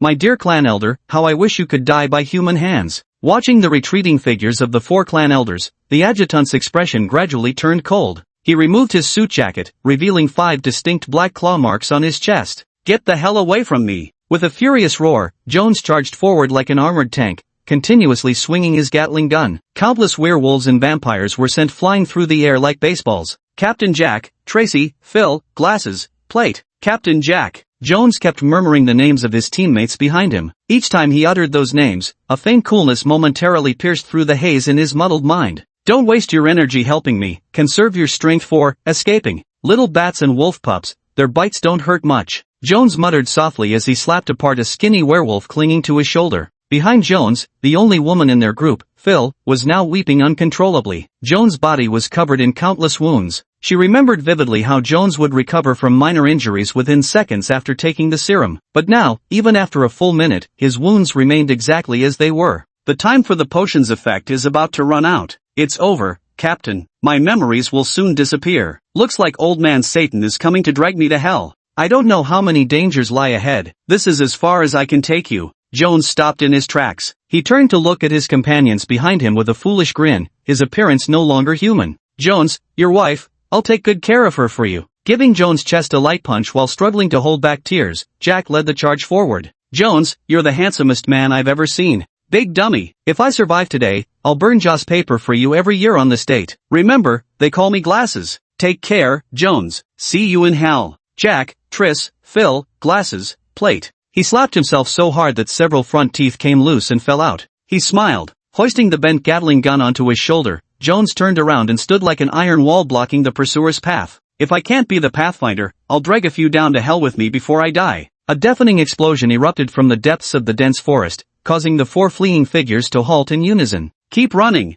Don't let Jones' sacrifice be in vain. Yes, the cat and mouse game should be about finished now. Your courage is truly pitiful and lamentable. The lieutenant's figure emerged from the pitch-black road ahead, his body sprouting thick wolf hairs under the crimson glow of bloodlight. Combat power approaching Demon King level. Through the instrument covering his eyes, Jing Yan let out an exclamation. How could this be? Leave without me. Like Jones, I have no father or mother. Pansy silently stepped out from the formation. Before everyone's eyes, he pulled out a vial of purple potion from his pocket. I've already made a deal with Jones, I'll meet him in hell. I didn't waste my contribution points recklessly either. Bought a potion from the doctor. With a radiant smile directed at the crowd, the young, long-haired man injected the potion into his neck. Got the guts to fight me one-on-one? Plate's eyes had transformed into vertical slits of emerald green as he beckoned the deputy with a curling finger. Interesting. All of you, step back. I'll play with this human warrior myself. At the sound of the lieutenant's voice, the dense web of crimson eyes within the shadowy forest vanished instantly. Pansy silently drew a dagger from his waist and stealthily made a hand gesture to the group.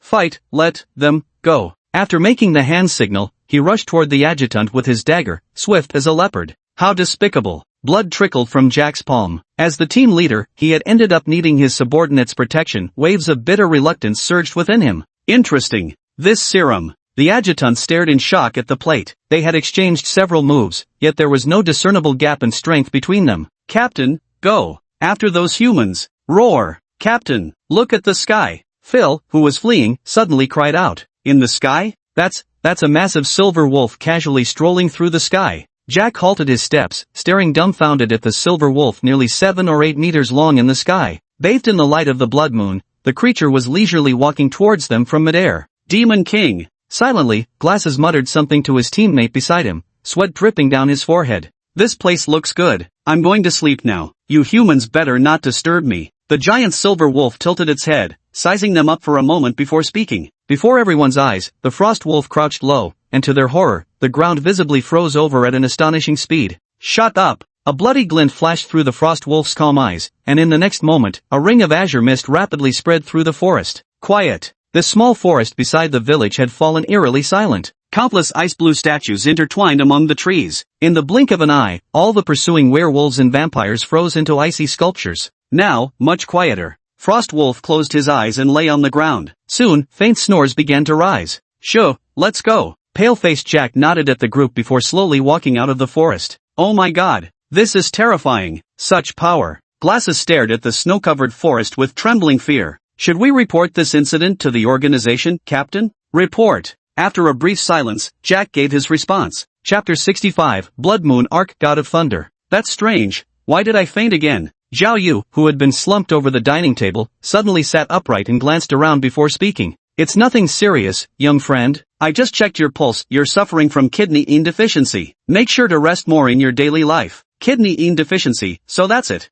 Zhao Yu nodded thoughtfully. I'm full. Anyone interested in taking a walk with me? The colonel straightened his slightly disheveled uniform and gave a gentle smile to Era and Wonton Dumpling, who were still eating heartily. I do. I'll join you. Wonton Dumpling helplessly pulled out a tissue to wipe his mouth before getting up and tucking the bench under the table. Hey, you guys in black suits, didn't you hear the broadcast? No wandering around at night. Yeah, hurry up and go home to sleep. Two white police officers in light blue uniforms came running towards Clan Elder 4 and others who were walking towards Old Street while blowing their whistles. The fourth elder of the John family waved his hand, and the two men in black slowly approached those two police officers. Out for a midnight stroll? That'll be $50 fine each. Pulling a pen from his shoulder, a white officer began writing tickets with practiced ease. There's so many of us, aren't you afraid we might jump you? A black-clad youth couldn't help voicing the question. Well now, got some nerve, don't you? Dressed all respectable-like but trying to gang up on police officers. Another officer sneered as he pulled his pistol from his holster and tapped it against the man's face with sharp, mocking clicks.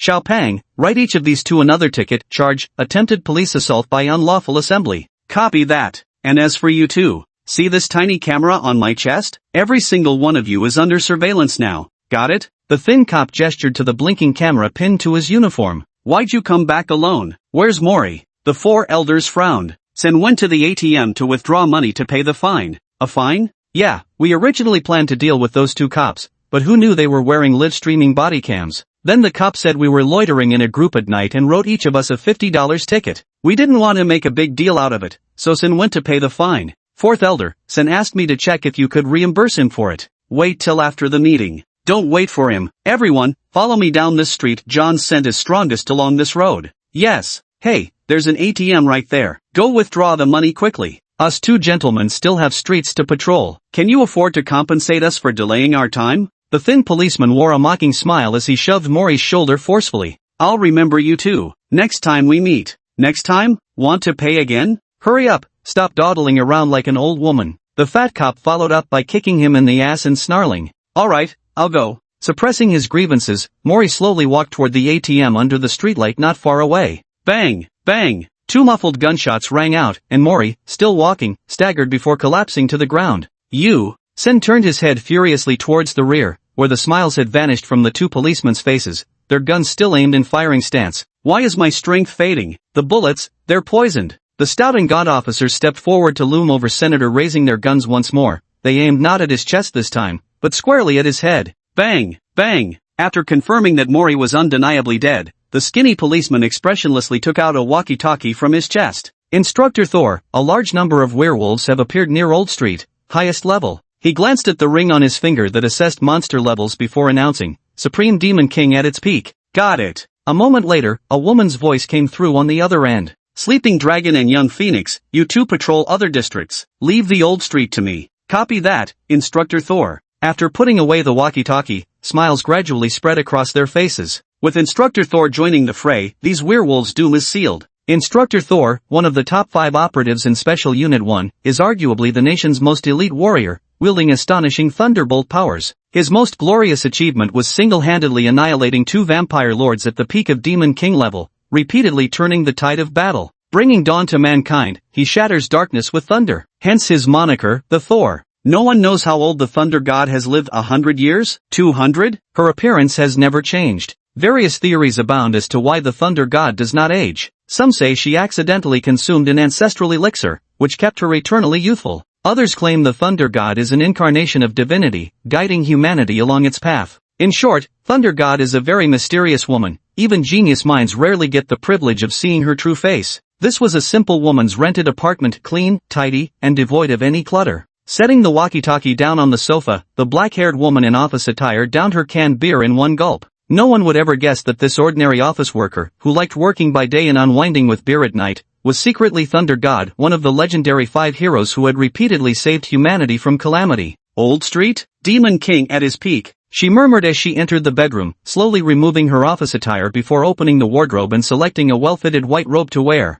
The Thunder God particularly favored white clothing. When enemies' scalding blood splattered onto it, forming crimson blossoms, it gave her an intensely thrilling sensation. Pulling open the wardrobe's lower compartment, she revealed a quietly resting purple dagger engraved with mysterious patterns and a menacing horned demon mask. She lifted the dagger and drew it from its scabbard, her face reflected in the faint gleam of the silver blade. Gazing at the utterly unchanged visage on its surface, she sighed. The Thunder God had lived for 300 years, by all reason, no human should have endured so long. If anyone was to blame, it was that bizarre ancestral pill. It was a black elixir of immortality passed down since the Qin dynasty. According to family records, this elixir had truly achieved its purpose. It said there was more than just one of them. Thor's ancestors were among the alchemists who refined the elixir. Upon success, he substituted the real pill with a fake one and found a body double to take his place, while his true self had long since crossed the seas to foreign lands. As for why their ancestor never consumed this elixir himself, Thor could never know. Given the chance to do it over, Thor would never have ingested that cursed thing. Watching friends, loved ones, even his own parents gradually age while he remained eternally youthful, this cruel contrast is more than any ordinary soul could bear. Returning from his thoughts, he sheathed the blade and fastened it at his waist. The Thunder God then donned that eerie blue-horned ghost-faced mask. This sword and the twin-horned ghost mask had both been passed down from the Thunder God's ancestors. Legend had it that during a secret operation, his forebears had stealthily pilfered these 2 artifacts from the first emperor's treasure vault. Chapter 66, Blood Moon Arc, the Gold-Devouring Centipede.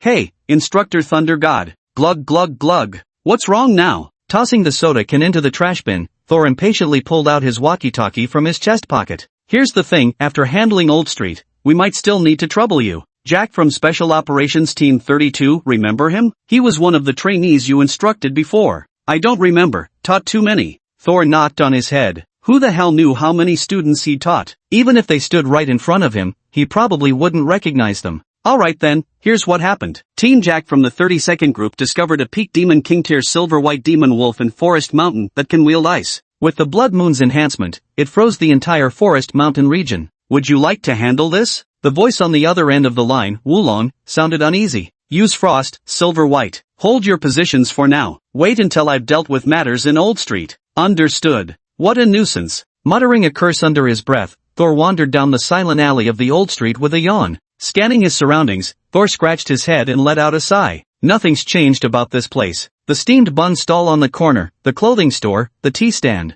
I've lived in this place before, but had to conceal my identity due to my appearance. Still, it's quiet and peaceful here, truly an ideal retirement haven. The Thunder God withdrew a yellow talisman from his pocket. A wisp of lightning flickered at his fingertips as the yellow paper visibly darkened before their eyes. The deeper they ventured into the Old Street, the faster the talisman blackened, until it finally crumbled into ashes. This talisman is called a demonic aura detection charm, a tool used by demon hunters specifically designed to measure the purity of demonic energy. How troublesome. When did Old Street turn into a demon's nest? Burning this fast means there must be at least 5 demon kings present at minimum. Are they holding some girls' tea party? I hope these great demons don't cause any trouble for me. Drawing the silver dagger from his waist and twirling it deftly, Thunder God sauntered slowly toward the depths of Old Street. Right here. The 4 elders of the John family halted their steps and raised a hand in signal, causing the group of men in black suits behind them to stop as well. His pair of blood-red, elongated eyes fixed tightly on this antique shop that still emitted an orange-yellow glow from within. Through the glass windows, he could even make out several silhouettes moving inside. This shop has issues. A deep sense of unease filled his heart. After living for so many years, his sensitivity to danger had become extraordinarily sharp. Let's go. Ah, 4th elder, save. A spine-chilling scream erupted from the rear of the group, prompting dozens of werewolves at the front to turn their heads. At the end of the line, a werewolf stood trembling violently, his legs shaking as if he had witnessed something horrifying. What's going on? There's a centipede, a huge centipede. Before he could finish speaking, a dark shadow darted out from the darkness, coiling around the werewolf like a python. Countless razor-sharp legs scraped across his body. In just a few seconds, under the horrified gazes of the crowd, the werewolf was utterly dead beyond doubt. By the bloody moonlight, the crowd finally saw the attacker clearly. It was an enormous centipede, measuring roughly 8 meters long by estimation. Right before the eyes of the gathered werewolves, the centipede swallowed the dead werewolf whole in one gulp, then swayed its upright body to peer down at the remaining werewolves below. With your majesty's demon king strength, isn't bullying these children going a bit too far? The fourth elder walked gloomily before the crowd, calmly watching the still chewing centipede meatball. One word: exquisite. Grinning at the fourth elder with a toothy smile, his countless sharp mouthparts stained with meat fibers were exposed before the numerous werewolves, sending a wave of oppressive sensation creeping into the hearts of many lycanthropes. One touch from this thing, and you're either dead or crippled. Tearing off his suit in one swift motion, the fourth elder's body began to expand. In less than a second, he transformed into a massive werewolf standing 5 meters tall. Die! You carry my son's scent! When the creature opened its maw in challenge, the distinctive odor of his son John wafted out from within. Ha ha ha! Are you talking about that blonde werewolf? His meat is quite tender, perfect for hot pot. I saved a few pieces, would you like to try some? A glint of light flickered across the centipede dumpling's elongated body as he gleefully waved his countless sharp limbs in a taunting gesture. I'm going to kill you! The last trace of reason vanished from the eyes of Patriarch C as he let out a piercing roar. His massive body charged towards Centipede Meatball like a bulldozer. Stand there and let you hit me. If you can break my defenses, I'll admit defeat. Bang! The sound of a hammer striking steel rang out, the violent impact echoing throughout the entire old street. Hit me, use those little claws of yours to scratch me hard. Even demon slaying lacks strength, haven't you eaten? Ignoring the rain-like barrage of fists falling on him, the centipede casually shifted to a more comfortable position on the ground, its blood-red compound eyes brimming with mockery. Impossible. The pack of werewolves exchanged bewildered glances. They knew exactly how ferocious their fourth elder was. Even demons of the same level stood no chance against him. Not to mention the boost from the blood moon. Those mountain-splitting, rock-shattering claws couldn't even pierce the centipede's defense,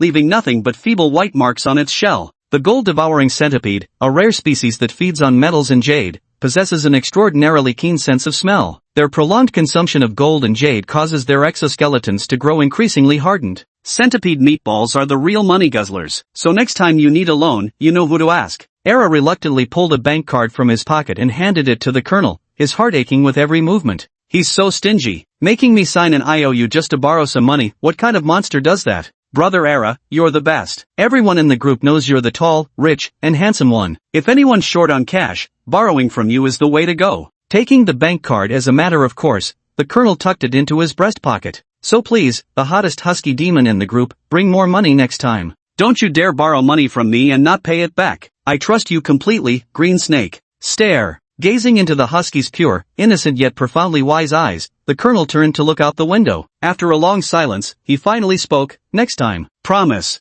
Chapter 67, Blood Moon Arc. You're fired. Someone's coming, Green Snake. Ha! Pushing open the shop door, Thor caressed the nearly faded marks on its inner surface with nostalgia. Long time no see, Colonel. Should I call you Colonel, or should I call you Great Demon? With practiced ease, he pulled a stool to the door and sat down, removing his mask to gaze at the wary pair with an amused smile. It's you, Thor. A pair of emerald-green serpentine eyes shimmered within his pupils. The colonel half drew his long sword, casting a wary gaze at Thor seated by the door. Who's Thor? A friend of yours? The silly husky stared blankly at the woman named Thor, one of the 5 members of the Special Operations Team, who wields the power of lightning. Their psychic abilities are extremely well developed, making them practically the natural enemy of us demons. After all, nobody wants to get struck by lightning again. Hey, Era, you hold her here. I'll go upstairs to fetch the boss. Ah, you wouldn't try to cheat me, would you? Never. With a profound glance at Thor, who was treating the place like his own home, poking and prodding everything, the colonel turned on his military boots and strode upstairs. Hey, don't touch it randomly. If you break it,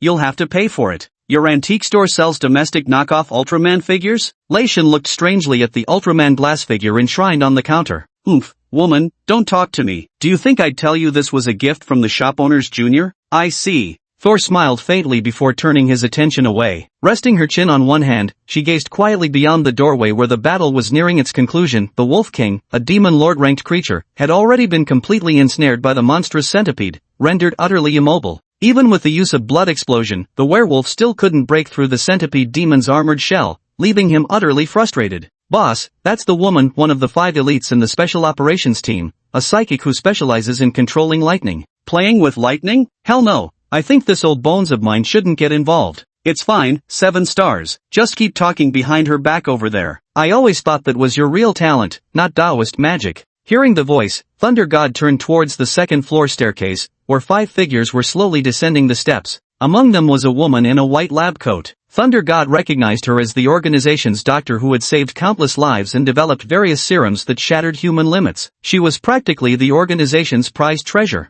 Their presence here spoke volumes. Thunder God found himself genuinely curious, what was this doctor's true form anyway? To have infiltrated the organization for so many years without being exposed. And then there was that colonel who'd faked his death. Of the remaining 2 people, he only recognized one, the young shop owner. After all, 30 years ago, this shop was sold to him by me. Long time no see. Thor waved to the shop manager. Hey, long time no see. Wait, who are you again? Boss, 30 years ago when we first came here, it was her who sold us this shop. I still often see her at the vegetable market. Pulling gently on the shop owner's sleeve, Tao Yao whispered. Oh come on, I still don't remember. Never mind, I'm in a good mood today. Visitors are welcome, looking to buy antiques? The shopkeeper smiled at Thor sitting by the door and approached the recliner with a cup of black tea. Look, relax. I'm not here to cause trouble. I'm not stupid. Taking on a whole shop of powerful demons would be more trouble than it's worth. Surely you gentlemen wouldn't have any inappropriate intentions toward a helpless woman like me? Uncle 2, come help me clean the table. You's too lazy. Offina dragged her off to Sister Taoyao's room. Question mark. Do we have customers in the shop again?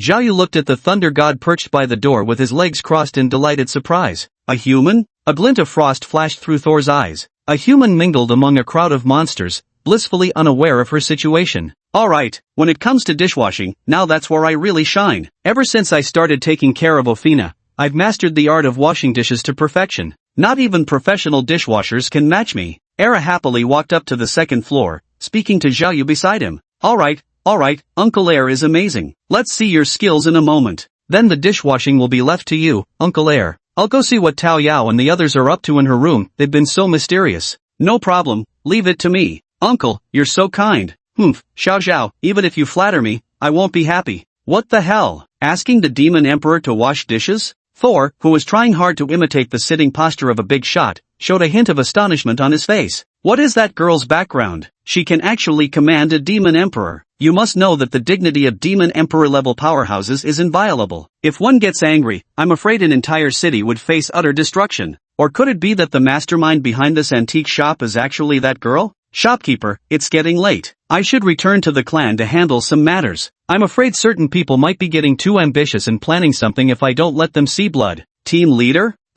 Aren't you the new employee who just joined the company? Violet, carrying a brown briefcase and just coming down from the second floor, paused in surprise before speaking to Thor by the door. Then he frowned again. What's with that arrogant sitting posture? Coming to wreak havoc in my boss's shop? Don't you want this month's perfect attendance bonus? Or would you rather have your pay deducted tomorrow for clocking in late? Go ahead and fire me if you dare. I don't give a damn about that measly paycheck. Do you even know who I am? Perhaps it was the few cans of alcohol he'd had on the way, but Thor unconsciously voiced the thoughts in his heart. Hey, Xiao Zhang, fire the new employee who just joined the company. Reason for termination, insubordination toward management. I am Thor, the god of thunder. Did you really fire me? Thor stood up dazedly, staring blankly at Violet who was on the phone. But the colonel and the doctor, who had come to spectate the drama, couldn't help but burst into laughter. What a twist of fate! Thor, revered as one of the legendary 5 great warriors, had actually been working for a dark creature all this time. If word got out, people would die laughing. Thor, I don't care if you're Thor or the god of death, as of today, you're officially fired. Chapter 68, The Shopkeeper Arc. Zhao Yu. Let's go, Xing, doctor. There aren't enough rooms here, you 3 will come with me to the bar for the night. Pushing aside the stunned Thor, Violet opened the door and strode out first. Alright, let's go. We've got a place to stay. My old bones are killing me. By the way, as if suddenly remembering something, Elder Qixing took a white pill from his robe and handed it to Taoya. Fellow Daoist Taoya, please give this elixir to fellow Daoist Era. He mentioned suffering from insomnia and nightmares recently. Have him take this when he can't sleep. It works exceptionally well. I've tested it personally. I got it for just 9.9 yen with free shipping on Pinxiaoxiao, then mixed in some special elixirs. Even a demon emperor wouldn't withstand its potency. Are you sure? Rolling the white pill between her fingers, Tao Dao's eyes gleamed with a shrewd light. I'm certain. Last time the poison feather bird came to me, I gave him some, and even he couldn't resist it. Do you still have this thing? I've got a 700-year-old ginseng I can trade with you. Deal. Watching Violet lead the others out, Taoyao turned to the dazed thunder goddess and said, Miss Lei, our shop is closing for the day. You can go back, wash up, and sleep. Of course, you mustn't speak about what happened here. I lost my job. This is the 372nd time I've been unemployed. They either say I'm clumsy, try to take advantage of me, or I blurt out what's on my mind too quickly. I just wanted to experience the life of an ordinary person, to have a truly normal job. Why is it so hard? Thor walked out of the shop looking utterly dejected. I really misjudged them back then. I thought they were all just ordinary people. Reaching the outskirts of the old street, the gloom instantly vanished from Thor's face. She put on her horned Oni mask again and took out an exquisitely crafted golden pocket watch from her pocket. The watch face had already cracked open, revealing an even more horrifying sight inside. This timepiece was developed through the organization's fusion of Taoist arts and technology, capable of detecting the strength levels of all manner of demons and monsters, with a maximum tolerance threshold at the peak Demon Emperor level. One could say this was the organization's greatest invention. With this device, they successfully prevented many warriors who became arrogant after gaining just a bit of power. Now that the watch had shattered, its broken needle was pointing directly at that seemingly worthless shopkeeper lounging in the deck chair. From now on, Old Street is classified as an SSS-level confidential file. No one is allowed to approach it without my permission. Roger that. Dispatch a helicopter to pick me up from the outskirts of Old Street and take me to Lin Mountain. I'll handle that peak-level demon wolf problem. Tomorrow, I still need to find a new job.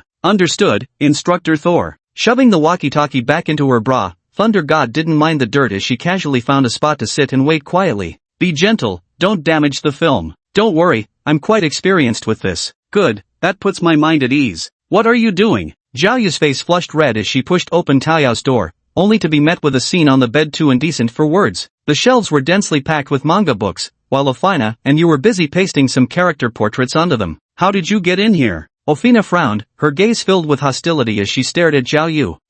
Not allowed? We're doing odd jobs. Sister Tao Yao promised us $10 per poster she put up. She offered too much, we couldn't refuse and had to sell ourselves to her. You fell silent for a moment, then turned her head slightly to glance at the corner of the wall. As a noble vampire, stooping to such things for petty cash made her feel a deep sense of shame weighing on both body and soul. This is the latest masterpiece from Leech Master. I've been following her work closely lately. She's truly an impressive person who's taught me so much. Ophelia flipped through the manga in her hands with an impassive expression, though her voice carried a hint of awe. Would you like to be my practice subject, Zhao Yu? Practice my ass. Slamming the door shut, Zhao Yu flushed red as she walked toward the second-floor kitchen, where Era was humming a tune while scrubbing pots with vigor. Uncle Air, are you planning to sleep here again today? That's right. You're staying the night too. It's too dangerous for you to walk alone in the dark. Taking off his apron, Era chuckled as he hung it on the wall. Uncle, you're truly a good man. Someone like you, why did your wife have to pass away so early? Who knows, maybe I didn't deserve to have her. A trace of sorrow flashed in Era's eyes, then quickly vanished. Alright, Xiao Zhao, the kitchen's all cleaned up. Anything else? Feel free to put me to work. Looking at the smiling husky, Zhao Yu couldn't help but hesitate. Uncle, do you know how to interpret dreams? Interpret dreams? Yes, I've been having this strange dream these past few days. In it, I become a white-haired old woman lying in a hospital bed, and then the store manager comes to see me. This is what we call a respectable old age. Think about it, when you're old, your boss still comes to visit you. What does that mean? It means caring for subordinates. But in the dream, I never got married, right up until death, never. The feeling was so vivid, the shop manager still looked exactly the same, while I had turned into a white-haired old woman lying paralyzed on a hospital bed. Every morning I wake up with tears at the corners of my eyes. Uncle, why have you gone silent? It's nothing, Xiao Zhao. What do you think of this shop? The husky's eyes brimmed with pity as he looked at Zhao Yu and asked. I don't have much to say, it's pretty good. Flexible work schedule, dusting antiques every day, and I can still play with my phone. Is that so? Xiao Zhao, there's something I'm not sure if I should mention. This dream of yours is actually quite simple to resolve. If you just resign from your boss, what happened in the dream won't occur.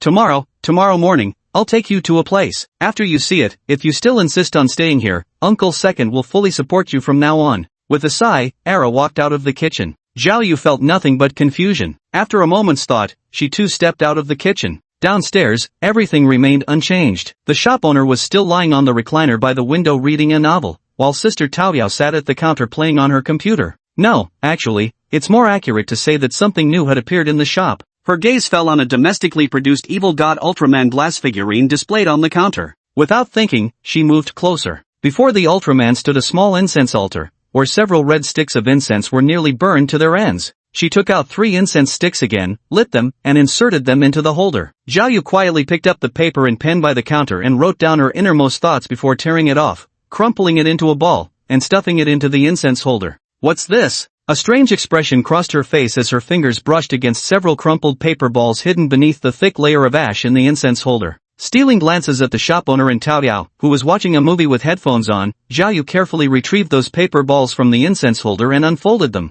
Crooked, uneven handwriting stared back at her. I hope our ancestors will allow me to return to our clan. I've made 2 human friends. So happy. Suddenly I want to become a full member. I hope our ancestors will let me work here. Tonight many important figures arrived. I'm scared. Tomorrow is the 3rd day, my probation ends. Kind ancestors, please don't drive me away. Whether I return to the clan or not doesn't matter anymore. Today, I met another human named Orphea. We got along really well. I don't want to return to my clan, it's too cold there. I'd rather stay here where it's warm. Too bad the ancestors said we can only have one errand-running shop assistant. Ultraman, please fulfill Yu's greedy wish. Silently crumpling the note and placing it in the ashtray, Zhao Yu took out the note that belonged to her and tucked it into her pocket. No wonder Yu worships Ultraman. That guy. Just like me, a pitiful soul. Chapter 69, The Shop Assistant Story, Bowsy. Time to sleep, nobody fight me for it. I'm sleeping in the middle. Yu, freshly bathed and dressed in blue pajamas, excitedly bounced onto the middle of the large bed.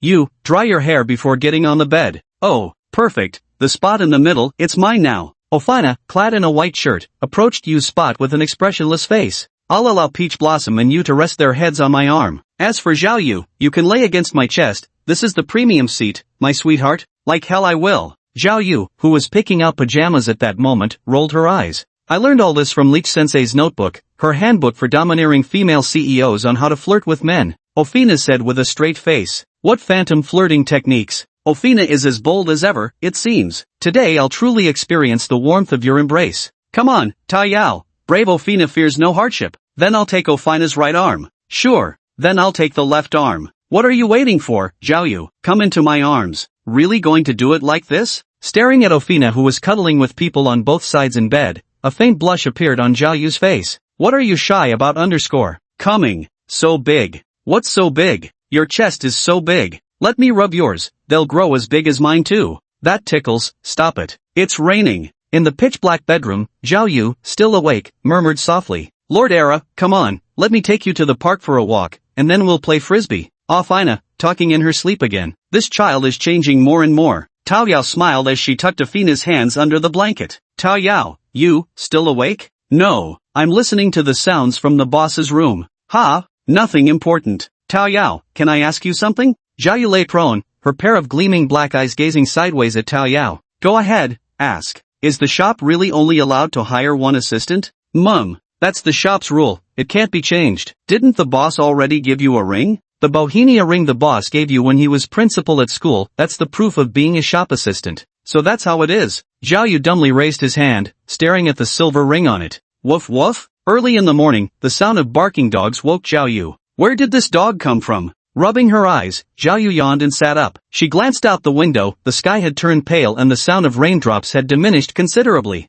So hot. Of course it's hot, you're clinging so tightly. Zhao Yu smiled softly. At this moment, Ofina was hugging you fiercely, like a koala clinging to a tree. Woof woof. Under the bed, a snow-white husky sat on the floor, tilting its head and panting with its tongue out while staring at him. Long time no see. Zhao Yu recognized this dog. It had previously slept curled up in the shop owner's arms. But how had it opened the door? Gazing at the wide-open door, Zhao Yu wore a thoughtful expression. Woof woof. The husky wagged its leash in Zhao Yu's face. You want me to walk you? Fine, I need to buy Bowsy for the shop owner anyway. Right before Zhao Yu's eyes, the husky strode outside, stood on its hind legs, and pulled the door shut. Has this dog become a spirit or something? Zhao Yu stared blankly at the closed door, oblivious to the clothes she had been about to change that now lay fallen on the floor. Going out? Yeah, getting food. Be careful on your way. I'm going back to sleep. Alright, Sister Tao Yao. Quickly getting dressed, Zhao Yu crept stealthily out of the door. Please wait for me a bit longer, I'm going to wash up. Patting the husky's head,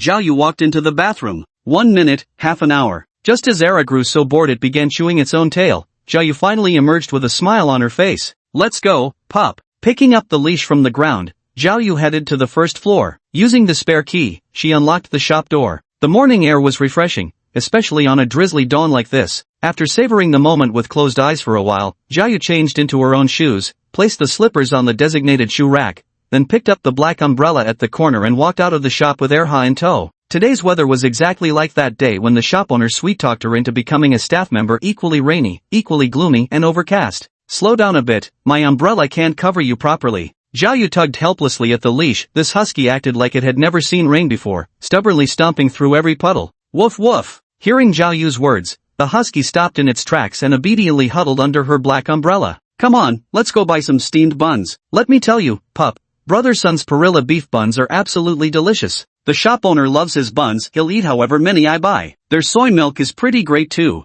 Woof woof. Alright, wait a bit and I'll let you try it. Let me tell you, second uncle really loves these buns too. Second uncle is a very strange person, he's so young but already has a full head of white hair. Woof woof. Second uncle is such a kind person, always cheerful. If anyone in the shop is feeling down, he finds a way to cheer them up. He's really something special. Era lowered his head as he listened to Zhao Yu's rambling. Today, Zhao Yu seemed a bit off, like a student about to graduate. Gee, we're almost there. Outside the old street, the familiar Baozi shop's doors were already open, with countless steaming baskets radiating scorching heat appearing before Zhao Yu. If it isn't little Zhao, haven't seen you in days, I was starting to think something had happened to you. Xiao Sun, dressed in his white chef's uniform, greeted Zhao Yu with a smile. It looks like Brother Sun has come out of the shadow of Uncle Sun's passing. She thought silently in her heart, then quickened her steps to enter the bun shop. I took a few days off recently, nothing happened. Oh, as long as nothing happened. Same as usual? Perilla beef?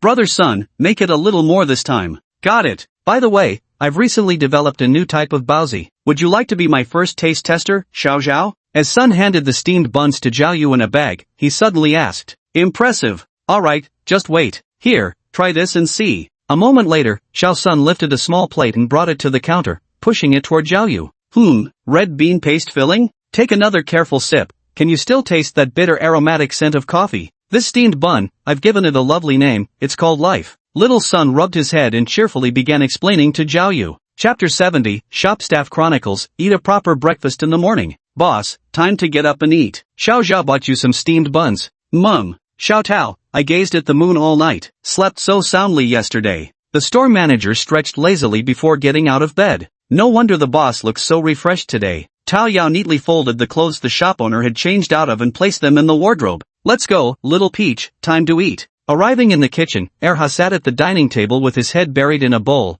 wolfing down his food with obvious relish. Whenever his bowl was nearly empty, Orfina, sitting beside him, would quietly slip more food into Erha's bowl. Grand ancestor, eat up. As soon as the shop owner sat down, you placed a heaping bowl of food beside him. Got a problem? Glancing at the grinning you and then at the mountain of food before him, the shop owner fell into deep thought. It's nothing really, just trying to be considerate of our grand ancestor. You must be exhausted from all that lying around every day, staring. Ancestor, come try the fried eggs I made, this time I swear you won't vomit from eating them. Not eating.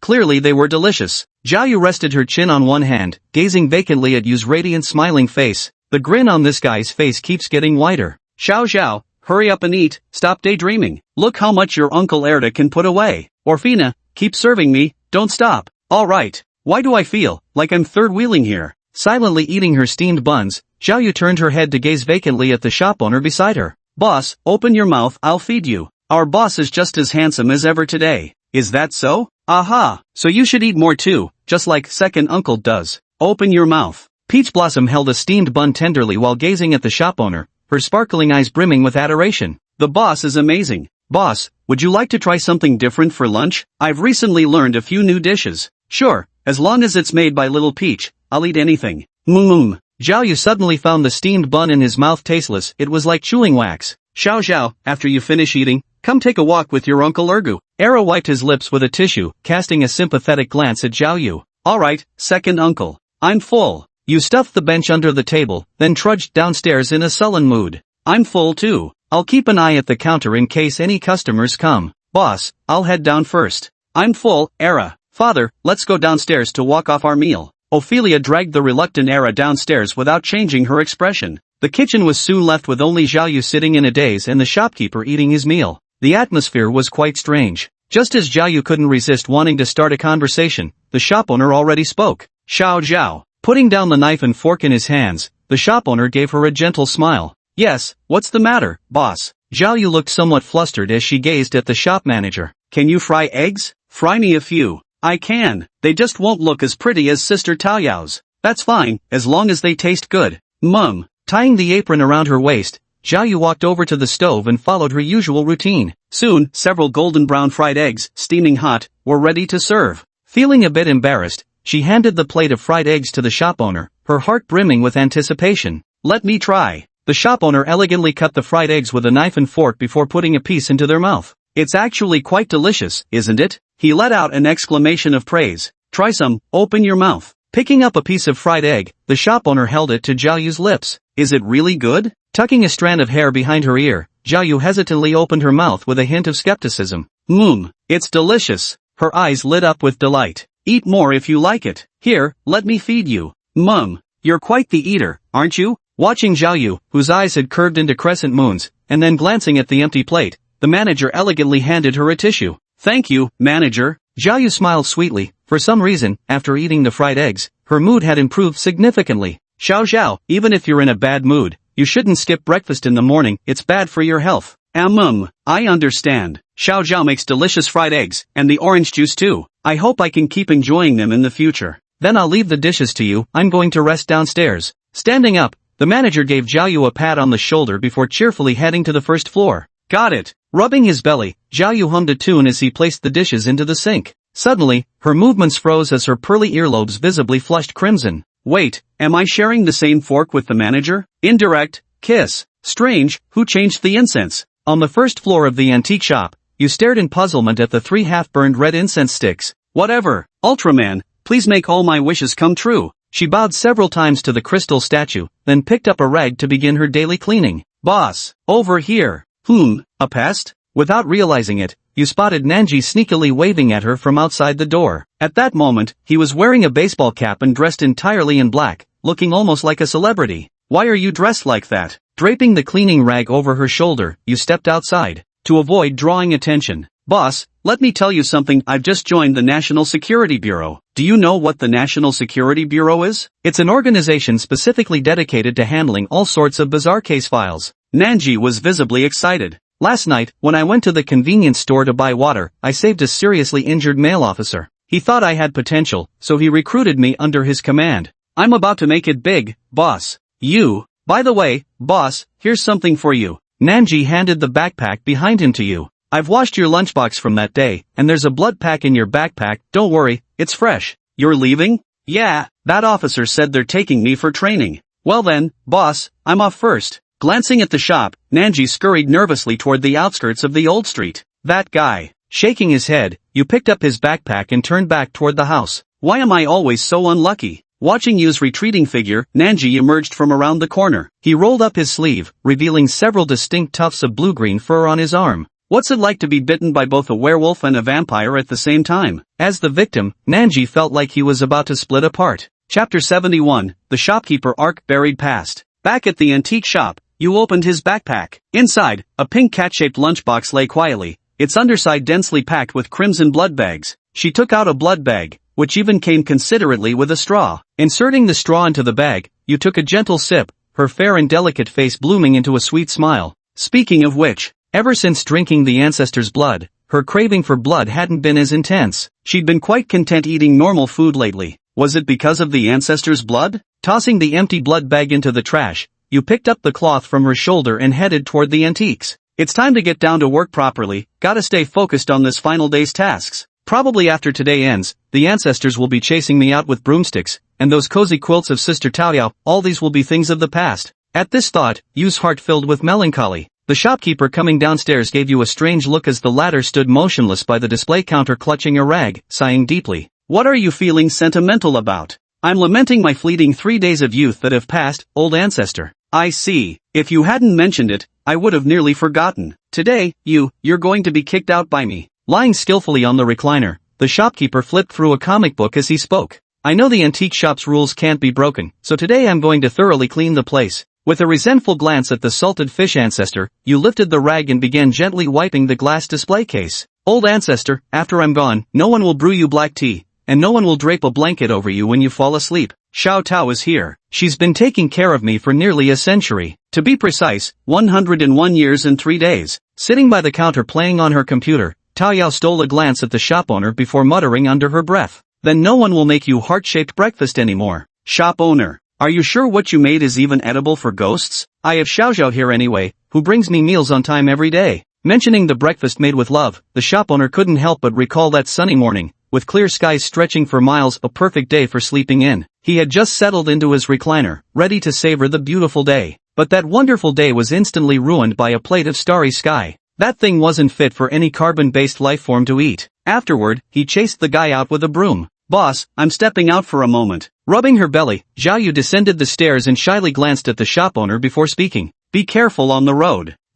Whimper, ancestor, please just let me stay here. Even after stepping outside, faint traces of Yu's coquettish voice could still be heard. Even learned how to act coquettish. Xiaoyu smiled faintly, lifting her gaze to the sky where shafts of sunlight were piercing through the thick dark clouds. Over here, Xiao Zhao. From the alley nearby, Era poked his head out, winking and grinning at Xiaoyu. Lord Era, you look exactly like some creepy stalker following schoolgirls right now. I'm talking about that white spaghetti strap outfit of yours. Athena's head popped up above Era's, and she whispered down at him. Do I? Mum, then why didn't you say so before I went out? I intentionally didn't say anything just to see you make a fool of yourself. You've picked up bad habits from Leech, Ophina. I shouldn't have given you her contact info. Second uncle, sorry to keep you waiting. Xiaoyu arrived by the alley and waved at the two of them. It's fine, come on. I'll show you what true brutality of time looks like. The core of comedy is tragedy. As Xiaoyu watched in horror, an enormous and majestic white dog appeared in the alley. The overwhelming pressure from its massive body left Xiaoyu struggling to breathe. Fluffy, so wonderful. Ophelia sat sideways on the husky's back, her hand continuously stroking its snow-like soft fur. Little Zhao. A muffled voice echoed through the entire alley as the husky's shiny eyes fixed on the stunned Xiaoyu. Second uncle. The dog is second uncle. No, I'm going to faint. The husky. Lord Husky, you scared Xiaoyu. Giving the husky a gentle tap on the head, Ophina sighed and leaped down from its back, scooping Xiaoyu into her arms. Lord Husky, where are we headed? Hopping effortlessly onto the husky's back, Ophina inquired. To the graveyard, the resting place of senior salted fishes past. Where is this place? Awake? Orpheus reached out and patted Xiaoyu's head. Second uncle is a dog. I feel like you're insulting me, Xiao Zhao. The husky, now returned to human form, had a blade of grass in his mouth as he helplessly approached Xiaoyu. Second uncle, you're a demon. No worries, Lord Husky is a good dog. He won't bite randomly. Era. Who knew demons actually exist in this world? But if second uncle were a demon, then he must be the kindest demon in the whole world. After all, he's even willing to help me wash the dishes. Xiaoyu gradually calmed down, quickly adapting to new things as she always did. Xiaoyu always considered herself highly adaptable, otherwise she wouldn't have ventured alone into this unfamiliar city. Second uncle, if you're a demon, then the shop owner. I won't tell you. Serves you right for calling me a dog. The silly husky is throwing another tantrum. Just praise him a few words, and his tail will wag up to the sky. That's when you can easily ask him questions. Standing calmly nearby, Ophina said these words to Xiaoyu. All done. Come with me, I'll interpret your dream. With a beckoning finger towards Xiaoyu, the husky turned around. Before him lay a massive graveyard cemetery. Is this a graveyard? That's right. Pushing open the wire mesh gate marked private use only, Era strode in first. So desolate. Stepping through the wire gate, Xiaoyu couldn't help but sigh in amazement. In this small plot of land, over 100 graves of various sizes stood in utter, eerie silence. Xiao Zhao, let me tell you something, these hundreds of tombs all contain fragments of your shop owner's past. Buried here, is the shop owner's past? Xiaoyu studied Era intently. The usually playful man now wore an expression of solemn gravity. Here lie all his friends, and clerks like you. Do you understand what I mean? Daytime thoughts become nighttime dreams, dreams mirror reality. Today, second uncle risked being beaten by the mob to secretly tell you, a human, the secret. Second uncle doesn't want your whole life to be like a dream. Era wore a serious expression. Chapter 72, The Store Clerk Arc, Splitting the Heavens. You're back. Xiaoyu, Ophina, Era, old man. Tao Yao greeted the three who had entered the shop. It's so hot on this road, the weather is gloomy, stifling and scorching. Sitting on the bench, Era was so hot that his eyes kept rolling back in his head. Does the shop owner still refuse to let you stay? Sitting next to Tao Yao, Xiaoyu propped up her arms and gazed towards you, who was massaging the shop owner's legs by the window. No, this girl is incredibly stubborn. She's been pestering the boss all morning and still hasn't stopped. What a naive girl. Rolling the note back into a ball and stuffing it into the ashtray, Tao Yao's lips curled into a slight smile. Where's the note you wrote yesterday? Let me see it. I saw it yesterday. Tao Yao looked at Xiaoyu with ill intentions. Sister Tao Yao, did you see everything? Xiaoyu's eyes wavered slightly. Everything that happens in this house, I know it all. She smiled at Xiaoyu. How about we swap ours? A crumpled paper ball appeared in Tao Yao's hand. Let's exchange our notes and peek at each other's. How exciting would that be? Did it stir your heart? After a moment of silence, Zhao Yu took the note out of his pocket and placed it in Tao Yao's palm, simultaneously accepting her crumpled paper ball from her. TSK, what you wrote here almost makes my heart skip a beat, classmate Zhao Yu. Rolling the note back into a ball, Tao Yao tucked it into Zhao Yu's pocket. You lied to me, sister Tao Yao. Zhao Yu stared at the blank piece of paper, giving Tao Yao, who was grinning like a fox, a somewhat aggrieved look. You're too naive, little Zhao. Who in their right mind would write their true feelings on paper? Proper people keep things bottled up inside. Darn it, you're so mean, sister Tao Yao. A woman ain't wicked, a man won't be smitten. Of course, the wickedness should lie elsewhere. You don't need to give this to me, just hand it over to the boss. Zhao Yu, who was about to remove her bohemia ring, froze mid-motion. She gazed at Tao Yao leaning on the counter with her chin propped in both hands, silently watching the shopkeeper entangled by you. Those sparkling eyes brimmed with tender affection. Zhao Yu, no one understands you better than I do, not even yourself. You'll never know what tremendous benefits this shop assistant's identity could bring you. If you don't want it,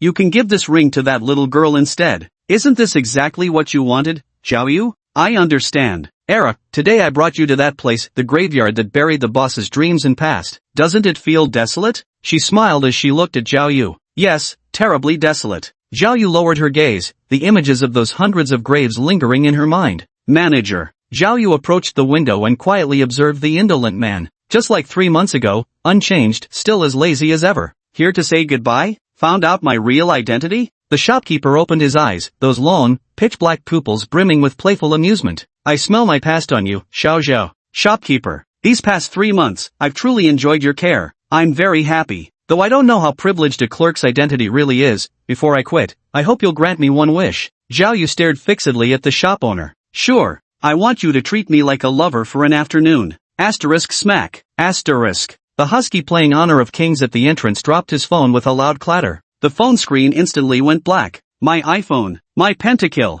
Gone. Era's face was filled with despair. Quite bold when it matters most. Tao Yao watched the silent shopkeeper with great interest, eager to discover how the boss would react. Are you serious, Xiao Zhao? Machem, serious. Sure.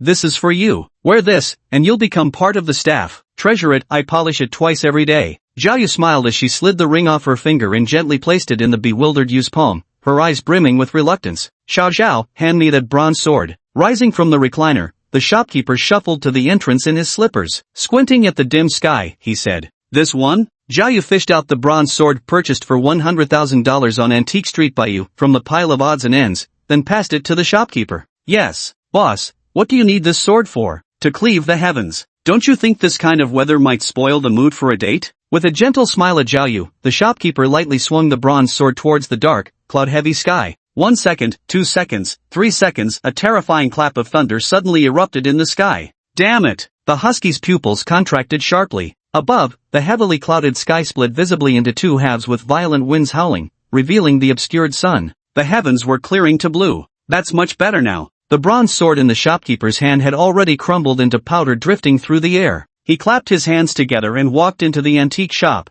Lord Era. So this is the true strength of senior salted fish? Orphea turned her gaze to the Siberian husky beside her. Cleaving the heavens? Such a feat can only be accomplished by divine beings. Lord Husky, why have you fainted? Mr. Mouse, quick, help me see what's wrong with Lord Era. Ah, no need to worry, Afina. Mr. Mouse stroked his whiskers, giving a strange look at Erdeo lying unconscious in Afina's arms. Lord Era fainted from sheer handsomeness, so there's no need to worry. Afina, please put me back in your pocket, I'm about to faint too. Mr. Mouse. The sky split open, cleaved apart by that salted fish of a shop owner with a battered bronze sword. Zhao Yu stared at the sky, his eyes filled with disbelief. It feels like your ordinary, everyday friend suddenly declaring they're a god one day, then proving it right before your eyes. This is His Royal Highness's aura. The great demons playing mahjong on the open-air balcony all stood up abruptly, gazing at the celestial rift in the sky. This was my first time witnessing the boss in his salted fish state taking action. So this is the boss's power? When the boss saved me before, he always used his fists to block the heavenly tribulation. I always thought that was his limit. The doctor said in a daze. Who on earth could make the boss draw his sword to slash the heavens? Is it an enemy? Taking advantage of everyone's stunned state, Taoist priest 7 Stars quickly swapped his mahjong tiles with the green snake opposite him. He smiled with satisfaction. Boss, you look so handsome. It's been a long time since I've really stretched my old bones. Moving around a bit has made me feel much more comfortable. The manager quietly gazed at his own reflection in the mirror, exactly the same as he remembered, completely unchanged. Boss, are you really agreeing to Xiao Zhao's resignation? Standing on tiptoe to straighten his collar, Tao Yao smiled and asked. I'll humor this girl's craziness for a bit. I'll bring her back by evening. MHM, boss. You're really quite domineering. The rules were set by me, and I can change them whenever I want. Got a problem with that? Nope. Chapter 73, The Clerk's Tale, The Fate of a Loudmouth. The boss is gone, Era. No need to keep up the act. Watching the shop owner's retreating figure, Tao Yao smiled playfully at the unconscious Era sprawled on the bench. Left already. Well then, I'll stop pretending to sleep. Feeling embarrassed, Era rubbed his head and opened his eyes. Comrade Era, regarding the matter of you exposing the boss's identity without authorization, after unanimous agreement among the senior demons, while the death penalty may be waived, living punishment cannot be avoided. You should mentally prepare yourself for this. Recalling the scene in the group chat where the powerful demons had been fiercely condemning Era, Tao Yao twirled her silver hair around her finger and let out a helpless sigh. My relationship with them is so good, my brothers and sisters wouldn't give me a hard time. Gazing pityingly at Era's careless expression, Tao Yao shifted her focus to the computer. With technology so advanced these days, the antique shop's first floor was equipped with miniature cameras. Every single movement downstairs was clearly visible. Did they really think she was just playing on the computer? She was actually spying on the boss. Poke. Ofina stretched out her finger and poked the Husky twice in the side. Lord Husky, would you like to check the group messages? I've fixed your phone for you. And more. Your teammate is amazing, carrying you to victory even while AFK. Someone wants to add you as a friend too. Their ID is Zwan Keyboard Grandpa, probably looking to flame you. I already agreed on your behalf. Ha, such good fortune, winning while AFK? Era dumbly took the phone, opening the recent match records. 2 glittering golden characters filled his vision. Era was ecstatic. Lord Husky, as the saying goes, when God closes a door, he opens a window. I think, perhaps you should check the group chat. The group chat? The Husky opened the group chat, his expression shifting as his handsome face, flushed with a crimson glow, visibly darkened. 700, Leech Demon, this situation demands severe punishment. Senior Husky has broken the group's rules, he must be punished harshly. Whipping with chili water, candle wax dripping, those would be considered lenient. 1000, Daylily, at Great Demon Husky, pray for your own fortune. I can't protect you. Why didn't you erase the scent from that human girl? 1500, Poison Bird, at Great Demon Husky, I want to eat your pancreas. You don't have the right to refuse. 800, Boss's little darling, the Husky's phone screen went black after a drop. Don't at him off, Ina is fixing it for him now. 900, Frostwolf, popping in, at Procrastinator. 1500, Poison Bird, Frostwolf is online? I thought she'd be sleeping. 700, Procrastinator, she's in my lab. Word is Thor nearly killed her last night before she was captured. Once I finish this round of Mahjong, I'll head back and treat her. 900, Frostwolf, approved. 900, Frostwolf, regarding Era,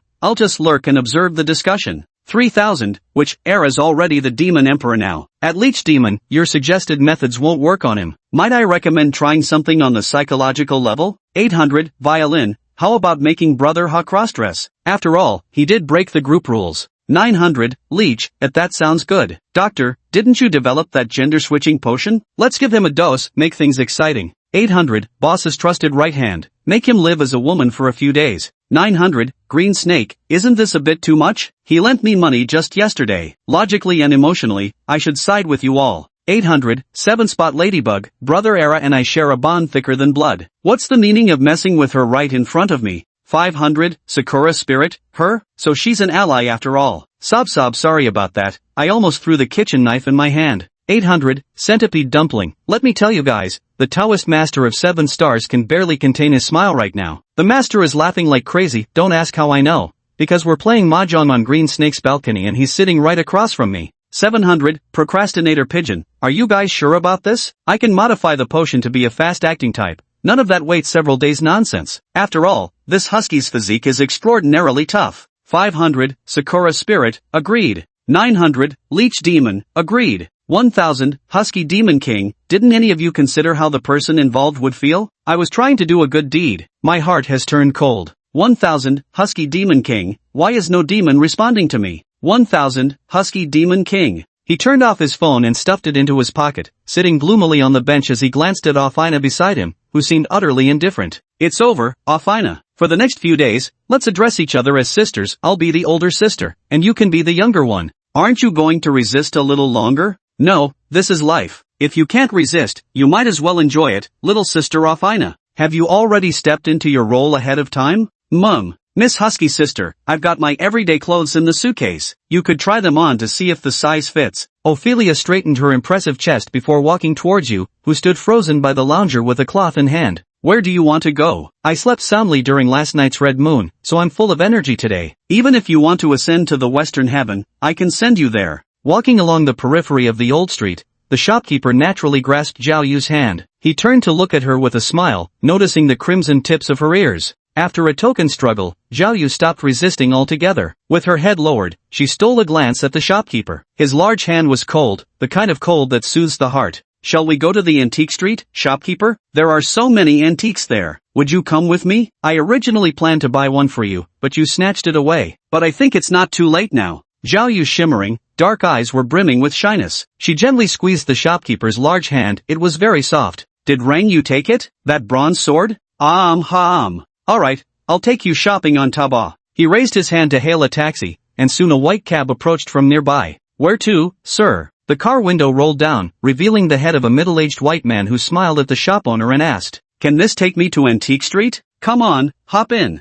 You're a lucky young man to have such a beautiful girlfriend. The middle-aged man driving couldn't hide his envious expression as he glanced at them through the rearview mirror. Looking at these two youngsters, he couldn't help but think of his own youth that had faded away like the setting sun. I also think it's wonderful to meet someone like her, gentle, kind-hearted, and very cute. What do you think, Xiao Yu? Feeling shy now? Weren't you quite bold back in the antique shop? I want you to treat me like a lover for an afternoon. Wasn't that what you said in the antique shop? The shopkeeper smiled at them. By now, wisps of steam were rising from their lowered head, their delicate, pretty face flushed an irresistible shade of red, utterly adorable. After all, gentle girls always make people want to protect them and tease them a little too. Chapter 74, Staff Arc, Date I. Young man, here's my business card. Besides driving a taxi, I'm also a streamer. I broadcast daily life during taxi rides. Drop by my stream when you have time. Before leaving, the cheerful uncle handed his business card to the shop manager. Sure, I'll check it out next time. Putting the business card in his pocket, the shop owner couldn't help but think of that young fellow who had tried to fake an accident with him. He'd given him his card, but the guy never showed up. Who knows what happened to him?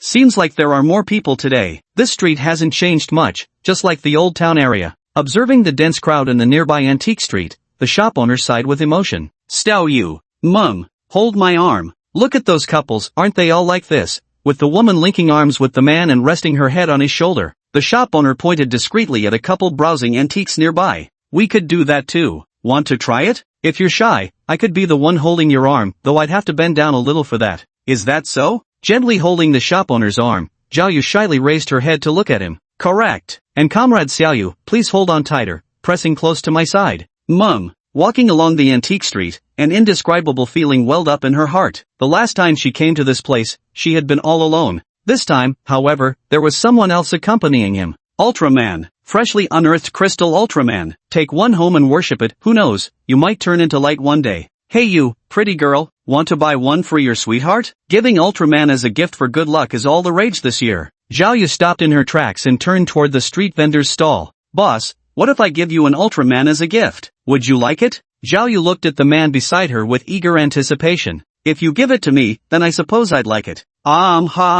Shopkeeper, how much for this Ultraman? Zhao Yu picked one up and asked. 1 million, this is a recently unearthed piece, made from precious blue crystal. 4 pieces. Tisk, 4 is a bit low, this is truly $5. Deal. The stall owner cheerfully wrapped up the glass handicraft and handed it to Zhao Yu. Manager. Here, for you. Zhao Yu held up the Ultraman figure with lively energy, her voice brimming with excitement as she approached the store manager. 3 sentences was all it took for me to get the boss to sell me this Ultraman for just $5. Good job. Praising her skills, the manager smiled as he took the figure. This domestically produced evil god Ultraman had absurdly exaggerated pupils that radiated sheer disdain. Since little you gave me a gift, it makes me happy. As the saying goes, courtesy demands reciprocity, I should give you something in return too. Come with me. Hold on to my arm. Aha! The shop owner leisurely strolled through the streets with Zhao Yu, soon arriving before a trinket stall. The vendor was a white-haired elderly woman, yet her complexion was remarkably vibrant. bearing none of the lethargy typical of old age. At the moment, she was quietly listening to music through her earphones. What a pretty young lady. Would you like to look at some accessories? These are all fake goods, not worth much, so feel free to buy. The old woman took off her headphones and smiled at Zhao Yu, openly admitting that she was selling handicrafts. Auntie, you're so honest. In business, honesty comes first. My shop is booming. It's really popular. Zhao Yu nodded in agreement, glancing at the girls walking towards them. I think this blue butterfly hairpin would suit you very well. How much is it, boss? The shop owner examined the delicate, petite light blue hairpin in her hand. It sparkled beautifully under the sunlight, like a firefly in the night sky. 3 yuan. Mum. Here, I think this suits you perfectly, let me help you put it on. Amid Zhao Yu's startled gasp, the shopkeeper cheerfully seized her arm and pulled her into an embrace.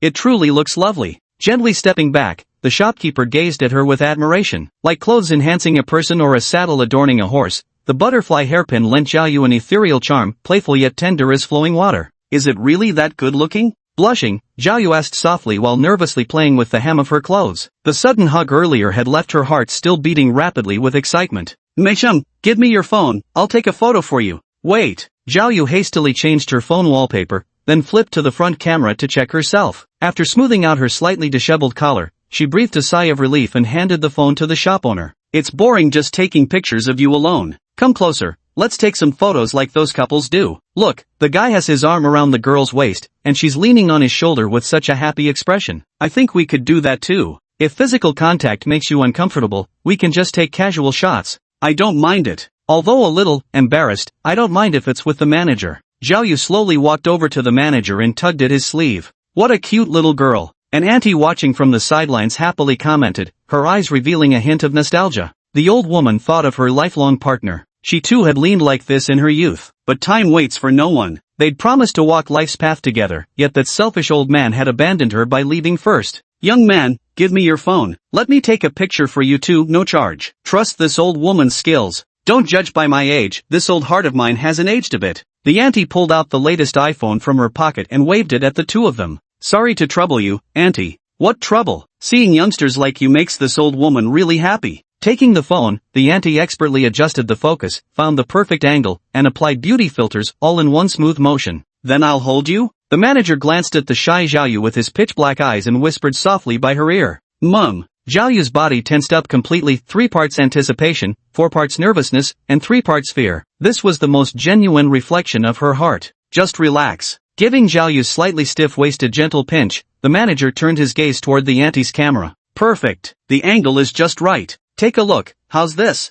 Awesome. Looking at the photo on her phone, Zhao Yu breathed a sigh of relief. She didn't look as bad in the picture as she'd feared. Are you tired? Not tired. Then keep me company for a while longer as we stroll down this street, and afterwards we can go sit at a beverage shop. Alright, manager. Chapter 75 Staff Arc, Conclusion. Manager, I had a really good time today. Taking the ice cream from the shop owner, Zhao Yu's face lit up with a pure smile. Glad you're happy. Now give me a rating. Lounging lazily on the park bench, the owner yawned as he gazed at the sky where the sun was gradually setting, with pale red clouds beginning to spread across the heavens. 0 points. Glancing at the bewildered shop owner, Zhao Yu licked her ice cream and delivered her judgment. Ha! Why 0 points? Because this entire afternoon, you just went along with my ideas. You haven't even told me about the places you personally want to visit yet. Places I personally want to visit? Yes. That's the place I want to be, the lounge chair by the window on the first floor of the antique shop on the old street. Want to come back with me and keep working for me, Xiao Zhao? The shop owner extended his hand toward Zhao Yu.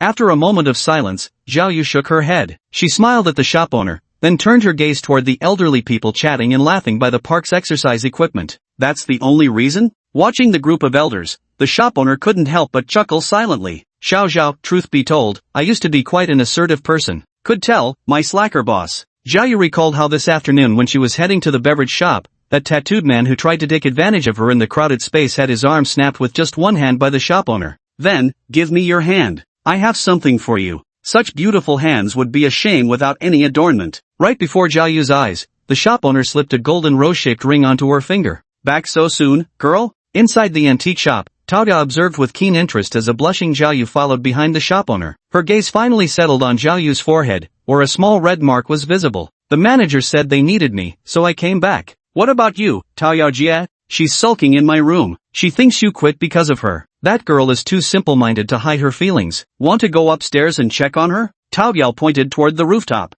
I'll go take a look. Zhao Yu hastily placed a large bag of snacks by the counter before dashing toward the rooftop. With practiced ease, the manager arrived at the lounge chair, took off his coat, casually picked up a comic book, and reclined on it. You must be exhausted, boss? Peach Blossom took out a hanger, adjusted her coat, and placed it in the wardrobe before turning to the shop owner with a bright smile. At that moment, the owner seemed to have dropped all pretense, exhaustion written all over their face. I'm exhausted, mentally, I mean. You have no idea how crazy this girl is. She rides the drop tower without batting an eye, while I'm scared to death of heights. Peach, put the Ultraman from the bag by the door on the counter. Peach Blossom Destiny. Put. Boss, how about I give you one too someday, so we can form the three sworn brothers of Peach Garden? Surveying the two distinctly shaped domestically made Eldritch Ultraman figurines, Peach Blossom Destiny relit 3 sticks of incense, stuck them back in the holder, and couldn't help covering her mouth with a light chuckle. Sure, ancestors, avenge us. From far away, Yu and Erha's voices drifted down from the rooftop.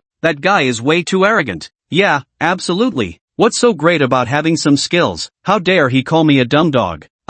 Helplessly watching the two furious figures descend the stairs, Tao Yao walked over to the shop owner and began gently massaging his shoulders. Weren't you depressed? How'd you get your energy back so suddenly? Casting a casual glance at Yu in his white short-sleeved shirt, the shop owner shifted slightly to a more comfortable position and sighed in contentment. A couple rounds of gaming fixed my mood. Plus, Zhao Yu just told me our kind-hearted ancestor won't fire her, and he won't fire me either. Old ancestor, help us take revenge for me and Senior Era. Yu angrily handed her phone to the shop manager. What's all this? Glancing at the dismal score of 0 kills and double-digit deaths, the shop manager gave the two a strange look. Had they gotten slaughtered in-game? Old ancestor, this player called Keyboard Grandmaster Zwan actually said Senior Era is a dumb mutt. Hey, he only called me a dumb dog, left out the mighty part. I'm no good at this stuff, can't help you there. You should ask Little Peach, she's the pro. Shrugging, the shop owner picked up a nearby comic book and returned to studying its pages.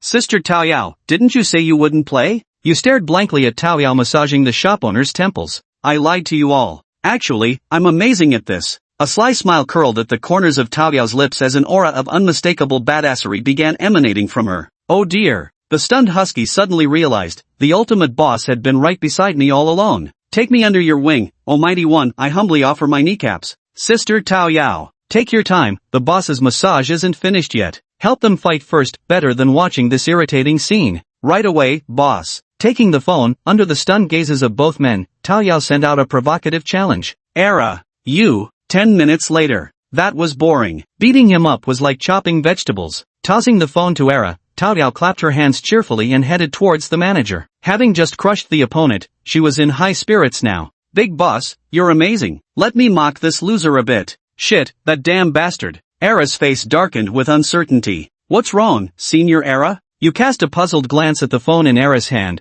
then her expression instantly hardened. Brother Era, he said he's bringing a whole van load of gangsters to beat you up tomorrow. He's asking for your address, give it to him. Consider it given. Let's see who this big shot thinks he is. Damn it, bringing a van load of thugs to fight me. Off Ina.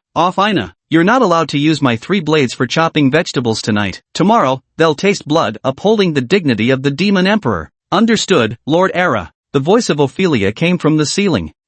Second uncle is really unlucky to have to stay in this storeroom. Wearing veils, Zhao Yu and Ophelia were cleaning up. The second-floor storeroom was far messier and dirtier than they had imagined. Mei-chan, Lord Era will be staying here for a while. He's realized that you is a promising talent just like him, an oddball with freakish strength. He's going to teach you a proper lesson. Is second uncle really that impressive? Zhao Yu, who was poking at spider webs with a bamboo pole, asked curiously. Lord Era is truly formidable. Don't be fooled by how everyone seems to bully him daily, that's only around familiar faces. Yes, the silly husky demon king is the gentlest monster I've ever seen in my life, though he's a bit of a goofball. Mr. Mouse poked out his tiny rodent head, his beady eyes fixed firmly on Zhao Yu's golden ring, filled with puzzlement. As the monster with the most sensitive sense of smell, he could detect the aura of several heavenly tribulations emanating from it. Talking mice. Zhao Yu stared dumbfounded at Mr. Mouse grinning broadly at him. Let me introduce you, Zhao Yu. This is my good friend Mr. Mouse. Mr. Mouse is also a very easygoing monster. Hello there, little girl. Mr. Mouse jumped from Mofina's pocket onto her shoulder and waved at Zhao Yu. Chapter 76, The Puppeteer Arc, The Puppeteer's Performance. Welcome to Morning Channel. I'm your host Triple X. Yesterday morning in the desert wasteland, an archaeological team led by expert Wang unintentionally excavated a coffin while digging. This coffin has a historical value of at least 1,000 years. You, turn the TV volume down, and focus on your meal. Oh, on the second floor of the antique shop, you, hearing Tao Yao's voice, turn down the TV volume with the remote. You, let me tell you, these so-called experts nowadays are totally unreliable. A dozen years ago, some self-proclaimed experts came to the antique shop run by Senior Xianyu, and guess what? They couldn't even recognize a few ancient characters. In the end, they kept shouting about donating the shop's antiques to the museum. Is that something decent people would do? Era accepted a bowl of porridge handed by Afina and mumbled these words to Jiayu with his head down. Is that so? How come I didn't know about it? Boss, you were napping that afternoon. Those self-proclaimed experts thought they could bully a defenseless woman like me and kept pushing their luck. But then Era came to visit you and chased them off with a broom. Tao Yao gently wiped the steamed bun juice from the shop owner's mouth with a tissue, smiling softly.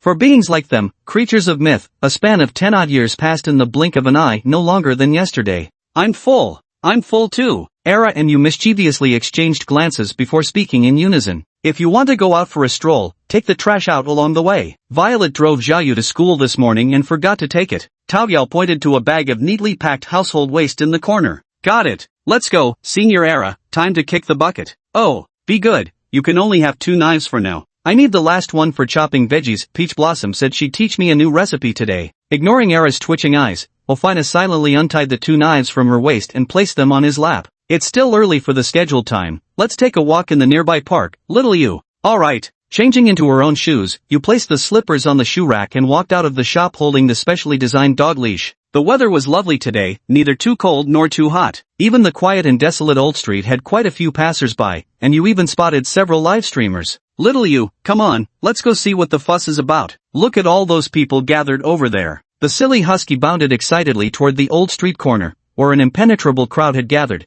punctuated by occasional gasps of astonishment. This greatly piqued its curiosity, and relying on sheer brute strength, the husky forcibly barged through the crowd to clear a path. The people who were pushed aside initially wanted to swear loudly, but upon noticing it was a husky accompanied by an unbelievably gorgeous girl, they swallowed their curses back mid-sentence. You swept his gaze across the crowd and spotted an elderly man at its center, clad in tattered and patched clothing. Roughly in his 60s, the old man's deeply lined face was etched with a broad smile. 12 fingers? Yu's attention quickly focused on the old man's fingers manipulating the threads, 6 strands in his left hand, 6 in his right. Great! What an amazing puppet show! Look at the lifelike expression on that little puppet the old gentleman is controlling. It's utterly exquisite. To think she can manipulate a puppet to write utterly astonishing. The true masters wander as vagrants, while clowns sit in the halls of glory. The onlookers couldn't help but cheer as the elderly man's deft fingers brought several lifelike puppets to vivid animation, their every movement brimming with vitality. Yu silently pulled out a 100 yuan bill from his pocket and placed it into the old man's plate. Among the sea of coins, that single red banknote stood out starkly like a crane among chickens. The elderly man noticed this scene, his withered face breaking into an increasingly brighter smile as he manipulated several puppet figurines to bow deeply towards you. Make way! Scatter now, everyone! Scatter! Old fool, who gave you permission to disrupt order on the streets? Several tall urban management officers in blue uniforms pushed through the crowd with batons, looking down condescendingly at the old man manipulating the puppet. I'm sorry, this is my first time here. I was indeed wrong to come uninvited. I'll leave now. The old man adjusted his sleeves and gave a courteous, amiable bow to the city enforcement officers. The old man had some foresight after all. The lead officer, a burly white enforcer, took a step forward and, under the horrified gaze of the onlookers, smashed the miniature exhibits with a single swing of his baton. The tiny puppet figurines inside shattered instantly, scattering in pieces across the ground. Consider this a lesson, old man. The old man stood silently, his fists clenched, while the overweight white city inspector haughtily scooped up the coins and bills from the plate and shoved them into his bag. Damn it! The onlookers who witnessed the scene were seething inwardly but dared not speak out. These city management officers were all burly and imposing. Who would invite trouble by stepping forward? Moreover, it's rumored that these city management officers were also colluding with local gangsters. You stared blankly at the pile of shattered puppet fragments on the ground. The decapitated head of the little puppet that had bowed to him earlier was now gazing fixedly up at him. She let go of the dog leash, walked onto the field, and crouched down to pick up the scattered puppets. As he watched the feathers being collected from the puppets, a glimmer of admiration flashed in the eyes of the overweight white city officer. With a sly grin, he exchanged meaningful glances with several black officers. City management coming, disperse. Several black urban management officers brandished batons and shouted as they dispersed the crowd, during which a few onlookers even took a few hits. "Miss, would you like to join us for a morning tea at the urban management office?" The white, pudgy city officer rubbed his hands together and reached for Yu's arm, while several black officers let out eerie chuckles. Bullying men and oppressing women, this wasn't the first time they'd done something like this. As long as things are done discreetly, a little intimidation using their friends and family afterward will make these people comply obediently. After all, behind them stands the largest gang in City B. Woof woof! Bang! The eerie laughter of the black enforcement officers abruptly ceased as they stared dumbfounded at their fallen white colleague. Moments earlier, the Siberian husky the girl was leading suddenly charged like a boar, slamming hard into their leader's ample belly with such force that it left a visible dent. Right before their eyes, the husky cheerfully lifted its hind leg and, with a hissing sound, drenched the unconscious white officer's face in a stream of golden liquid. "Boss, got pissed on by a dog. Go on, catch that dog, we'll stew it for meat. While no one's around, grab that pretty little thing, don't let her get away. Here you go, old sir, these little puppets are quite amusing." You came before the old man and placed the small puppet figures in his plate. She gave the old man a sweet smile. "Thank you, little girl, hurry up and leave. I can see these people for what they are, just a bunch of ruffians and thugs. This foreign land is truly lawless." Shaking his head, the old man let out a sigh. "Look out, behind you. It's alright, I'm pretty strong." Just like this. With a graceful pirouette, you delivered a powerful kick to the abdomen of the black-clad urban management officer behind him. The force was so tremendous that the man was sent flying 6 or 7 meters on the spot. Chapter 77, The Puppet Master Arc, Sheen. A flicker of astonishment flashed through the old man's eyes before vanishing. That little girl is quite skilled. Staring at the black city officer who had fallen to the ground and couldn't get up, as well as the long bloodstained trail on the ground likely caused by his but dragging along the surface. "Look, I can really fight." She clapped her hands together, eyeing the old man's fingers with undisguised curiosity. "Curious about my hand?" The old man gently placed the broken puppet figures into a battered wooden crate nearby, offering Rua's soft smile in response to her curious expression.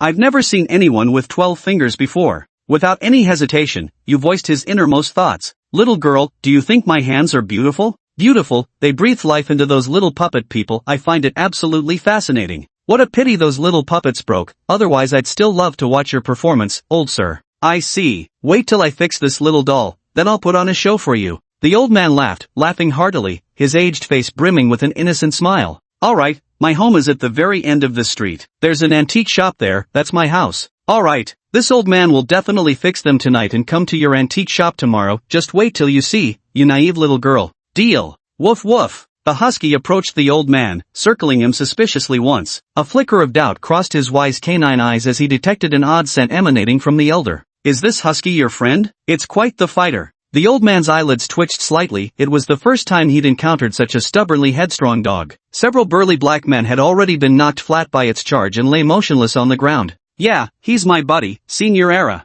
"I see. Well then, thank you, silly husky senior and young lady. Little one, while they're still asleep, hurry and go. This old man's gotta slip away too, I'll come find you tomorrow." With a worn-out wooden box on his back, the old man waved at you and slowly walked out beyond the old street. "You girl, do you know where a man hurts the most?" The husky walked up to a black city enforcement officer lying motionless on the ground, then turned his head and fixed you with a grave stare. "Where to pee?" "Exactly, that's how we should deal with such scum." The husky raised its forelimbs like a don't-eating master and hammered down on his crotch. The sound of cracking eggs echoed as the black-clad urban enforcement officer's eyes fluttered open before rolling back into unconsciousness. "Have you mastered it yet?" "Got it, Senior Era. Once you've learned it, that's what matters. The world is full of dangers. The people at the Antiquities house won't harm you, but others, they're different. You must learn to protect yourself." Gazing deeply at the elder's nearly vanished figure, Era turned his head and gave you a gentle smile. "Let's go, hold my hand. We'll stroll in the park. I want to take a mud bath in the lotus pond. After playing, let's go to the agreed spot for a fight. Damn it, I really want to see how fierce these bred people in the car can be." "Alright, Senior Era." Happily grabbing the dog leash, you cheerfully led her husky toward the nearest park. The sun was shining brightly today, and having just beaten someone up, she was in an excellent mood. Retirees are the eternal gods, rising earlier than anyone else. The park is their watchtower, and skipping a single visit makes them feel utterly off. Single men and women, prime targets in their sights. Here, they gather in clusters, discussing how outstanding someone else's child is or how beautiful so-and-so's daughter happens to be. When the mood strikes, they might even break into dance. The moment you stepped into the park, those wolfish-eyed elders locked onto her like hawks. After all, Girls who wear their innocence on their faces like a sign are hard to come by these days. Amidst the barrage of questions from a crowd of elderly folk, Yu found himself half-dazed as the husky dragged him to a secluded corner. It's the first time I've ever been praised by so many people. Back in my clan, they called me a bastard and abomination. Your clan must all be blind, their taste completely warped. As long as the bloodline's good, they'd call even the ugliest woman a beauty. The Siberian husky sprawled on the bench gave her a sidelong glance. Love me, love my dog, you needn't worry about your mother either. Last night Violet returned to the clan and fed the blood crystal to your human mother. She'll live at least another century. Didn't you see the video call last night too? Especially those elders force smiles while watching Senior Salted Fish suffer their teasing. After all, you're now Senior Salted Fish's shop assistant. So I'm really happy today, Senior Era. Feather Girl, I'm going to take a mud bath. Untie my leash for me, and don't you dare tell Afiana about my mud bath, or she'll definitely give me another bath when we get back. Alright, Senior Era. Plop. Once freed from restraint, Era leaped into the lotus pond like a mad dog, his pristine white fur visibly darkening at lightning speed. A glimmer of realization flashed in Yu's eyes as she sat on the bench. She stretched her fair palm toward the sky, then glanced at the pitch-black husky with only its head poking out. She smiled, sweet and joyous. Sheen was very happy today because he had met a fascinating little girl. It was just a pity that several of his puppets had gotten damaged. Feeling happy makes the body feel lighter too. Even the heavy wooden case I've been carrying for nearly 300 years seems to weigh less today. Mr. Sheen, you're back? At the doorway of the rental room, the landlady knitting a sweater took off her reading glasses and smiled at Sheen.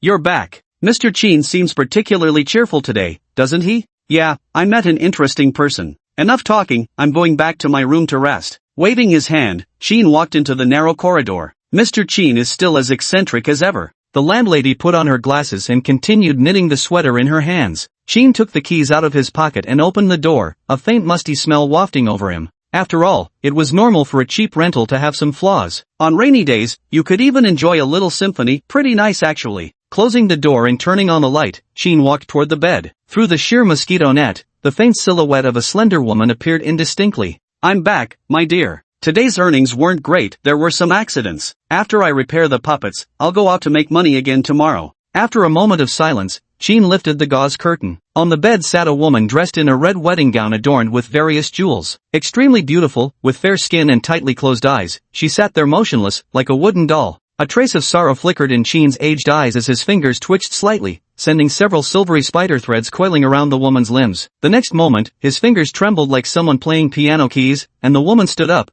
her body producing creaking noises like wood rubbing against wood. Would you dance with me? May. Chapter 7, The Puppeteer, Sheen's Story. May was a doll the old man crafted in the likeness of his deceased wife. After all, no matter how lifelike, how human it appears, in the end it remains merely an inanimate object. 300 years ago, Sheen was a youthful and spirited puppeteer, his imagination soaring beyond bounds. Even his master couldn't help but be utterly astonished upon hearing his ideas. Without another word, Sheen's master promptly expelled him from the school. Because Sheen's ideas were far too insane, he actually sought to grant lifeless objects true life. This was already an act of heresy. After all, puppeteers were akin to actors, manipulating puppets to bring laughter and joy to people. Young Sheen, expelled from his sect, stood bewildered atop the cliff gazing at the pitch-black sky. It happened suddenly and unexpectedly, like a whirlwind. As the saying goes, ideals are plump while reality is bony. To achieve one's dreams requires not only vast amounts of money but also tremendous effort. And Sheen was a pauper, the kind without a single copper to his name. So poor he could only take shelter in a dilapidated city god temple at night, barely scraping together meager living expenses by performing street shows during the day. Life had worn away Sheen's edges, just as it had smoothed away his ideals. He tried every means to earn money,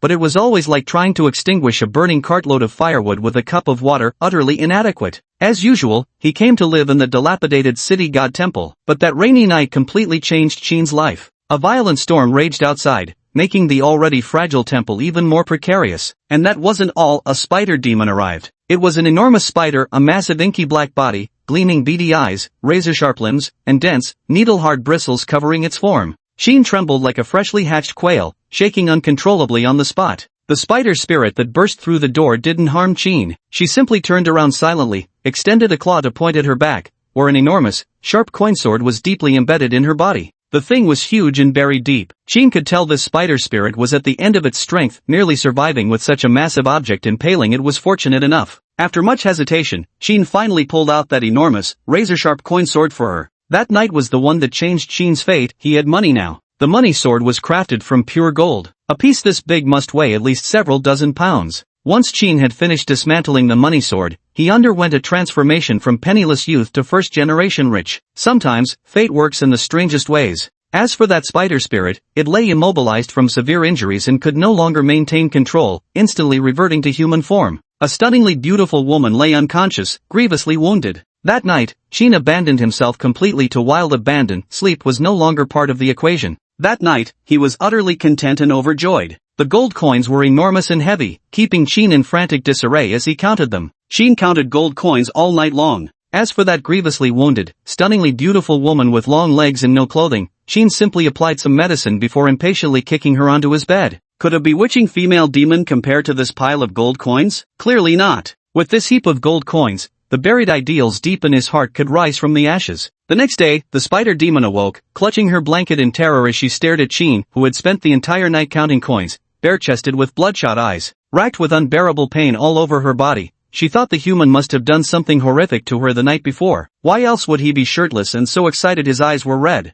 Seemed he hadn't slept at all that night. Qin eyed the demoness strangely before striding forward imperiously. Ignoring her struggles, he yanked the blanket away, kicked her out of his room, and promptly collapsed back into bed. Counting gold coins all night had left him feeling feverish. Wasn't it perfectly normal to take off some clothes before sleeping? When he awoke, half the sky had already turned red. Rubbing his slightly groggy head, Qin glanced at the pile of pure gold coins not far away, along with the female fairy sprawled unconscious atop them, and he smiled. Last night wasn't a dream. Qin felt he was heaven's chosen one. He turned his experiences into a novel. Kicked out by my master, I became a local tycoon in days. With this book, Qin made another fortune. You should know that 300 years ago during the Qing dynasty, leisurely pleasures were scarce, and this astonishing book swept into people's lives like roaring tidal waves. Qin became famous. With this money, he acquired a luxurious mansion and no longer had to sleep in the city god temple. As for that spider demoness, no one knew what exactly happened, but she assumed a shy, broken-in demeanor of marry a chicken, marry a dog, follow a dog. After Qin healed her injuries, wherever he went, she followed. 10 years passed, and affection grew over time. The long companionship had made Qin develop feelings for the female spider spirit. Apart from not speaking, her culinary skills were impeccable. Throughout those 10 years, her meticulous care might have melted even an iron-hearted man. Qin made a bold decision. He would marry this spider spirit. He had extraordinary adaptability, otherwise, such a whimsical idea would never have occurred to him. My wife is a spider spirit, and she's skilled with silk threads. Could it get any better than this? %%. With this thought in mind, on their wedding night, Qin crossed the forbidden boundary between human and demon. Since that boundary was crossed on their wedding night, the female spider demon grew bolder by the day. Her myriad playful string techniques left Qin utterly dumbfounded. Day or night, she tirelessly devoted herself to sharing moments with Qin. The bond between them quickly deepened, their intimacy growing ever sweeter and more inseparable. Even though life was plain and simple, their affection for each other remained as fiery as an erupting volcano, never once cooling down. Decades passed in the blink of an eye, and Qin had become an old man with silver hair. Meanwhile, the spider spirit, known as Mei, the human name Qin had given her on their wedding night, still maintained the delicate and captivating beauty of her youth. Human life is finite, but demons possess the power to transcend such limits. Qin's life was coming to an end. He could never forget the sight of Mei crying. Mei made a bold decision. She fed her demon core to the dying Qin. Their long companionship had made her core compatible with his body. Qin survived, but at the cost of Mei's departure. When he awoke, the first thing he saw was Mei's lifeless body, that enormous spider. The vicissitudes of time had passed, and Qin had lived for over 300 years. During these 3 centuries, he had traveled across rivers and mountains, leaving his footprints in every corner of the world. All he sought was merely a way to revive his beloved. In the cramped rental room, as the dance came to an end, Qin's eyes welled up with murky tears. He stared blankly at the lifelike wooden doll in his arms, crafted from special timber. No matter how perfect the replica, it remained just a doll. Still no sign of life. Chapter 79, Daily Life Grocery Shopping.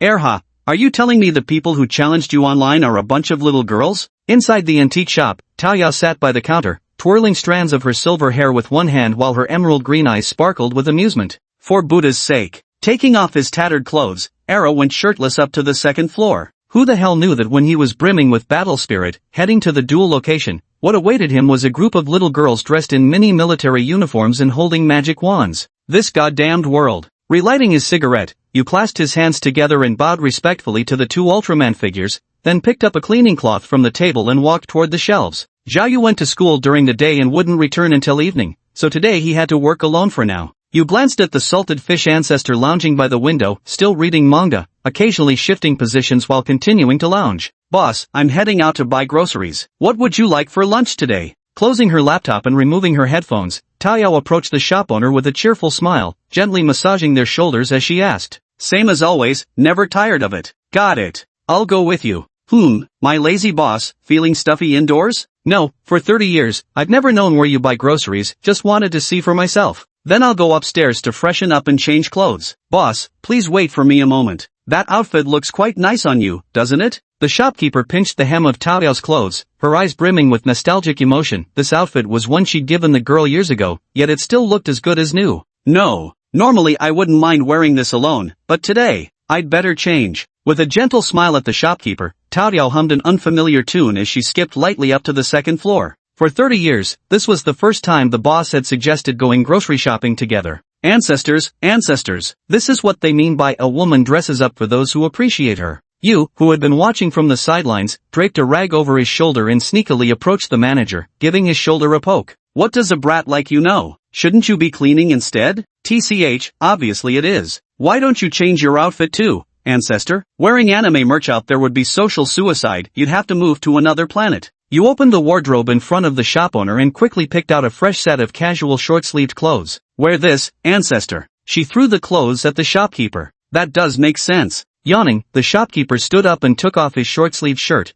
revealing his muscular upper body. Old ancestor, were you injured in the past? You gazed silently at the shopkeeper's back, where a long, distinct scar from a blade was clearly visible. It's a wound I received when I was still human. I kept it as a memento and never bothered to heal it. What's with that surprised look of yours? Pulling on his clothes, the shopkeeper turned to face you, who stood there dumbfounded. Ancestor, were you once human? Got it. 2,000 years ago, I was still a college student just like young Zhao here. Here, help me straighten my collar, does it look wrinkled? Oh, a college student? Was there really such a term 2,000 years ago? She stood on tiptoe while tidying up and muttered under her breath. Knowing too much isn't good for you. Oh, there you go, old ancestor. Looking quite dashing today. You flashed a radiant smile and gave the shop owner a thumbs up. Stay home and mind the store, I'm going grocery shopping with your Taoyao sister. Understood, ancestor. Let's go, little peach. Got it. That outfit you're wearing today is beautiful, just like a lotus emerging from water. Is that so?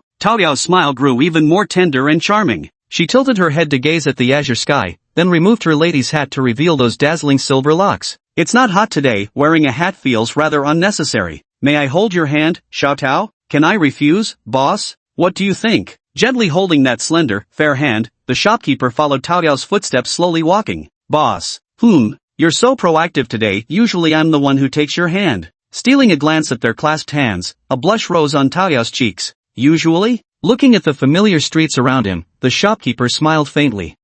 Back when I was still a tree that hadn't taken human form yet, you used to sleep leaning against me at night. I would secretly touch your hand with my branches. Boss, time really flies. Now I've become the demon king, yet I'm still by your side. Taoyao's voice was filled with nostalgia. Yeah, that little peach tree from back then has now become the demon king. Well then, let's have little peach keep me company more often from now on. Woo, such bold words. Boss, are you confessing your love to me? Taoyao halted her steps, her emerald green eyes brimming with anticipation as she fixed them intently on the shopkeeper. Going grocery shopping. Ignoring Taoyao's adorable antics, the shopkeeper gave her a gentle smile and remained silent. Again with this. Boss, you're so boring. Can't you just say those words to make me happy? What words? That one line, Xiao Tao, would you be my lover? If you say it, I'll wash up fresh tonight and slip into your bed. Whatever you want to do, I won't resist a bit. Late at night, the boss's large hands gently glided over every inch of my skin, followed by his lips, leaving marks on my snow-white flesh. Ouch.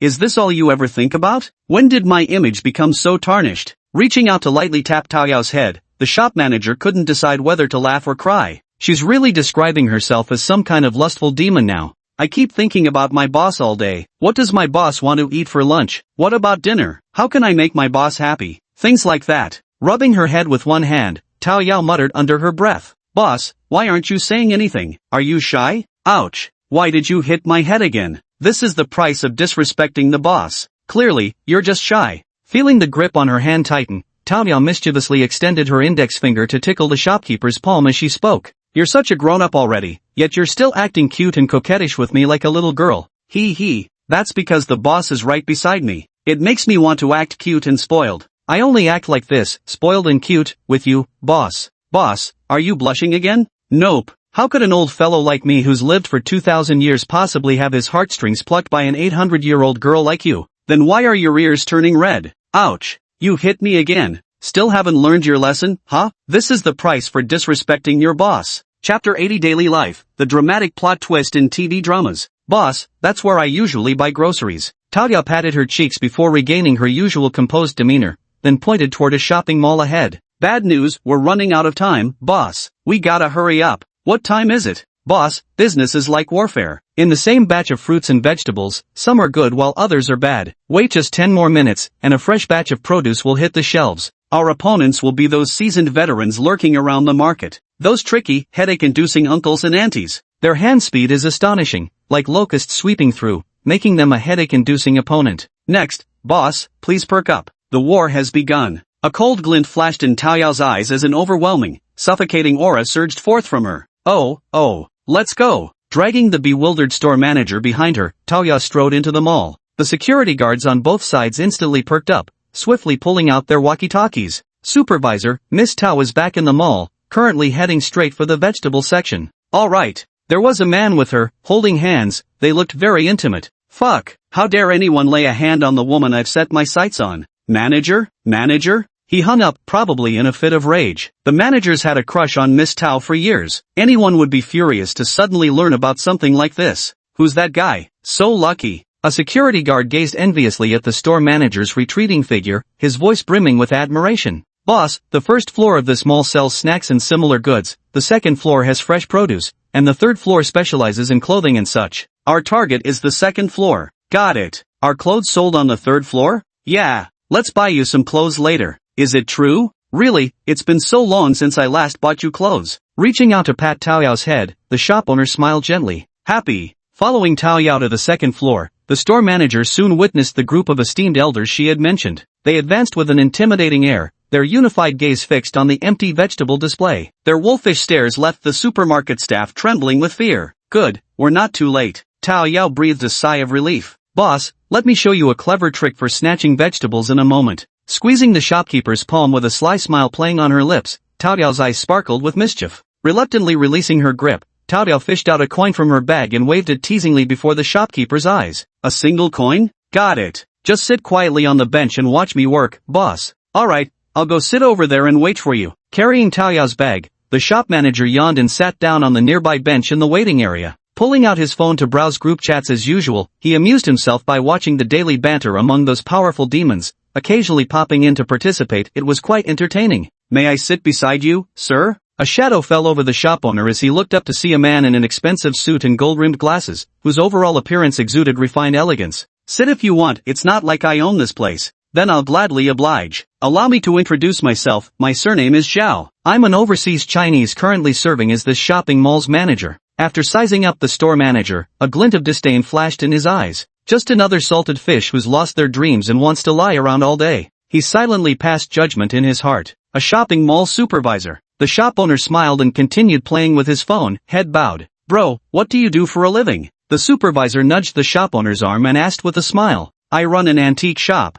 An antique shop? That's not an easy business to run, is it? My shopping mall isn't doing too well either. Daily turnover is barely a few $100,000. Oh, bro, what's your relationship with Miss Tao? Looking at the half-dead shop manager, Manager Zhao decided to cut straight to the chase. I'm her boss. Oh, I see. Thank you for taking care of Miss Tao. No trouble at all. Actually, she's usually the one taking care of me. We've been living together for quite some time now. A faint curve lifted at the corners of the shopkeeper's mouth as he smiled knowingly at this wealthy Chinese supervisor, Mr. Zhao. The smile had completely vanished from the other man's face, his expression darkening visibly by the second. I see. I don't think you deserve Miss Taoyao, buddy. You can't make her happy. Gazing obsessively at Taoyao, who was causing chaos among the elderly with just a coin, Supervisor Zhao pulled a bank card from his pocket. Here's 1 million. Leave her. Miss Taoyao's gentleness is more than you can handle. Her talent shouldn't be wasted in that antiquated shop of yours that nobody visits. Are you out of your mind? The shop owner gave the outstretched bank card a bizarre look,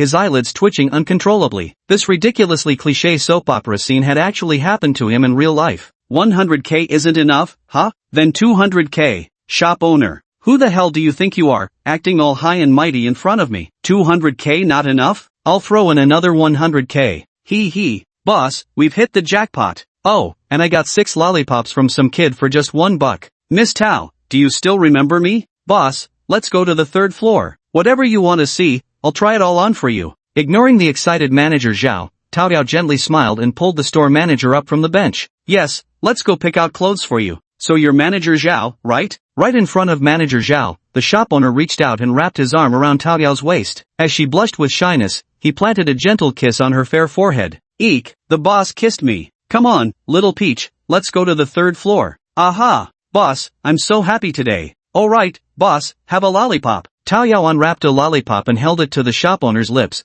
her sparkling eyes brimming with anticipation. Not too sweet. These days, food has way too many additives. What about this? Tao Yao popped the lollipop into her mouth, then held it out to the shop owner's lips. Glancing at the zombie pale manager Zhao beside them, the shop owner parted his lips under the man's bulging-eyed glare. Now that's much sweeter. Eep, so embarrassing, boss is eating my spit. Dragging the blushing and bewitching Tao Yao, the shop manager smirked at Supervisor Zhao and headed to the 3rd floor. Fuck. Supervisor Zhao kicked the bench hard, venting his anger relentlessly. After a few minutes, he gradually calmed down, his face dark as he pulled out his phone from his pocket. Hey, brother Bao? It's Xiao Zhao here, the one who runs the mall. I need you to teach someone a lesson for me. Money's no issue, great, thanks. Hanging up the phone, manager Zhao straightened the bench again, adjusted his collar, and plastered that professional fake smile back on his face. Brother Leopard, one of the top bosses of B City's biggest underworld gang, stuck his romance in my face, huh? Some antique shop owner thinks he's untouchable? Let's see how long he lasts after I send someone to deal with him. Chapter 81, The Ghost Flower Spirit. You, come out and help carry some stuff. Carrying numerous large and small bags, the shop owner helplessly called out to you who was sitting by the counter inside the store. Ancestor, you guys really bought a lot of stuff. Ha, isn't this Ultraman? You took the items from the shop owner with undisguised excitement on her face. Your Taoyao sister used just one sentence, and the street vendor sold it to her for 3 yuan. Lady Taoya never disappoints. Damn right. Here, take these to the counter shrine, the 3 demon gods of Taoyuan united at last, complete set. Oh, and these outfits, your sister Taoya bought them for you 1 set each.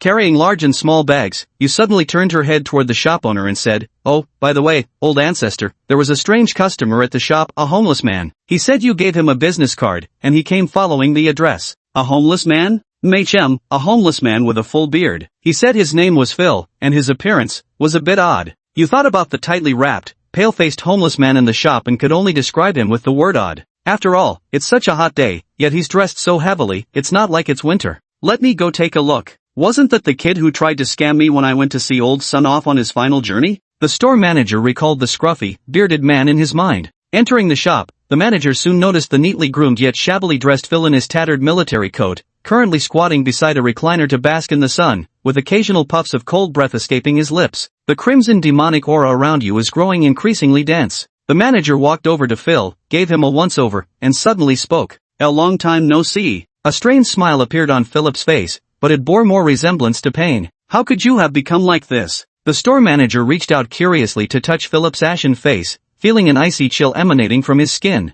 But I've already given you my business card, I'll definitely take responsibility. After all, for the past 30 years, you're the only customer who's ever received my business card. Smiling at Philip, the shop owner turned to you and said, Fetch that red bead from the 3rd shelf. Right away, Grand Elder. Draping the cleaning cloth over her shoulder, you deftly made her way to the red bead's location. After retrieving it, she brought the bead to the shop owner. Ancestor, what is this thing? A century-old clam pearl, produced by a 500-year-old demon king clam spirit. It has warming properties. Wearing this, you could run naked in winter without issue. Here, try holding it in your hand. Doesn't it feel much better now? The shopkeeper pressed the clam pearl into Philly's frozen chicken claw-like hand, and gradually the color returned to his face. It feels much better now. The bone-chilling cold has lessened by more than half. Come outside with me. Giving him a gentle pat on the shoulder, the shopkeeper walked toward the street. With an apologetic smile to you beside him, Phil followed the shopkeeper's footsteps. The little girl has a good heart. She didn't kick me out of the shop because of how I was dressed, and even gave me hot tea to drink. Sit.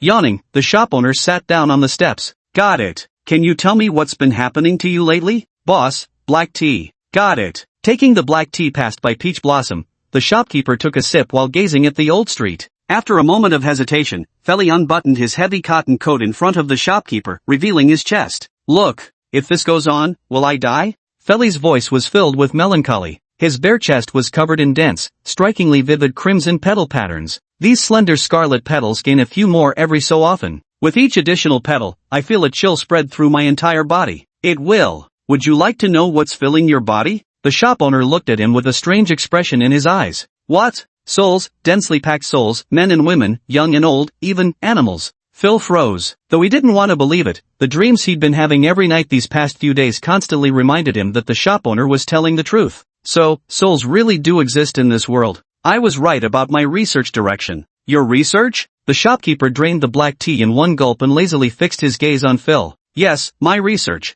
I used to be a top-tier doctor. I wanted to investigate where those missing 21 grams go after death, whether it truly is the soul. Unfortunately, due to an accident, I lost everything, my family, my friends, and became the wretched man you see now. Philly took out a pocket watch from his coat and opened it, revealing a faded, torn vintage photograph inside. By the way, do I still have a chance to be saved, antique shop owner? His eyes brimmed with anticipation. There is someone, but the one who can save you isn't me. Myself? Philly tugged his cotton-padded coat tighter around himself and pointed at his own chest in bewilderment. It was someone else. Do you remember how you got this flower on your chest? I remember. Philip's eyes were filled with sorrow. I raised a flower just like this one, and on that night of the red moon, both this flower and Jerry died. Jerry is an old neighbor of mine, a mouse with a human touch. After they both died, this strange thing started happening to me. Philip let out a bitter chuckle. Your rescuer has arrived. The shop owner grinned at Philly. Down the old street, a white-coated doctor was slowly making his way toward them. Boss, are you going to give me your blood again? You have no idea how exhausting it was treating Frostwolf's injuries. That Thunder God woman is truly vicious. She hit so hard she shattered Frostwolf's spine. I even had to use your blood to make medication. The doctor kept murmuring as she approached the shop owner. The weariness on her face showed just how busy she'd been lately. Enough. Here's an interesting research specimen for you. Try not to kill this one. The shopkeeper pointed to Phil standing beside her. What's so interesting about studying a human? The doctor curled her lip disdainfully. What if I told you he carries the spirit of a red spider lily within him?